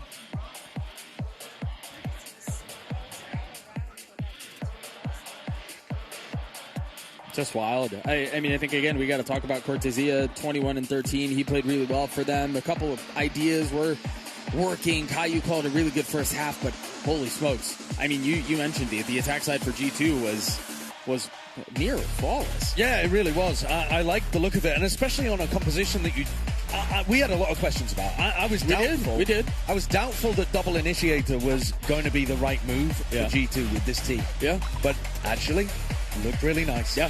Yeah, let's talk a little bit more about that breach, because Leaf clearly did the job a breach has to do in that composition. He was doing everything he should. Yeah. So, like, no more doubts about that? I don't know that I would go so far as to say no more doubts, but I think they calmed a lot of the fears that people may have, G2 fans, as they look at how this thing played out. I think we talked about it at halftime. Leaf's job was harder in the second half. Now that they were going over to the attack side, setting things up for the Waylay is a bit more specific on timings and a little bit less reactionary, and you want to make sure that the timings on that and the execution on that is perfect. And again, that was a near flawless half for them. Yeah. I think the question is not so much now moving forward, it's like, can they do it? It's like, is it going to look better than a double duelist style or a chamber style or something like that? Because clearly they can run the double initiator and it does look good. Yeah. Would they be better if they were running double duelist? Would they be better if they could get Leaf on a more active role? I think that's a question maybe still to answer as we look forward into 2026. But or maybe even just into the next round of the lower bracket. It could, right? that's a good point, they took the risk here. Why not run the risk again? Like, I could see it though. Lottery. Especially against a FNATIC team that likes to play slowly. G2 themselves happy to run some slow rounds on the attack side. And Jorg is certainly a good enough player to be able to run duelist just on his own. He's been lights out. Yeah, he's had a really great day of play. Now, looking at the other side, of course, Sentinels, with this loss, they're officially out of Red Bull Home Ground 2025 World Finals. Let's talk about what we've seen from them, because there are a lot of hero moments from individuals. I think the roster as a whole should inspire people looking forward to what's to come next year. Yeah, I would agree with that completely. I think when you think about the players that Sentinels are replacing and the caliber of who they were and also the cogs that they are in that machine, there's a lot to be excited about for the future. I think there's a lot of potential for this project to come together. I still think there are questions that need to be answered, but I'm not walking away from this going, holy smokes, what a mess this was. A disaster. I don't know how they're going to bounce back. No, not at all. And I think that was the fear for some Sentinels fans. Yes. You lose Zekken and you're thinking, well, this is just going to be us getting battered all year. I don't think that's going to be the case. I agree with you. There's a lot of potential here. Yeah. But I don't think they're a great team yet. I think it's going to take some serious time of them figuring stuff out. They obviously had limited time. Yeah. Also, not just to gel with each other, but also figuring out what works for them in this meta that is still being established, right? Yeah. So there's a lot working against them. Limited time to prep, of course, for the teams you're facing off here, because it's really just back to back to back matches for all of these teams. So there's only so much you can take away from these kind of matches. Cortezia, definitely a key player in this last map. He was the one kind of keeping them alive throughout a lot of those moments. Oh, I just realized Caillou ended 6-14. Yeah, so those 4 kills in the 1v4 were the last kills he got. Were a huge amount of the overall kills he got in the game too. But I do think that overall the tournament looked fairly good from Caillou. I would agree. Yeah. I would agree completely. He's ended on a downswing, but I liked all of the players that Sen have decided to pick up this tournament. I think a lot of the pressure is going to be on how they actually develop over time. You're expecting them to get better kind of like significantly better over the course of the next few months. Yeah. And so that growth potential's got to be realized. Speaking of growth potential, Baby Bay is standing by for an interview with UpMind. Let's hear from him.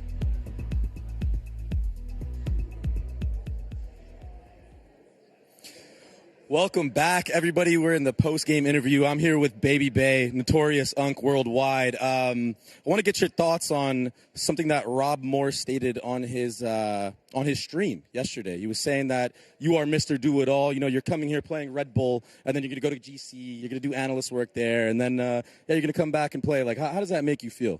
It's just another day in the life of Baby Bay, because to be honest, like, I don't think things have ever been easier for me. You know what I mean? Listen, everyone on this team are dogs. You saw Dogmo? You saw him do his dance, bro? Yeah, things... Can you show me his dance? Bro, like, unbelievable stuff. I just can't. Honestly, life could not be easier for me right now. All right, my next question to you is, you know, you are 30 years old, bro, and, like, you know, you wake up every day, you know, is there more, like, body parts hurting every day? Like, how are you getting through playing against players like Redux who are, like, new to the game? Yeah. Like, honestly, bro, again, everyone else is, like, half my age. So if you were to, like, take the average of all of us, I don't really think Redux has any sort of chance against the experience, the prestige, and the absolute steez that we have on this team. Are you kidding me? Like, what are these questions that you're asking? Give me the mic. Give me the mic. Give me the mic. This is my job. Let's actually talk about the game. All right. I wasn't kidding when I was saying, like, it didn't seem like your job was too difficult. It really seemed as if you were just filling your anchor role. You were able to kind of just get off the leash a little bit on the lurk. Can you kind of speak to that? Yeah, I mean, I love how everyone likes to, you know, attribute my success last time I played on G2 to, you know, being a part of a system and stuff. Well, what now when we are creating the system with me? You know what I mean? So I think I'm just here to, like, shut all the haters up, bro, honestly. And I think if anyone is watching, I mean, all the pros know, but anyone out there, you know, like you viewers out there, VLR forum, whatever, Reddit, like, I'm the real deal, bro. Just watch, bro. You'll see. All right. If you had to pick out, like, any big spotlights from Sentinels in that game, would you want to give credence to any one or two prospects on that team? Oh, yeah, Cortezia, man. Cortezia he's a beast, dude. Like, honestly, like, when I saw him popping off on that attack, because, I mean, if you remember Sen City, the stuff that he was doing at that tournament, I was like, dude, I gotta step it up, bro. I can't just have him get the limelight. So that's why when we switched sides and I was on the attacking side, I got to, like, have a little bit of fun. I got those flanks in. It was perfect. But he is a phenomenal player. I mean, that roster is really young, and you can tell that, like, that's a roster that they're looking for, not for just this year, but, like, 2-3 years even down the road, right? So, like, I like what Sen did with this rebuild, and I'm really happy for them, honestly. And you still have one more game. What are you looking forward to in that one? Yeah. Wait, who do we play? I don't even know who we play. Who do you play? I don't know. Who does he play? Who does he play? FNATIC? Yes. Oh, I've been waiting to play Jake for forever. It's been 5 years I've been playing this game. I've never played against Boaster once. I'm ready for you, bro. I wish it was on stage so we could have a dance-off, but unlucky, bro. Good luck, bro. Thank you, bro. Back to the desk. The dance-off is what, you know, Baby Bay just moves people, so I'm pretty sure we can arrange that for you. Interesting they never played against each other. Also, why is it so easy to imitate Dre? It's like a style of he really talking, does, doesn't he? Yeah. Can he do it? Can he do it, Baby Bay? I'm not even going to try. Okay, failed at the first hurdle. Good job, Doug. Love that for all of us. Yeah, but he's here to shut the haters up. I like that, though. That is the motivation. You know, some players, it gets to them when the forums, when the little Jimmies out there don't believe in you or come at you, and others are fueled by this kind of. Oh, Baby Bay's definitely the kind of player that gets fueled by the haters, for sure. And I think fueled by the opportunity to prove himself, too. I think people forget that he was an extremely good player. It's just that was a few years back. And so I think he's really found that, like, passion and fire to compete again when he probably thought he was giving it up forever. He thought he's done, but he wasn't. You know, body's failing. The mind is still sharp for this one. He has to put it to the test once again, as G2 is not done for the day. They will be facing off against FNATIC after a short break. So don't go anywhere. We're going to see you on the other side of this.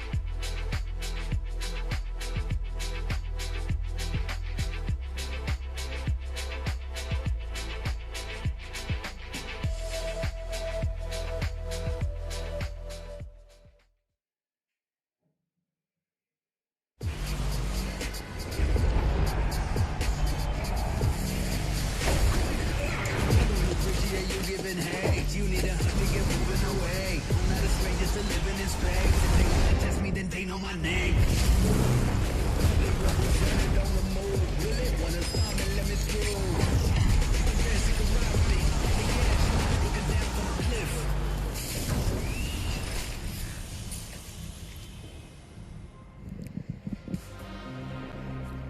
Welcome back to the Red Bull Home Ground World Finals, coming to you live from beautiful New York City. The sun has set, but we are still at it. One more match to go in the lower bracket, one more team to say goodbye to. Tough turnaround here for G2 as well. Having to battle their way through the lower bracket. It looks like they're doing vetoes right now. Yeah, doing the vetoes, aren't they? You reckon we could take a little peek? Can you see? How good is your eyesight? You're pretty good. Actually, not that good. If they were doing this on an AOC monitor, I could see it. The clarity So from up true. here would be like... So true. Unless they're doing it on pen and paper. Who does that? Really good. Wow. That was very smooth. What's the resolution on pen and paper these days? It depends on your handwriting. It does. Heavily. Yeah, where do you think they're going to take us? Where would you take us? I've got no idea, to be honest with you. I think that Haven looked like FNATIC had a better idea about what was going on. Split would be really cool, actually, because I think both teams have a similar idea, even though FNATIC play the double duelist. Let's get a completely different map. Let's get some Pearl or some Corrode or something like that out here. I do think, though, for both of these teams, they have their eyes set on playing through to Sunday. And so you want to keep as much close to chest as you can, I think. I don't know, you should though. In a lower bracket best of one, I feel like you have to literally put all the cards on the table. Isn't it crazy that we've got FNATIC down here playing against G2 in a BO1 elimination game while NRG and Zeta division? Zeta! Wait, in the upper bracket finals. I mean, that is nuts. What's crazy about that? What's crazy about that? I believed in Zeta. Yeah, you did believe in Zeta division for like 5 minutes while they were absolutely popping off. No, okay, hang on. That is false. I was a believer from the beginning. You were. It happened to be earlier. Oh, we have no footage to prove you otherwise. Now, listen. This one is a tough one to call. We've seen up and downs from both of these teams throughout this tournament. Some questions were raised, some were answered, some were not. FNATIC had an incredible turnaround if you're looking at their path here. Played a close game against Cloud9, but then fell heavily. Like, that spaghetti was dropped in a fashion unlike what we know from FNATIC. And then they found themselves in the lower bracket against T1, which... they had such a smooth game there. You complimented their tempo and the way they played against them. For sure. Both of these teams that we're about to watch lost to Zeta division in the uppers. Goats. I mean, FNATIC got stomped more than G2 did, but I don't think you can really... playing transitive property. Well, exactly. I don't think you can really say that G2 are the better team just because they lost a bit better to Zeta division. Yeah. But it will be interesting losses, to I'm see. here for those. Yeah. But both with a recent change around of a flex player, losing Jonah P, losing Chronicle as well. Maybe most people have Chronicle a little higher up, but it's still a massive change for both of these squads. Baby Bay was saying he's never played against Boaster before, and he's excited to do that. He got so excited. That was a kid on Christmas. He was fanboying. Yeah, he really was. What do you want to see in that match? What are you excited for, Doug? I'm excited to see how the rest of this FNATIC project comes together. And now say it like you're actually excited about it. I am very excited. I really am. I think your face did not tell that story. It's getting late. Okay. Oh, okay. It's getting late. I'm an old man. But I do genuinely, I mean, when you look at the FNATIC project, I think that's one that we've maybe seen a little bit less, and we saw them bounce back after getting molly stomped. But there's an opportunity for them to continue to put that behind them. They bounced back really nicely against T1, but you presume this G2 roster is a different level of competition. I would assume so. It depends whether we get that slow start from G2. Against Sentinels, they out the gates looked really strong. Yeah, they did. So that made a bit of a difference for them. There's also the battle of the IGLs, right? Valin versus Boaster and the way that they both like to call on the attack side. I think actually it's much more about the defense because both teams are really good on attack. We've seen that, but we've not seen them look rock solid defensively, I think, across this tournament. And that goes for both, because that was the side where FNATIC got destroyed on bind by Zeta. Now, of course, G2 has a shorter turnaround here for FNATIC. They had an opportunity to just watch the G2 game as well and just kind of figure out what they want to do in this one. Yeah, I don't think prep matters as much, though, because unlike in a tournament where you play these big BO3s, you see much less of the map pool. So if you're looking at what G2 have shown, this tournament, they've only actually played 2 maps. They've played Haven, and then you've just seen them play Split. Yeah. So strong chance that the map veto goes away from Haven or Split, and suddenly it doesn't really matter how much you've watched. You don't know what's coming up. You don't know what comps they're going to be running, any of that kind of stuff. So it's still plenty of different directions that both of these teams could go into. G2, I've still got more questions about what comps they're going to run across their map pool. Yeah, I do too. I think, honestly, when I look at this matchup, you think about wild Waylay plays that we've had or almost had today.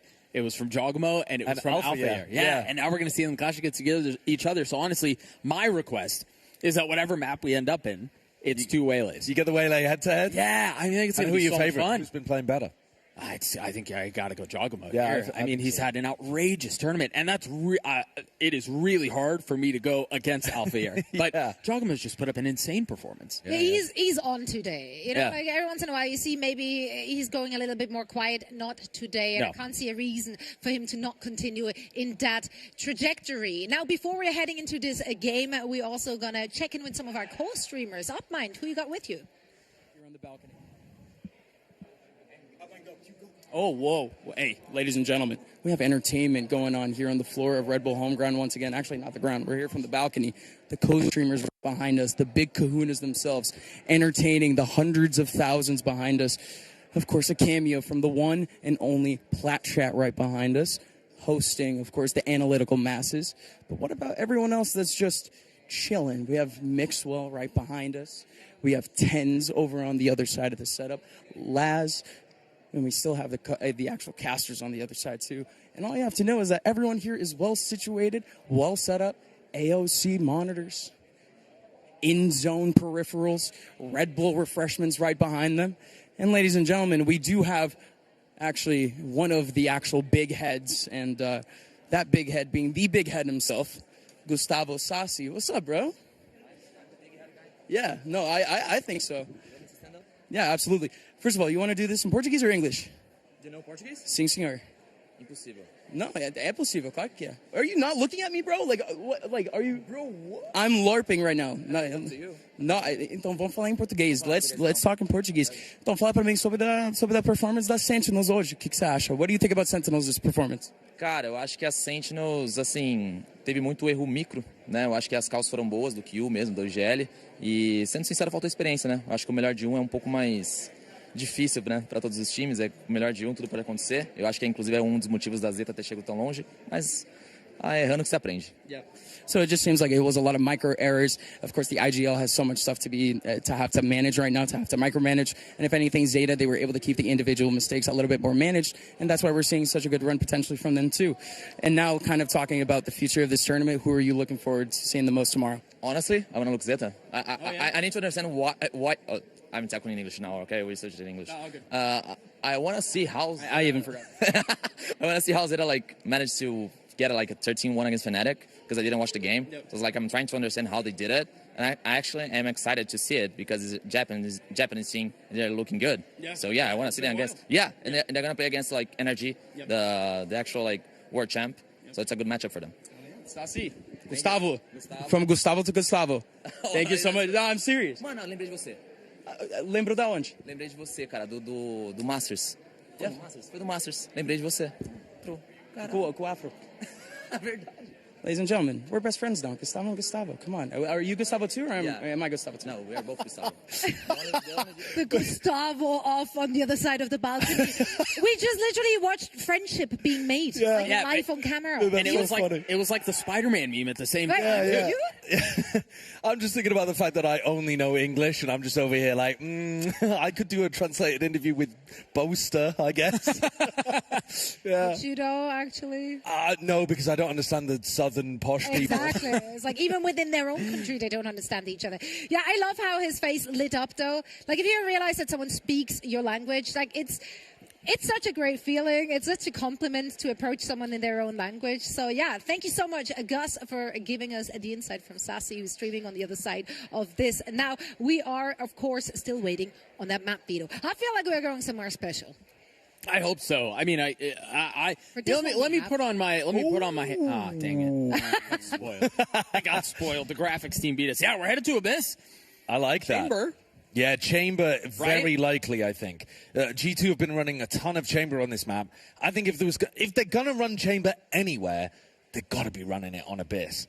You've got that play that Leaf loved to do where he jumps around the side on A and gets on an aggressive line very early on defense side. Yeah. They used to play a ton of the Chamber with the Yoru on this map. I mean, obviously we've seen other teams running like the Vice and the Harbor, like NRG. I'm intrigued actually also as to what FNATIC run, because when FNATIC were playing this at Champions, they were playing a breach on this map and really focusing heavy on running execs that I don't think work as much anymore in the new version of Abyss. Yeah. So we'll see. How do you feel about the changes? They're sick. No, straight upgrades. The map team cooked with these ones. And also get to work on Icebox too, because these kind of changes, if you brought them over to some of the other maps, would be massive improvements. The fact that they've reworked the B site. Like previously, what you could do on the attack side was just spam Cliff B execs over and over again. And it was hard to hold on to B. It was hard to retake over towards B as well. And so it made the map a bit of a mess. Instead, now what you're seeing is there's lots of little tucked pockets that you can play around, and you don't just plant for free and in a crazy spot to play some cringe post-plant setup. So, A+ from me. The map team cooked with the Abyss changes. Yeah, I think even the introduction of geometry when you're looking back right corner on B side, or on A side, excuse me, all of it. I love it. Yeah, I think it's been a lot of fun, and I'm excited to see it play out here too. Right on. And now our players are still getting ready to load into this one. Once again, for everyone just tuning in, we are in round 3 of our lower bracket. This is a best of 1. So everything on the line for these 2 top-tier elite teams. The loser goes home. The winner will be moving on to the lower bracket final, where they have to await their opponent playing in the upper bracket final tomorrow. So that's going to be either Zeta or who else is NRG. Energy. That's yeah. right. Well, I think both of these teams would be wanting it to be Zeta so that they could get some level of revenge, I think. Yeah, genuinely. Gotta humble them. What are they saying? Like, give us the huddle. Doug, you are in charge here. What are you telling your teammates? Oh, God. No, Josh is infinitely smarter than I am. I don't think that's a good idea at all. And honestly, Valen is... Is that what you're saying? I'm not motivated. Yeah, no. That was not a good speech. I think it's understanding where my strengths lie, and it's not as a pro player. Okay, you know what? I take that. Now let's look at that Leaf on the breach.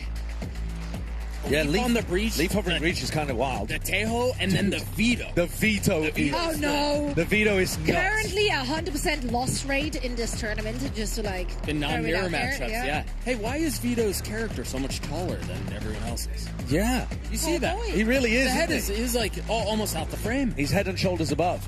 Yeah. Do we have sizing on agents in Valorant? Well, they're all the same height, but I don't know what height they're supposed to be in the lore. 6'2". I'm just pulling that one straight out. Vito looks taller than 6'2" there. He might be wearing heels. That's all right. How does this work? The Vito? Okay, the Tejo breach alone is you don't see Tejo very often anymore. Right, and G2 were one of the few who were would continue to run the Tejo anyway. Yeah, Lotus in particular.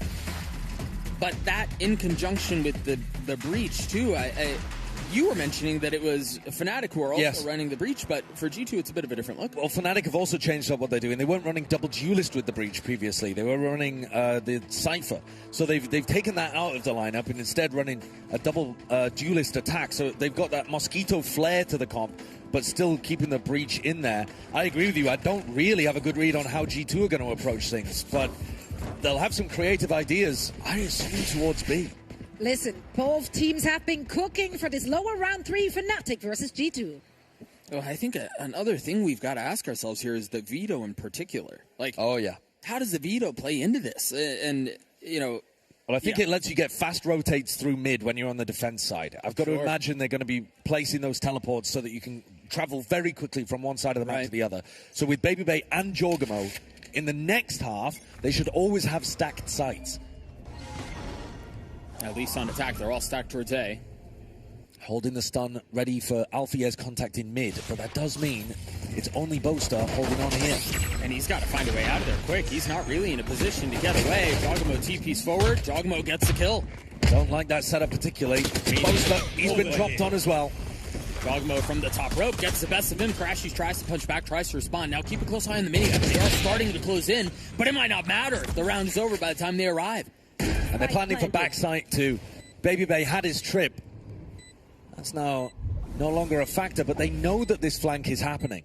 They've cleared out everything else. Right, they have to know. They might not anticipate how deep Alpha is, but they're definitely going to be worried about it. Jogmo's gotten 3 on the round already. Had a spectacular pistol. That's 4. That's all 5. Jogmo does it again. He's just the best frenzy player in the world, man. The stuff he is pulling off with this weapon is ludicrous. A 5k the ace. He's got like recoil control on the frenzy. He's treating it like it's a mini rifle. It's nuts to watch. He had a fantastic, I think it was a 4K clutch at Paris at Champs as well on this map. Yeah, it was. It was my play of the tournament, I think. But this one's that kill in particular. Yeah, but look at the way that he controls the amount of bullets he has to work with too. Like just go for like a burst fire approach. He's a joy to watch. Breaking news: Jogmo good at Valorant. Yeah, he's very good. He's very, very good. Yeah, all attention towards the middle of the map. This is a bit of a slaughter. Using the drone from the Tejo to inform whether or not Leaf should go for the stun.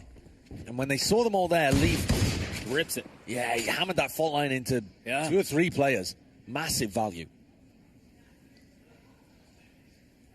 And Alpha, left to pick up the pieces. 5 to find. And Jogamo already with an ult online. Right. I mean, this is about the best beginning you could possibly hope for G2. Yeah. Is that 8? He's on 7. 7 including either an all pickup or the plant. I wasn't paying attention towards the end of that round. They might have given the plant to Jordan just to get it online. Yeah. But, yeah, this is a spectacular opening because Jorgamo's ult combos so nicely with Leaf's util as well. Yeah. I mean, a lot. Yeah. There's a lot that they can do around this. I think all the conversations around G2 and slow starts and how do they kind of bounce back in and kind of find better footing out of the gates, I think those are figured out. The answer was have Jogmo go frag. Yeah, just get him an ace on the pistol. Who's next? Easy stuff. He ults up mid, putting pressure on these players, but goes back into A, and the idea here is to eventually end on the A site. Kayak's ahead of this. Surely they clear him out. TP's away. Just barely. Playing within the confines of his space. Meanwhile, Crash is trying to spam on the other side of the smoke. The plant committing. That is veto value there. That recon dart got destroyed immediately. Yeah. They did actually pull off the plant because they didn't trust the fact that the infiltrator was going to break it, but got him the value. Jogmo getting stunned, has to TP away as well. Now they're going to try to flood back into this. Quick look at the buy. G2, they have a stinger, 2 stingers, but everything else is rifles. So there is a lot behind this. Kayak gets dropped. Oh my gosh. Oh my gosh. Jogmo's doing it again. 4. Almost gets the ace. Leaf cleans it up. What in the world are we watching? That is crazy, man. He's so good. He's actually been on fire the whole tournament. He's 11-1. 11-1 is bonkers. I mean, we saw this kind of performance, I'm thinking of like, Ace earlier on, but that was when his team was losing. Right, and that was 1 round. Yeah. This has been 3. Yeah, this is... He has more kills than everyone on the server combined.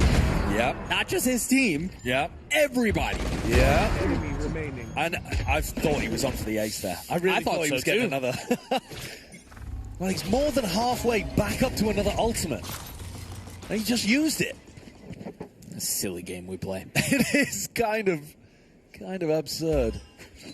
Kayak in a pushed forward off angle, trying to get some value from the Yoru, but it's difficult to replicate what Jogmo's been up to. Yeah, and it's performances like this that make you go, yeah, Jogmo's one of the best players in the world. Oh, yeah. Like, you can't deny it. He TP's out of mid right now. They might still have to be a little worried about him. Oh, trying to bait that trap, but then they did a recall smoke over. Oh no, the recall smoke to get Crashies past it, but they might have heard it. Either way. Yeah, he got. They met him in spawn. And now they'll have a good idea that Boaster's got that recall tech. Baby Bay trying to settle. Better late than never. Gets the best of Boaster. Now they've got a fairly free path over towards A. Yeah. Even with Rekaj being favoured to take that fight. There's not much resistance here. No, I mean, he'll upgrade a weapon. Jorgamo gets the plant. He's 2 away from having his ult online. He should be chasing this one, I mean, cut him loose, yeah? Yeah, for sure. I mean, you wait and you're patient at the beginning just in case FNATIC are going to put up some serious level of resistance, but then for sure, let him off the leash after like 20 seconds. You mentioned a little bit of resistance. Vekash does have a rifle. That was picked up, donated by Baby Bay. Trent swings through, Kayak falls, just one rifle left. That's one. Two more to find. Time is really short. I don't think he's going to get a shot at it. Of course, it's Shogmo who gets another kill. But of course it is. Brother. Well, that puts him one away from having another ult on. Yes. He ulted in round 3. And on round 5, he's going to have his second Yoru ultimate if he just picks up an orb. They forced an early tactical timeout from FNATIC. Would you not? Yeah, I mean, sure. 12-1. Yeah, I mean, 3 players on their team haven't even gotten kills. Dude, that's crazy. They are getting whacked right now. When FNATIC played a very similar composition to this at Champions, on the defense side, they were playing retake almost all the time. And it's a really weird way of playing Abyss. Normally, you don't really want to be playing retake on this map. But with the comp that they're running, where it has the Waylay, the Breach util, they were getting really effective B retakes happening. And they were putting up like 5-7 halves on defense, where, sure, they're not in the lead, but it's an attack-sided map. And it's competitive. Yeah, that's your whole goal on defense of this map, is to make it competitive. Get to 5, right? 4 or 5. Would you say those are the magic numbers there? Yeah, for sure. Okay. If you get 5 rounds on defense on Abyss, I think you're feeling really good about what you've done. But here, they're just getting whacked immediately by Jorgamo, who's 12-1, about to apply massive pressure with another ultimate. And FNATIC have not even been in a position to retake. No. They've just been losing players on site far too early. The timeout, I imagine, strategic in some sense, but also just an attempt to settle things down and calm them, too. I think if you're G2, you're a little bit worried that there's going to be a trap over one of these orbs. Yes. And you can see Kayak's playing to try to deny the A orb, which is I think it's slightly easier to take now. Aftershock. Putting pressure onto the drone. Really early. Ult coming out. He's got a tag. Yeah, but it missed the value. I think he actually even ended up being out of range there. Yeah, I believe so. He was a bit far, wasn't he? Could Jorgamo go for this B orb? He's quite out in the open now. He could, but no, it's Jorgamo. He's probably just going to grab a pick and then go. Information play from Baby Bay. He's got the flash ready. Swings out in front of it. Silos go through. The fault line follows. Full dump utility out onto the site, but they haven't really made their way past the utility from FNATIC. The suck keeps them at bay. The smoke doesn't allow them through. Now Jorgamo creeping forward. He falls. FNATIC. Kill feed leans their way. Very nicely done. And a massive, I don't know if that came through on our mics, but a huge pop-off from FNATIC. Yeah, a huge cheer from FNATIC just to get that round on the board. Yeah. I think they were worried, with good reason, that it was going to be skunked. Yeah, an avalanche of rounds going in G2's direction. I mean, they were the ones who lost 13-1, no? Yeah. I think. So you look at that and go, not again. Well, they still could. I don't think that was necessary. Look at this crunch, though. 3 players swinging at the same time, Boaster kind of pulling contact as Alpha and Vekash swing through to help him. I think G2 missed a trick not getting the Yoru online, but they were worried that FNATIC would be ready for it. Yeah. Now they have that tool, though. Right. How did they use it? Remember last time he passed up mid and then TP'd back A? Yes, it's a pretty similar idea here where he's faking A. It's just the in back to pinch B. Yeah. It's just the opposite of what he was doing before. Now they have the Cosmic Divide they can play around. And they, once again, have the site. I mean, there's... I don't know how you stop this G2 squad right now. Well, here we go. Flash, clone. And then Jorg will be the second person out through this. Great play. Dude. Absolutely cooked Kayak's brain. Oh, my gosh. Double breach ultimates. Rolling thunder. Washing each other out. Yeah, layered over the top. Everything in the kitchen sink dumped in here. Jorgamo gets another kill, ultimately does fall. But the spike is playing, and it's on FNATIC. Let's try to find a way back into this. And a 1v3 here. I don't know how you get away with that. No, you certainly don't. That retake, no opportunity for FNATIC. And the retake style is going to be so tough if Babybay can ever get his interceptor to a place where it can shut down some of the utility. Right. You are playing against a Breach, which the Veto does not have a good matchup against Breach util. No. You're not removing any of it. Right, but there is a Sova there. Yeah, you can get rid of recons, you can get rid of the Yoru flashes that are out too. So, there's a decent amount of utility at least that you can get off the board. And we saw Babybay already removing a recon in an important position. 14-3 for Jogamo. It's in round 7. And he's slowed down.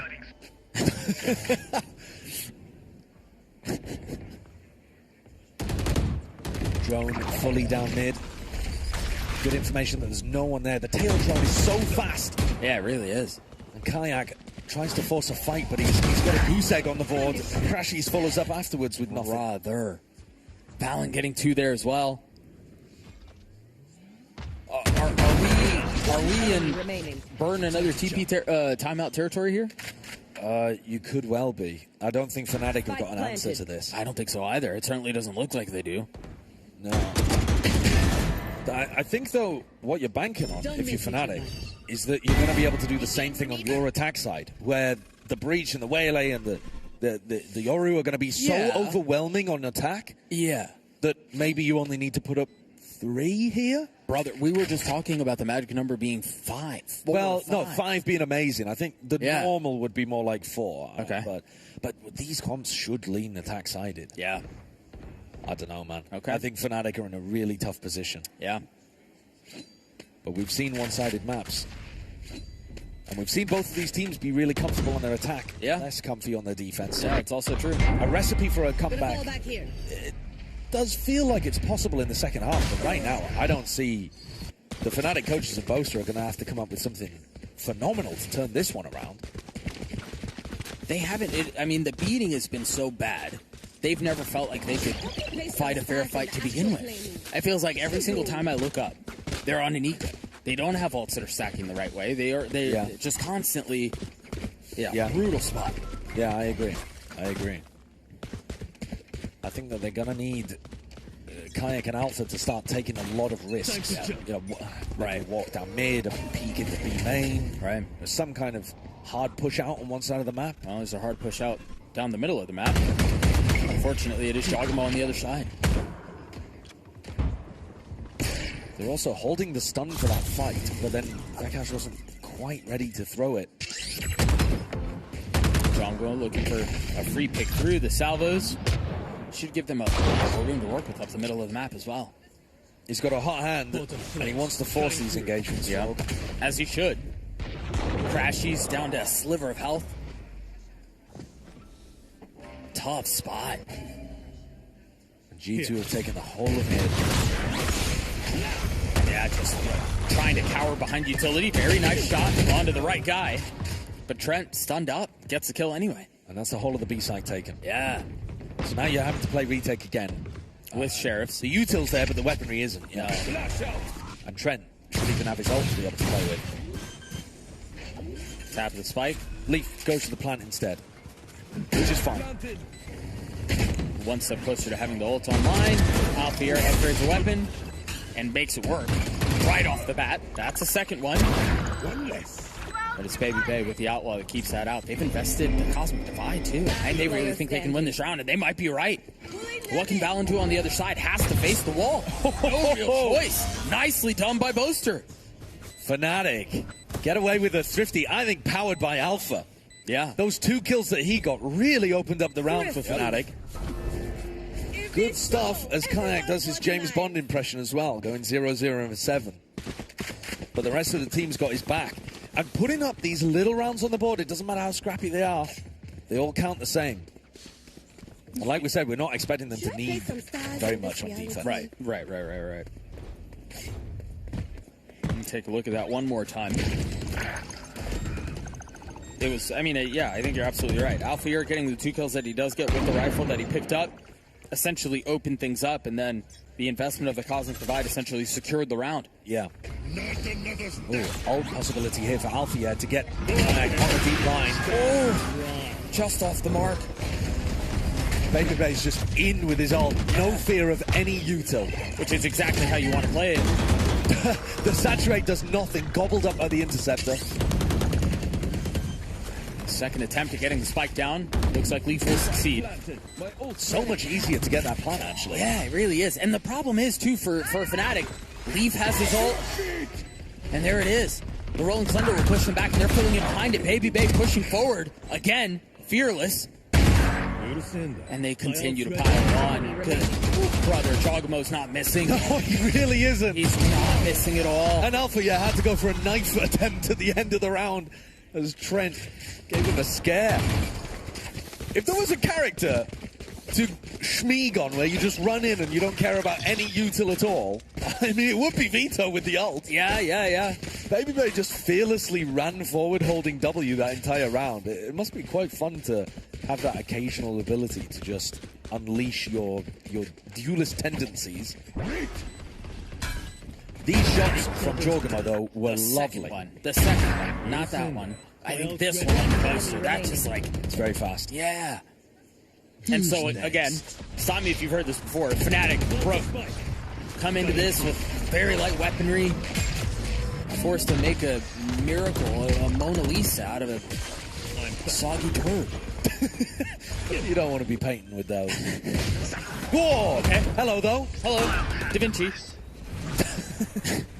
5v3, one weapon upgraded.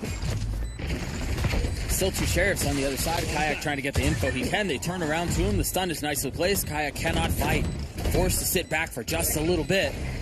Here comes the cavalry, Giacomo. Back into A main. With a lot to do in a 3v5. Trent trying to hold Heaven. You're right. They're all going to funnel out. Heaven is the big one. Very nicely done by Crashies. Wins out that duel. Giacomo left in a 1v4. I wouldn't believe it in any other player. We all held our breath. Yeah, we did. The flash was sublime. Yeah. I mean, dude is on 20 kills, but FNATIC, they get another. 2 of these rounds now have come on Thrifties. Maybe even all 3. I can't even remember how the first one happened, to be honest with you. Yeah, I can't either. But at least 2 out of the 3 come in on light buy rounds. And FNATIC, by hook or by crook, are putting some level of score up that actually might make this game winnable for them. Yeah. I mean, yeah. No, you're right. I mean...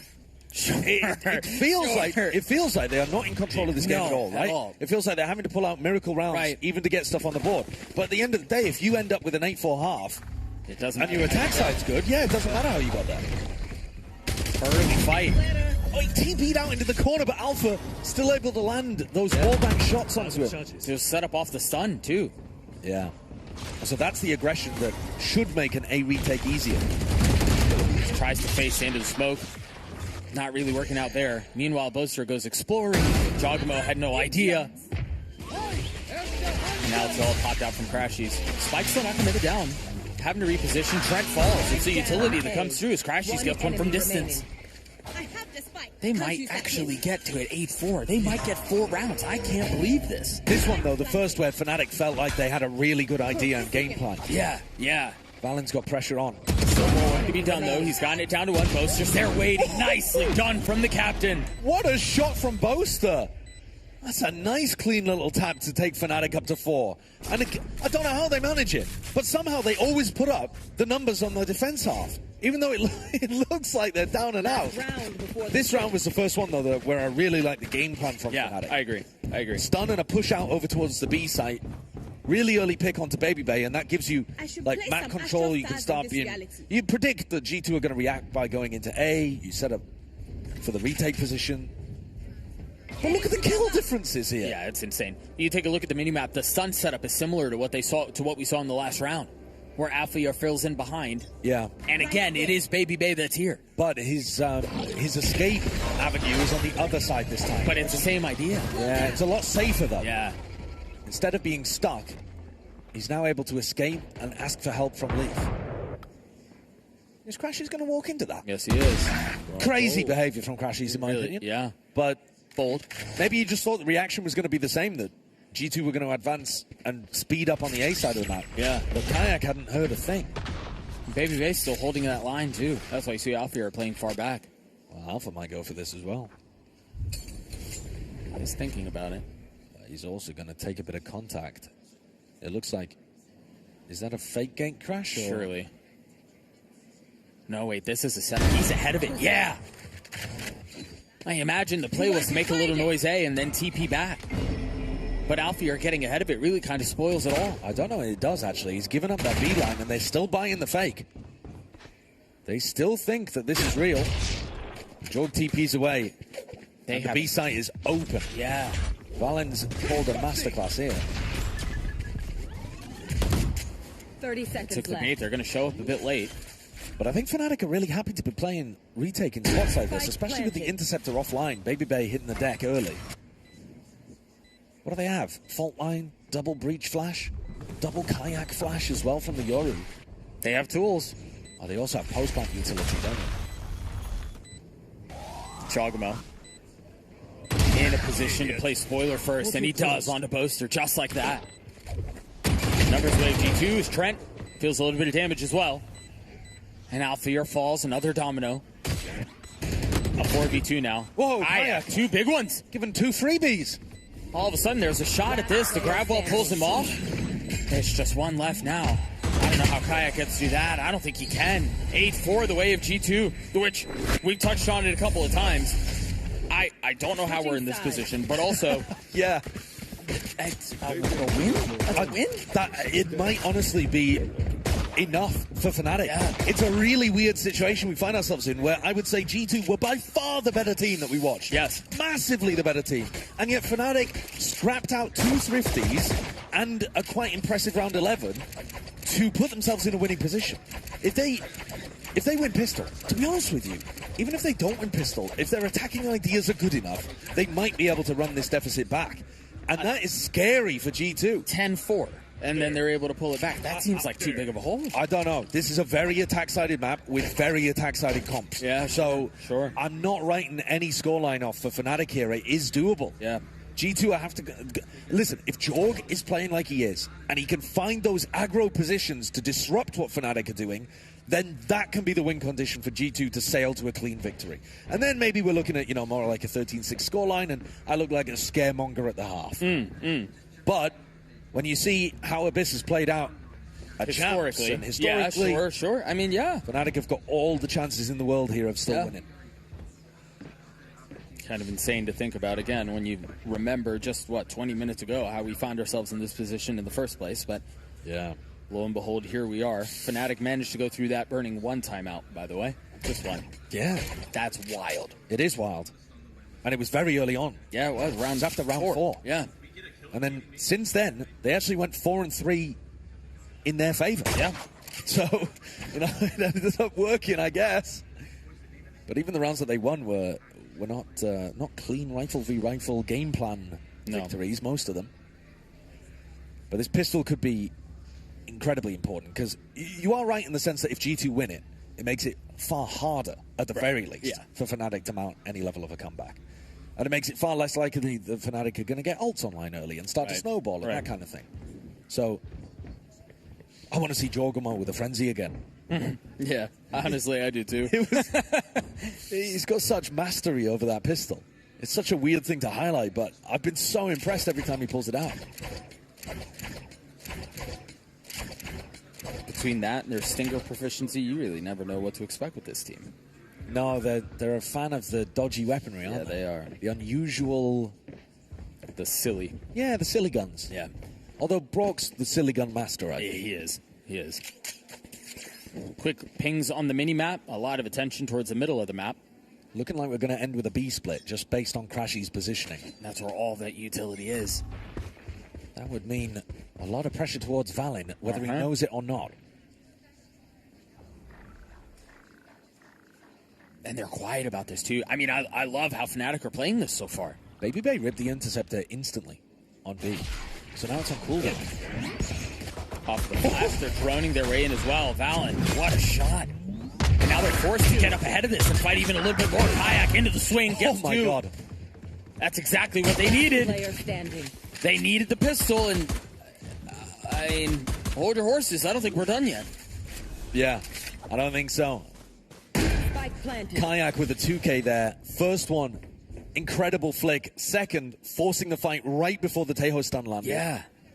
Very strong start. You got to remember this, too. That was in a 5v4. That was after Alfear had already gone down. Yeah. Giacomo not really able to stand. FNATIC gets a 5, and once again, I don't know if it's coming through on our mics, but both of these teams, every round win, yeah, they're going nuts. Yeah, FNATIC, I think, really believing after winning that pistol, too. Yeah. They've been listening to you.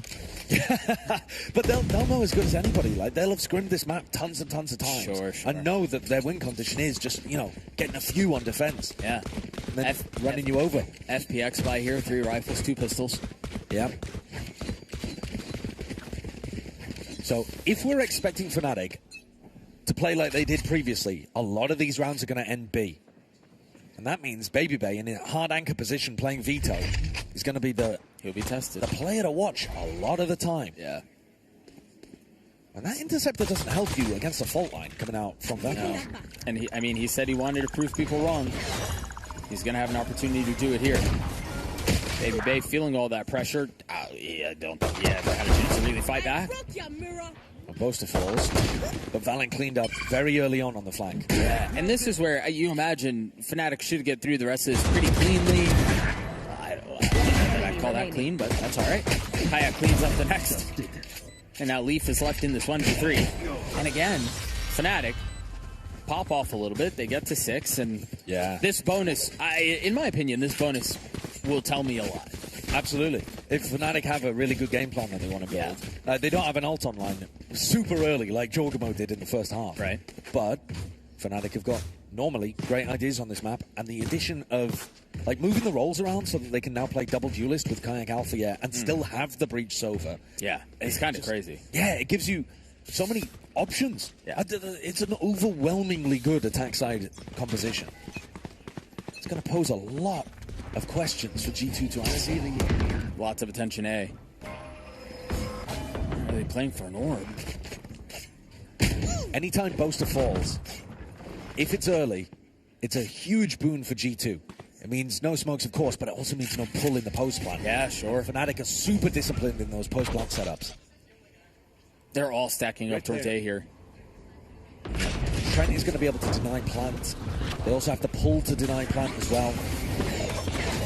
Could be a spam. Alfier dashing out onto the site, and he gets popped. Don't ask me how that one happened. He had the recall ready too. Maybe it just ran out. I don't know. But either way, they got the spike down. No denial of playing at all. No. Making it a little too easy there for FNATIC, perhaps, but just playing for the 5v4 retake. We know that FNATIC love to retake with these kind of comps. Haven't really seen it from G2, but look at the pressure on the flank as well. Boaster's not going to be in a safe position to play his pull. No, I don't know that they're going to be expecting him here, though. Baby Bay pushing forward. Nice shots out from Boaster. Yeah, good punish. Yeah. Numbers still the way of the defense, though. Bit more utility dumped. They've taken the site back, but they've got to clear main. I don't think they can continue to play this out without taking that area of the map back. Leaf trying to swing out. He's going to spot him. Oh, very nicely done. Baby Bay gets 3 there. And the time very close, but they're going to have it. But good, yeah.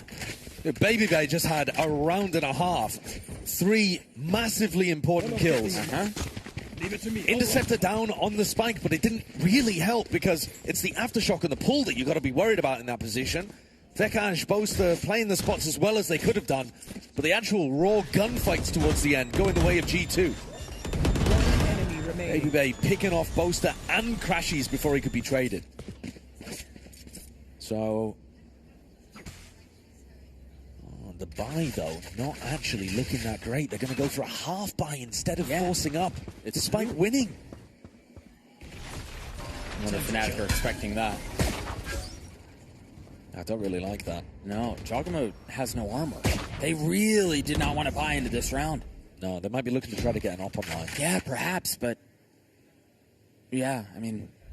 But, yeah, normally you don't want to save on a round like this because you get minimum loss bonus as well. Right. You've just won the previous round. If you save, you're only getting 1,900 credits. Looking for a tag behind the drone. It's actually getting a lot of info around the middle of the map. Yeah, that drone is massively important for Trent. The Tejo drone does get huge amounts of info because it goes so fast compared to the Sova drone. It clears out the whole of mid. Once again, they're going to be knocking on Baby Bay's door. The stack is in entirely the wrong place, but Baby Bay's going to be out. Yeah. They can play full retake B. TPs, they don't have to worry about the Rolling Thunder anymore. They don't really have any tools of their own to take that back, though. But Crashy's holding the rotations. I don't think he's going to get tested here either. Well, he's playing the late backstab, isn't he? Yeah, So it's he all is. coming down to the timing that he can find. It'll be tough, too. I mean, he's got a dart, but he can't really contribute with it from where he is right now. Meanwhile, G2 starting to creep ever closer. Fault line's out. Valen falls. FNATIC holding the line, at least for now. And now Crashies is on the prowl as well. Timing on this is everything. One enemy remaining. Yeah, he's going to show up, and the round will be done. Yeah, he's not even needed, is he? No, he's not. Insurance policy. Gets the Still final. got his. Yeah. He got his. Still got his towards the end. Yeah. Actually, these FNATIC players just holding angles crushed G2 as they tried to get back in through the site. Which is not something that was easy to do before the map rework. Yeah, very true. Yeah, I mean, I think that was a perfect example of the value of having those different positions and different spots on the site. Bro, they are half buying again. They don't have enough to buy again, G2. They didn't buy the previous round fully. No. They didn't force, though.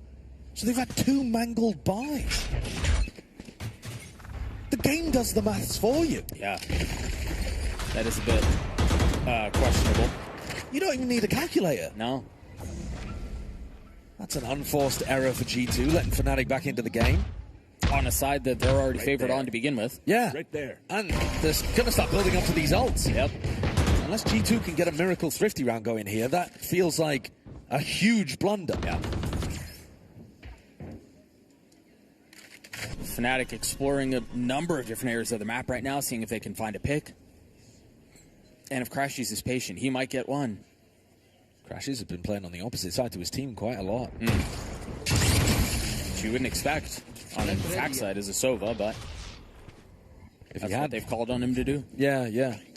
Just looking to distract. Yeah, pressure. One shot. And another. What a shot. What a Oh shot. my God. What a shot. What a shot. What a shot. Oh my Trent. What were you saying? You needed a Miracle Thrifty? Yeah, I think that is exactly what the doctor ordered for Yeah, G2. that qualifies as one. I agree. Buster and Crashies looking to pick up the pieces in a 30 seconds 2v5. left. Guns starting to... I mean, they're running FNATIC's pockets over there as well. Yeah. Vandals just picked up across the board. It's just Jogamo with the Sheriff now. Slow approach. One blunder answered with another. Yeah. 2 wrongs make a right, I guess. 10 seconds left. Crashies will get a little bit closer to his ult. Boaster tries to get a free one. Still dancing around. A dangerous game he plays. Now he's going to have to do it all on his own. Nicely done. G2 somehow avoid the mess that they made themselves with how they handled their money, and they're still in this thing. The 3K is nutty from Trent. Yeah. That is a crazy 3K. The first kill was impressive enough. Thrifty. He turned a flash on the last one, too. Yeah. Really nice stuff.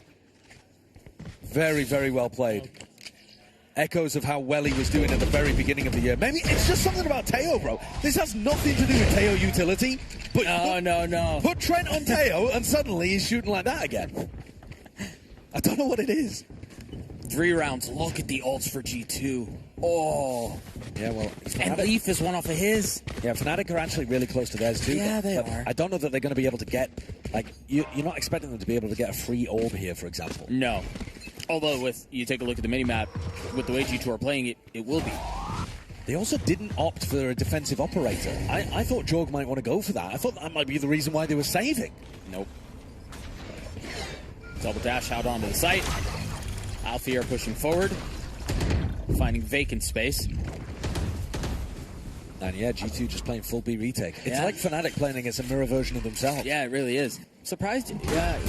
Crashies is one who plants the spike. He's now one off of his Hunter's Fury. Valen falls. And now, again, we start to see some of these ults come through. Alfie are pushing forward. Oh. Insane shot out onto Leaf, but Trent responds. Gonna have to do it again. No, falls into the hands of Crashies. Boaster from up in the window gets everything he needs. FNATIC gets 8. Very good decision-making there from FNATIC. Recognizing that G2 are playing full retake B, they realize they need to push forward and disrupt that from happening. Right. So they take that extra step forwards in the post plan. They're not looking to just hold, they're looking to go and take the fight to G2. And they do, immediately removing Valen, who had an ult and the smokes that you desperately need to be able to get off a defuse in a spot like that. And then, of course, Althea still being able to go further and pick up Leaf. Boaster showcasing that he understands how to play even against a mirror version of himself. He's one step ahead. Again, a lot of ults on the side of G2. And here's the off. In the hands of Baby Bay. Puts it right back down. Valen, though, very nice tracking. Able to punish back a little bit. FNATIC finds some room to breathe, though, on the site. And G2 not deciding to play retake here. Instead, hard anchoring. Again, they have Leaf Salt, they have Trent's ult. Those two alone are trouble. But I don't know if you want to invest them on a round like this when you're in a 3v4. Yeah, but can you afford to give over any more rounds? Yeah, I guess now it's just kind of answered. Yeah, now you have to. Yeah. But this adjustment did not work, did it? No, not at all. G2 are thinking, well, we can't play full retake on B because FNATIC are then going to push us. And so we're going to have to anchor. All right, let's get Valen inside a smoke. Let's get Baby Bay with an operator. Both of those did not work. Baby Bay had a shot. It was a bit of a tough one, but if he'd landed it, possibly the round was a bit easier for Valen to play. Kayak with a great trade there, too. Very nicely done. It's weird how few ults we've seen actually in this half get used. For as many as I feel like we've been on the knife's edge of for the entire time. It's been primed. It's been ready to go. FNATIC feel like they're saving them for post plants. Yeah. They know that they can get into the site easy enough. Now, G2 historically do not shy away from investing ults in Eagles. Yep. If they can get an advantage, they're happy to go for it. They will send it. And it almost feels like they're up against the clock here. It's like they're on a time bomb. Baby Bay falls. Kayak gets another. He completely got an accidental kill on Baby Bay there, aiming at the clone.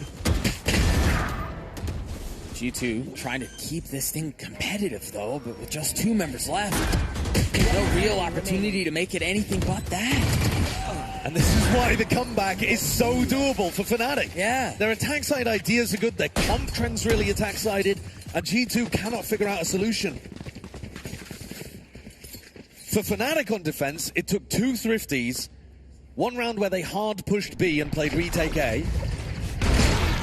Oh, that's brutal. Yeah, that is tough. But G2's idea is much more to do with trying to actually anchor the site. I mean, their composition with the veto, I think the game plan would be, well, Baby Bay's going to be able to get a lot of value here. He's going to shut off a lot of the util. He's going to be able to play for his 1 and then TP off the site.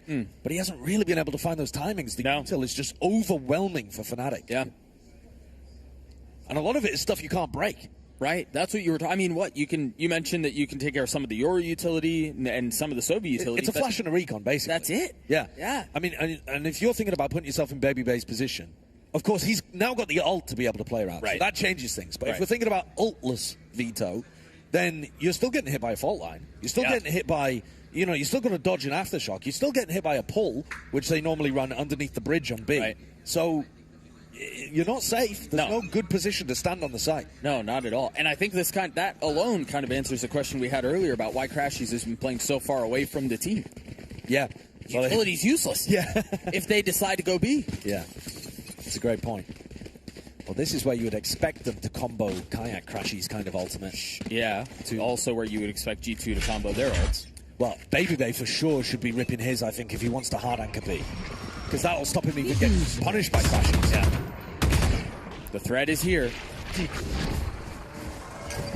Sogmo and Baby Bay both playing onto the site. Kayak pops out of his TP. He's not gone for it, though. No. Baby Bay did not commit the evolution there.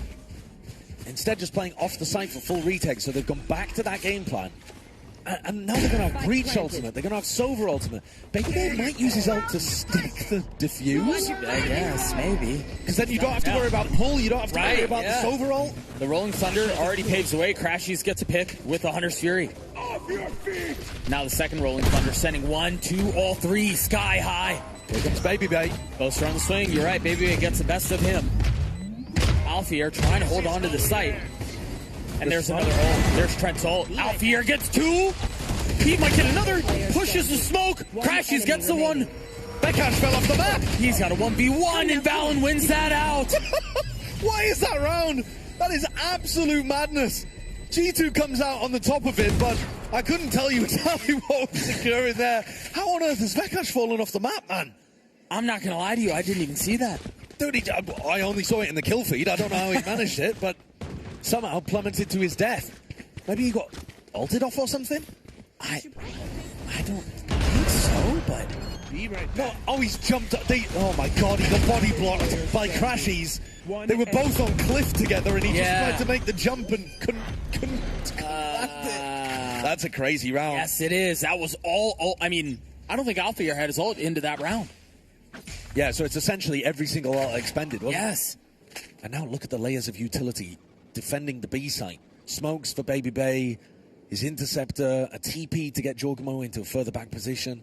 They know that FNATIC want the B site. FNATIC are a one-track team on this map. We go B, we win the post plant. Note here, Jorgamo often jump peaks to get info, and he's going for it, but instead he gets the best of the breach. Yeah, he knows that the breach wants to do that fault line over towards the cliff. Yeah. It's a really, really nice ante from Jorg. This is the exact same setup we've seen from G2. Fake teleport. Cutting through. Now they're investing the other ult around it. Leaf slows down. Trent fell off the map now too. Oh, that's wild. What is happening in this game? It's an unforced error in mid, bro. He's died in mid, falling down the gap. Jorgamo gets the best of Alfear. Kayak punches back. Valen left in 1v3. And he can't go for it. No, he can't. I've got no idea where these players are. What's going... People falling over their own shoelaces and ended up off the map here.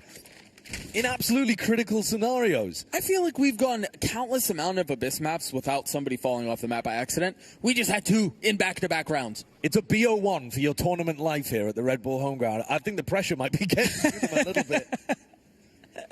It is a wild scenario where everything's on the line in a best of 1, and it's 11-11. G2 desperately trying to fend off a comeback, and FNATIC feeling like the runway, to use the term that you used earlier, the runway is really narrow for both of these teams. Yeah, it really is.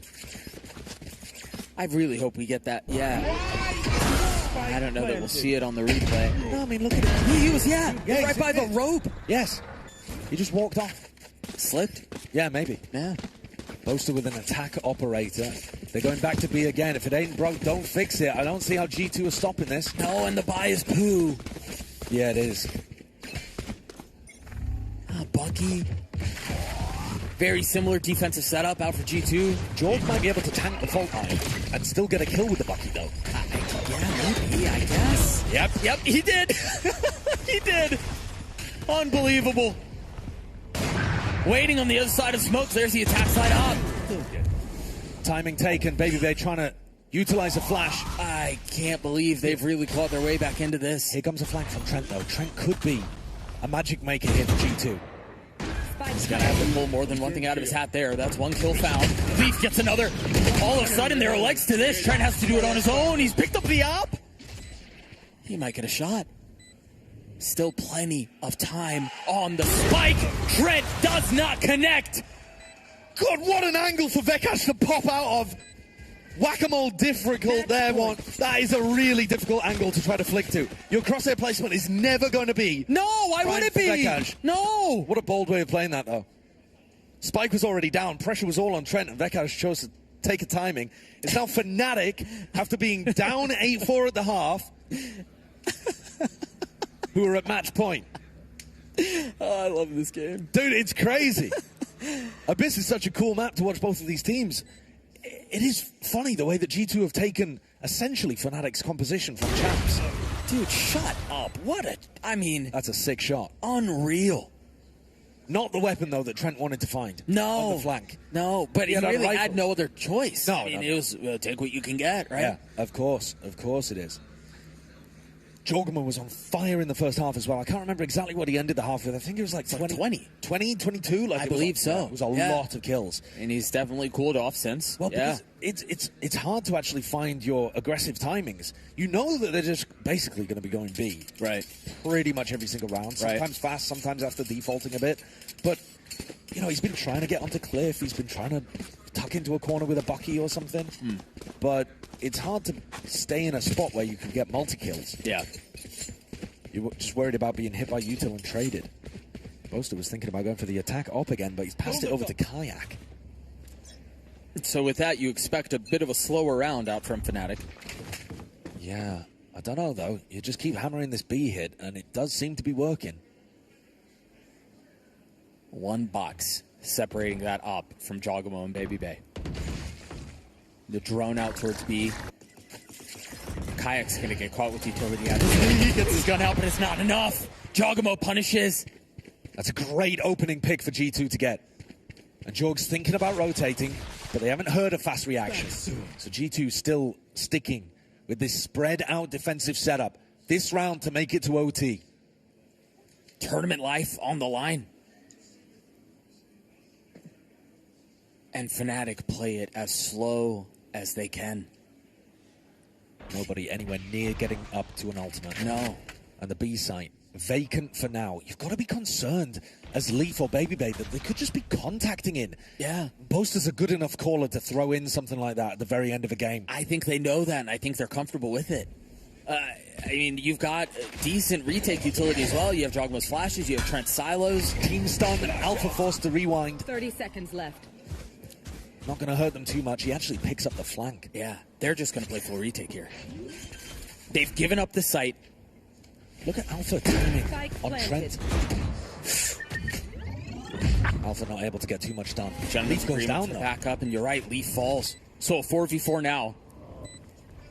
Right here. G2 marching towards the site. Again, attempting to now be the ones to pull off a comeback to tie it up to take us to OT. Close to the flash was behind him. He didn't get flash, and Jogamo gets a kill anyway. G2 with the numbers advantage. Alpha here. He's going to be on the swing, and he's going to be by himself. Allen's already sticking to the defuse. He's going to try to get it to half. Alpha here gets two, and of course, it's the steady hands of BabyBay that saved the day for G2. We're not done yet. It's a good job they got half on that one as well, because otherwise time would have been over. BabyBay with a trade, but Jorg, another hero round from him. Needed, required, and delivered. After he'd gone quiet. Yeah, he had. I mean, he'd still been getting them like an occasional kill every now and then. Yeah, but he hadn't had a big round like that, had he? No, that's a wild one. And Kayak punished for the attack operator right at the beginning. And that's just such unfortunate timing. I mean, you saw he put his knife out and then immediately put it back, realizing, hey, wait, this is not a good idea. He needed to get the knife out to catch the timing away from the drone. Sure. All right, so now into OT. No opportunity for ult snowballs. G2 back on the attack. No ops to speak of either. Bro, they're going into a 4-stacked A site. This is a huge clash. They've got the stun line set up too. What's the cue?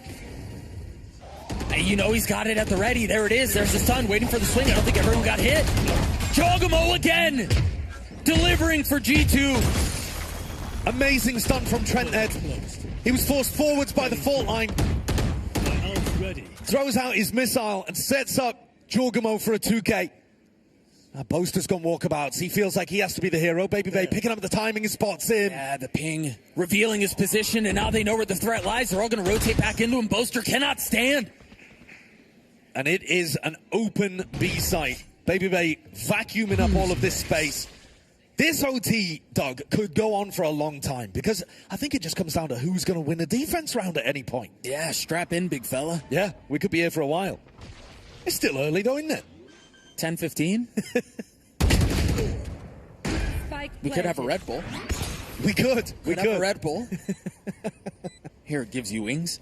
It does. I mean, the players might need it. They keep falling off the map. They considered taking a Red Bull. Fly back up. We're assuming that this is going to get closed out. 4v2 would be a massive error for G2 to let it slip. Yeah. Tapping the spike. Jogamo on the flank. Very nice shot out from Kayak. But a 1v3. The salvos will buy time. So annoying dealing with Trent. It's miserable. He's playing with him. Yep. Jump spotting. Still gets a kill on him. Good on him, I guess. But G2, now they're the ones on map point. So FNATIC's game plan this round was to hard fight over towards A main, right, and push G2 into reacting B so that they could play the B retake. Yep. It was one of the few rifle rounds that they actually won in the first half. It was by doing something similar, but the opposite way round, where they push out B, retake A. We haven't really seen G2 go for that at all on their defense side. They've not had a single round where G2 have stacked B, hard pushed it out, you know, really gone for it. Need a drop. This could be the version of it, though. You look at the... That's very aggro. Yeah, you look at the fault line that Leaf is holding here. Yeah. Remember, they were doing this to G2. Yes. They were doing. FNATIC were doing that to G2, and Baby Bay got punished one round. Yeah, this is the very first time that G2 have done it on their defense side, as far as I can remember, and Baby Bay swapped over. That's an interesting spot for the Interceptor. Yeah, how do you clear that out? You have to get so far up to clear it. Alfier's already all the way back site. But at the same time, site taken. Util advantage for G2 on the retake, but we haven't seen very many of these A rounds. No. FNATIC have been favoring B massively. Again, tournament life on the line here. FNATIC want to stay alive. They've got to force this to a double OT. Kayak turning the flash, punishing Trent. Trying to do their best to keep him back, not fold. Kayak gets another. Pull to a close.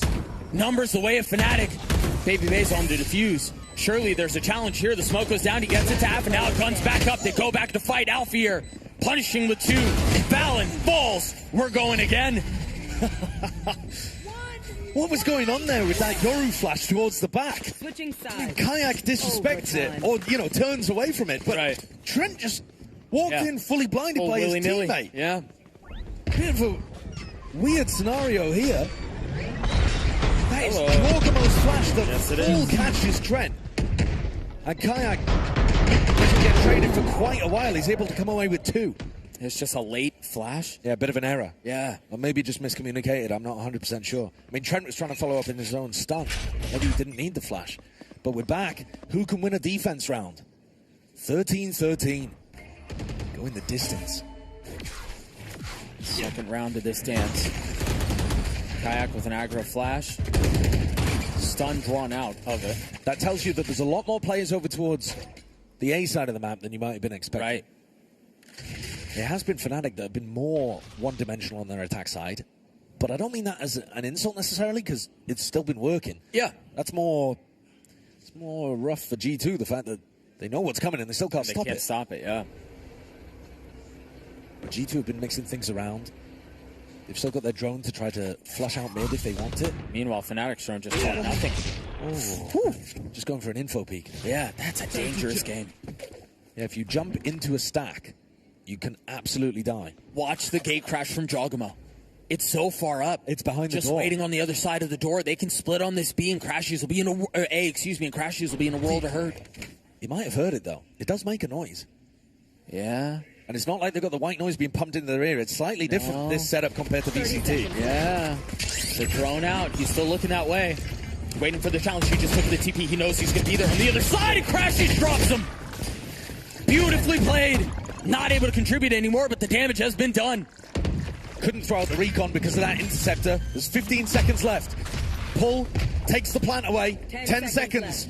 Trent vulnerable, but I think he'll get it down. The aftershock. And there's got to be a swing up from heaven. Surely somebody has to be holding that. He gets the spike down. 3v3 on the site. Valen with 3 on the round. Trent perched up.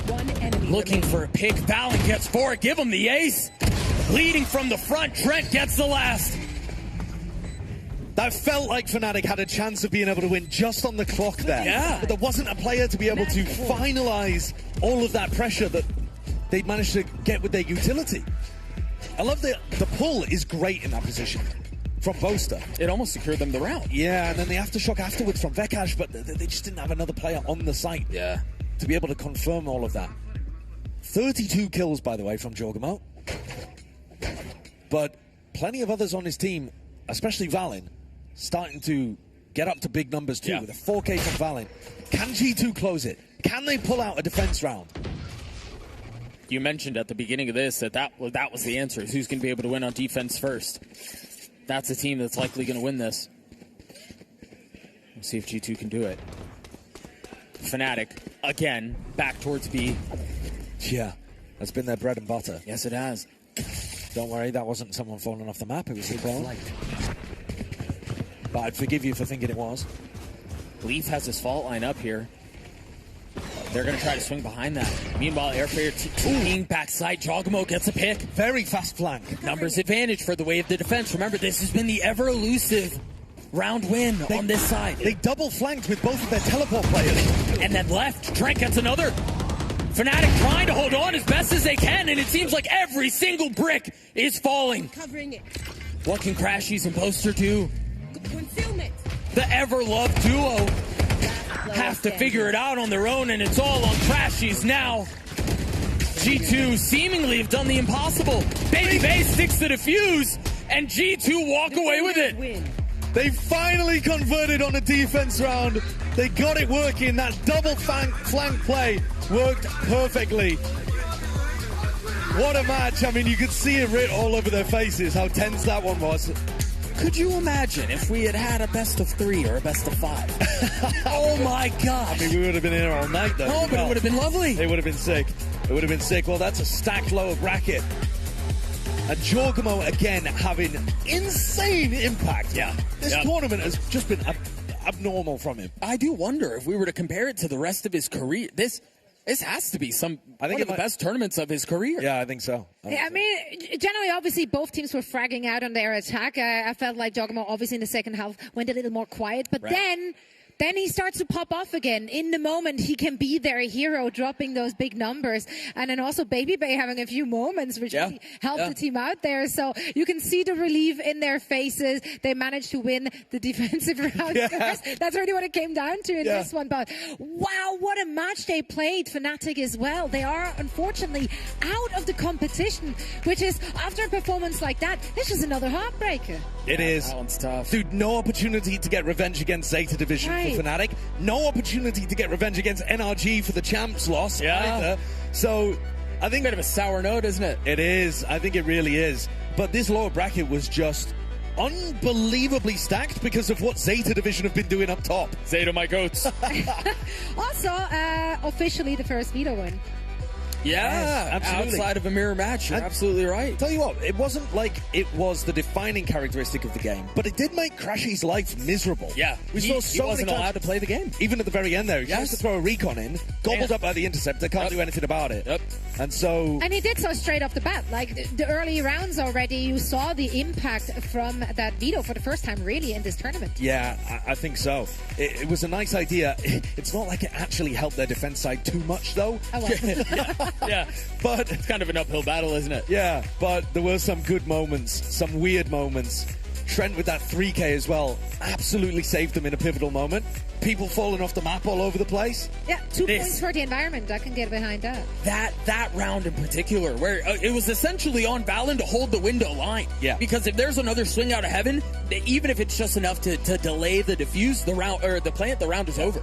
Valen saves that round. And this final one too, veto value, because Baby Bay and Jorgamo were able to combine together, go down mid, get a kill, and immediately teleport back with both of them, both Baby Bay and Jorgamo, to reposition and actually help the retake properly. So which is a wild approach. I mean, we hadn't seen anything like that all game. No, not really. Not really.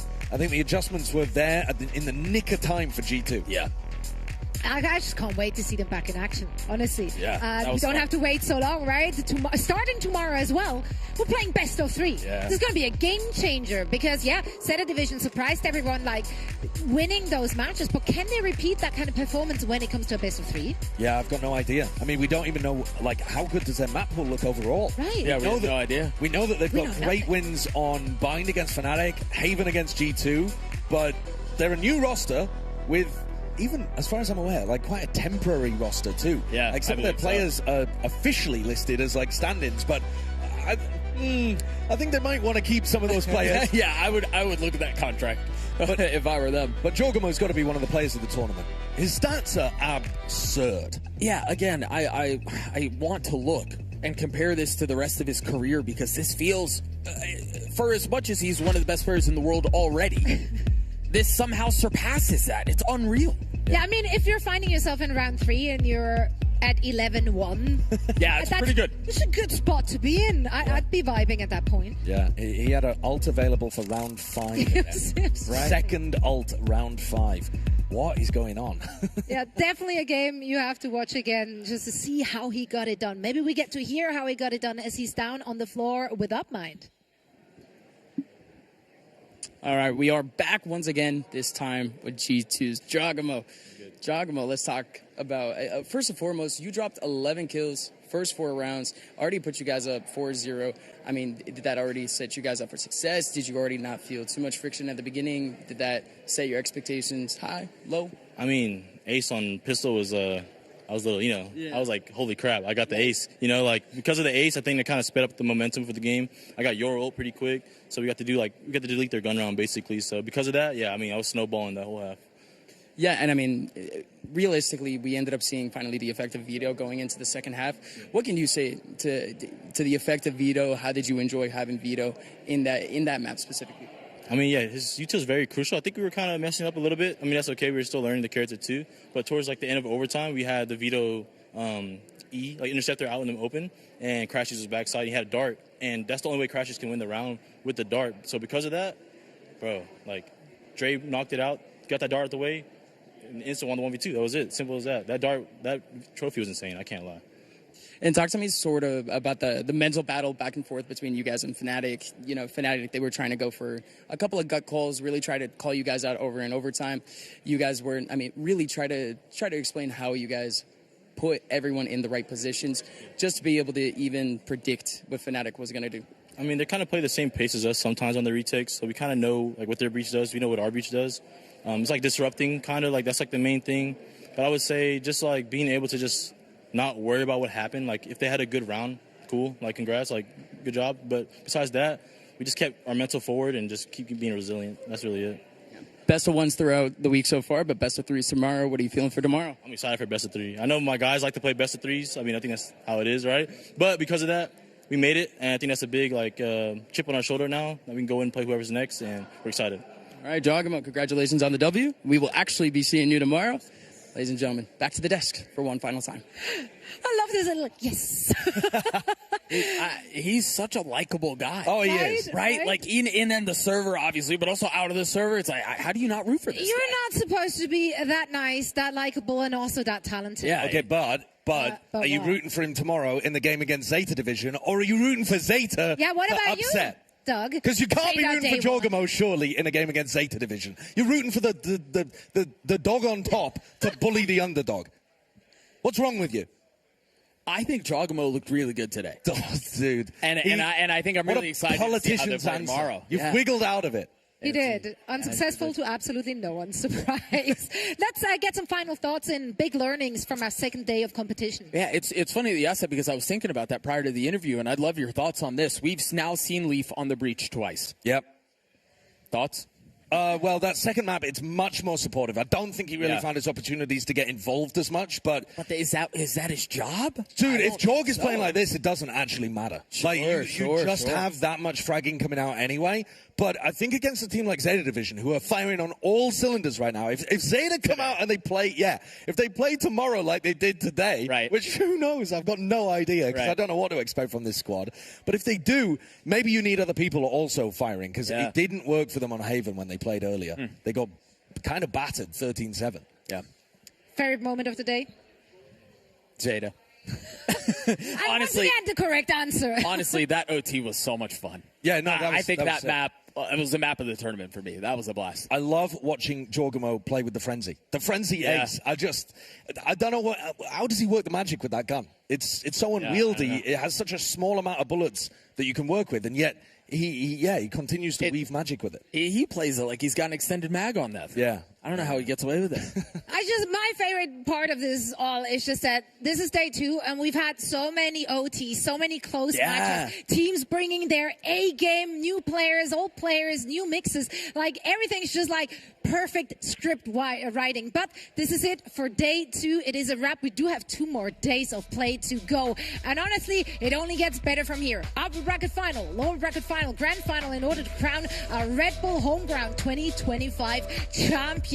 So I've had an absolute blast being here with all of you. Thank you so much for having me. But starting tomorrow, New York's very own Golden Boy is going to take over this desk alongside these incredible gentlemen to bring you all the action. And speaking of incredible things, once again, a big shout out to all of our sponsors, Sony, InZone, MSI, AOC, and of course, Herman Miller Gaming and Red Bull for making all of this possible. 2 more days of action to go. Make sure to tune in again. Good night, New York.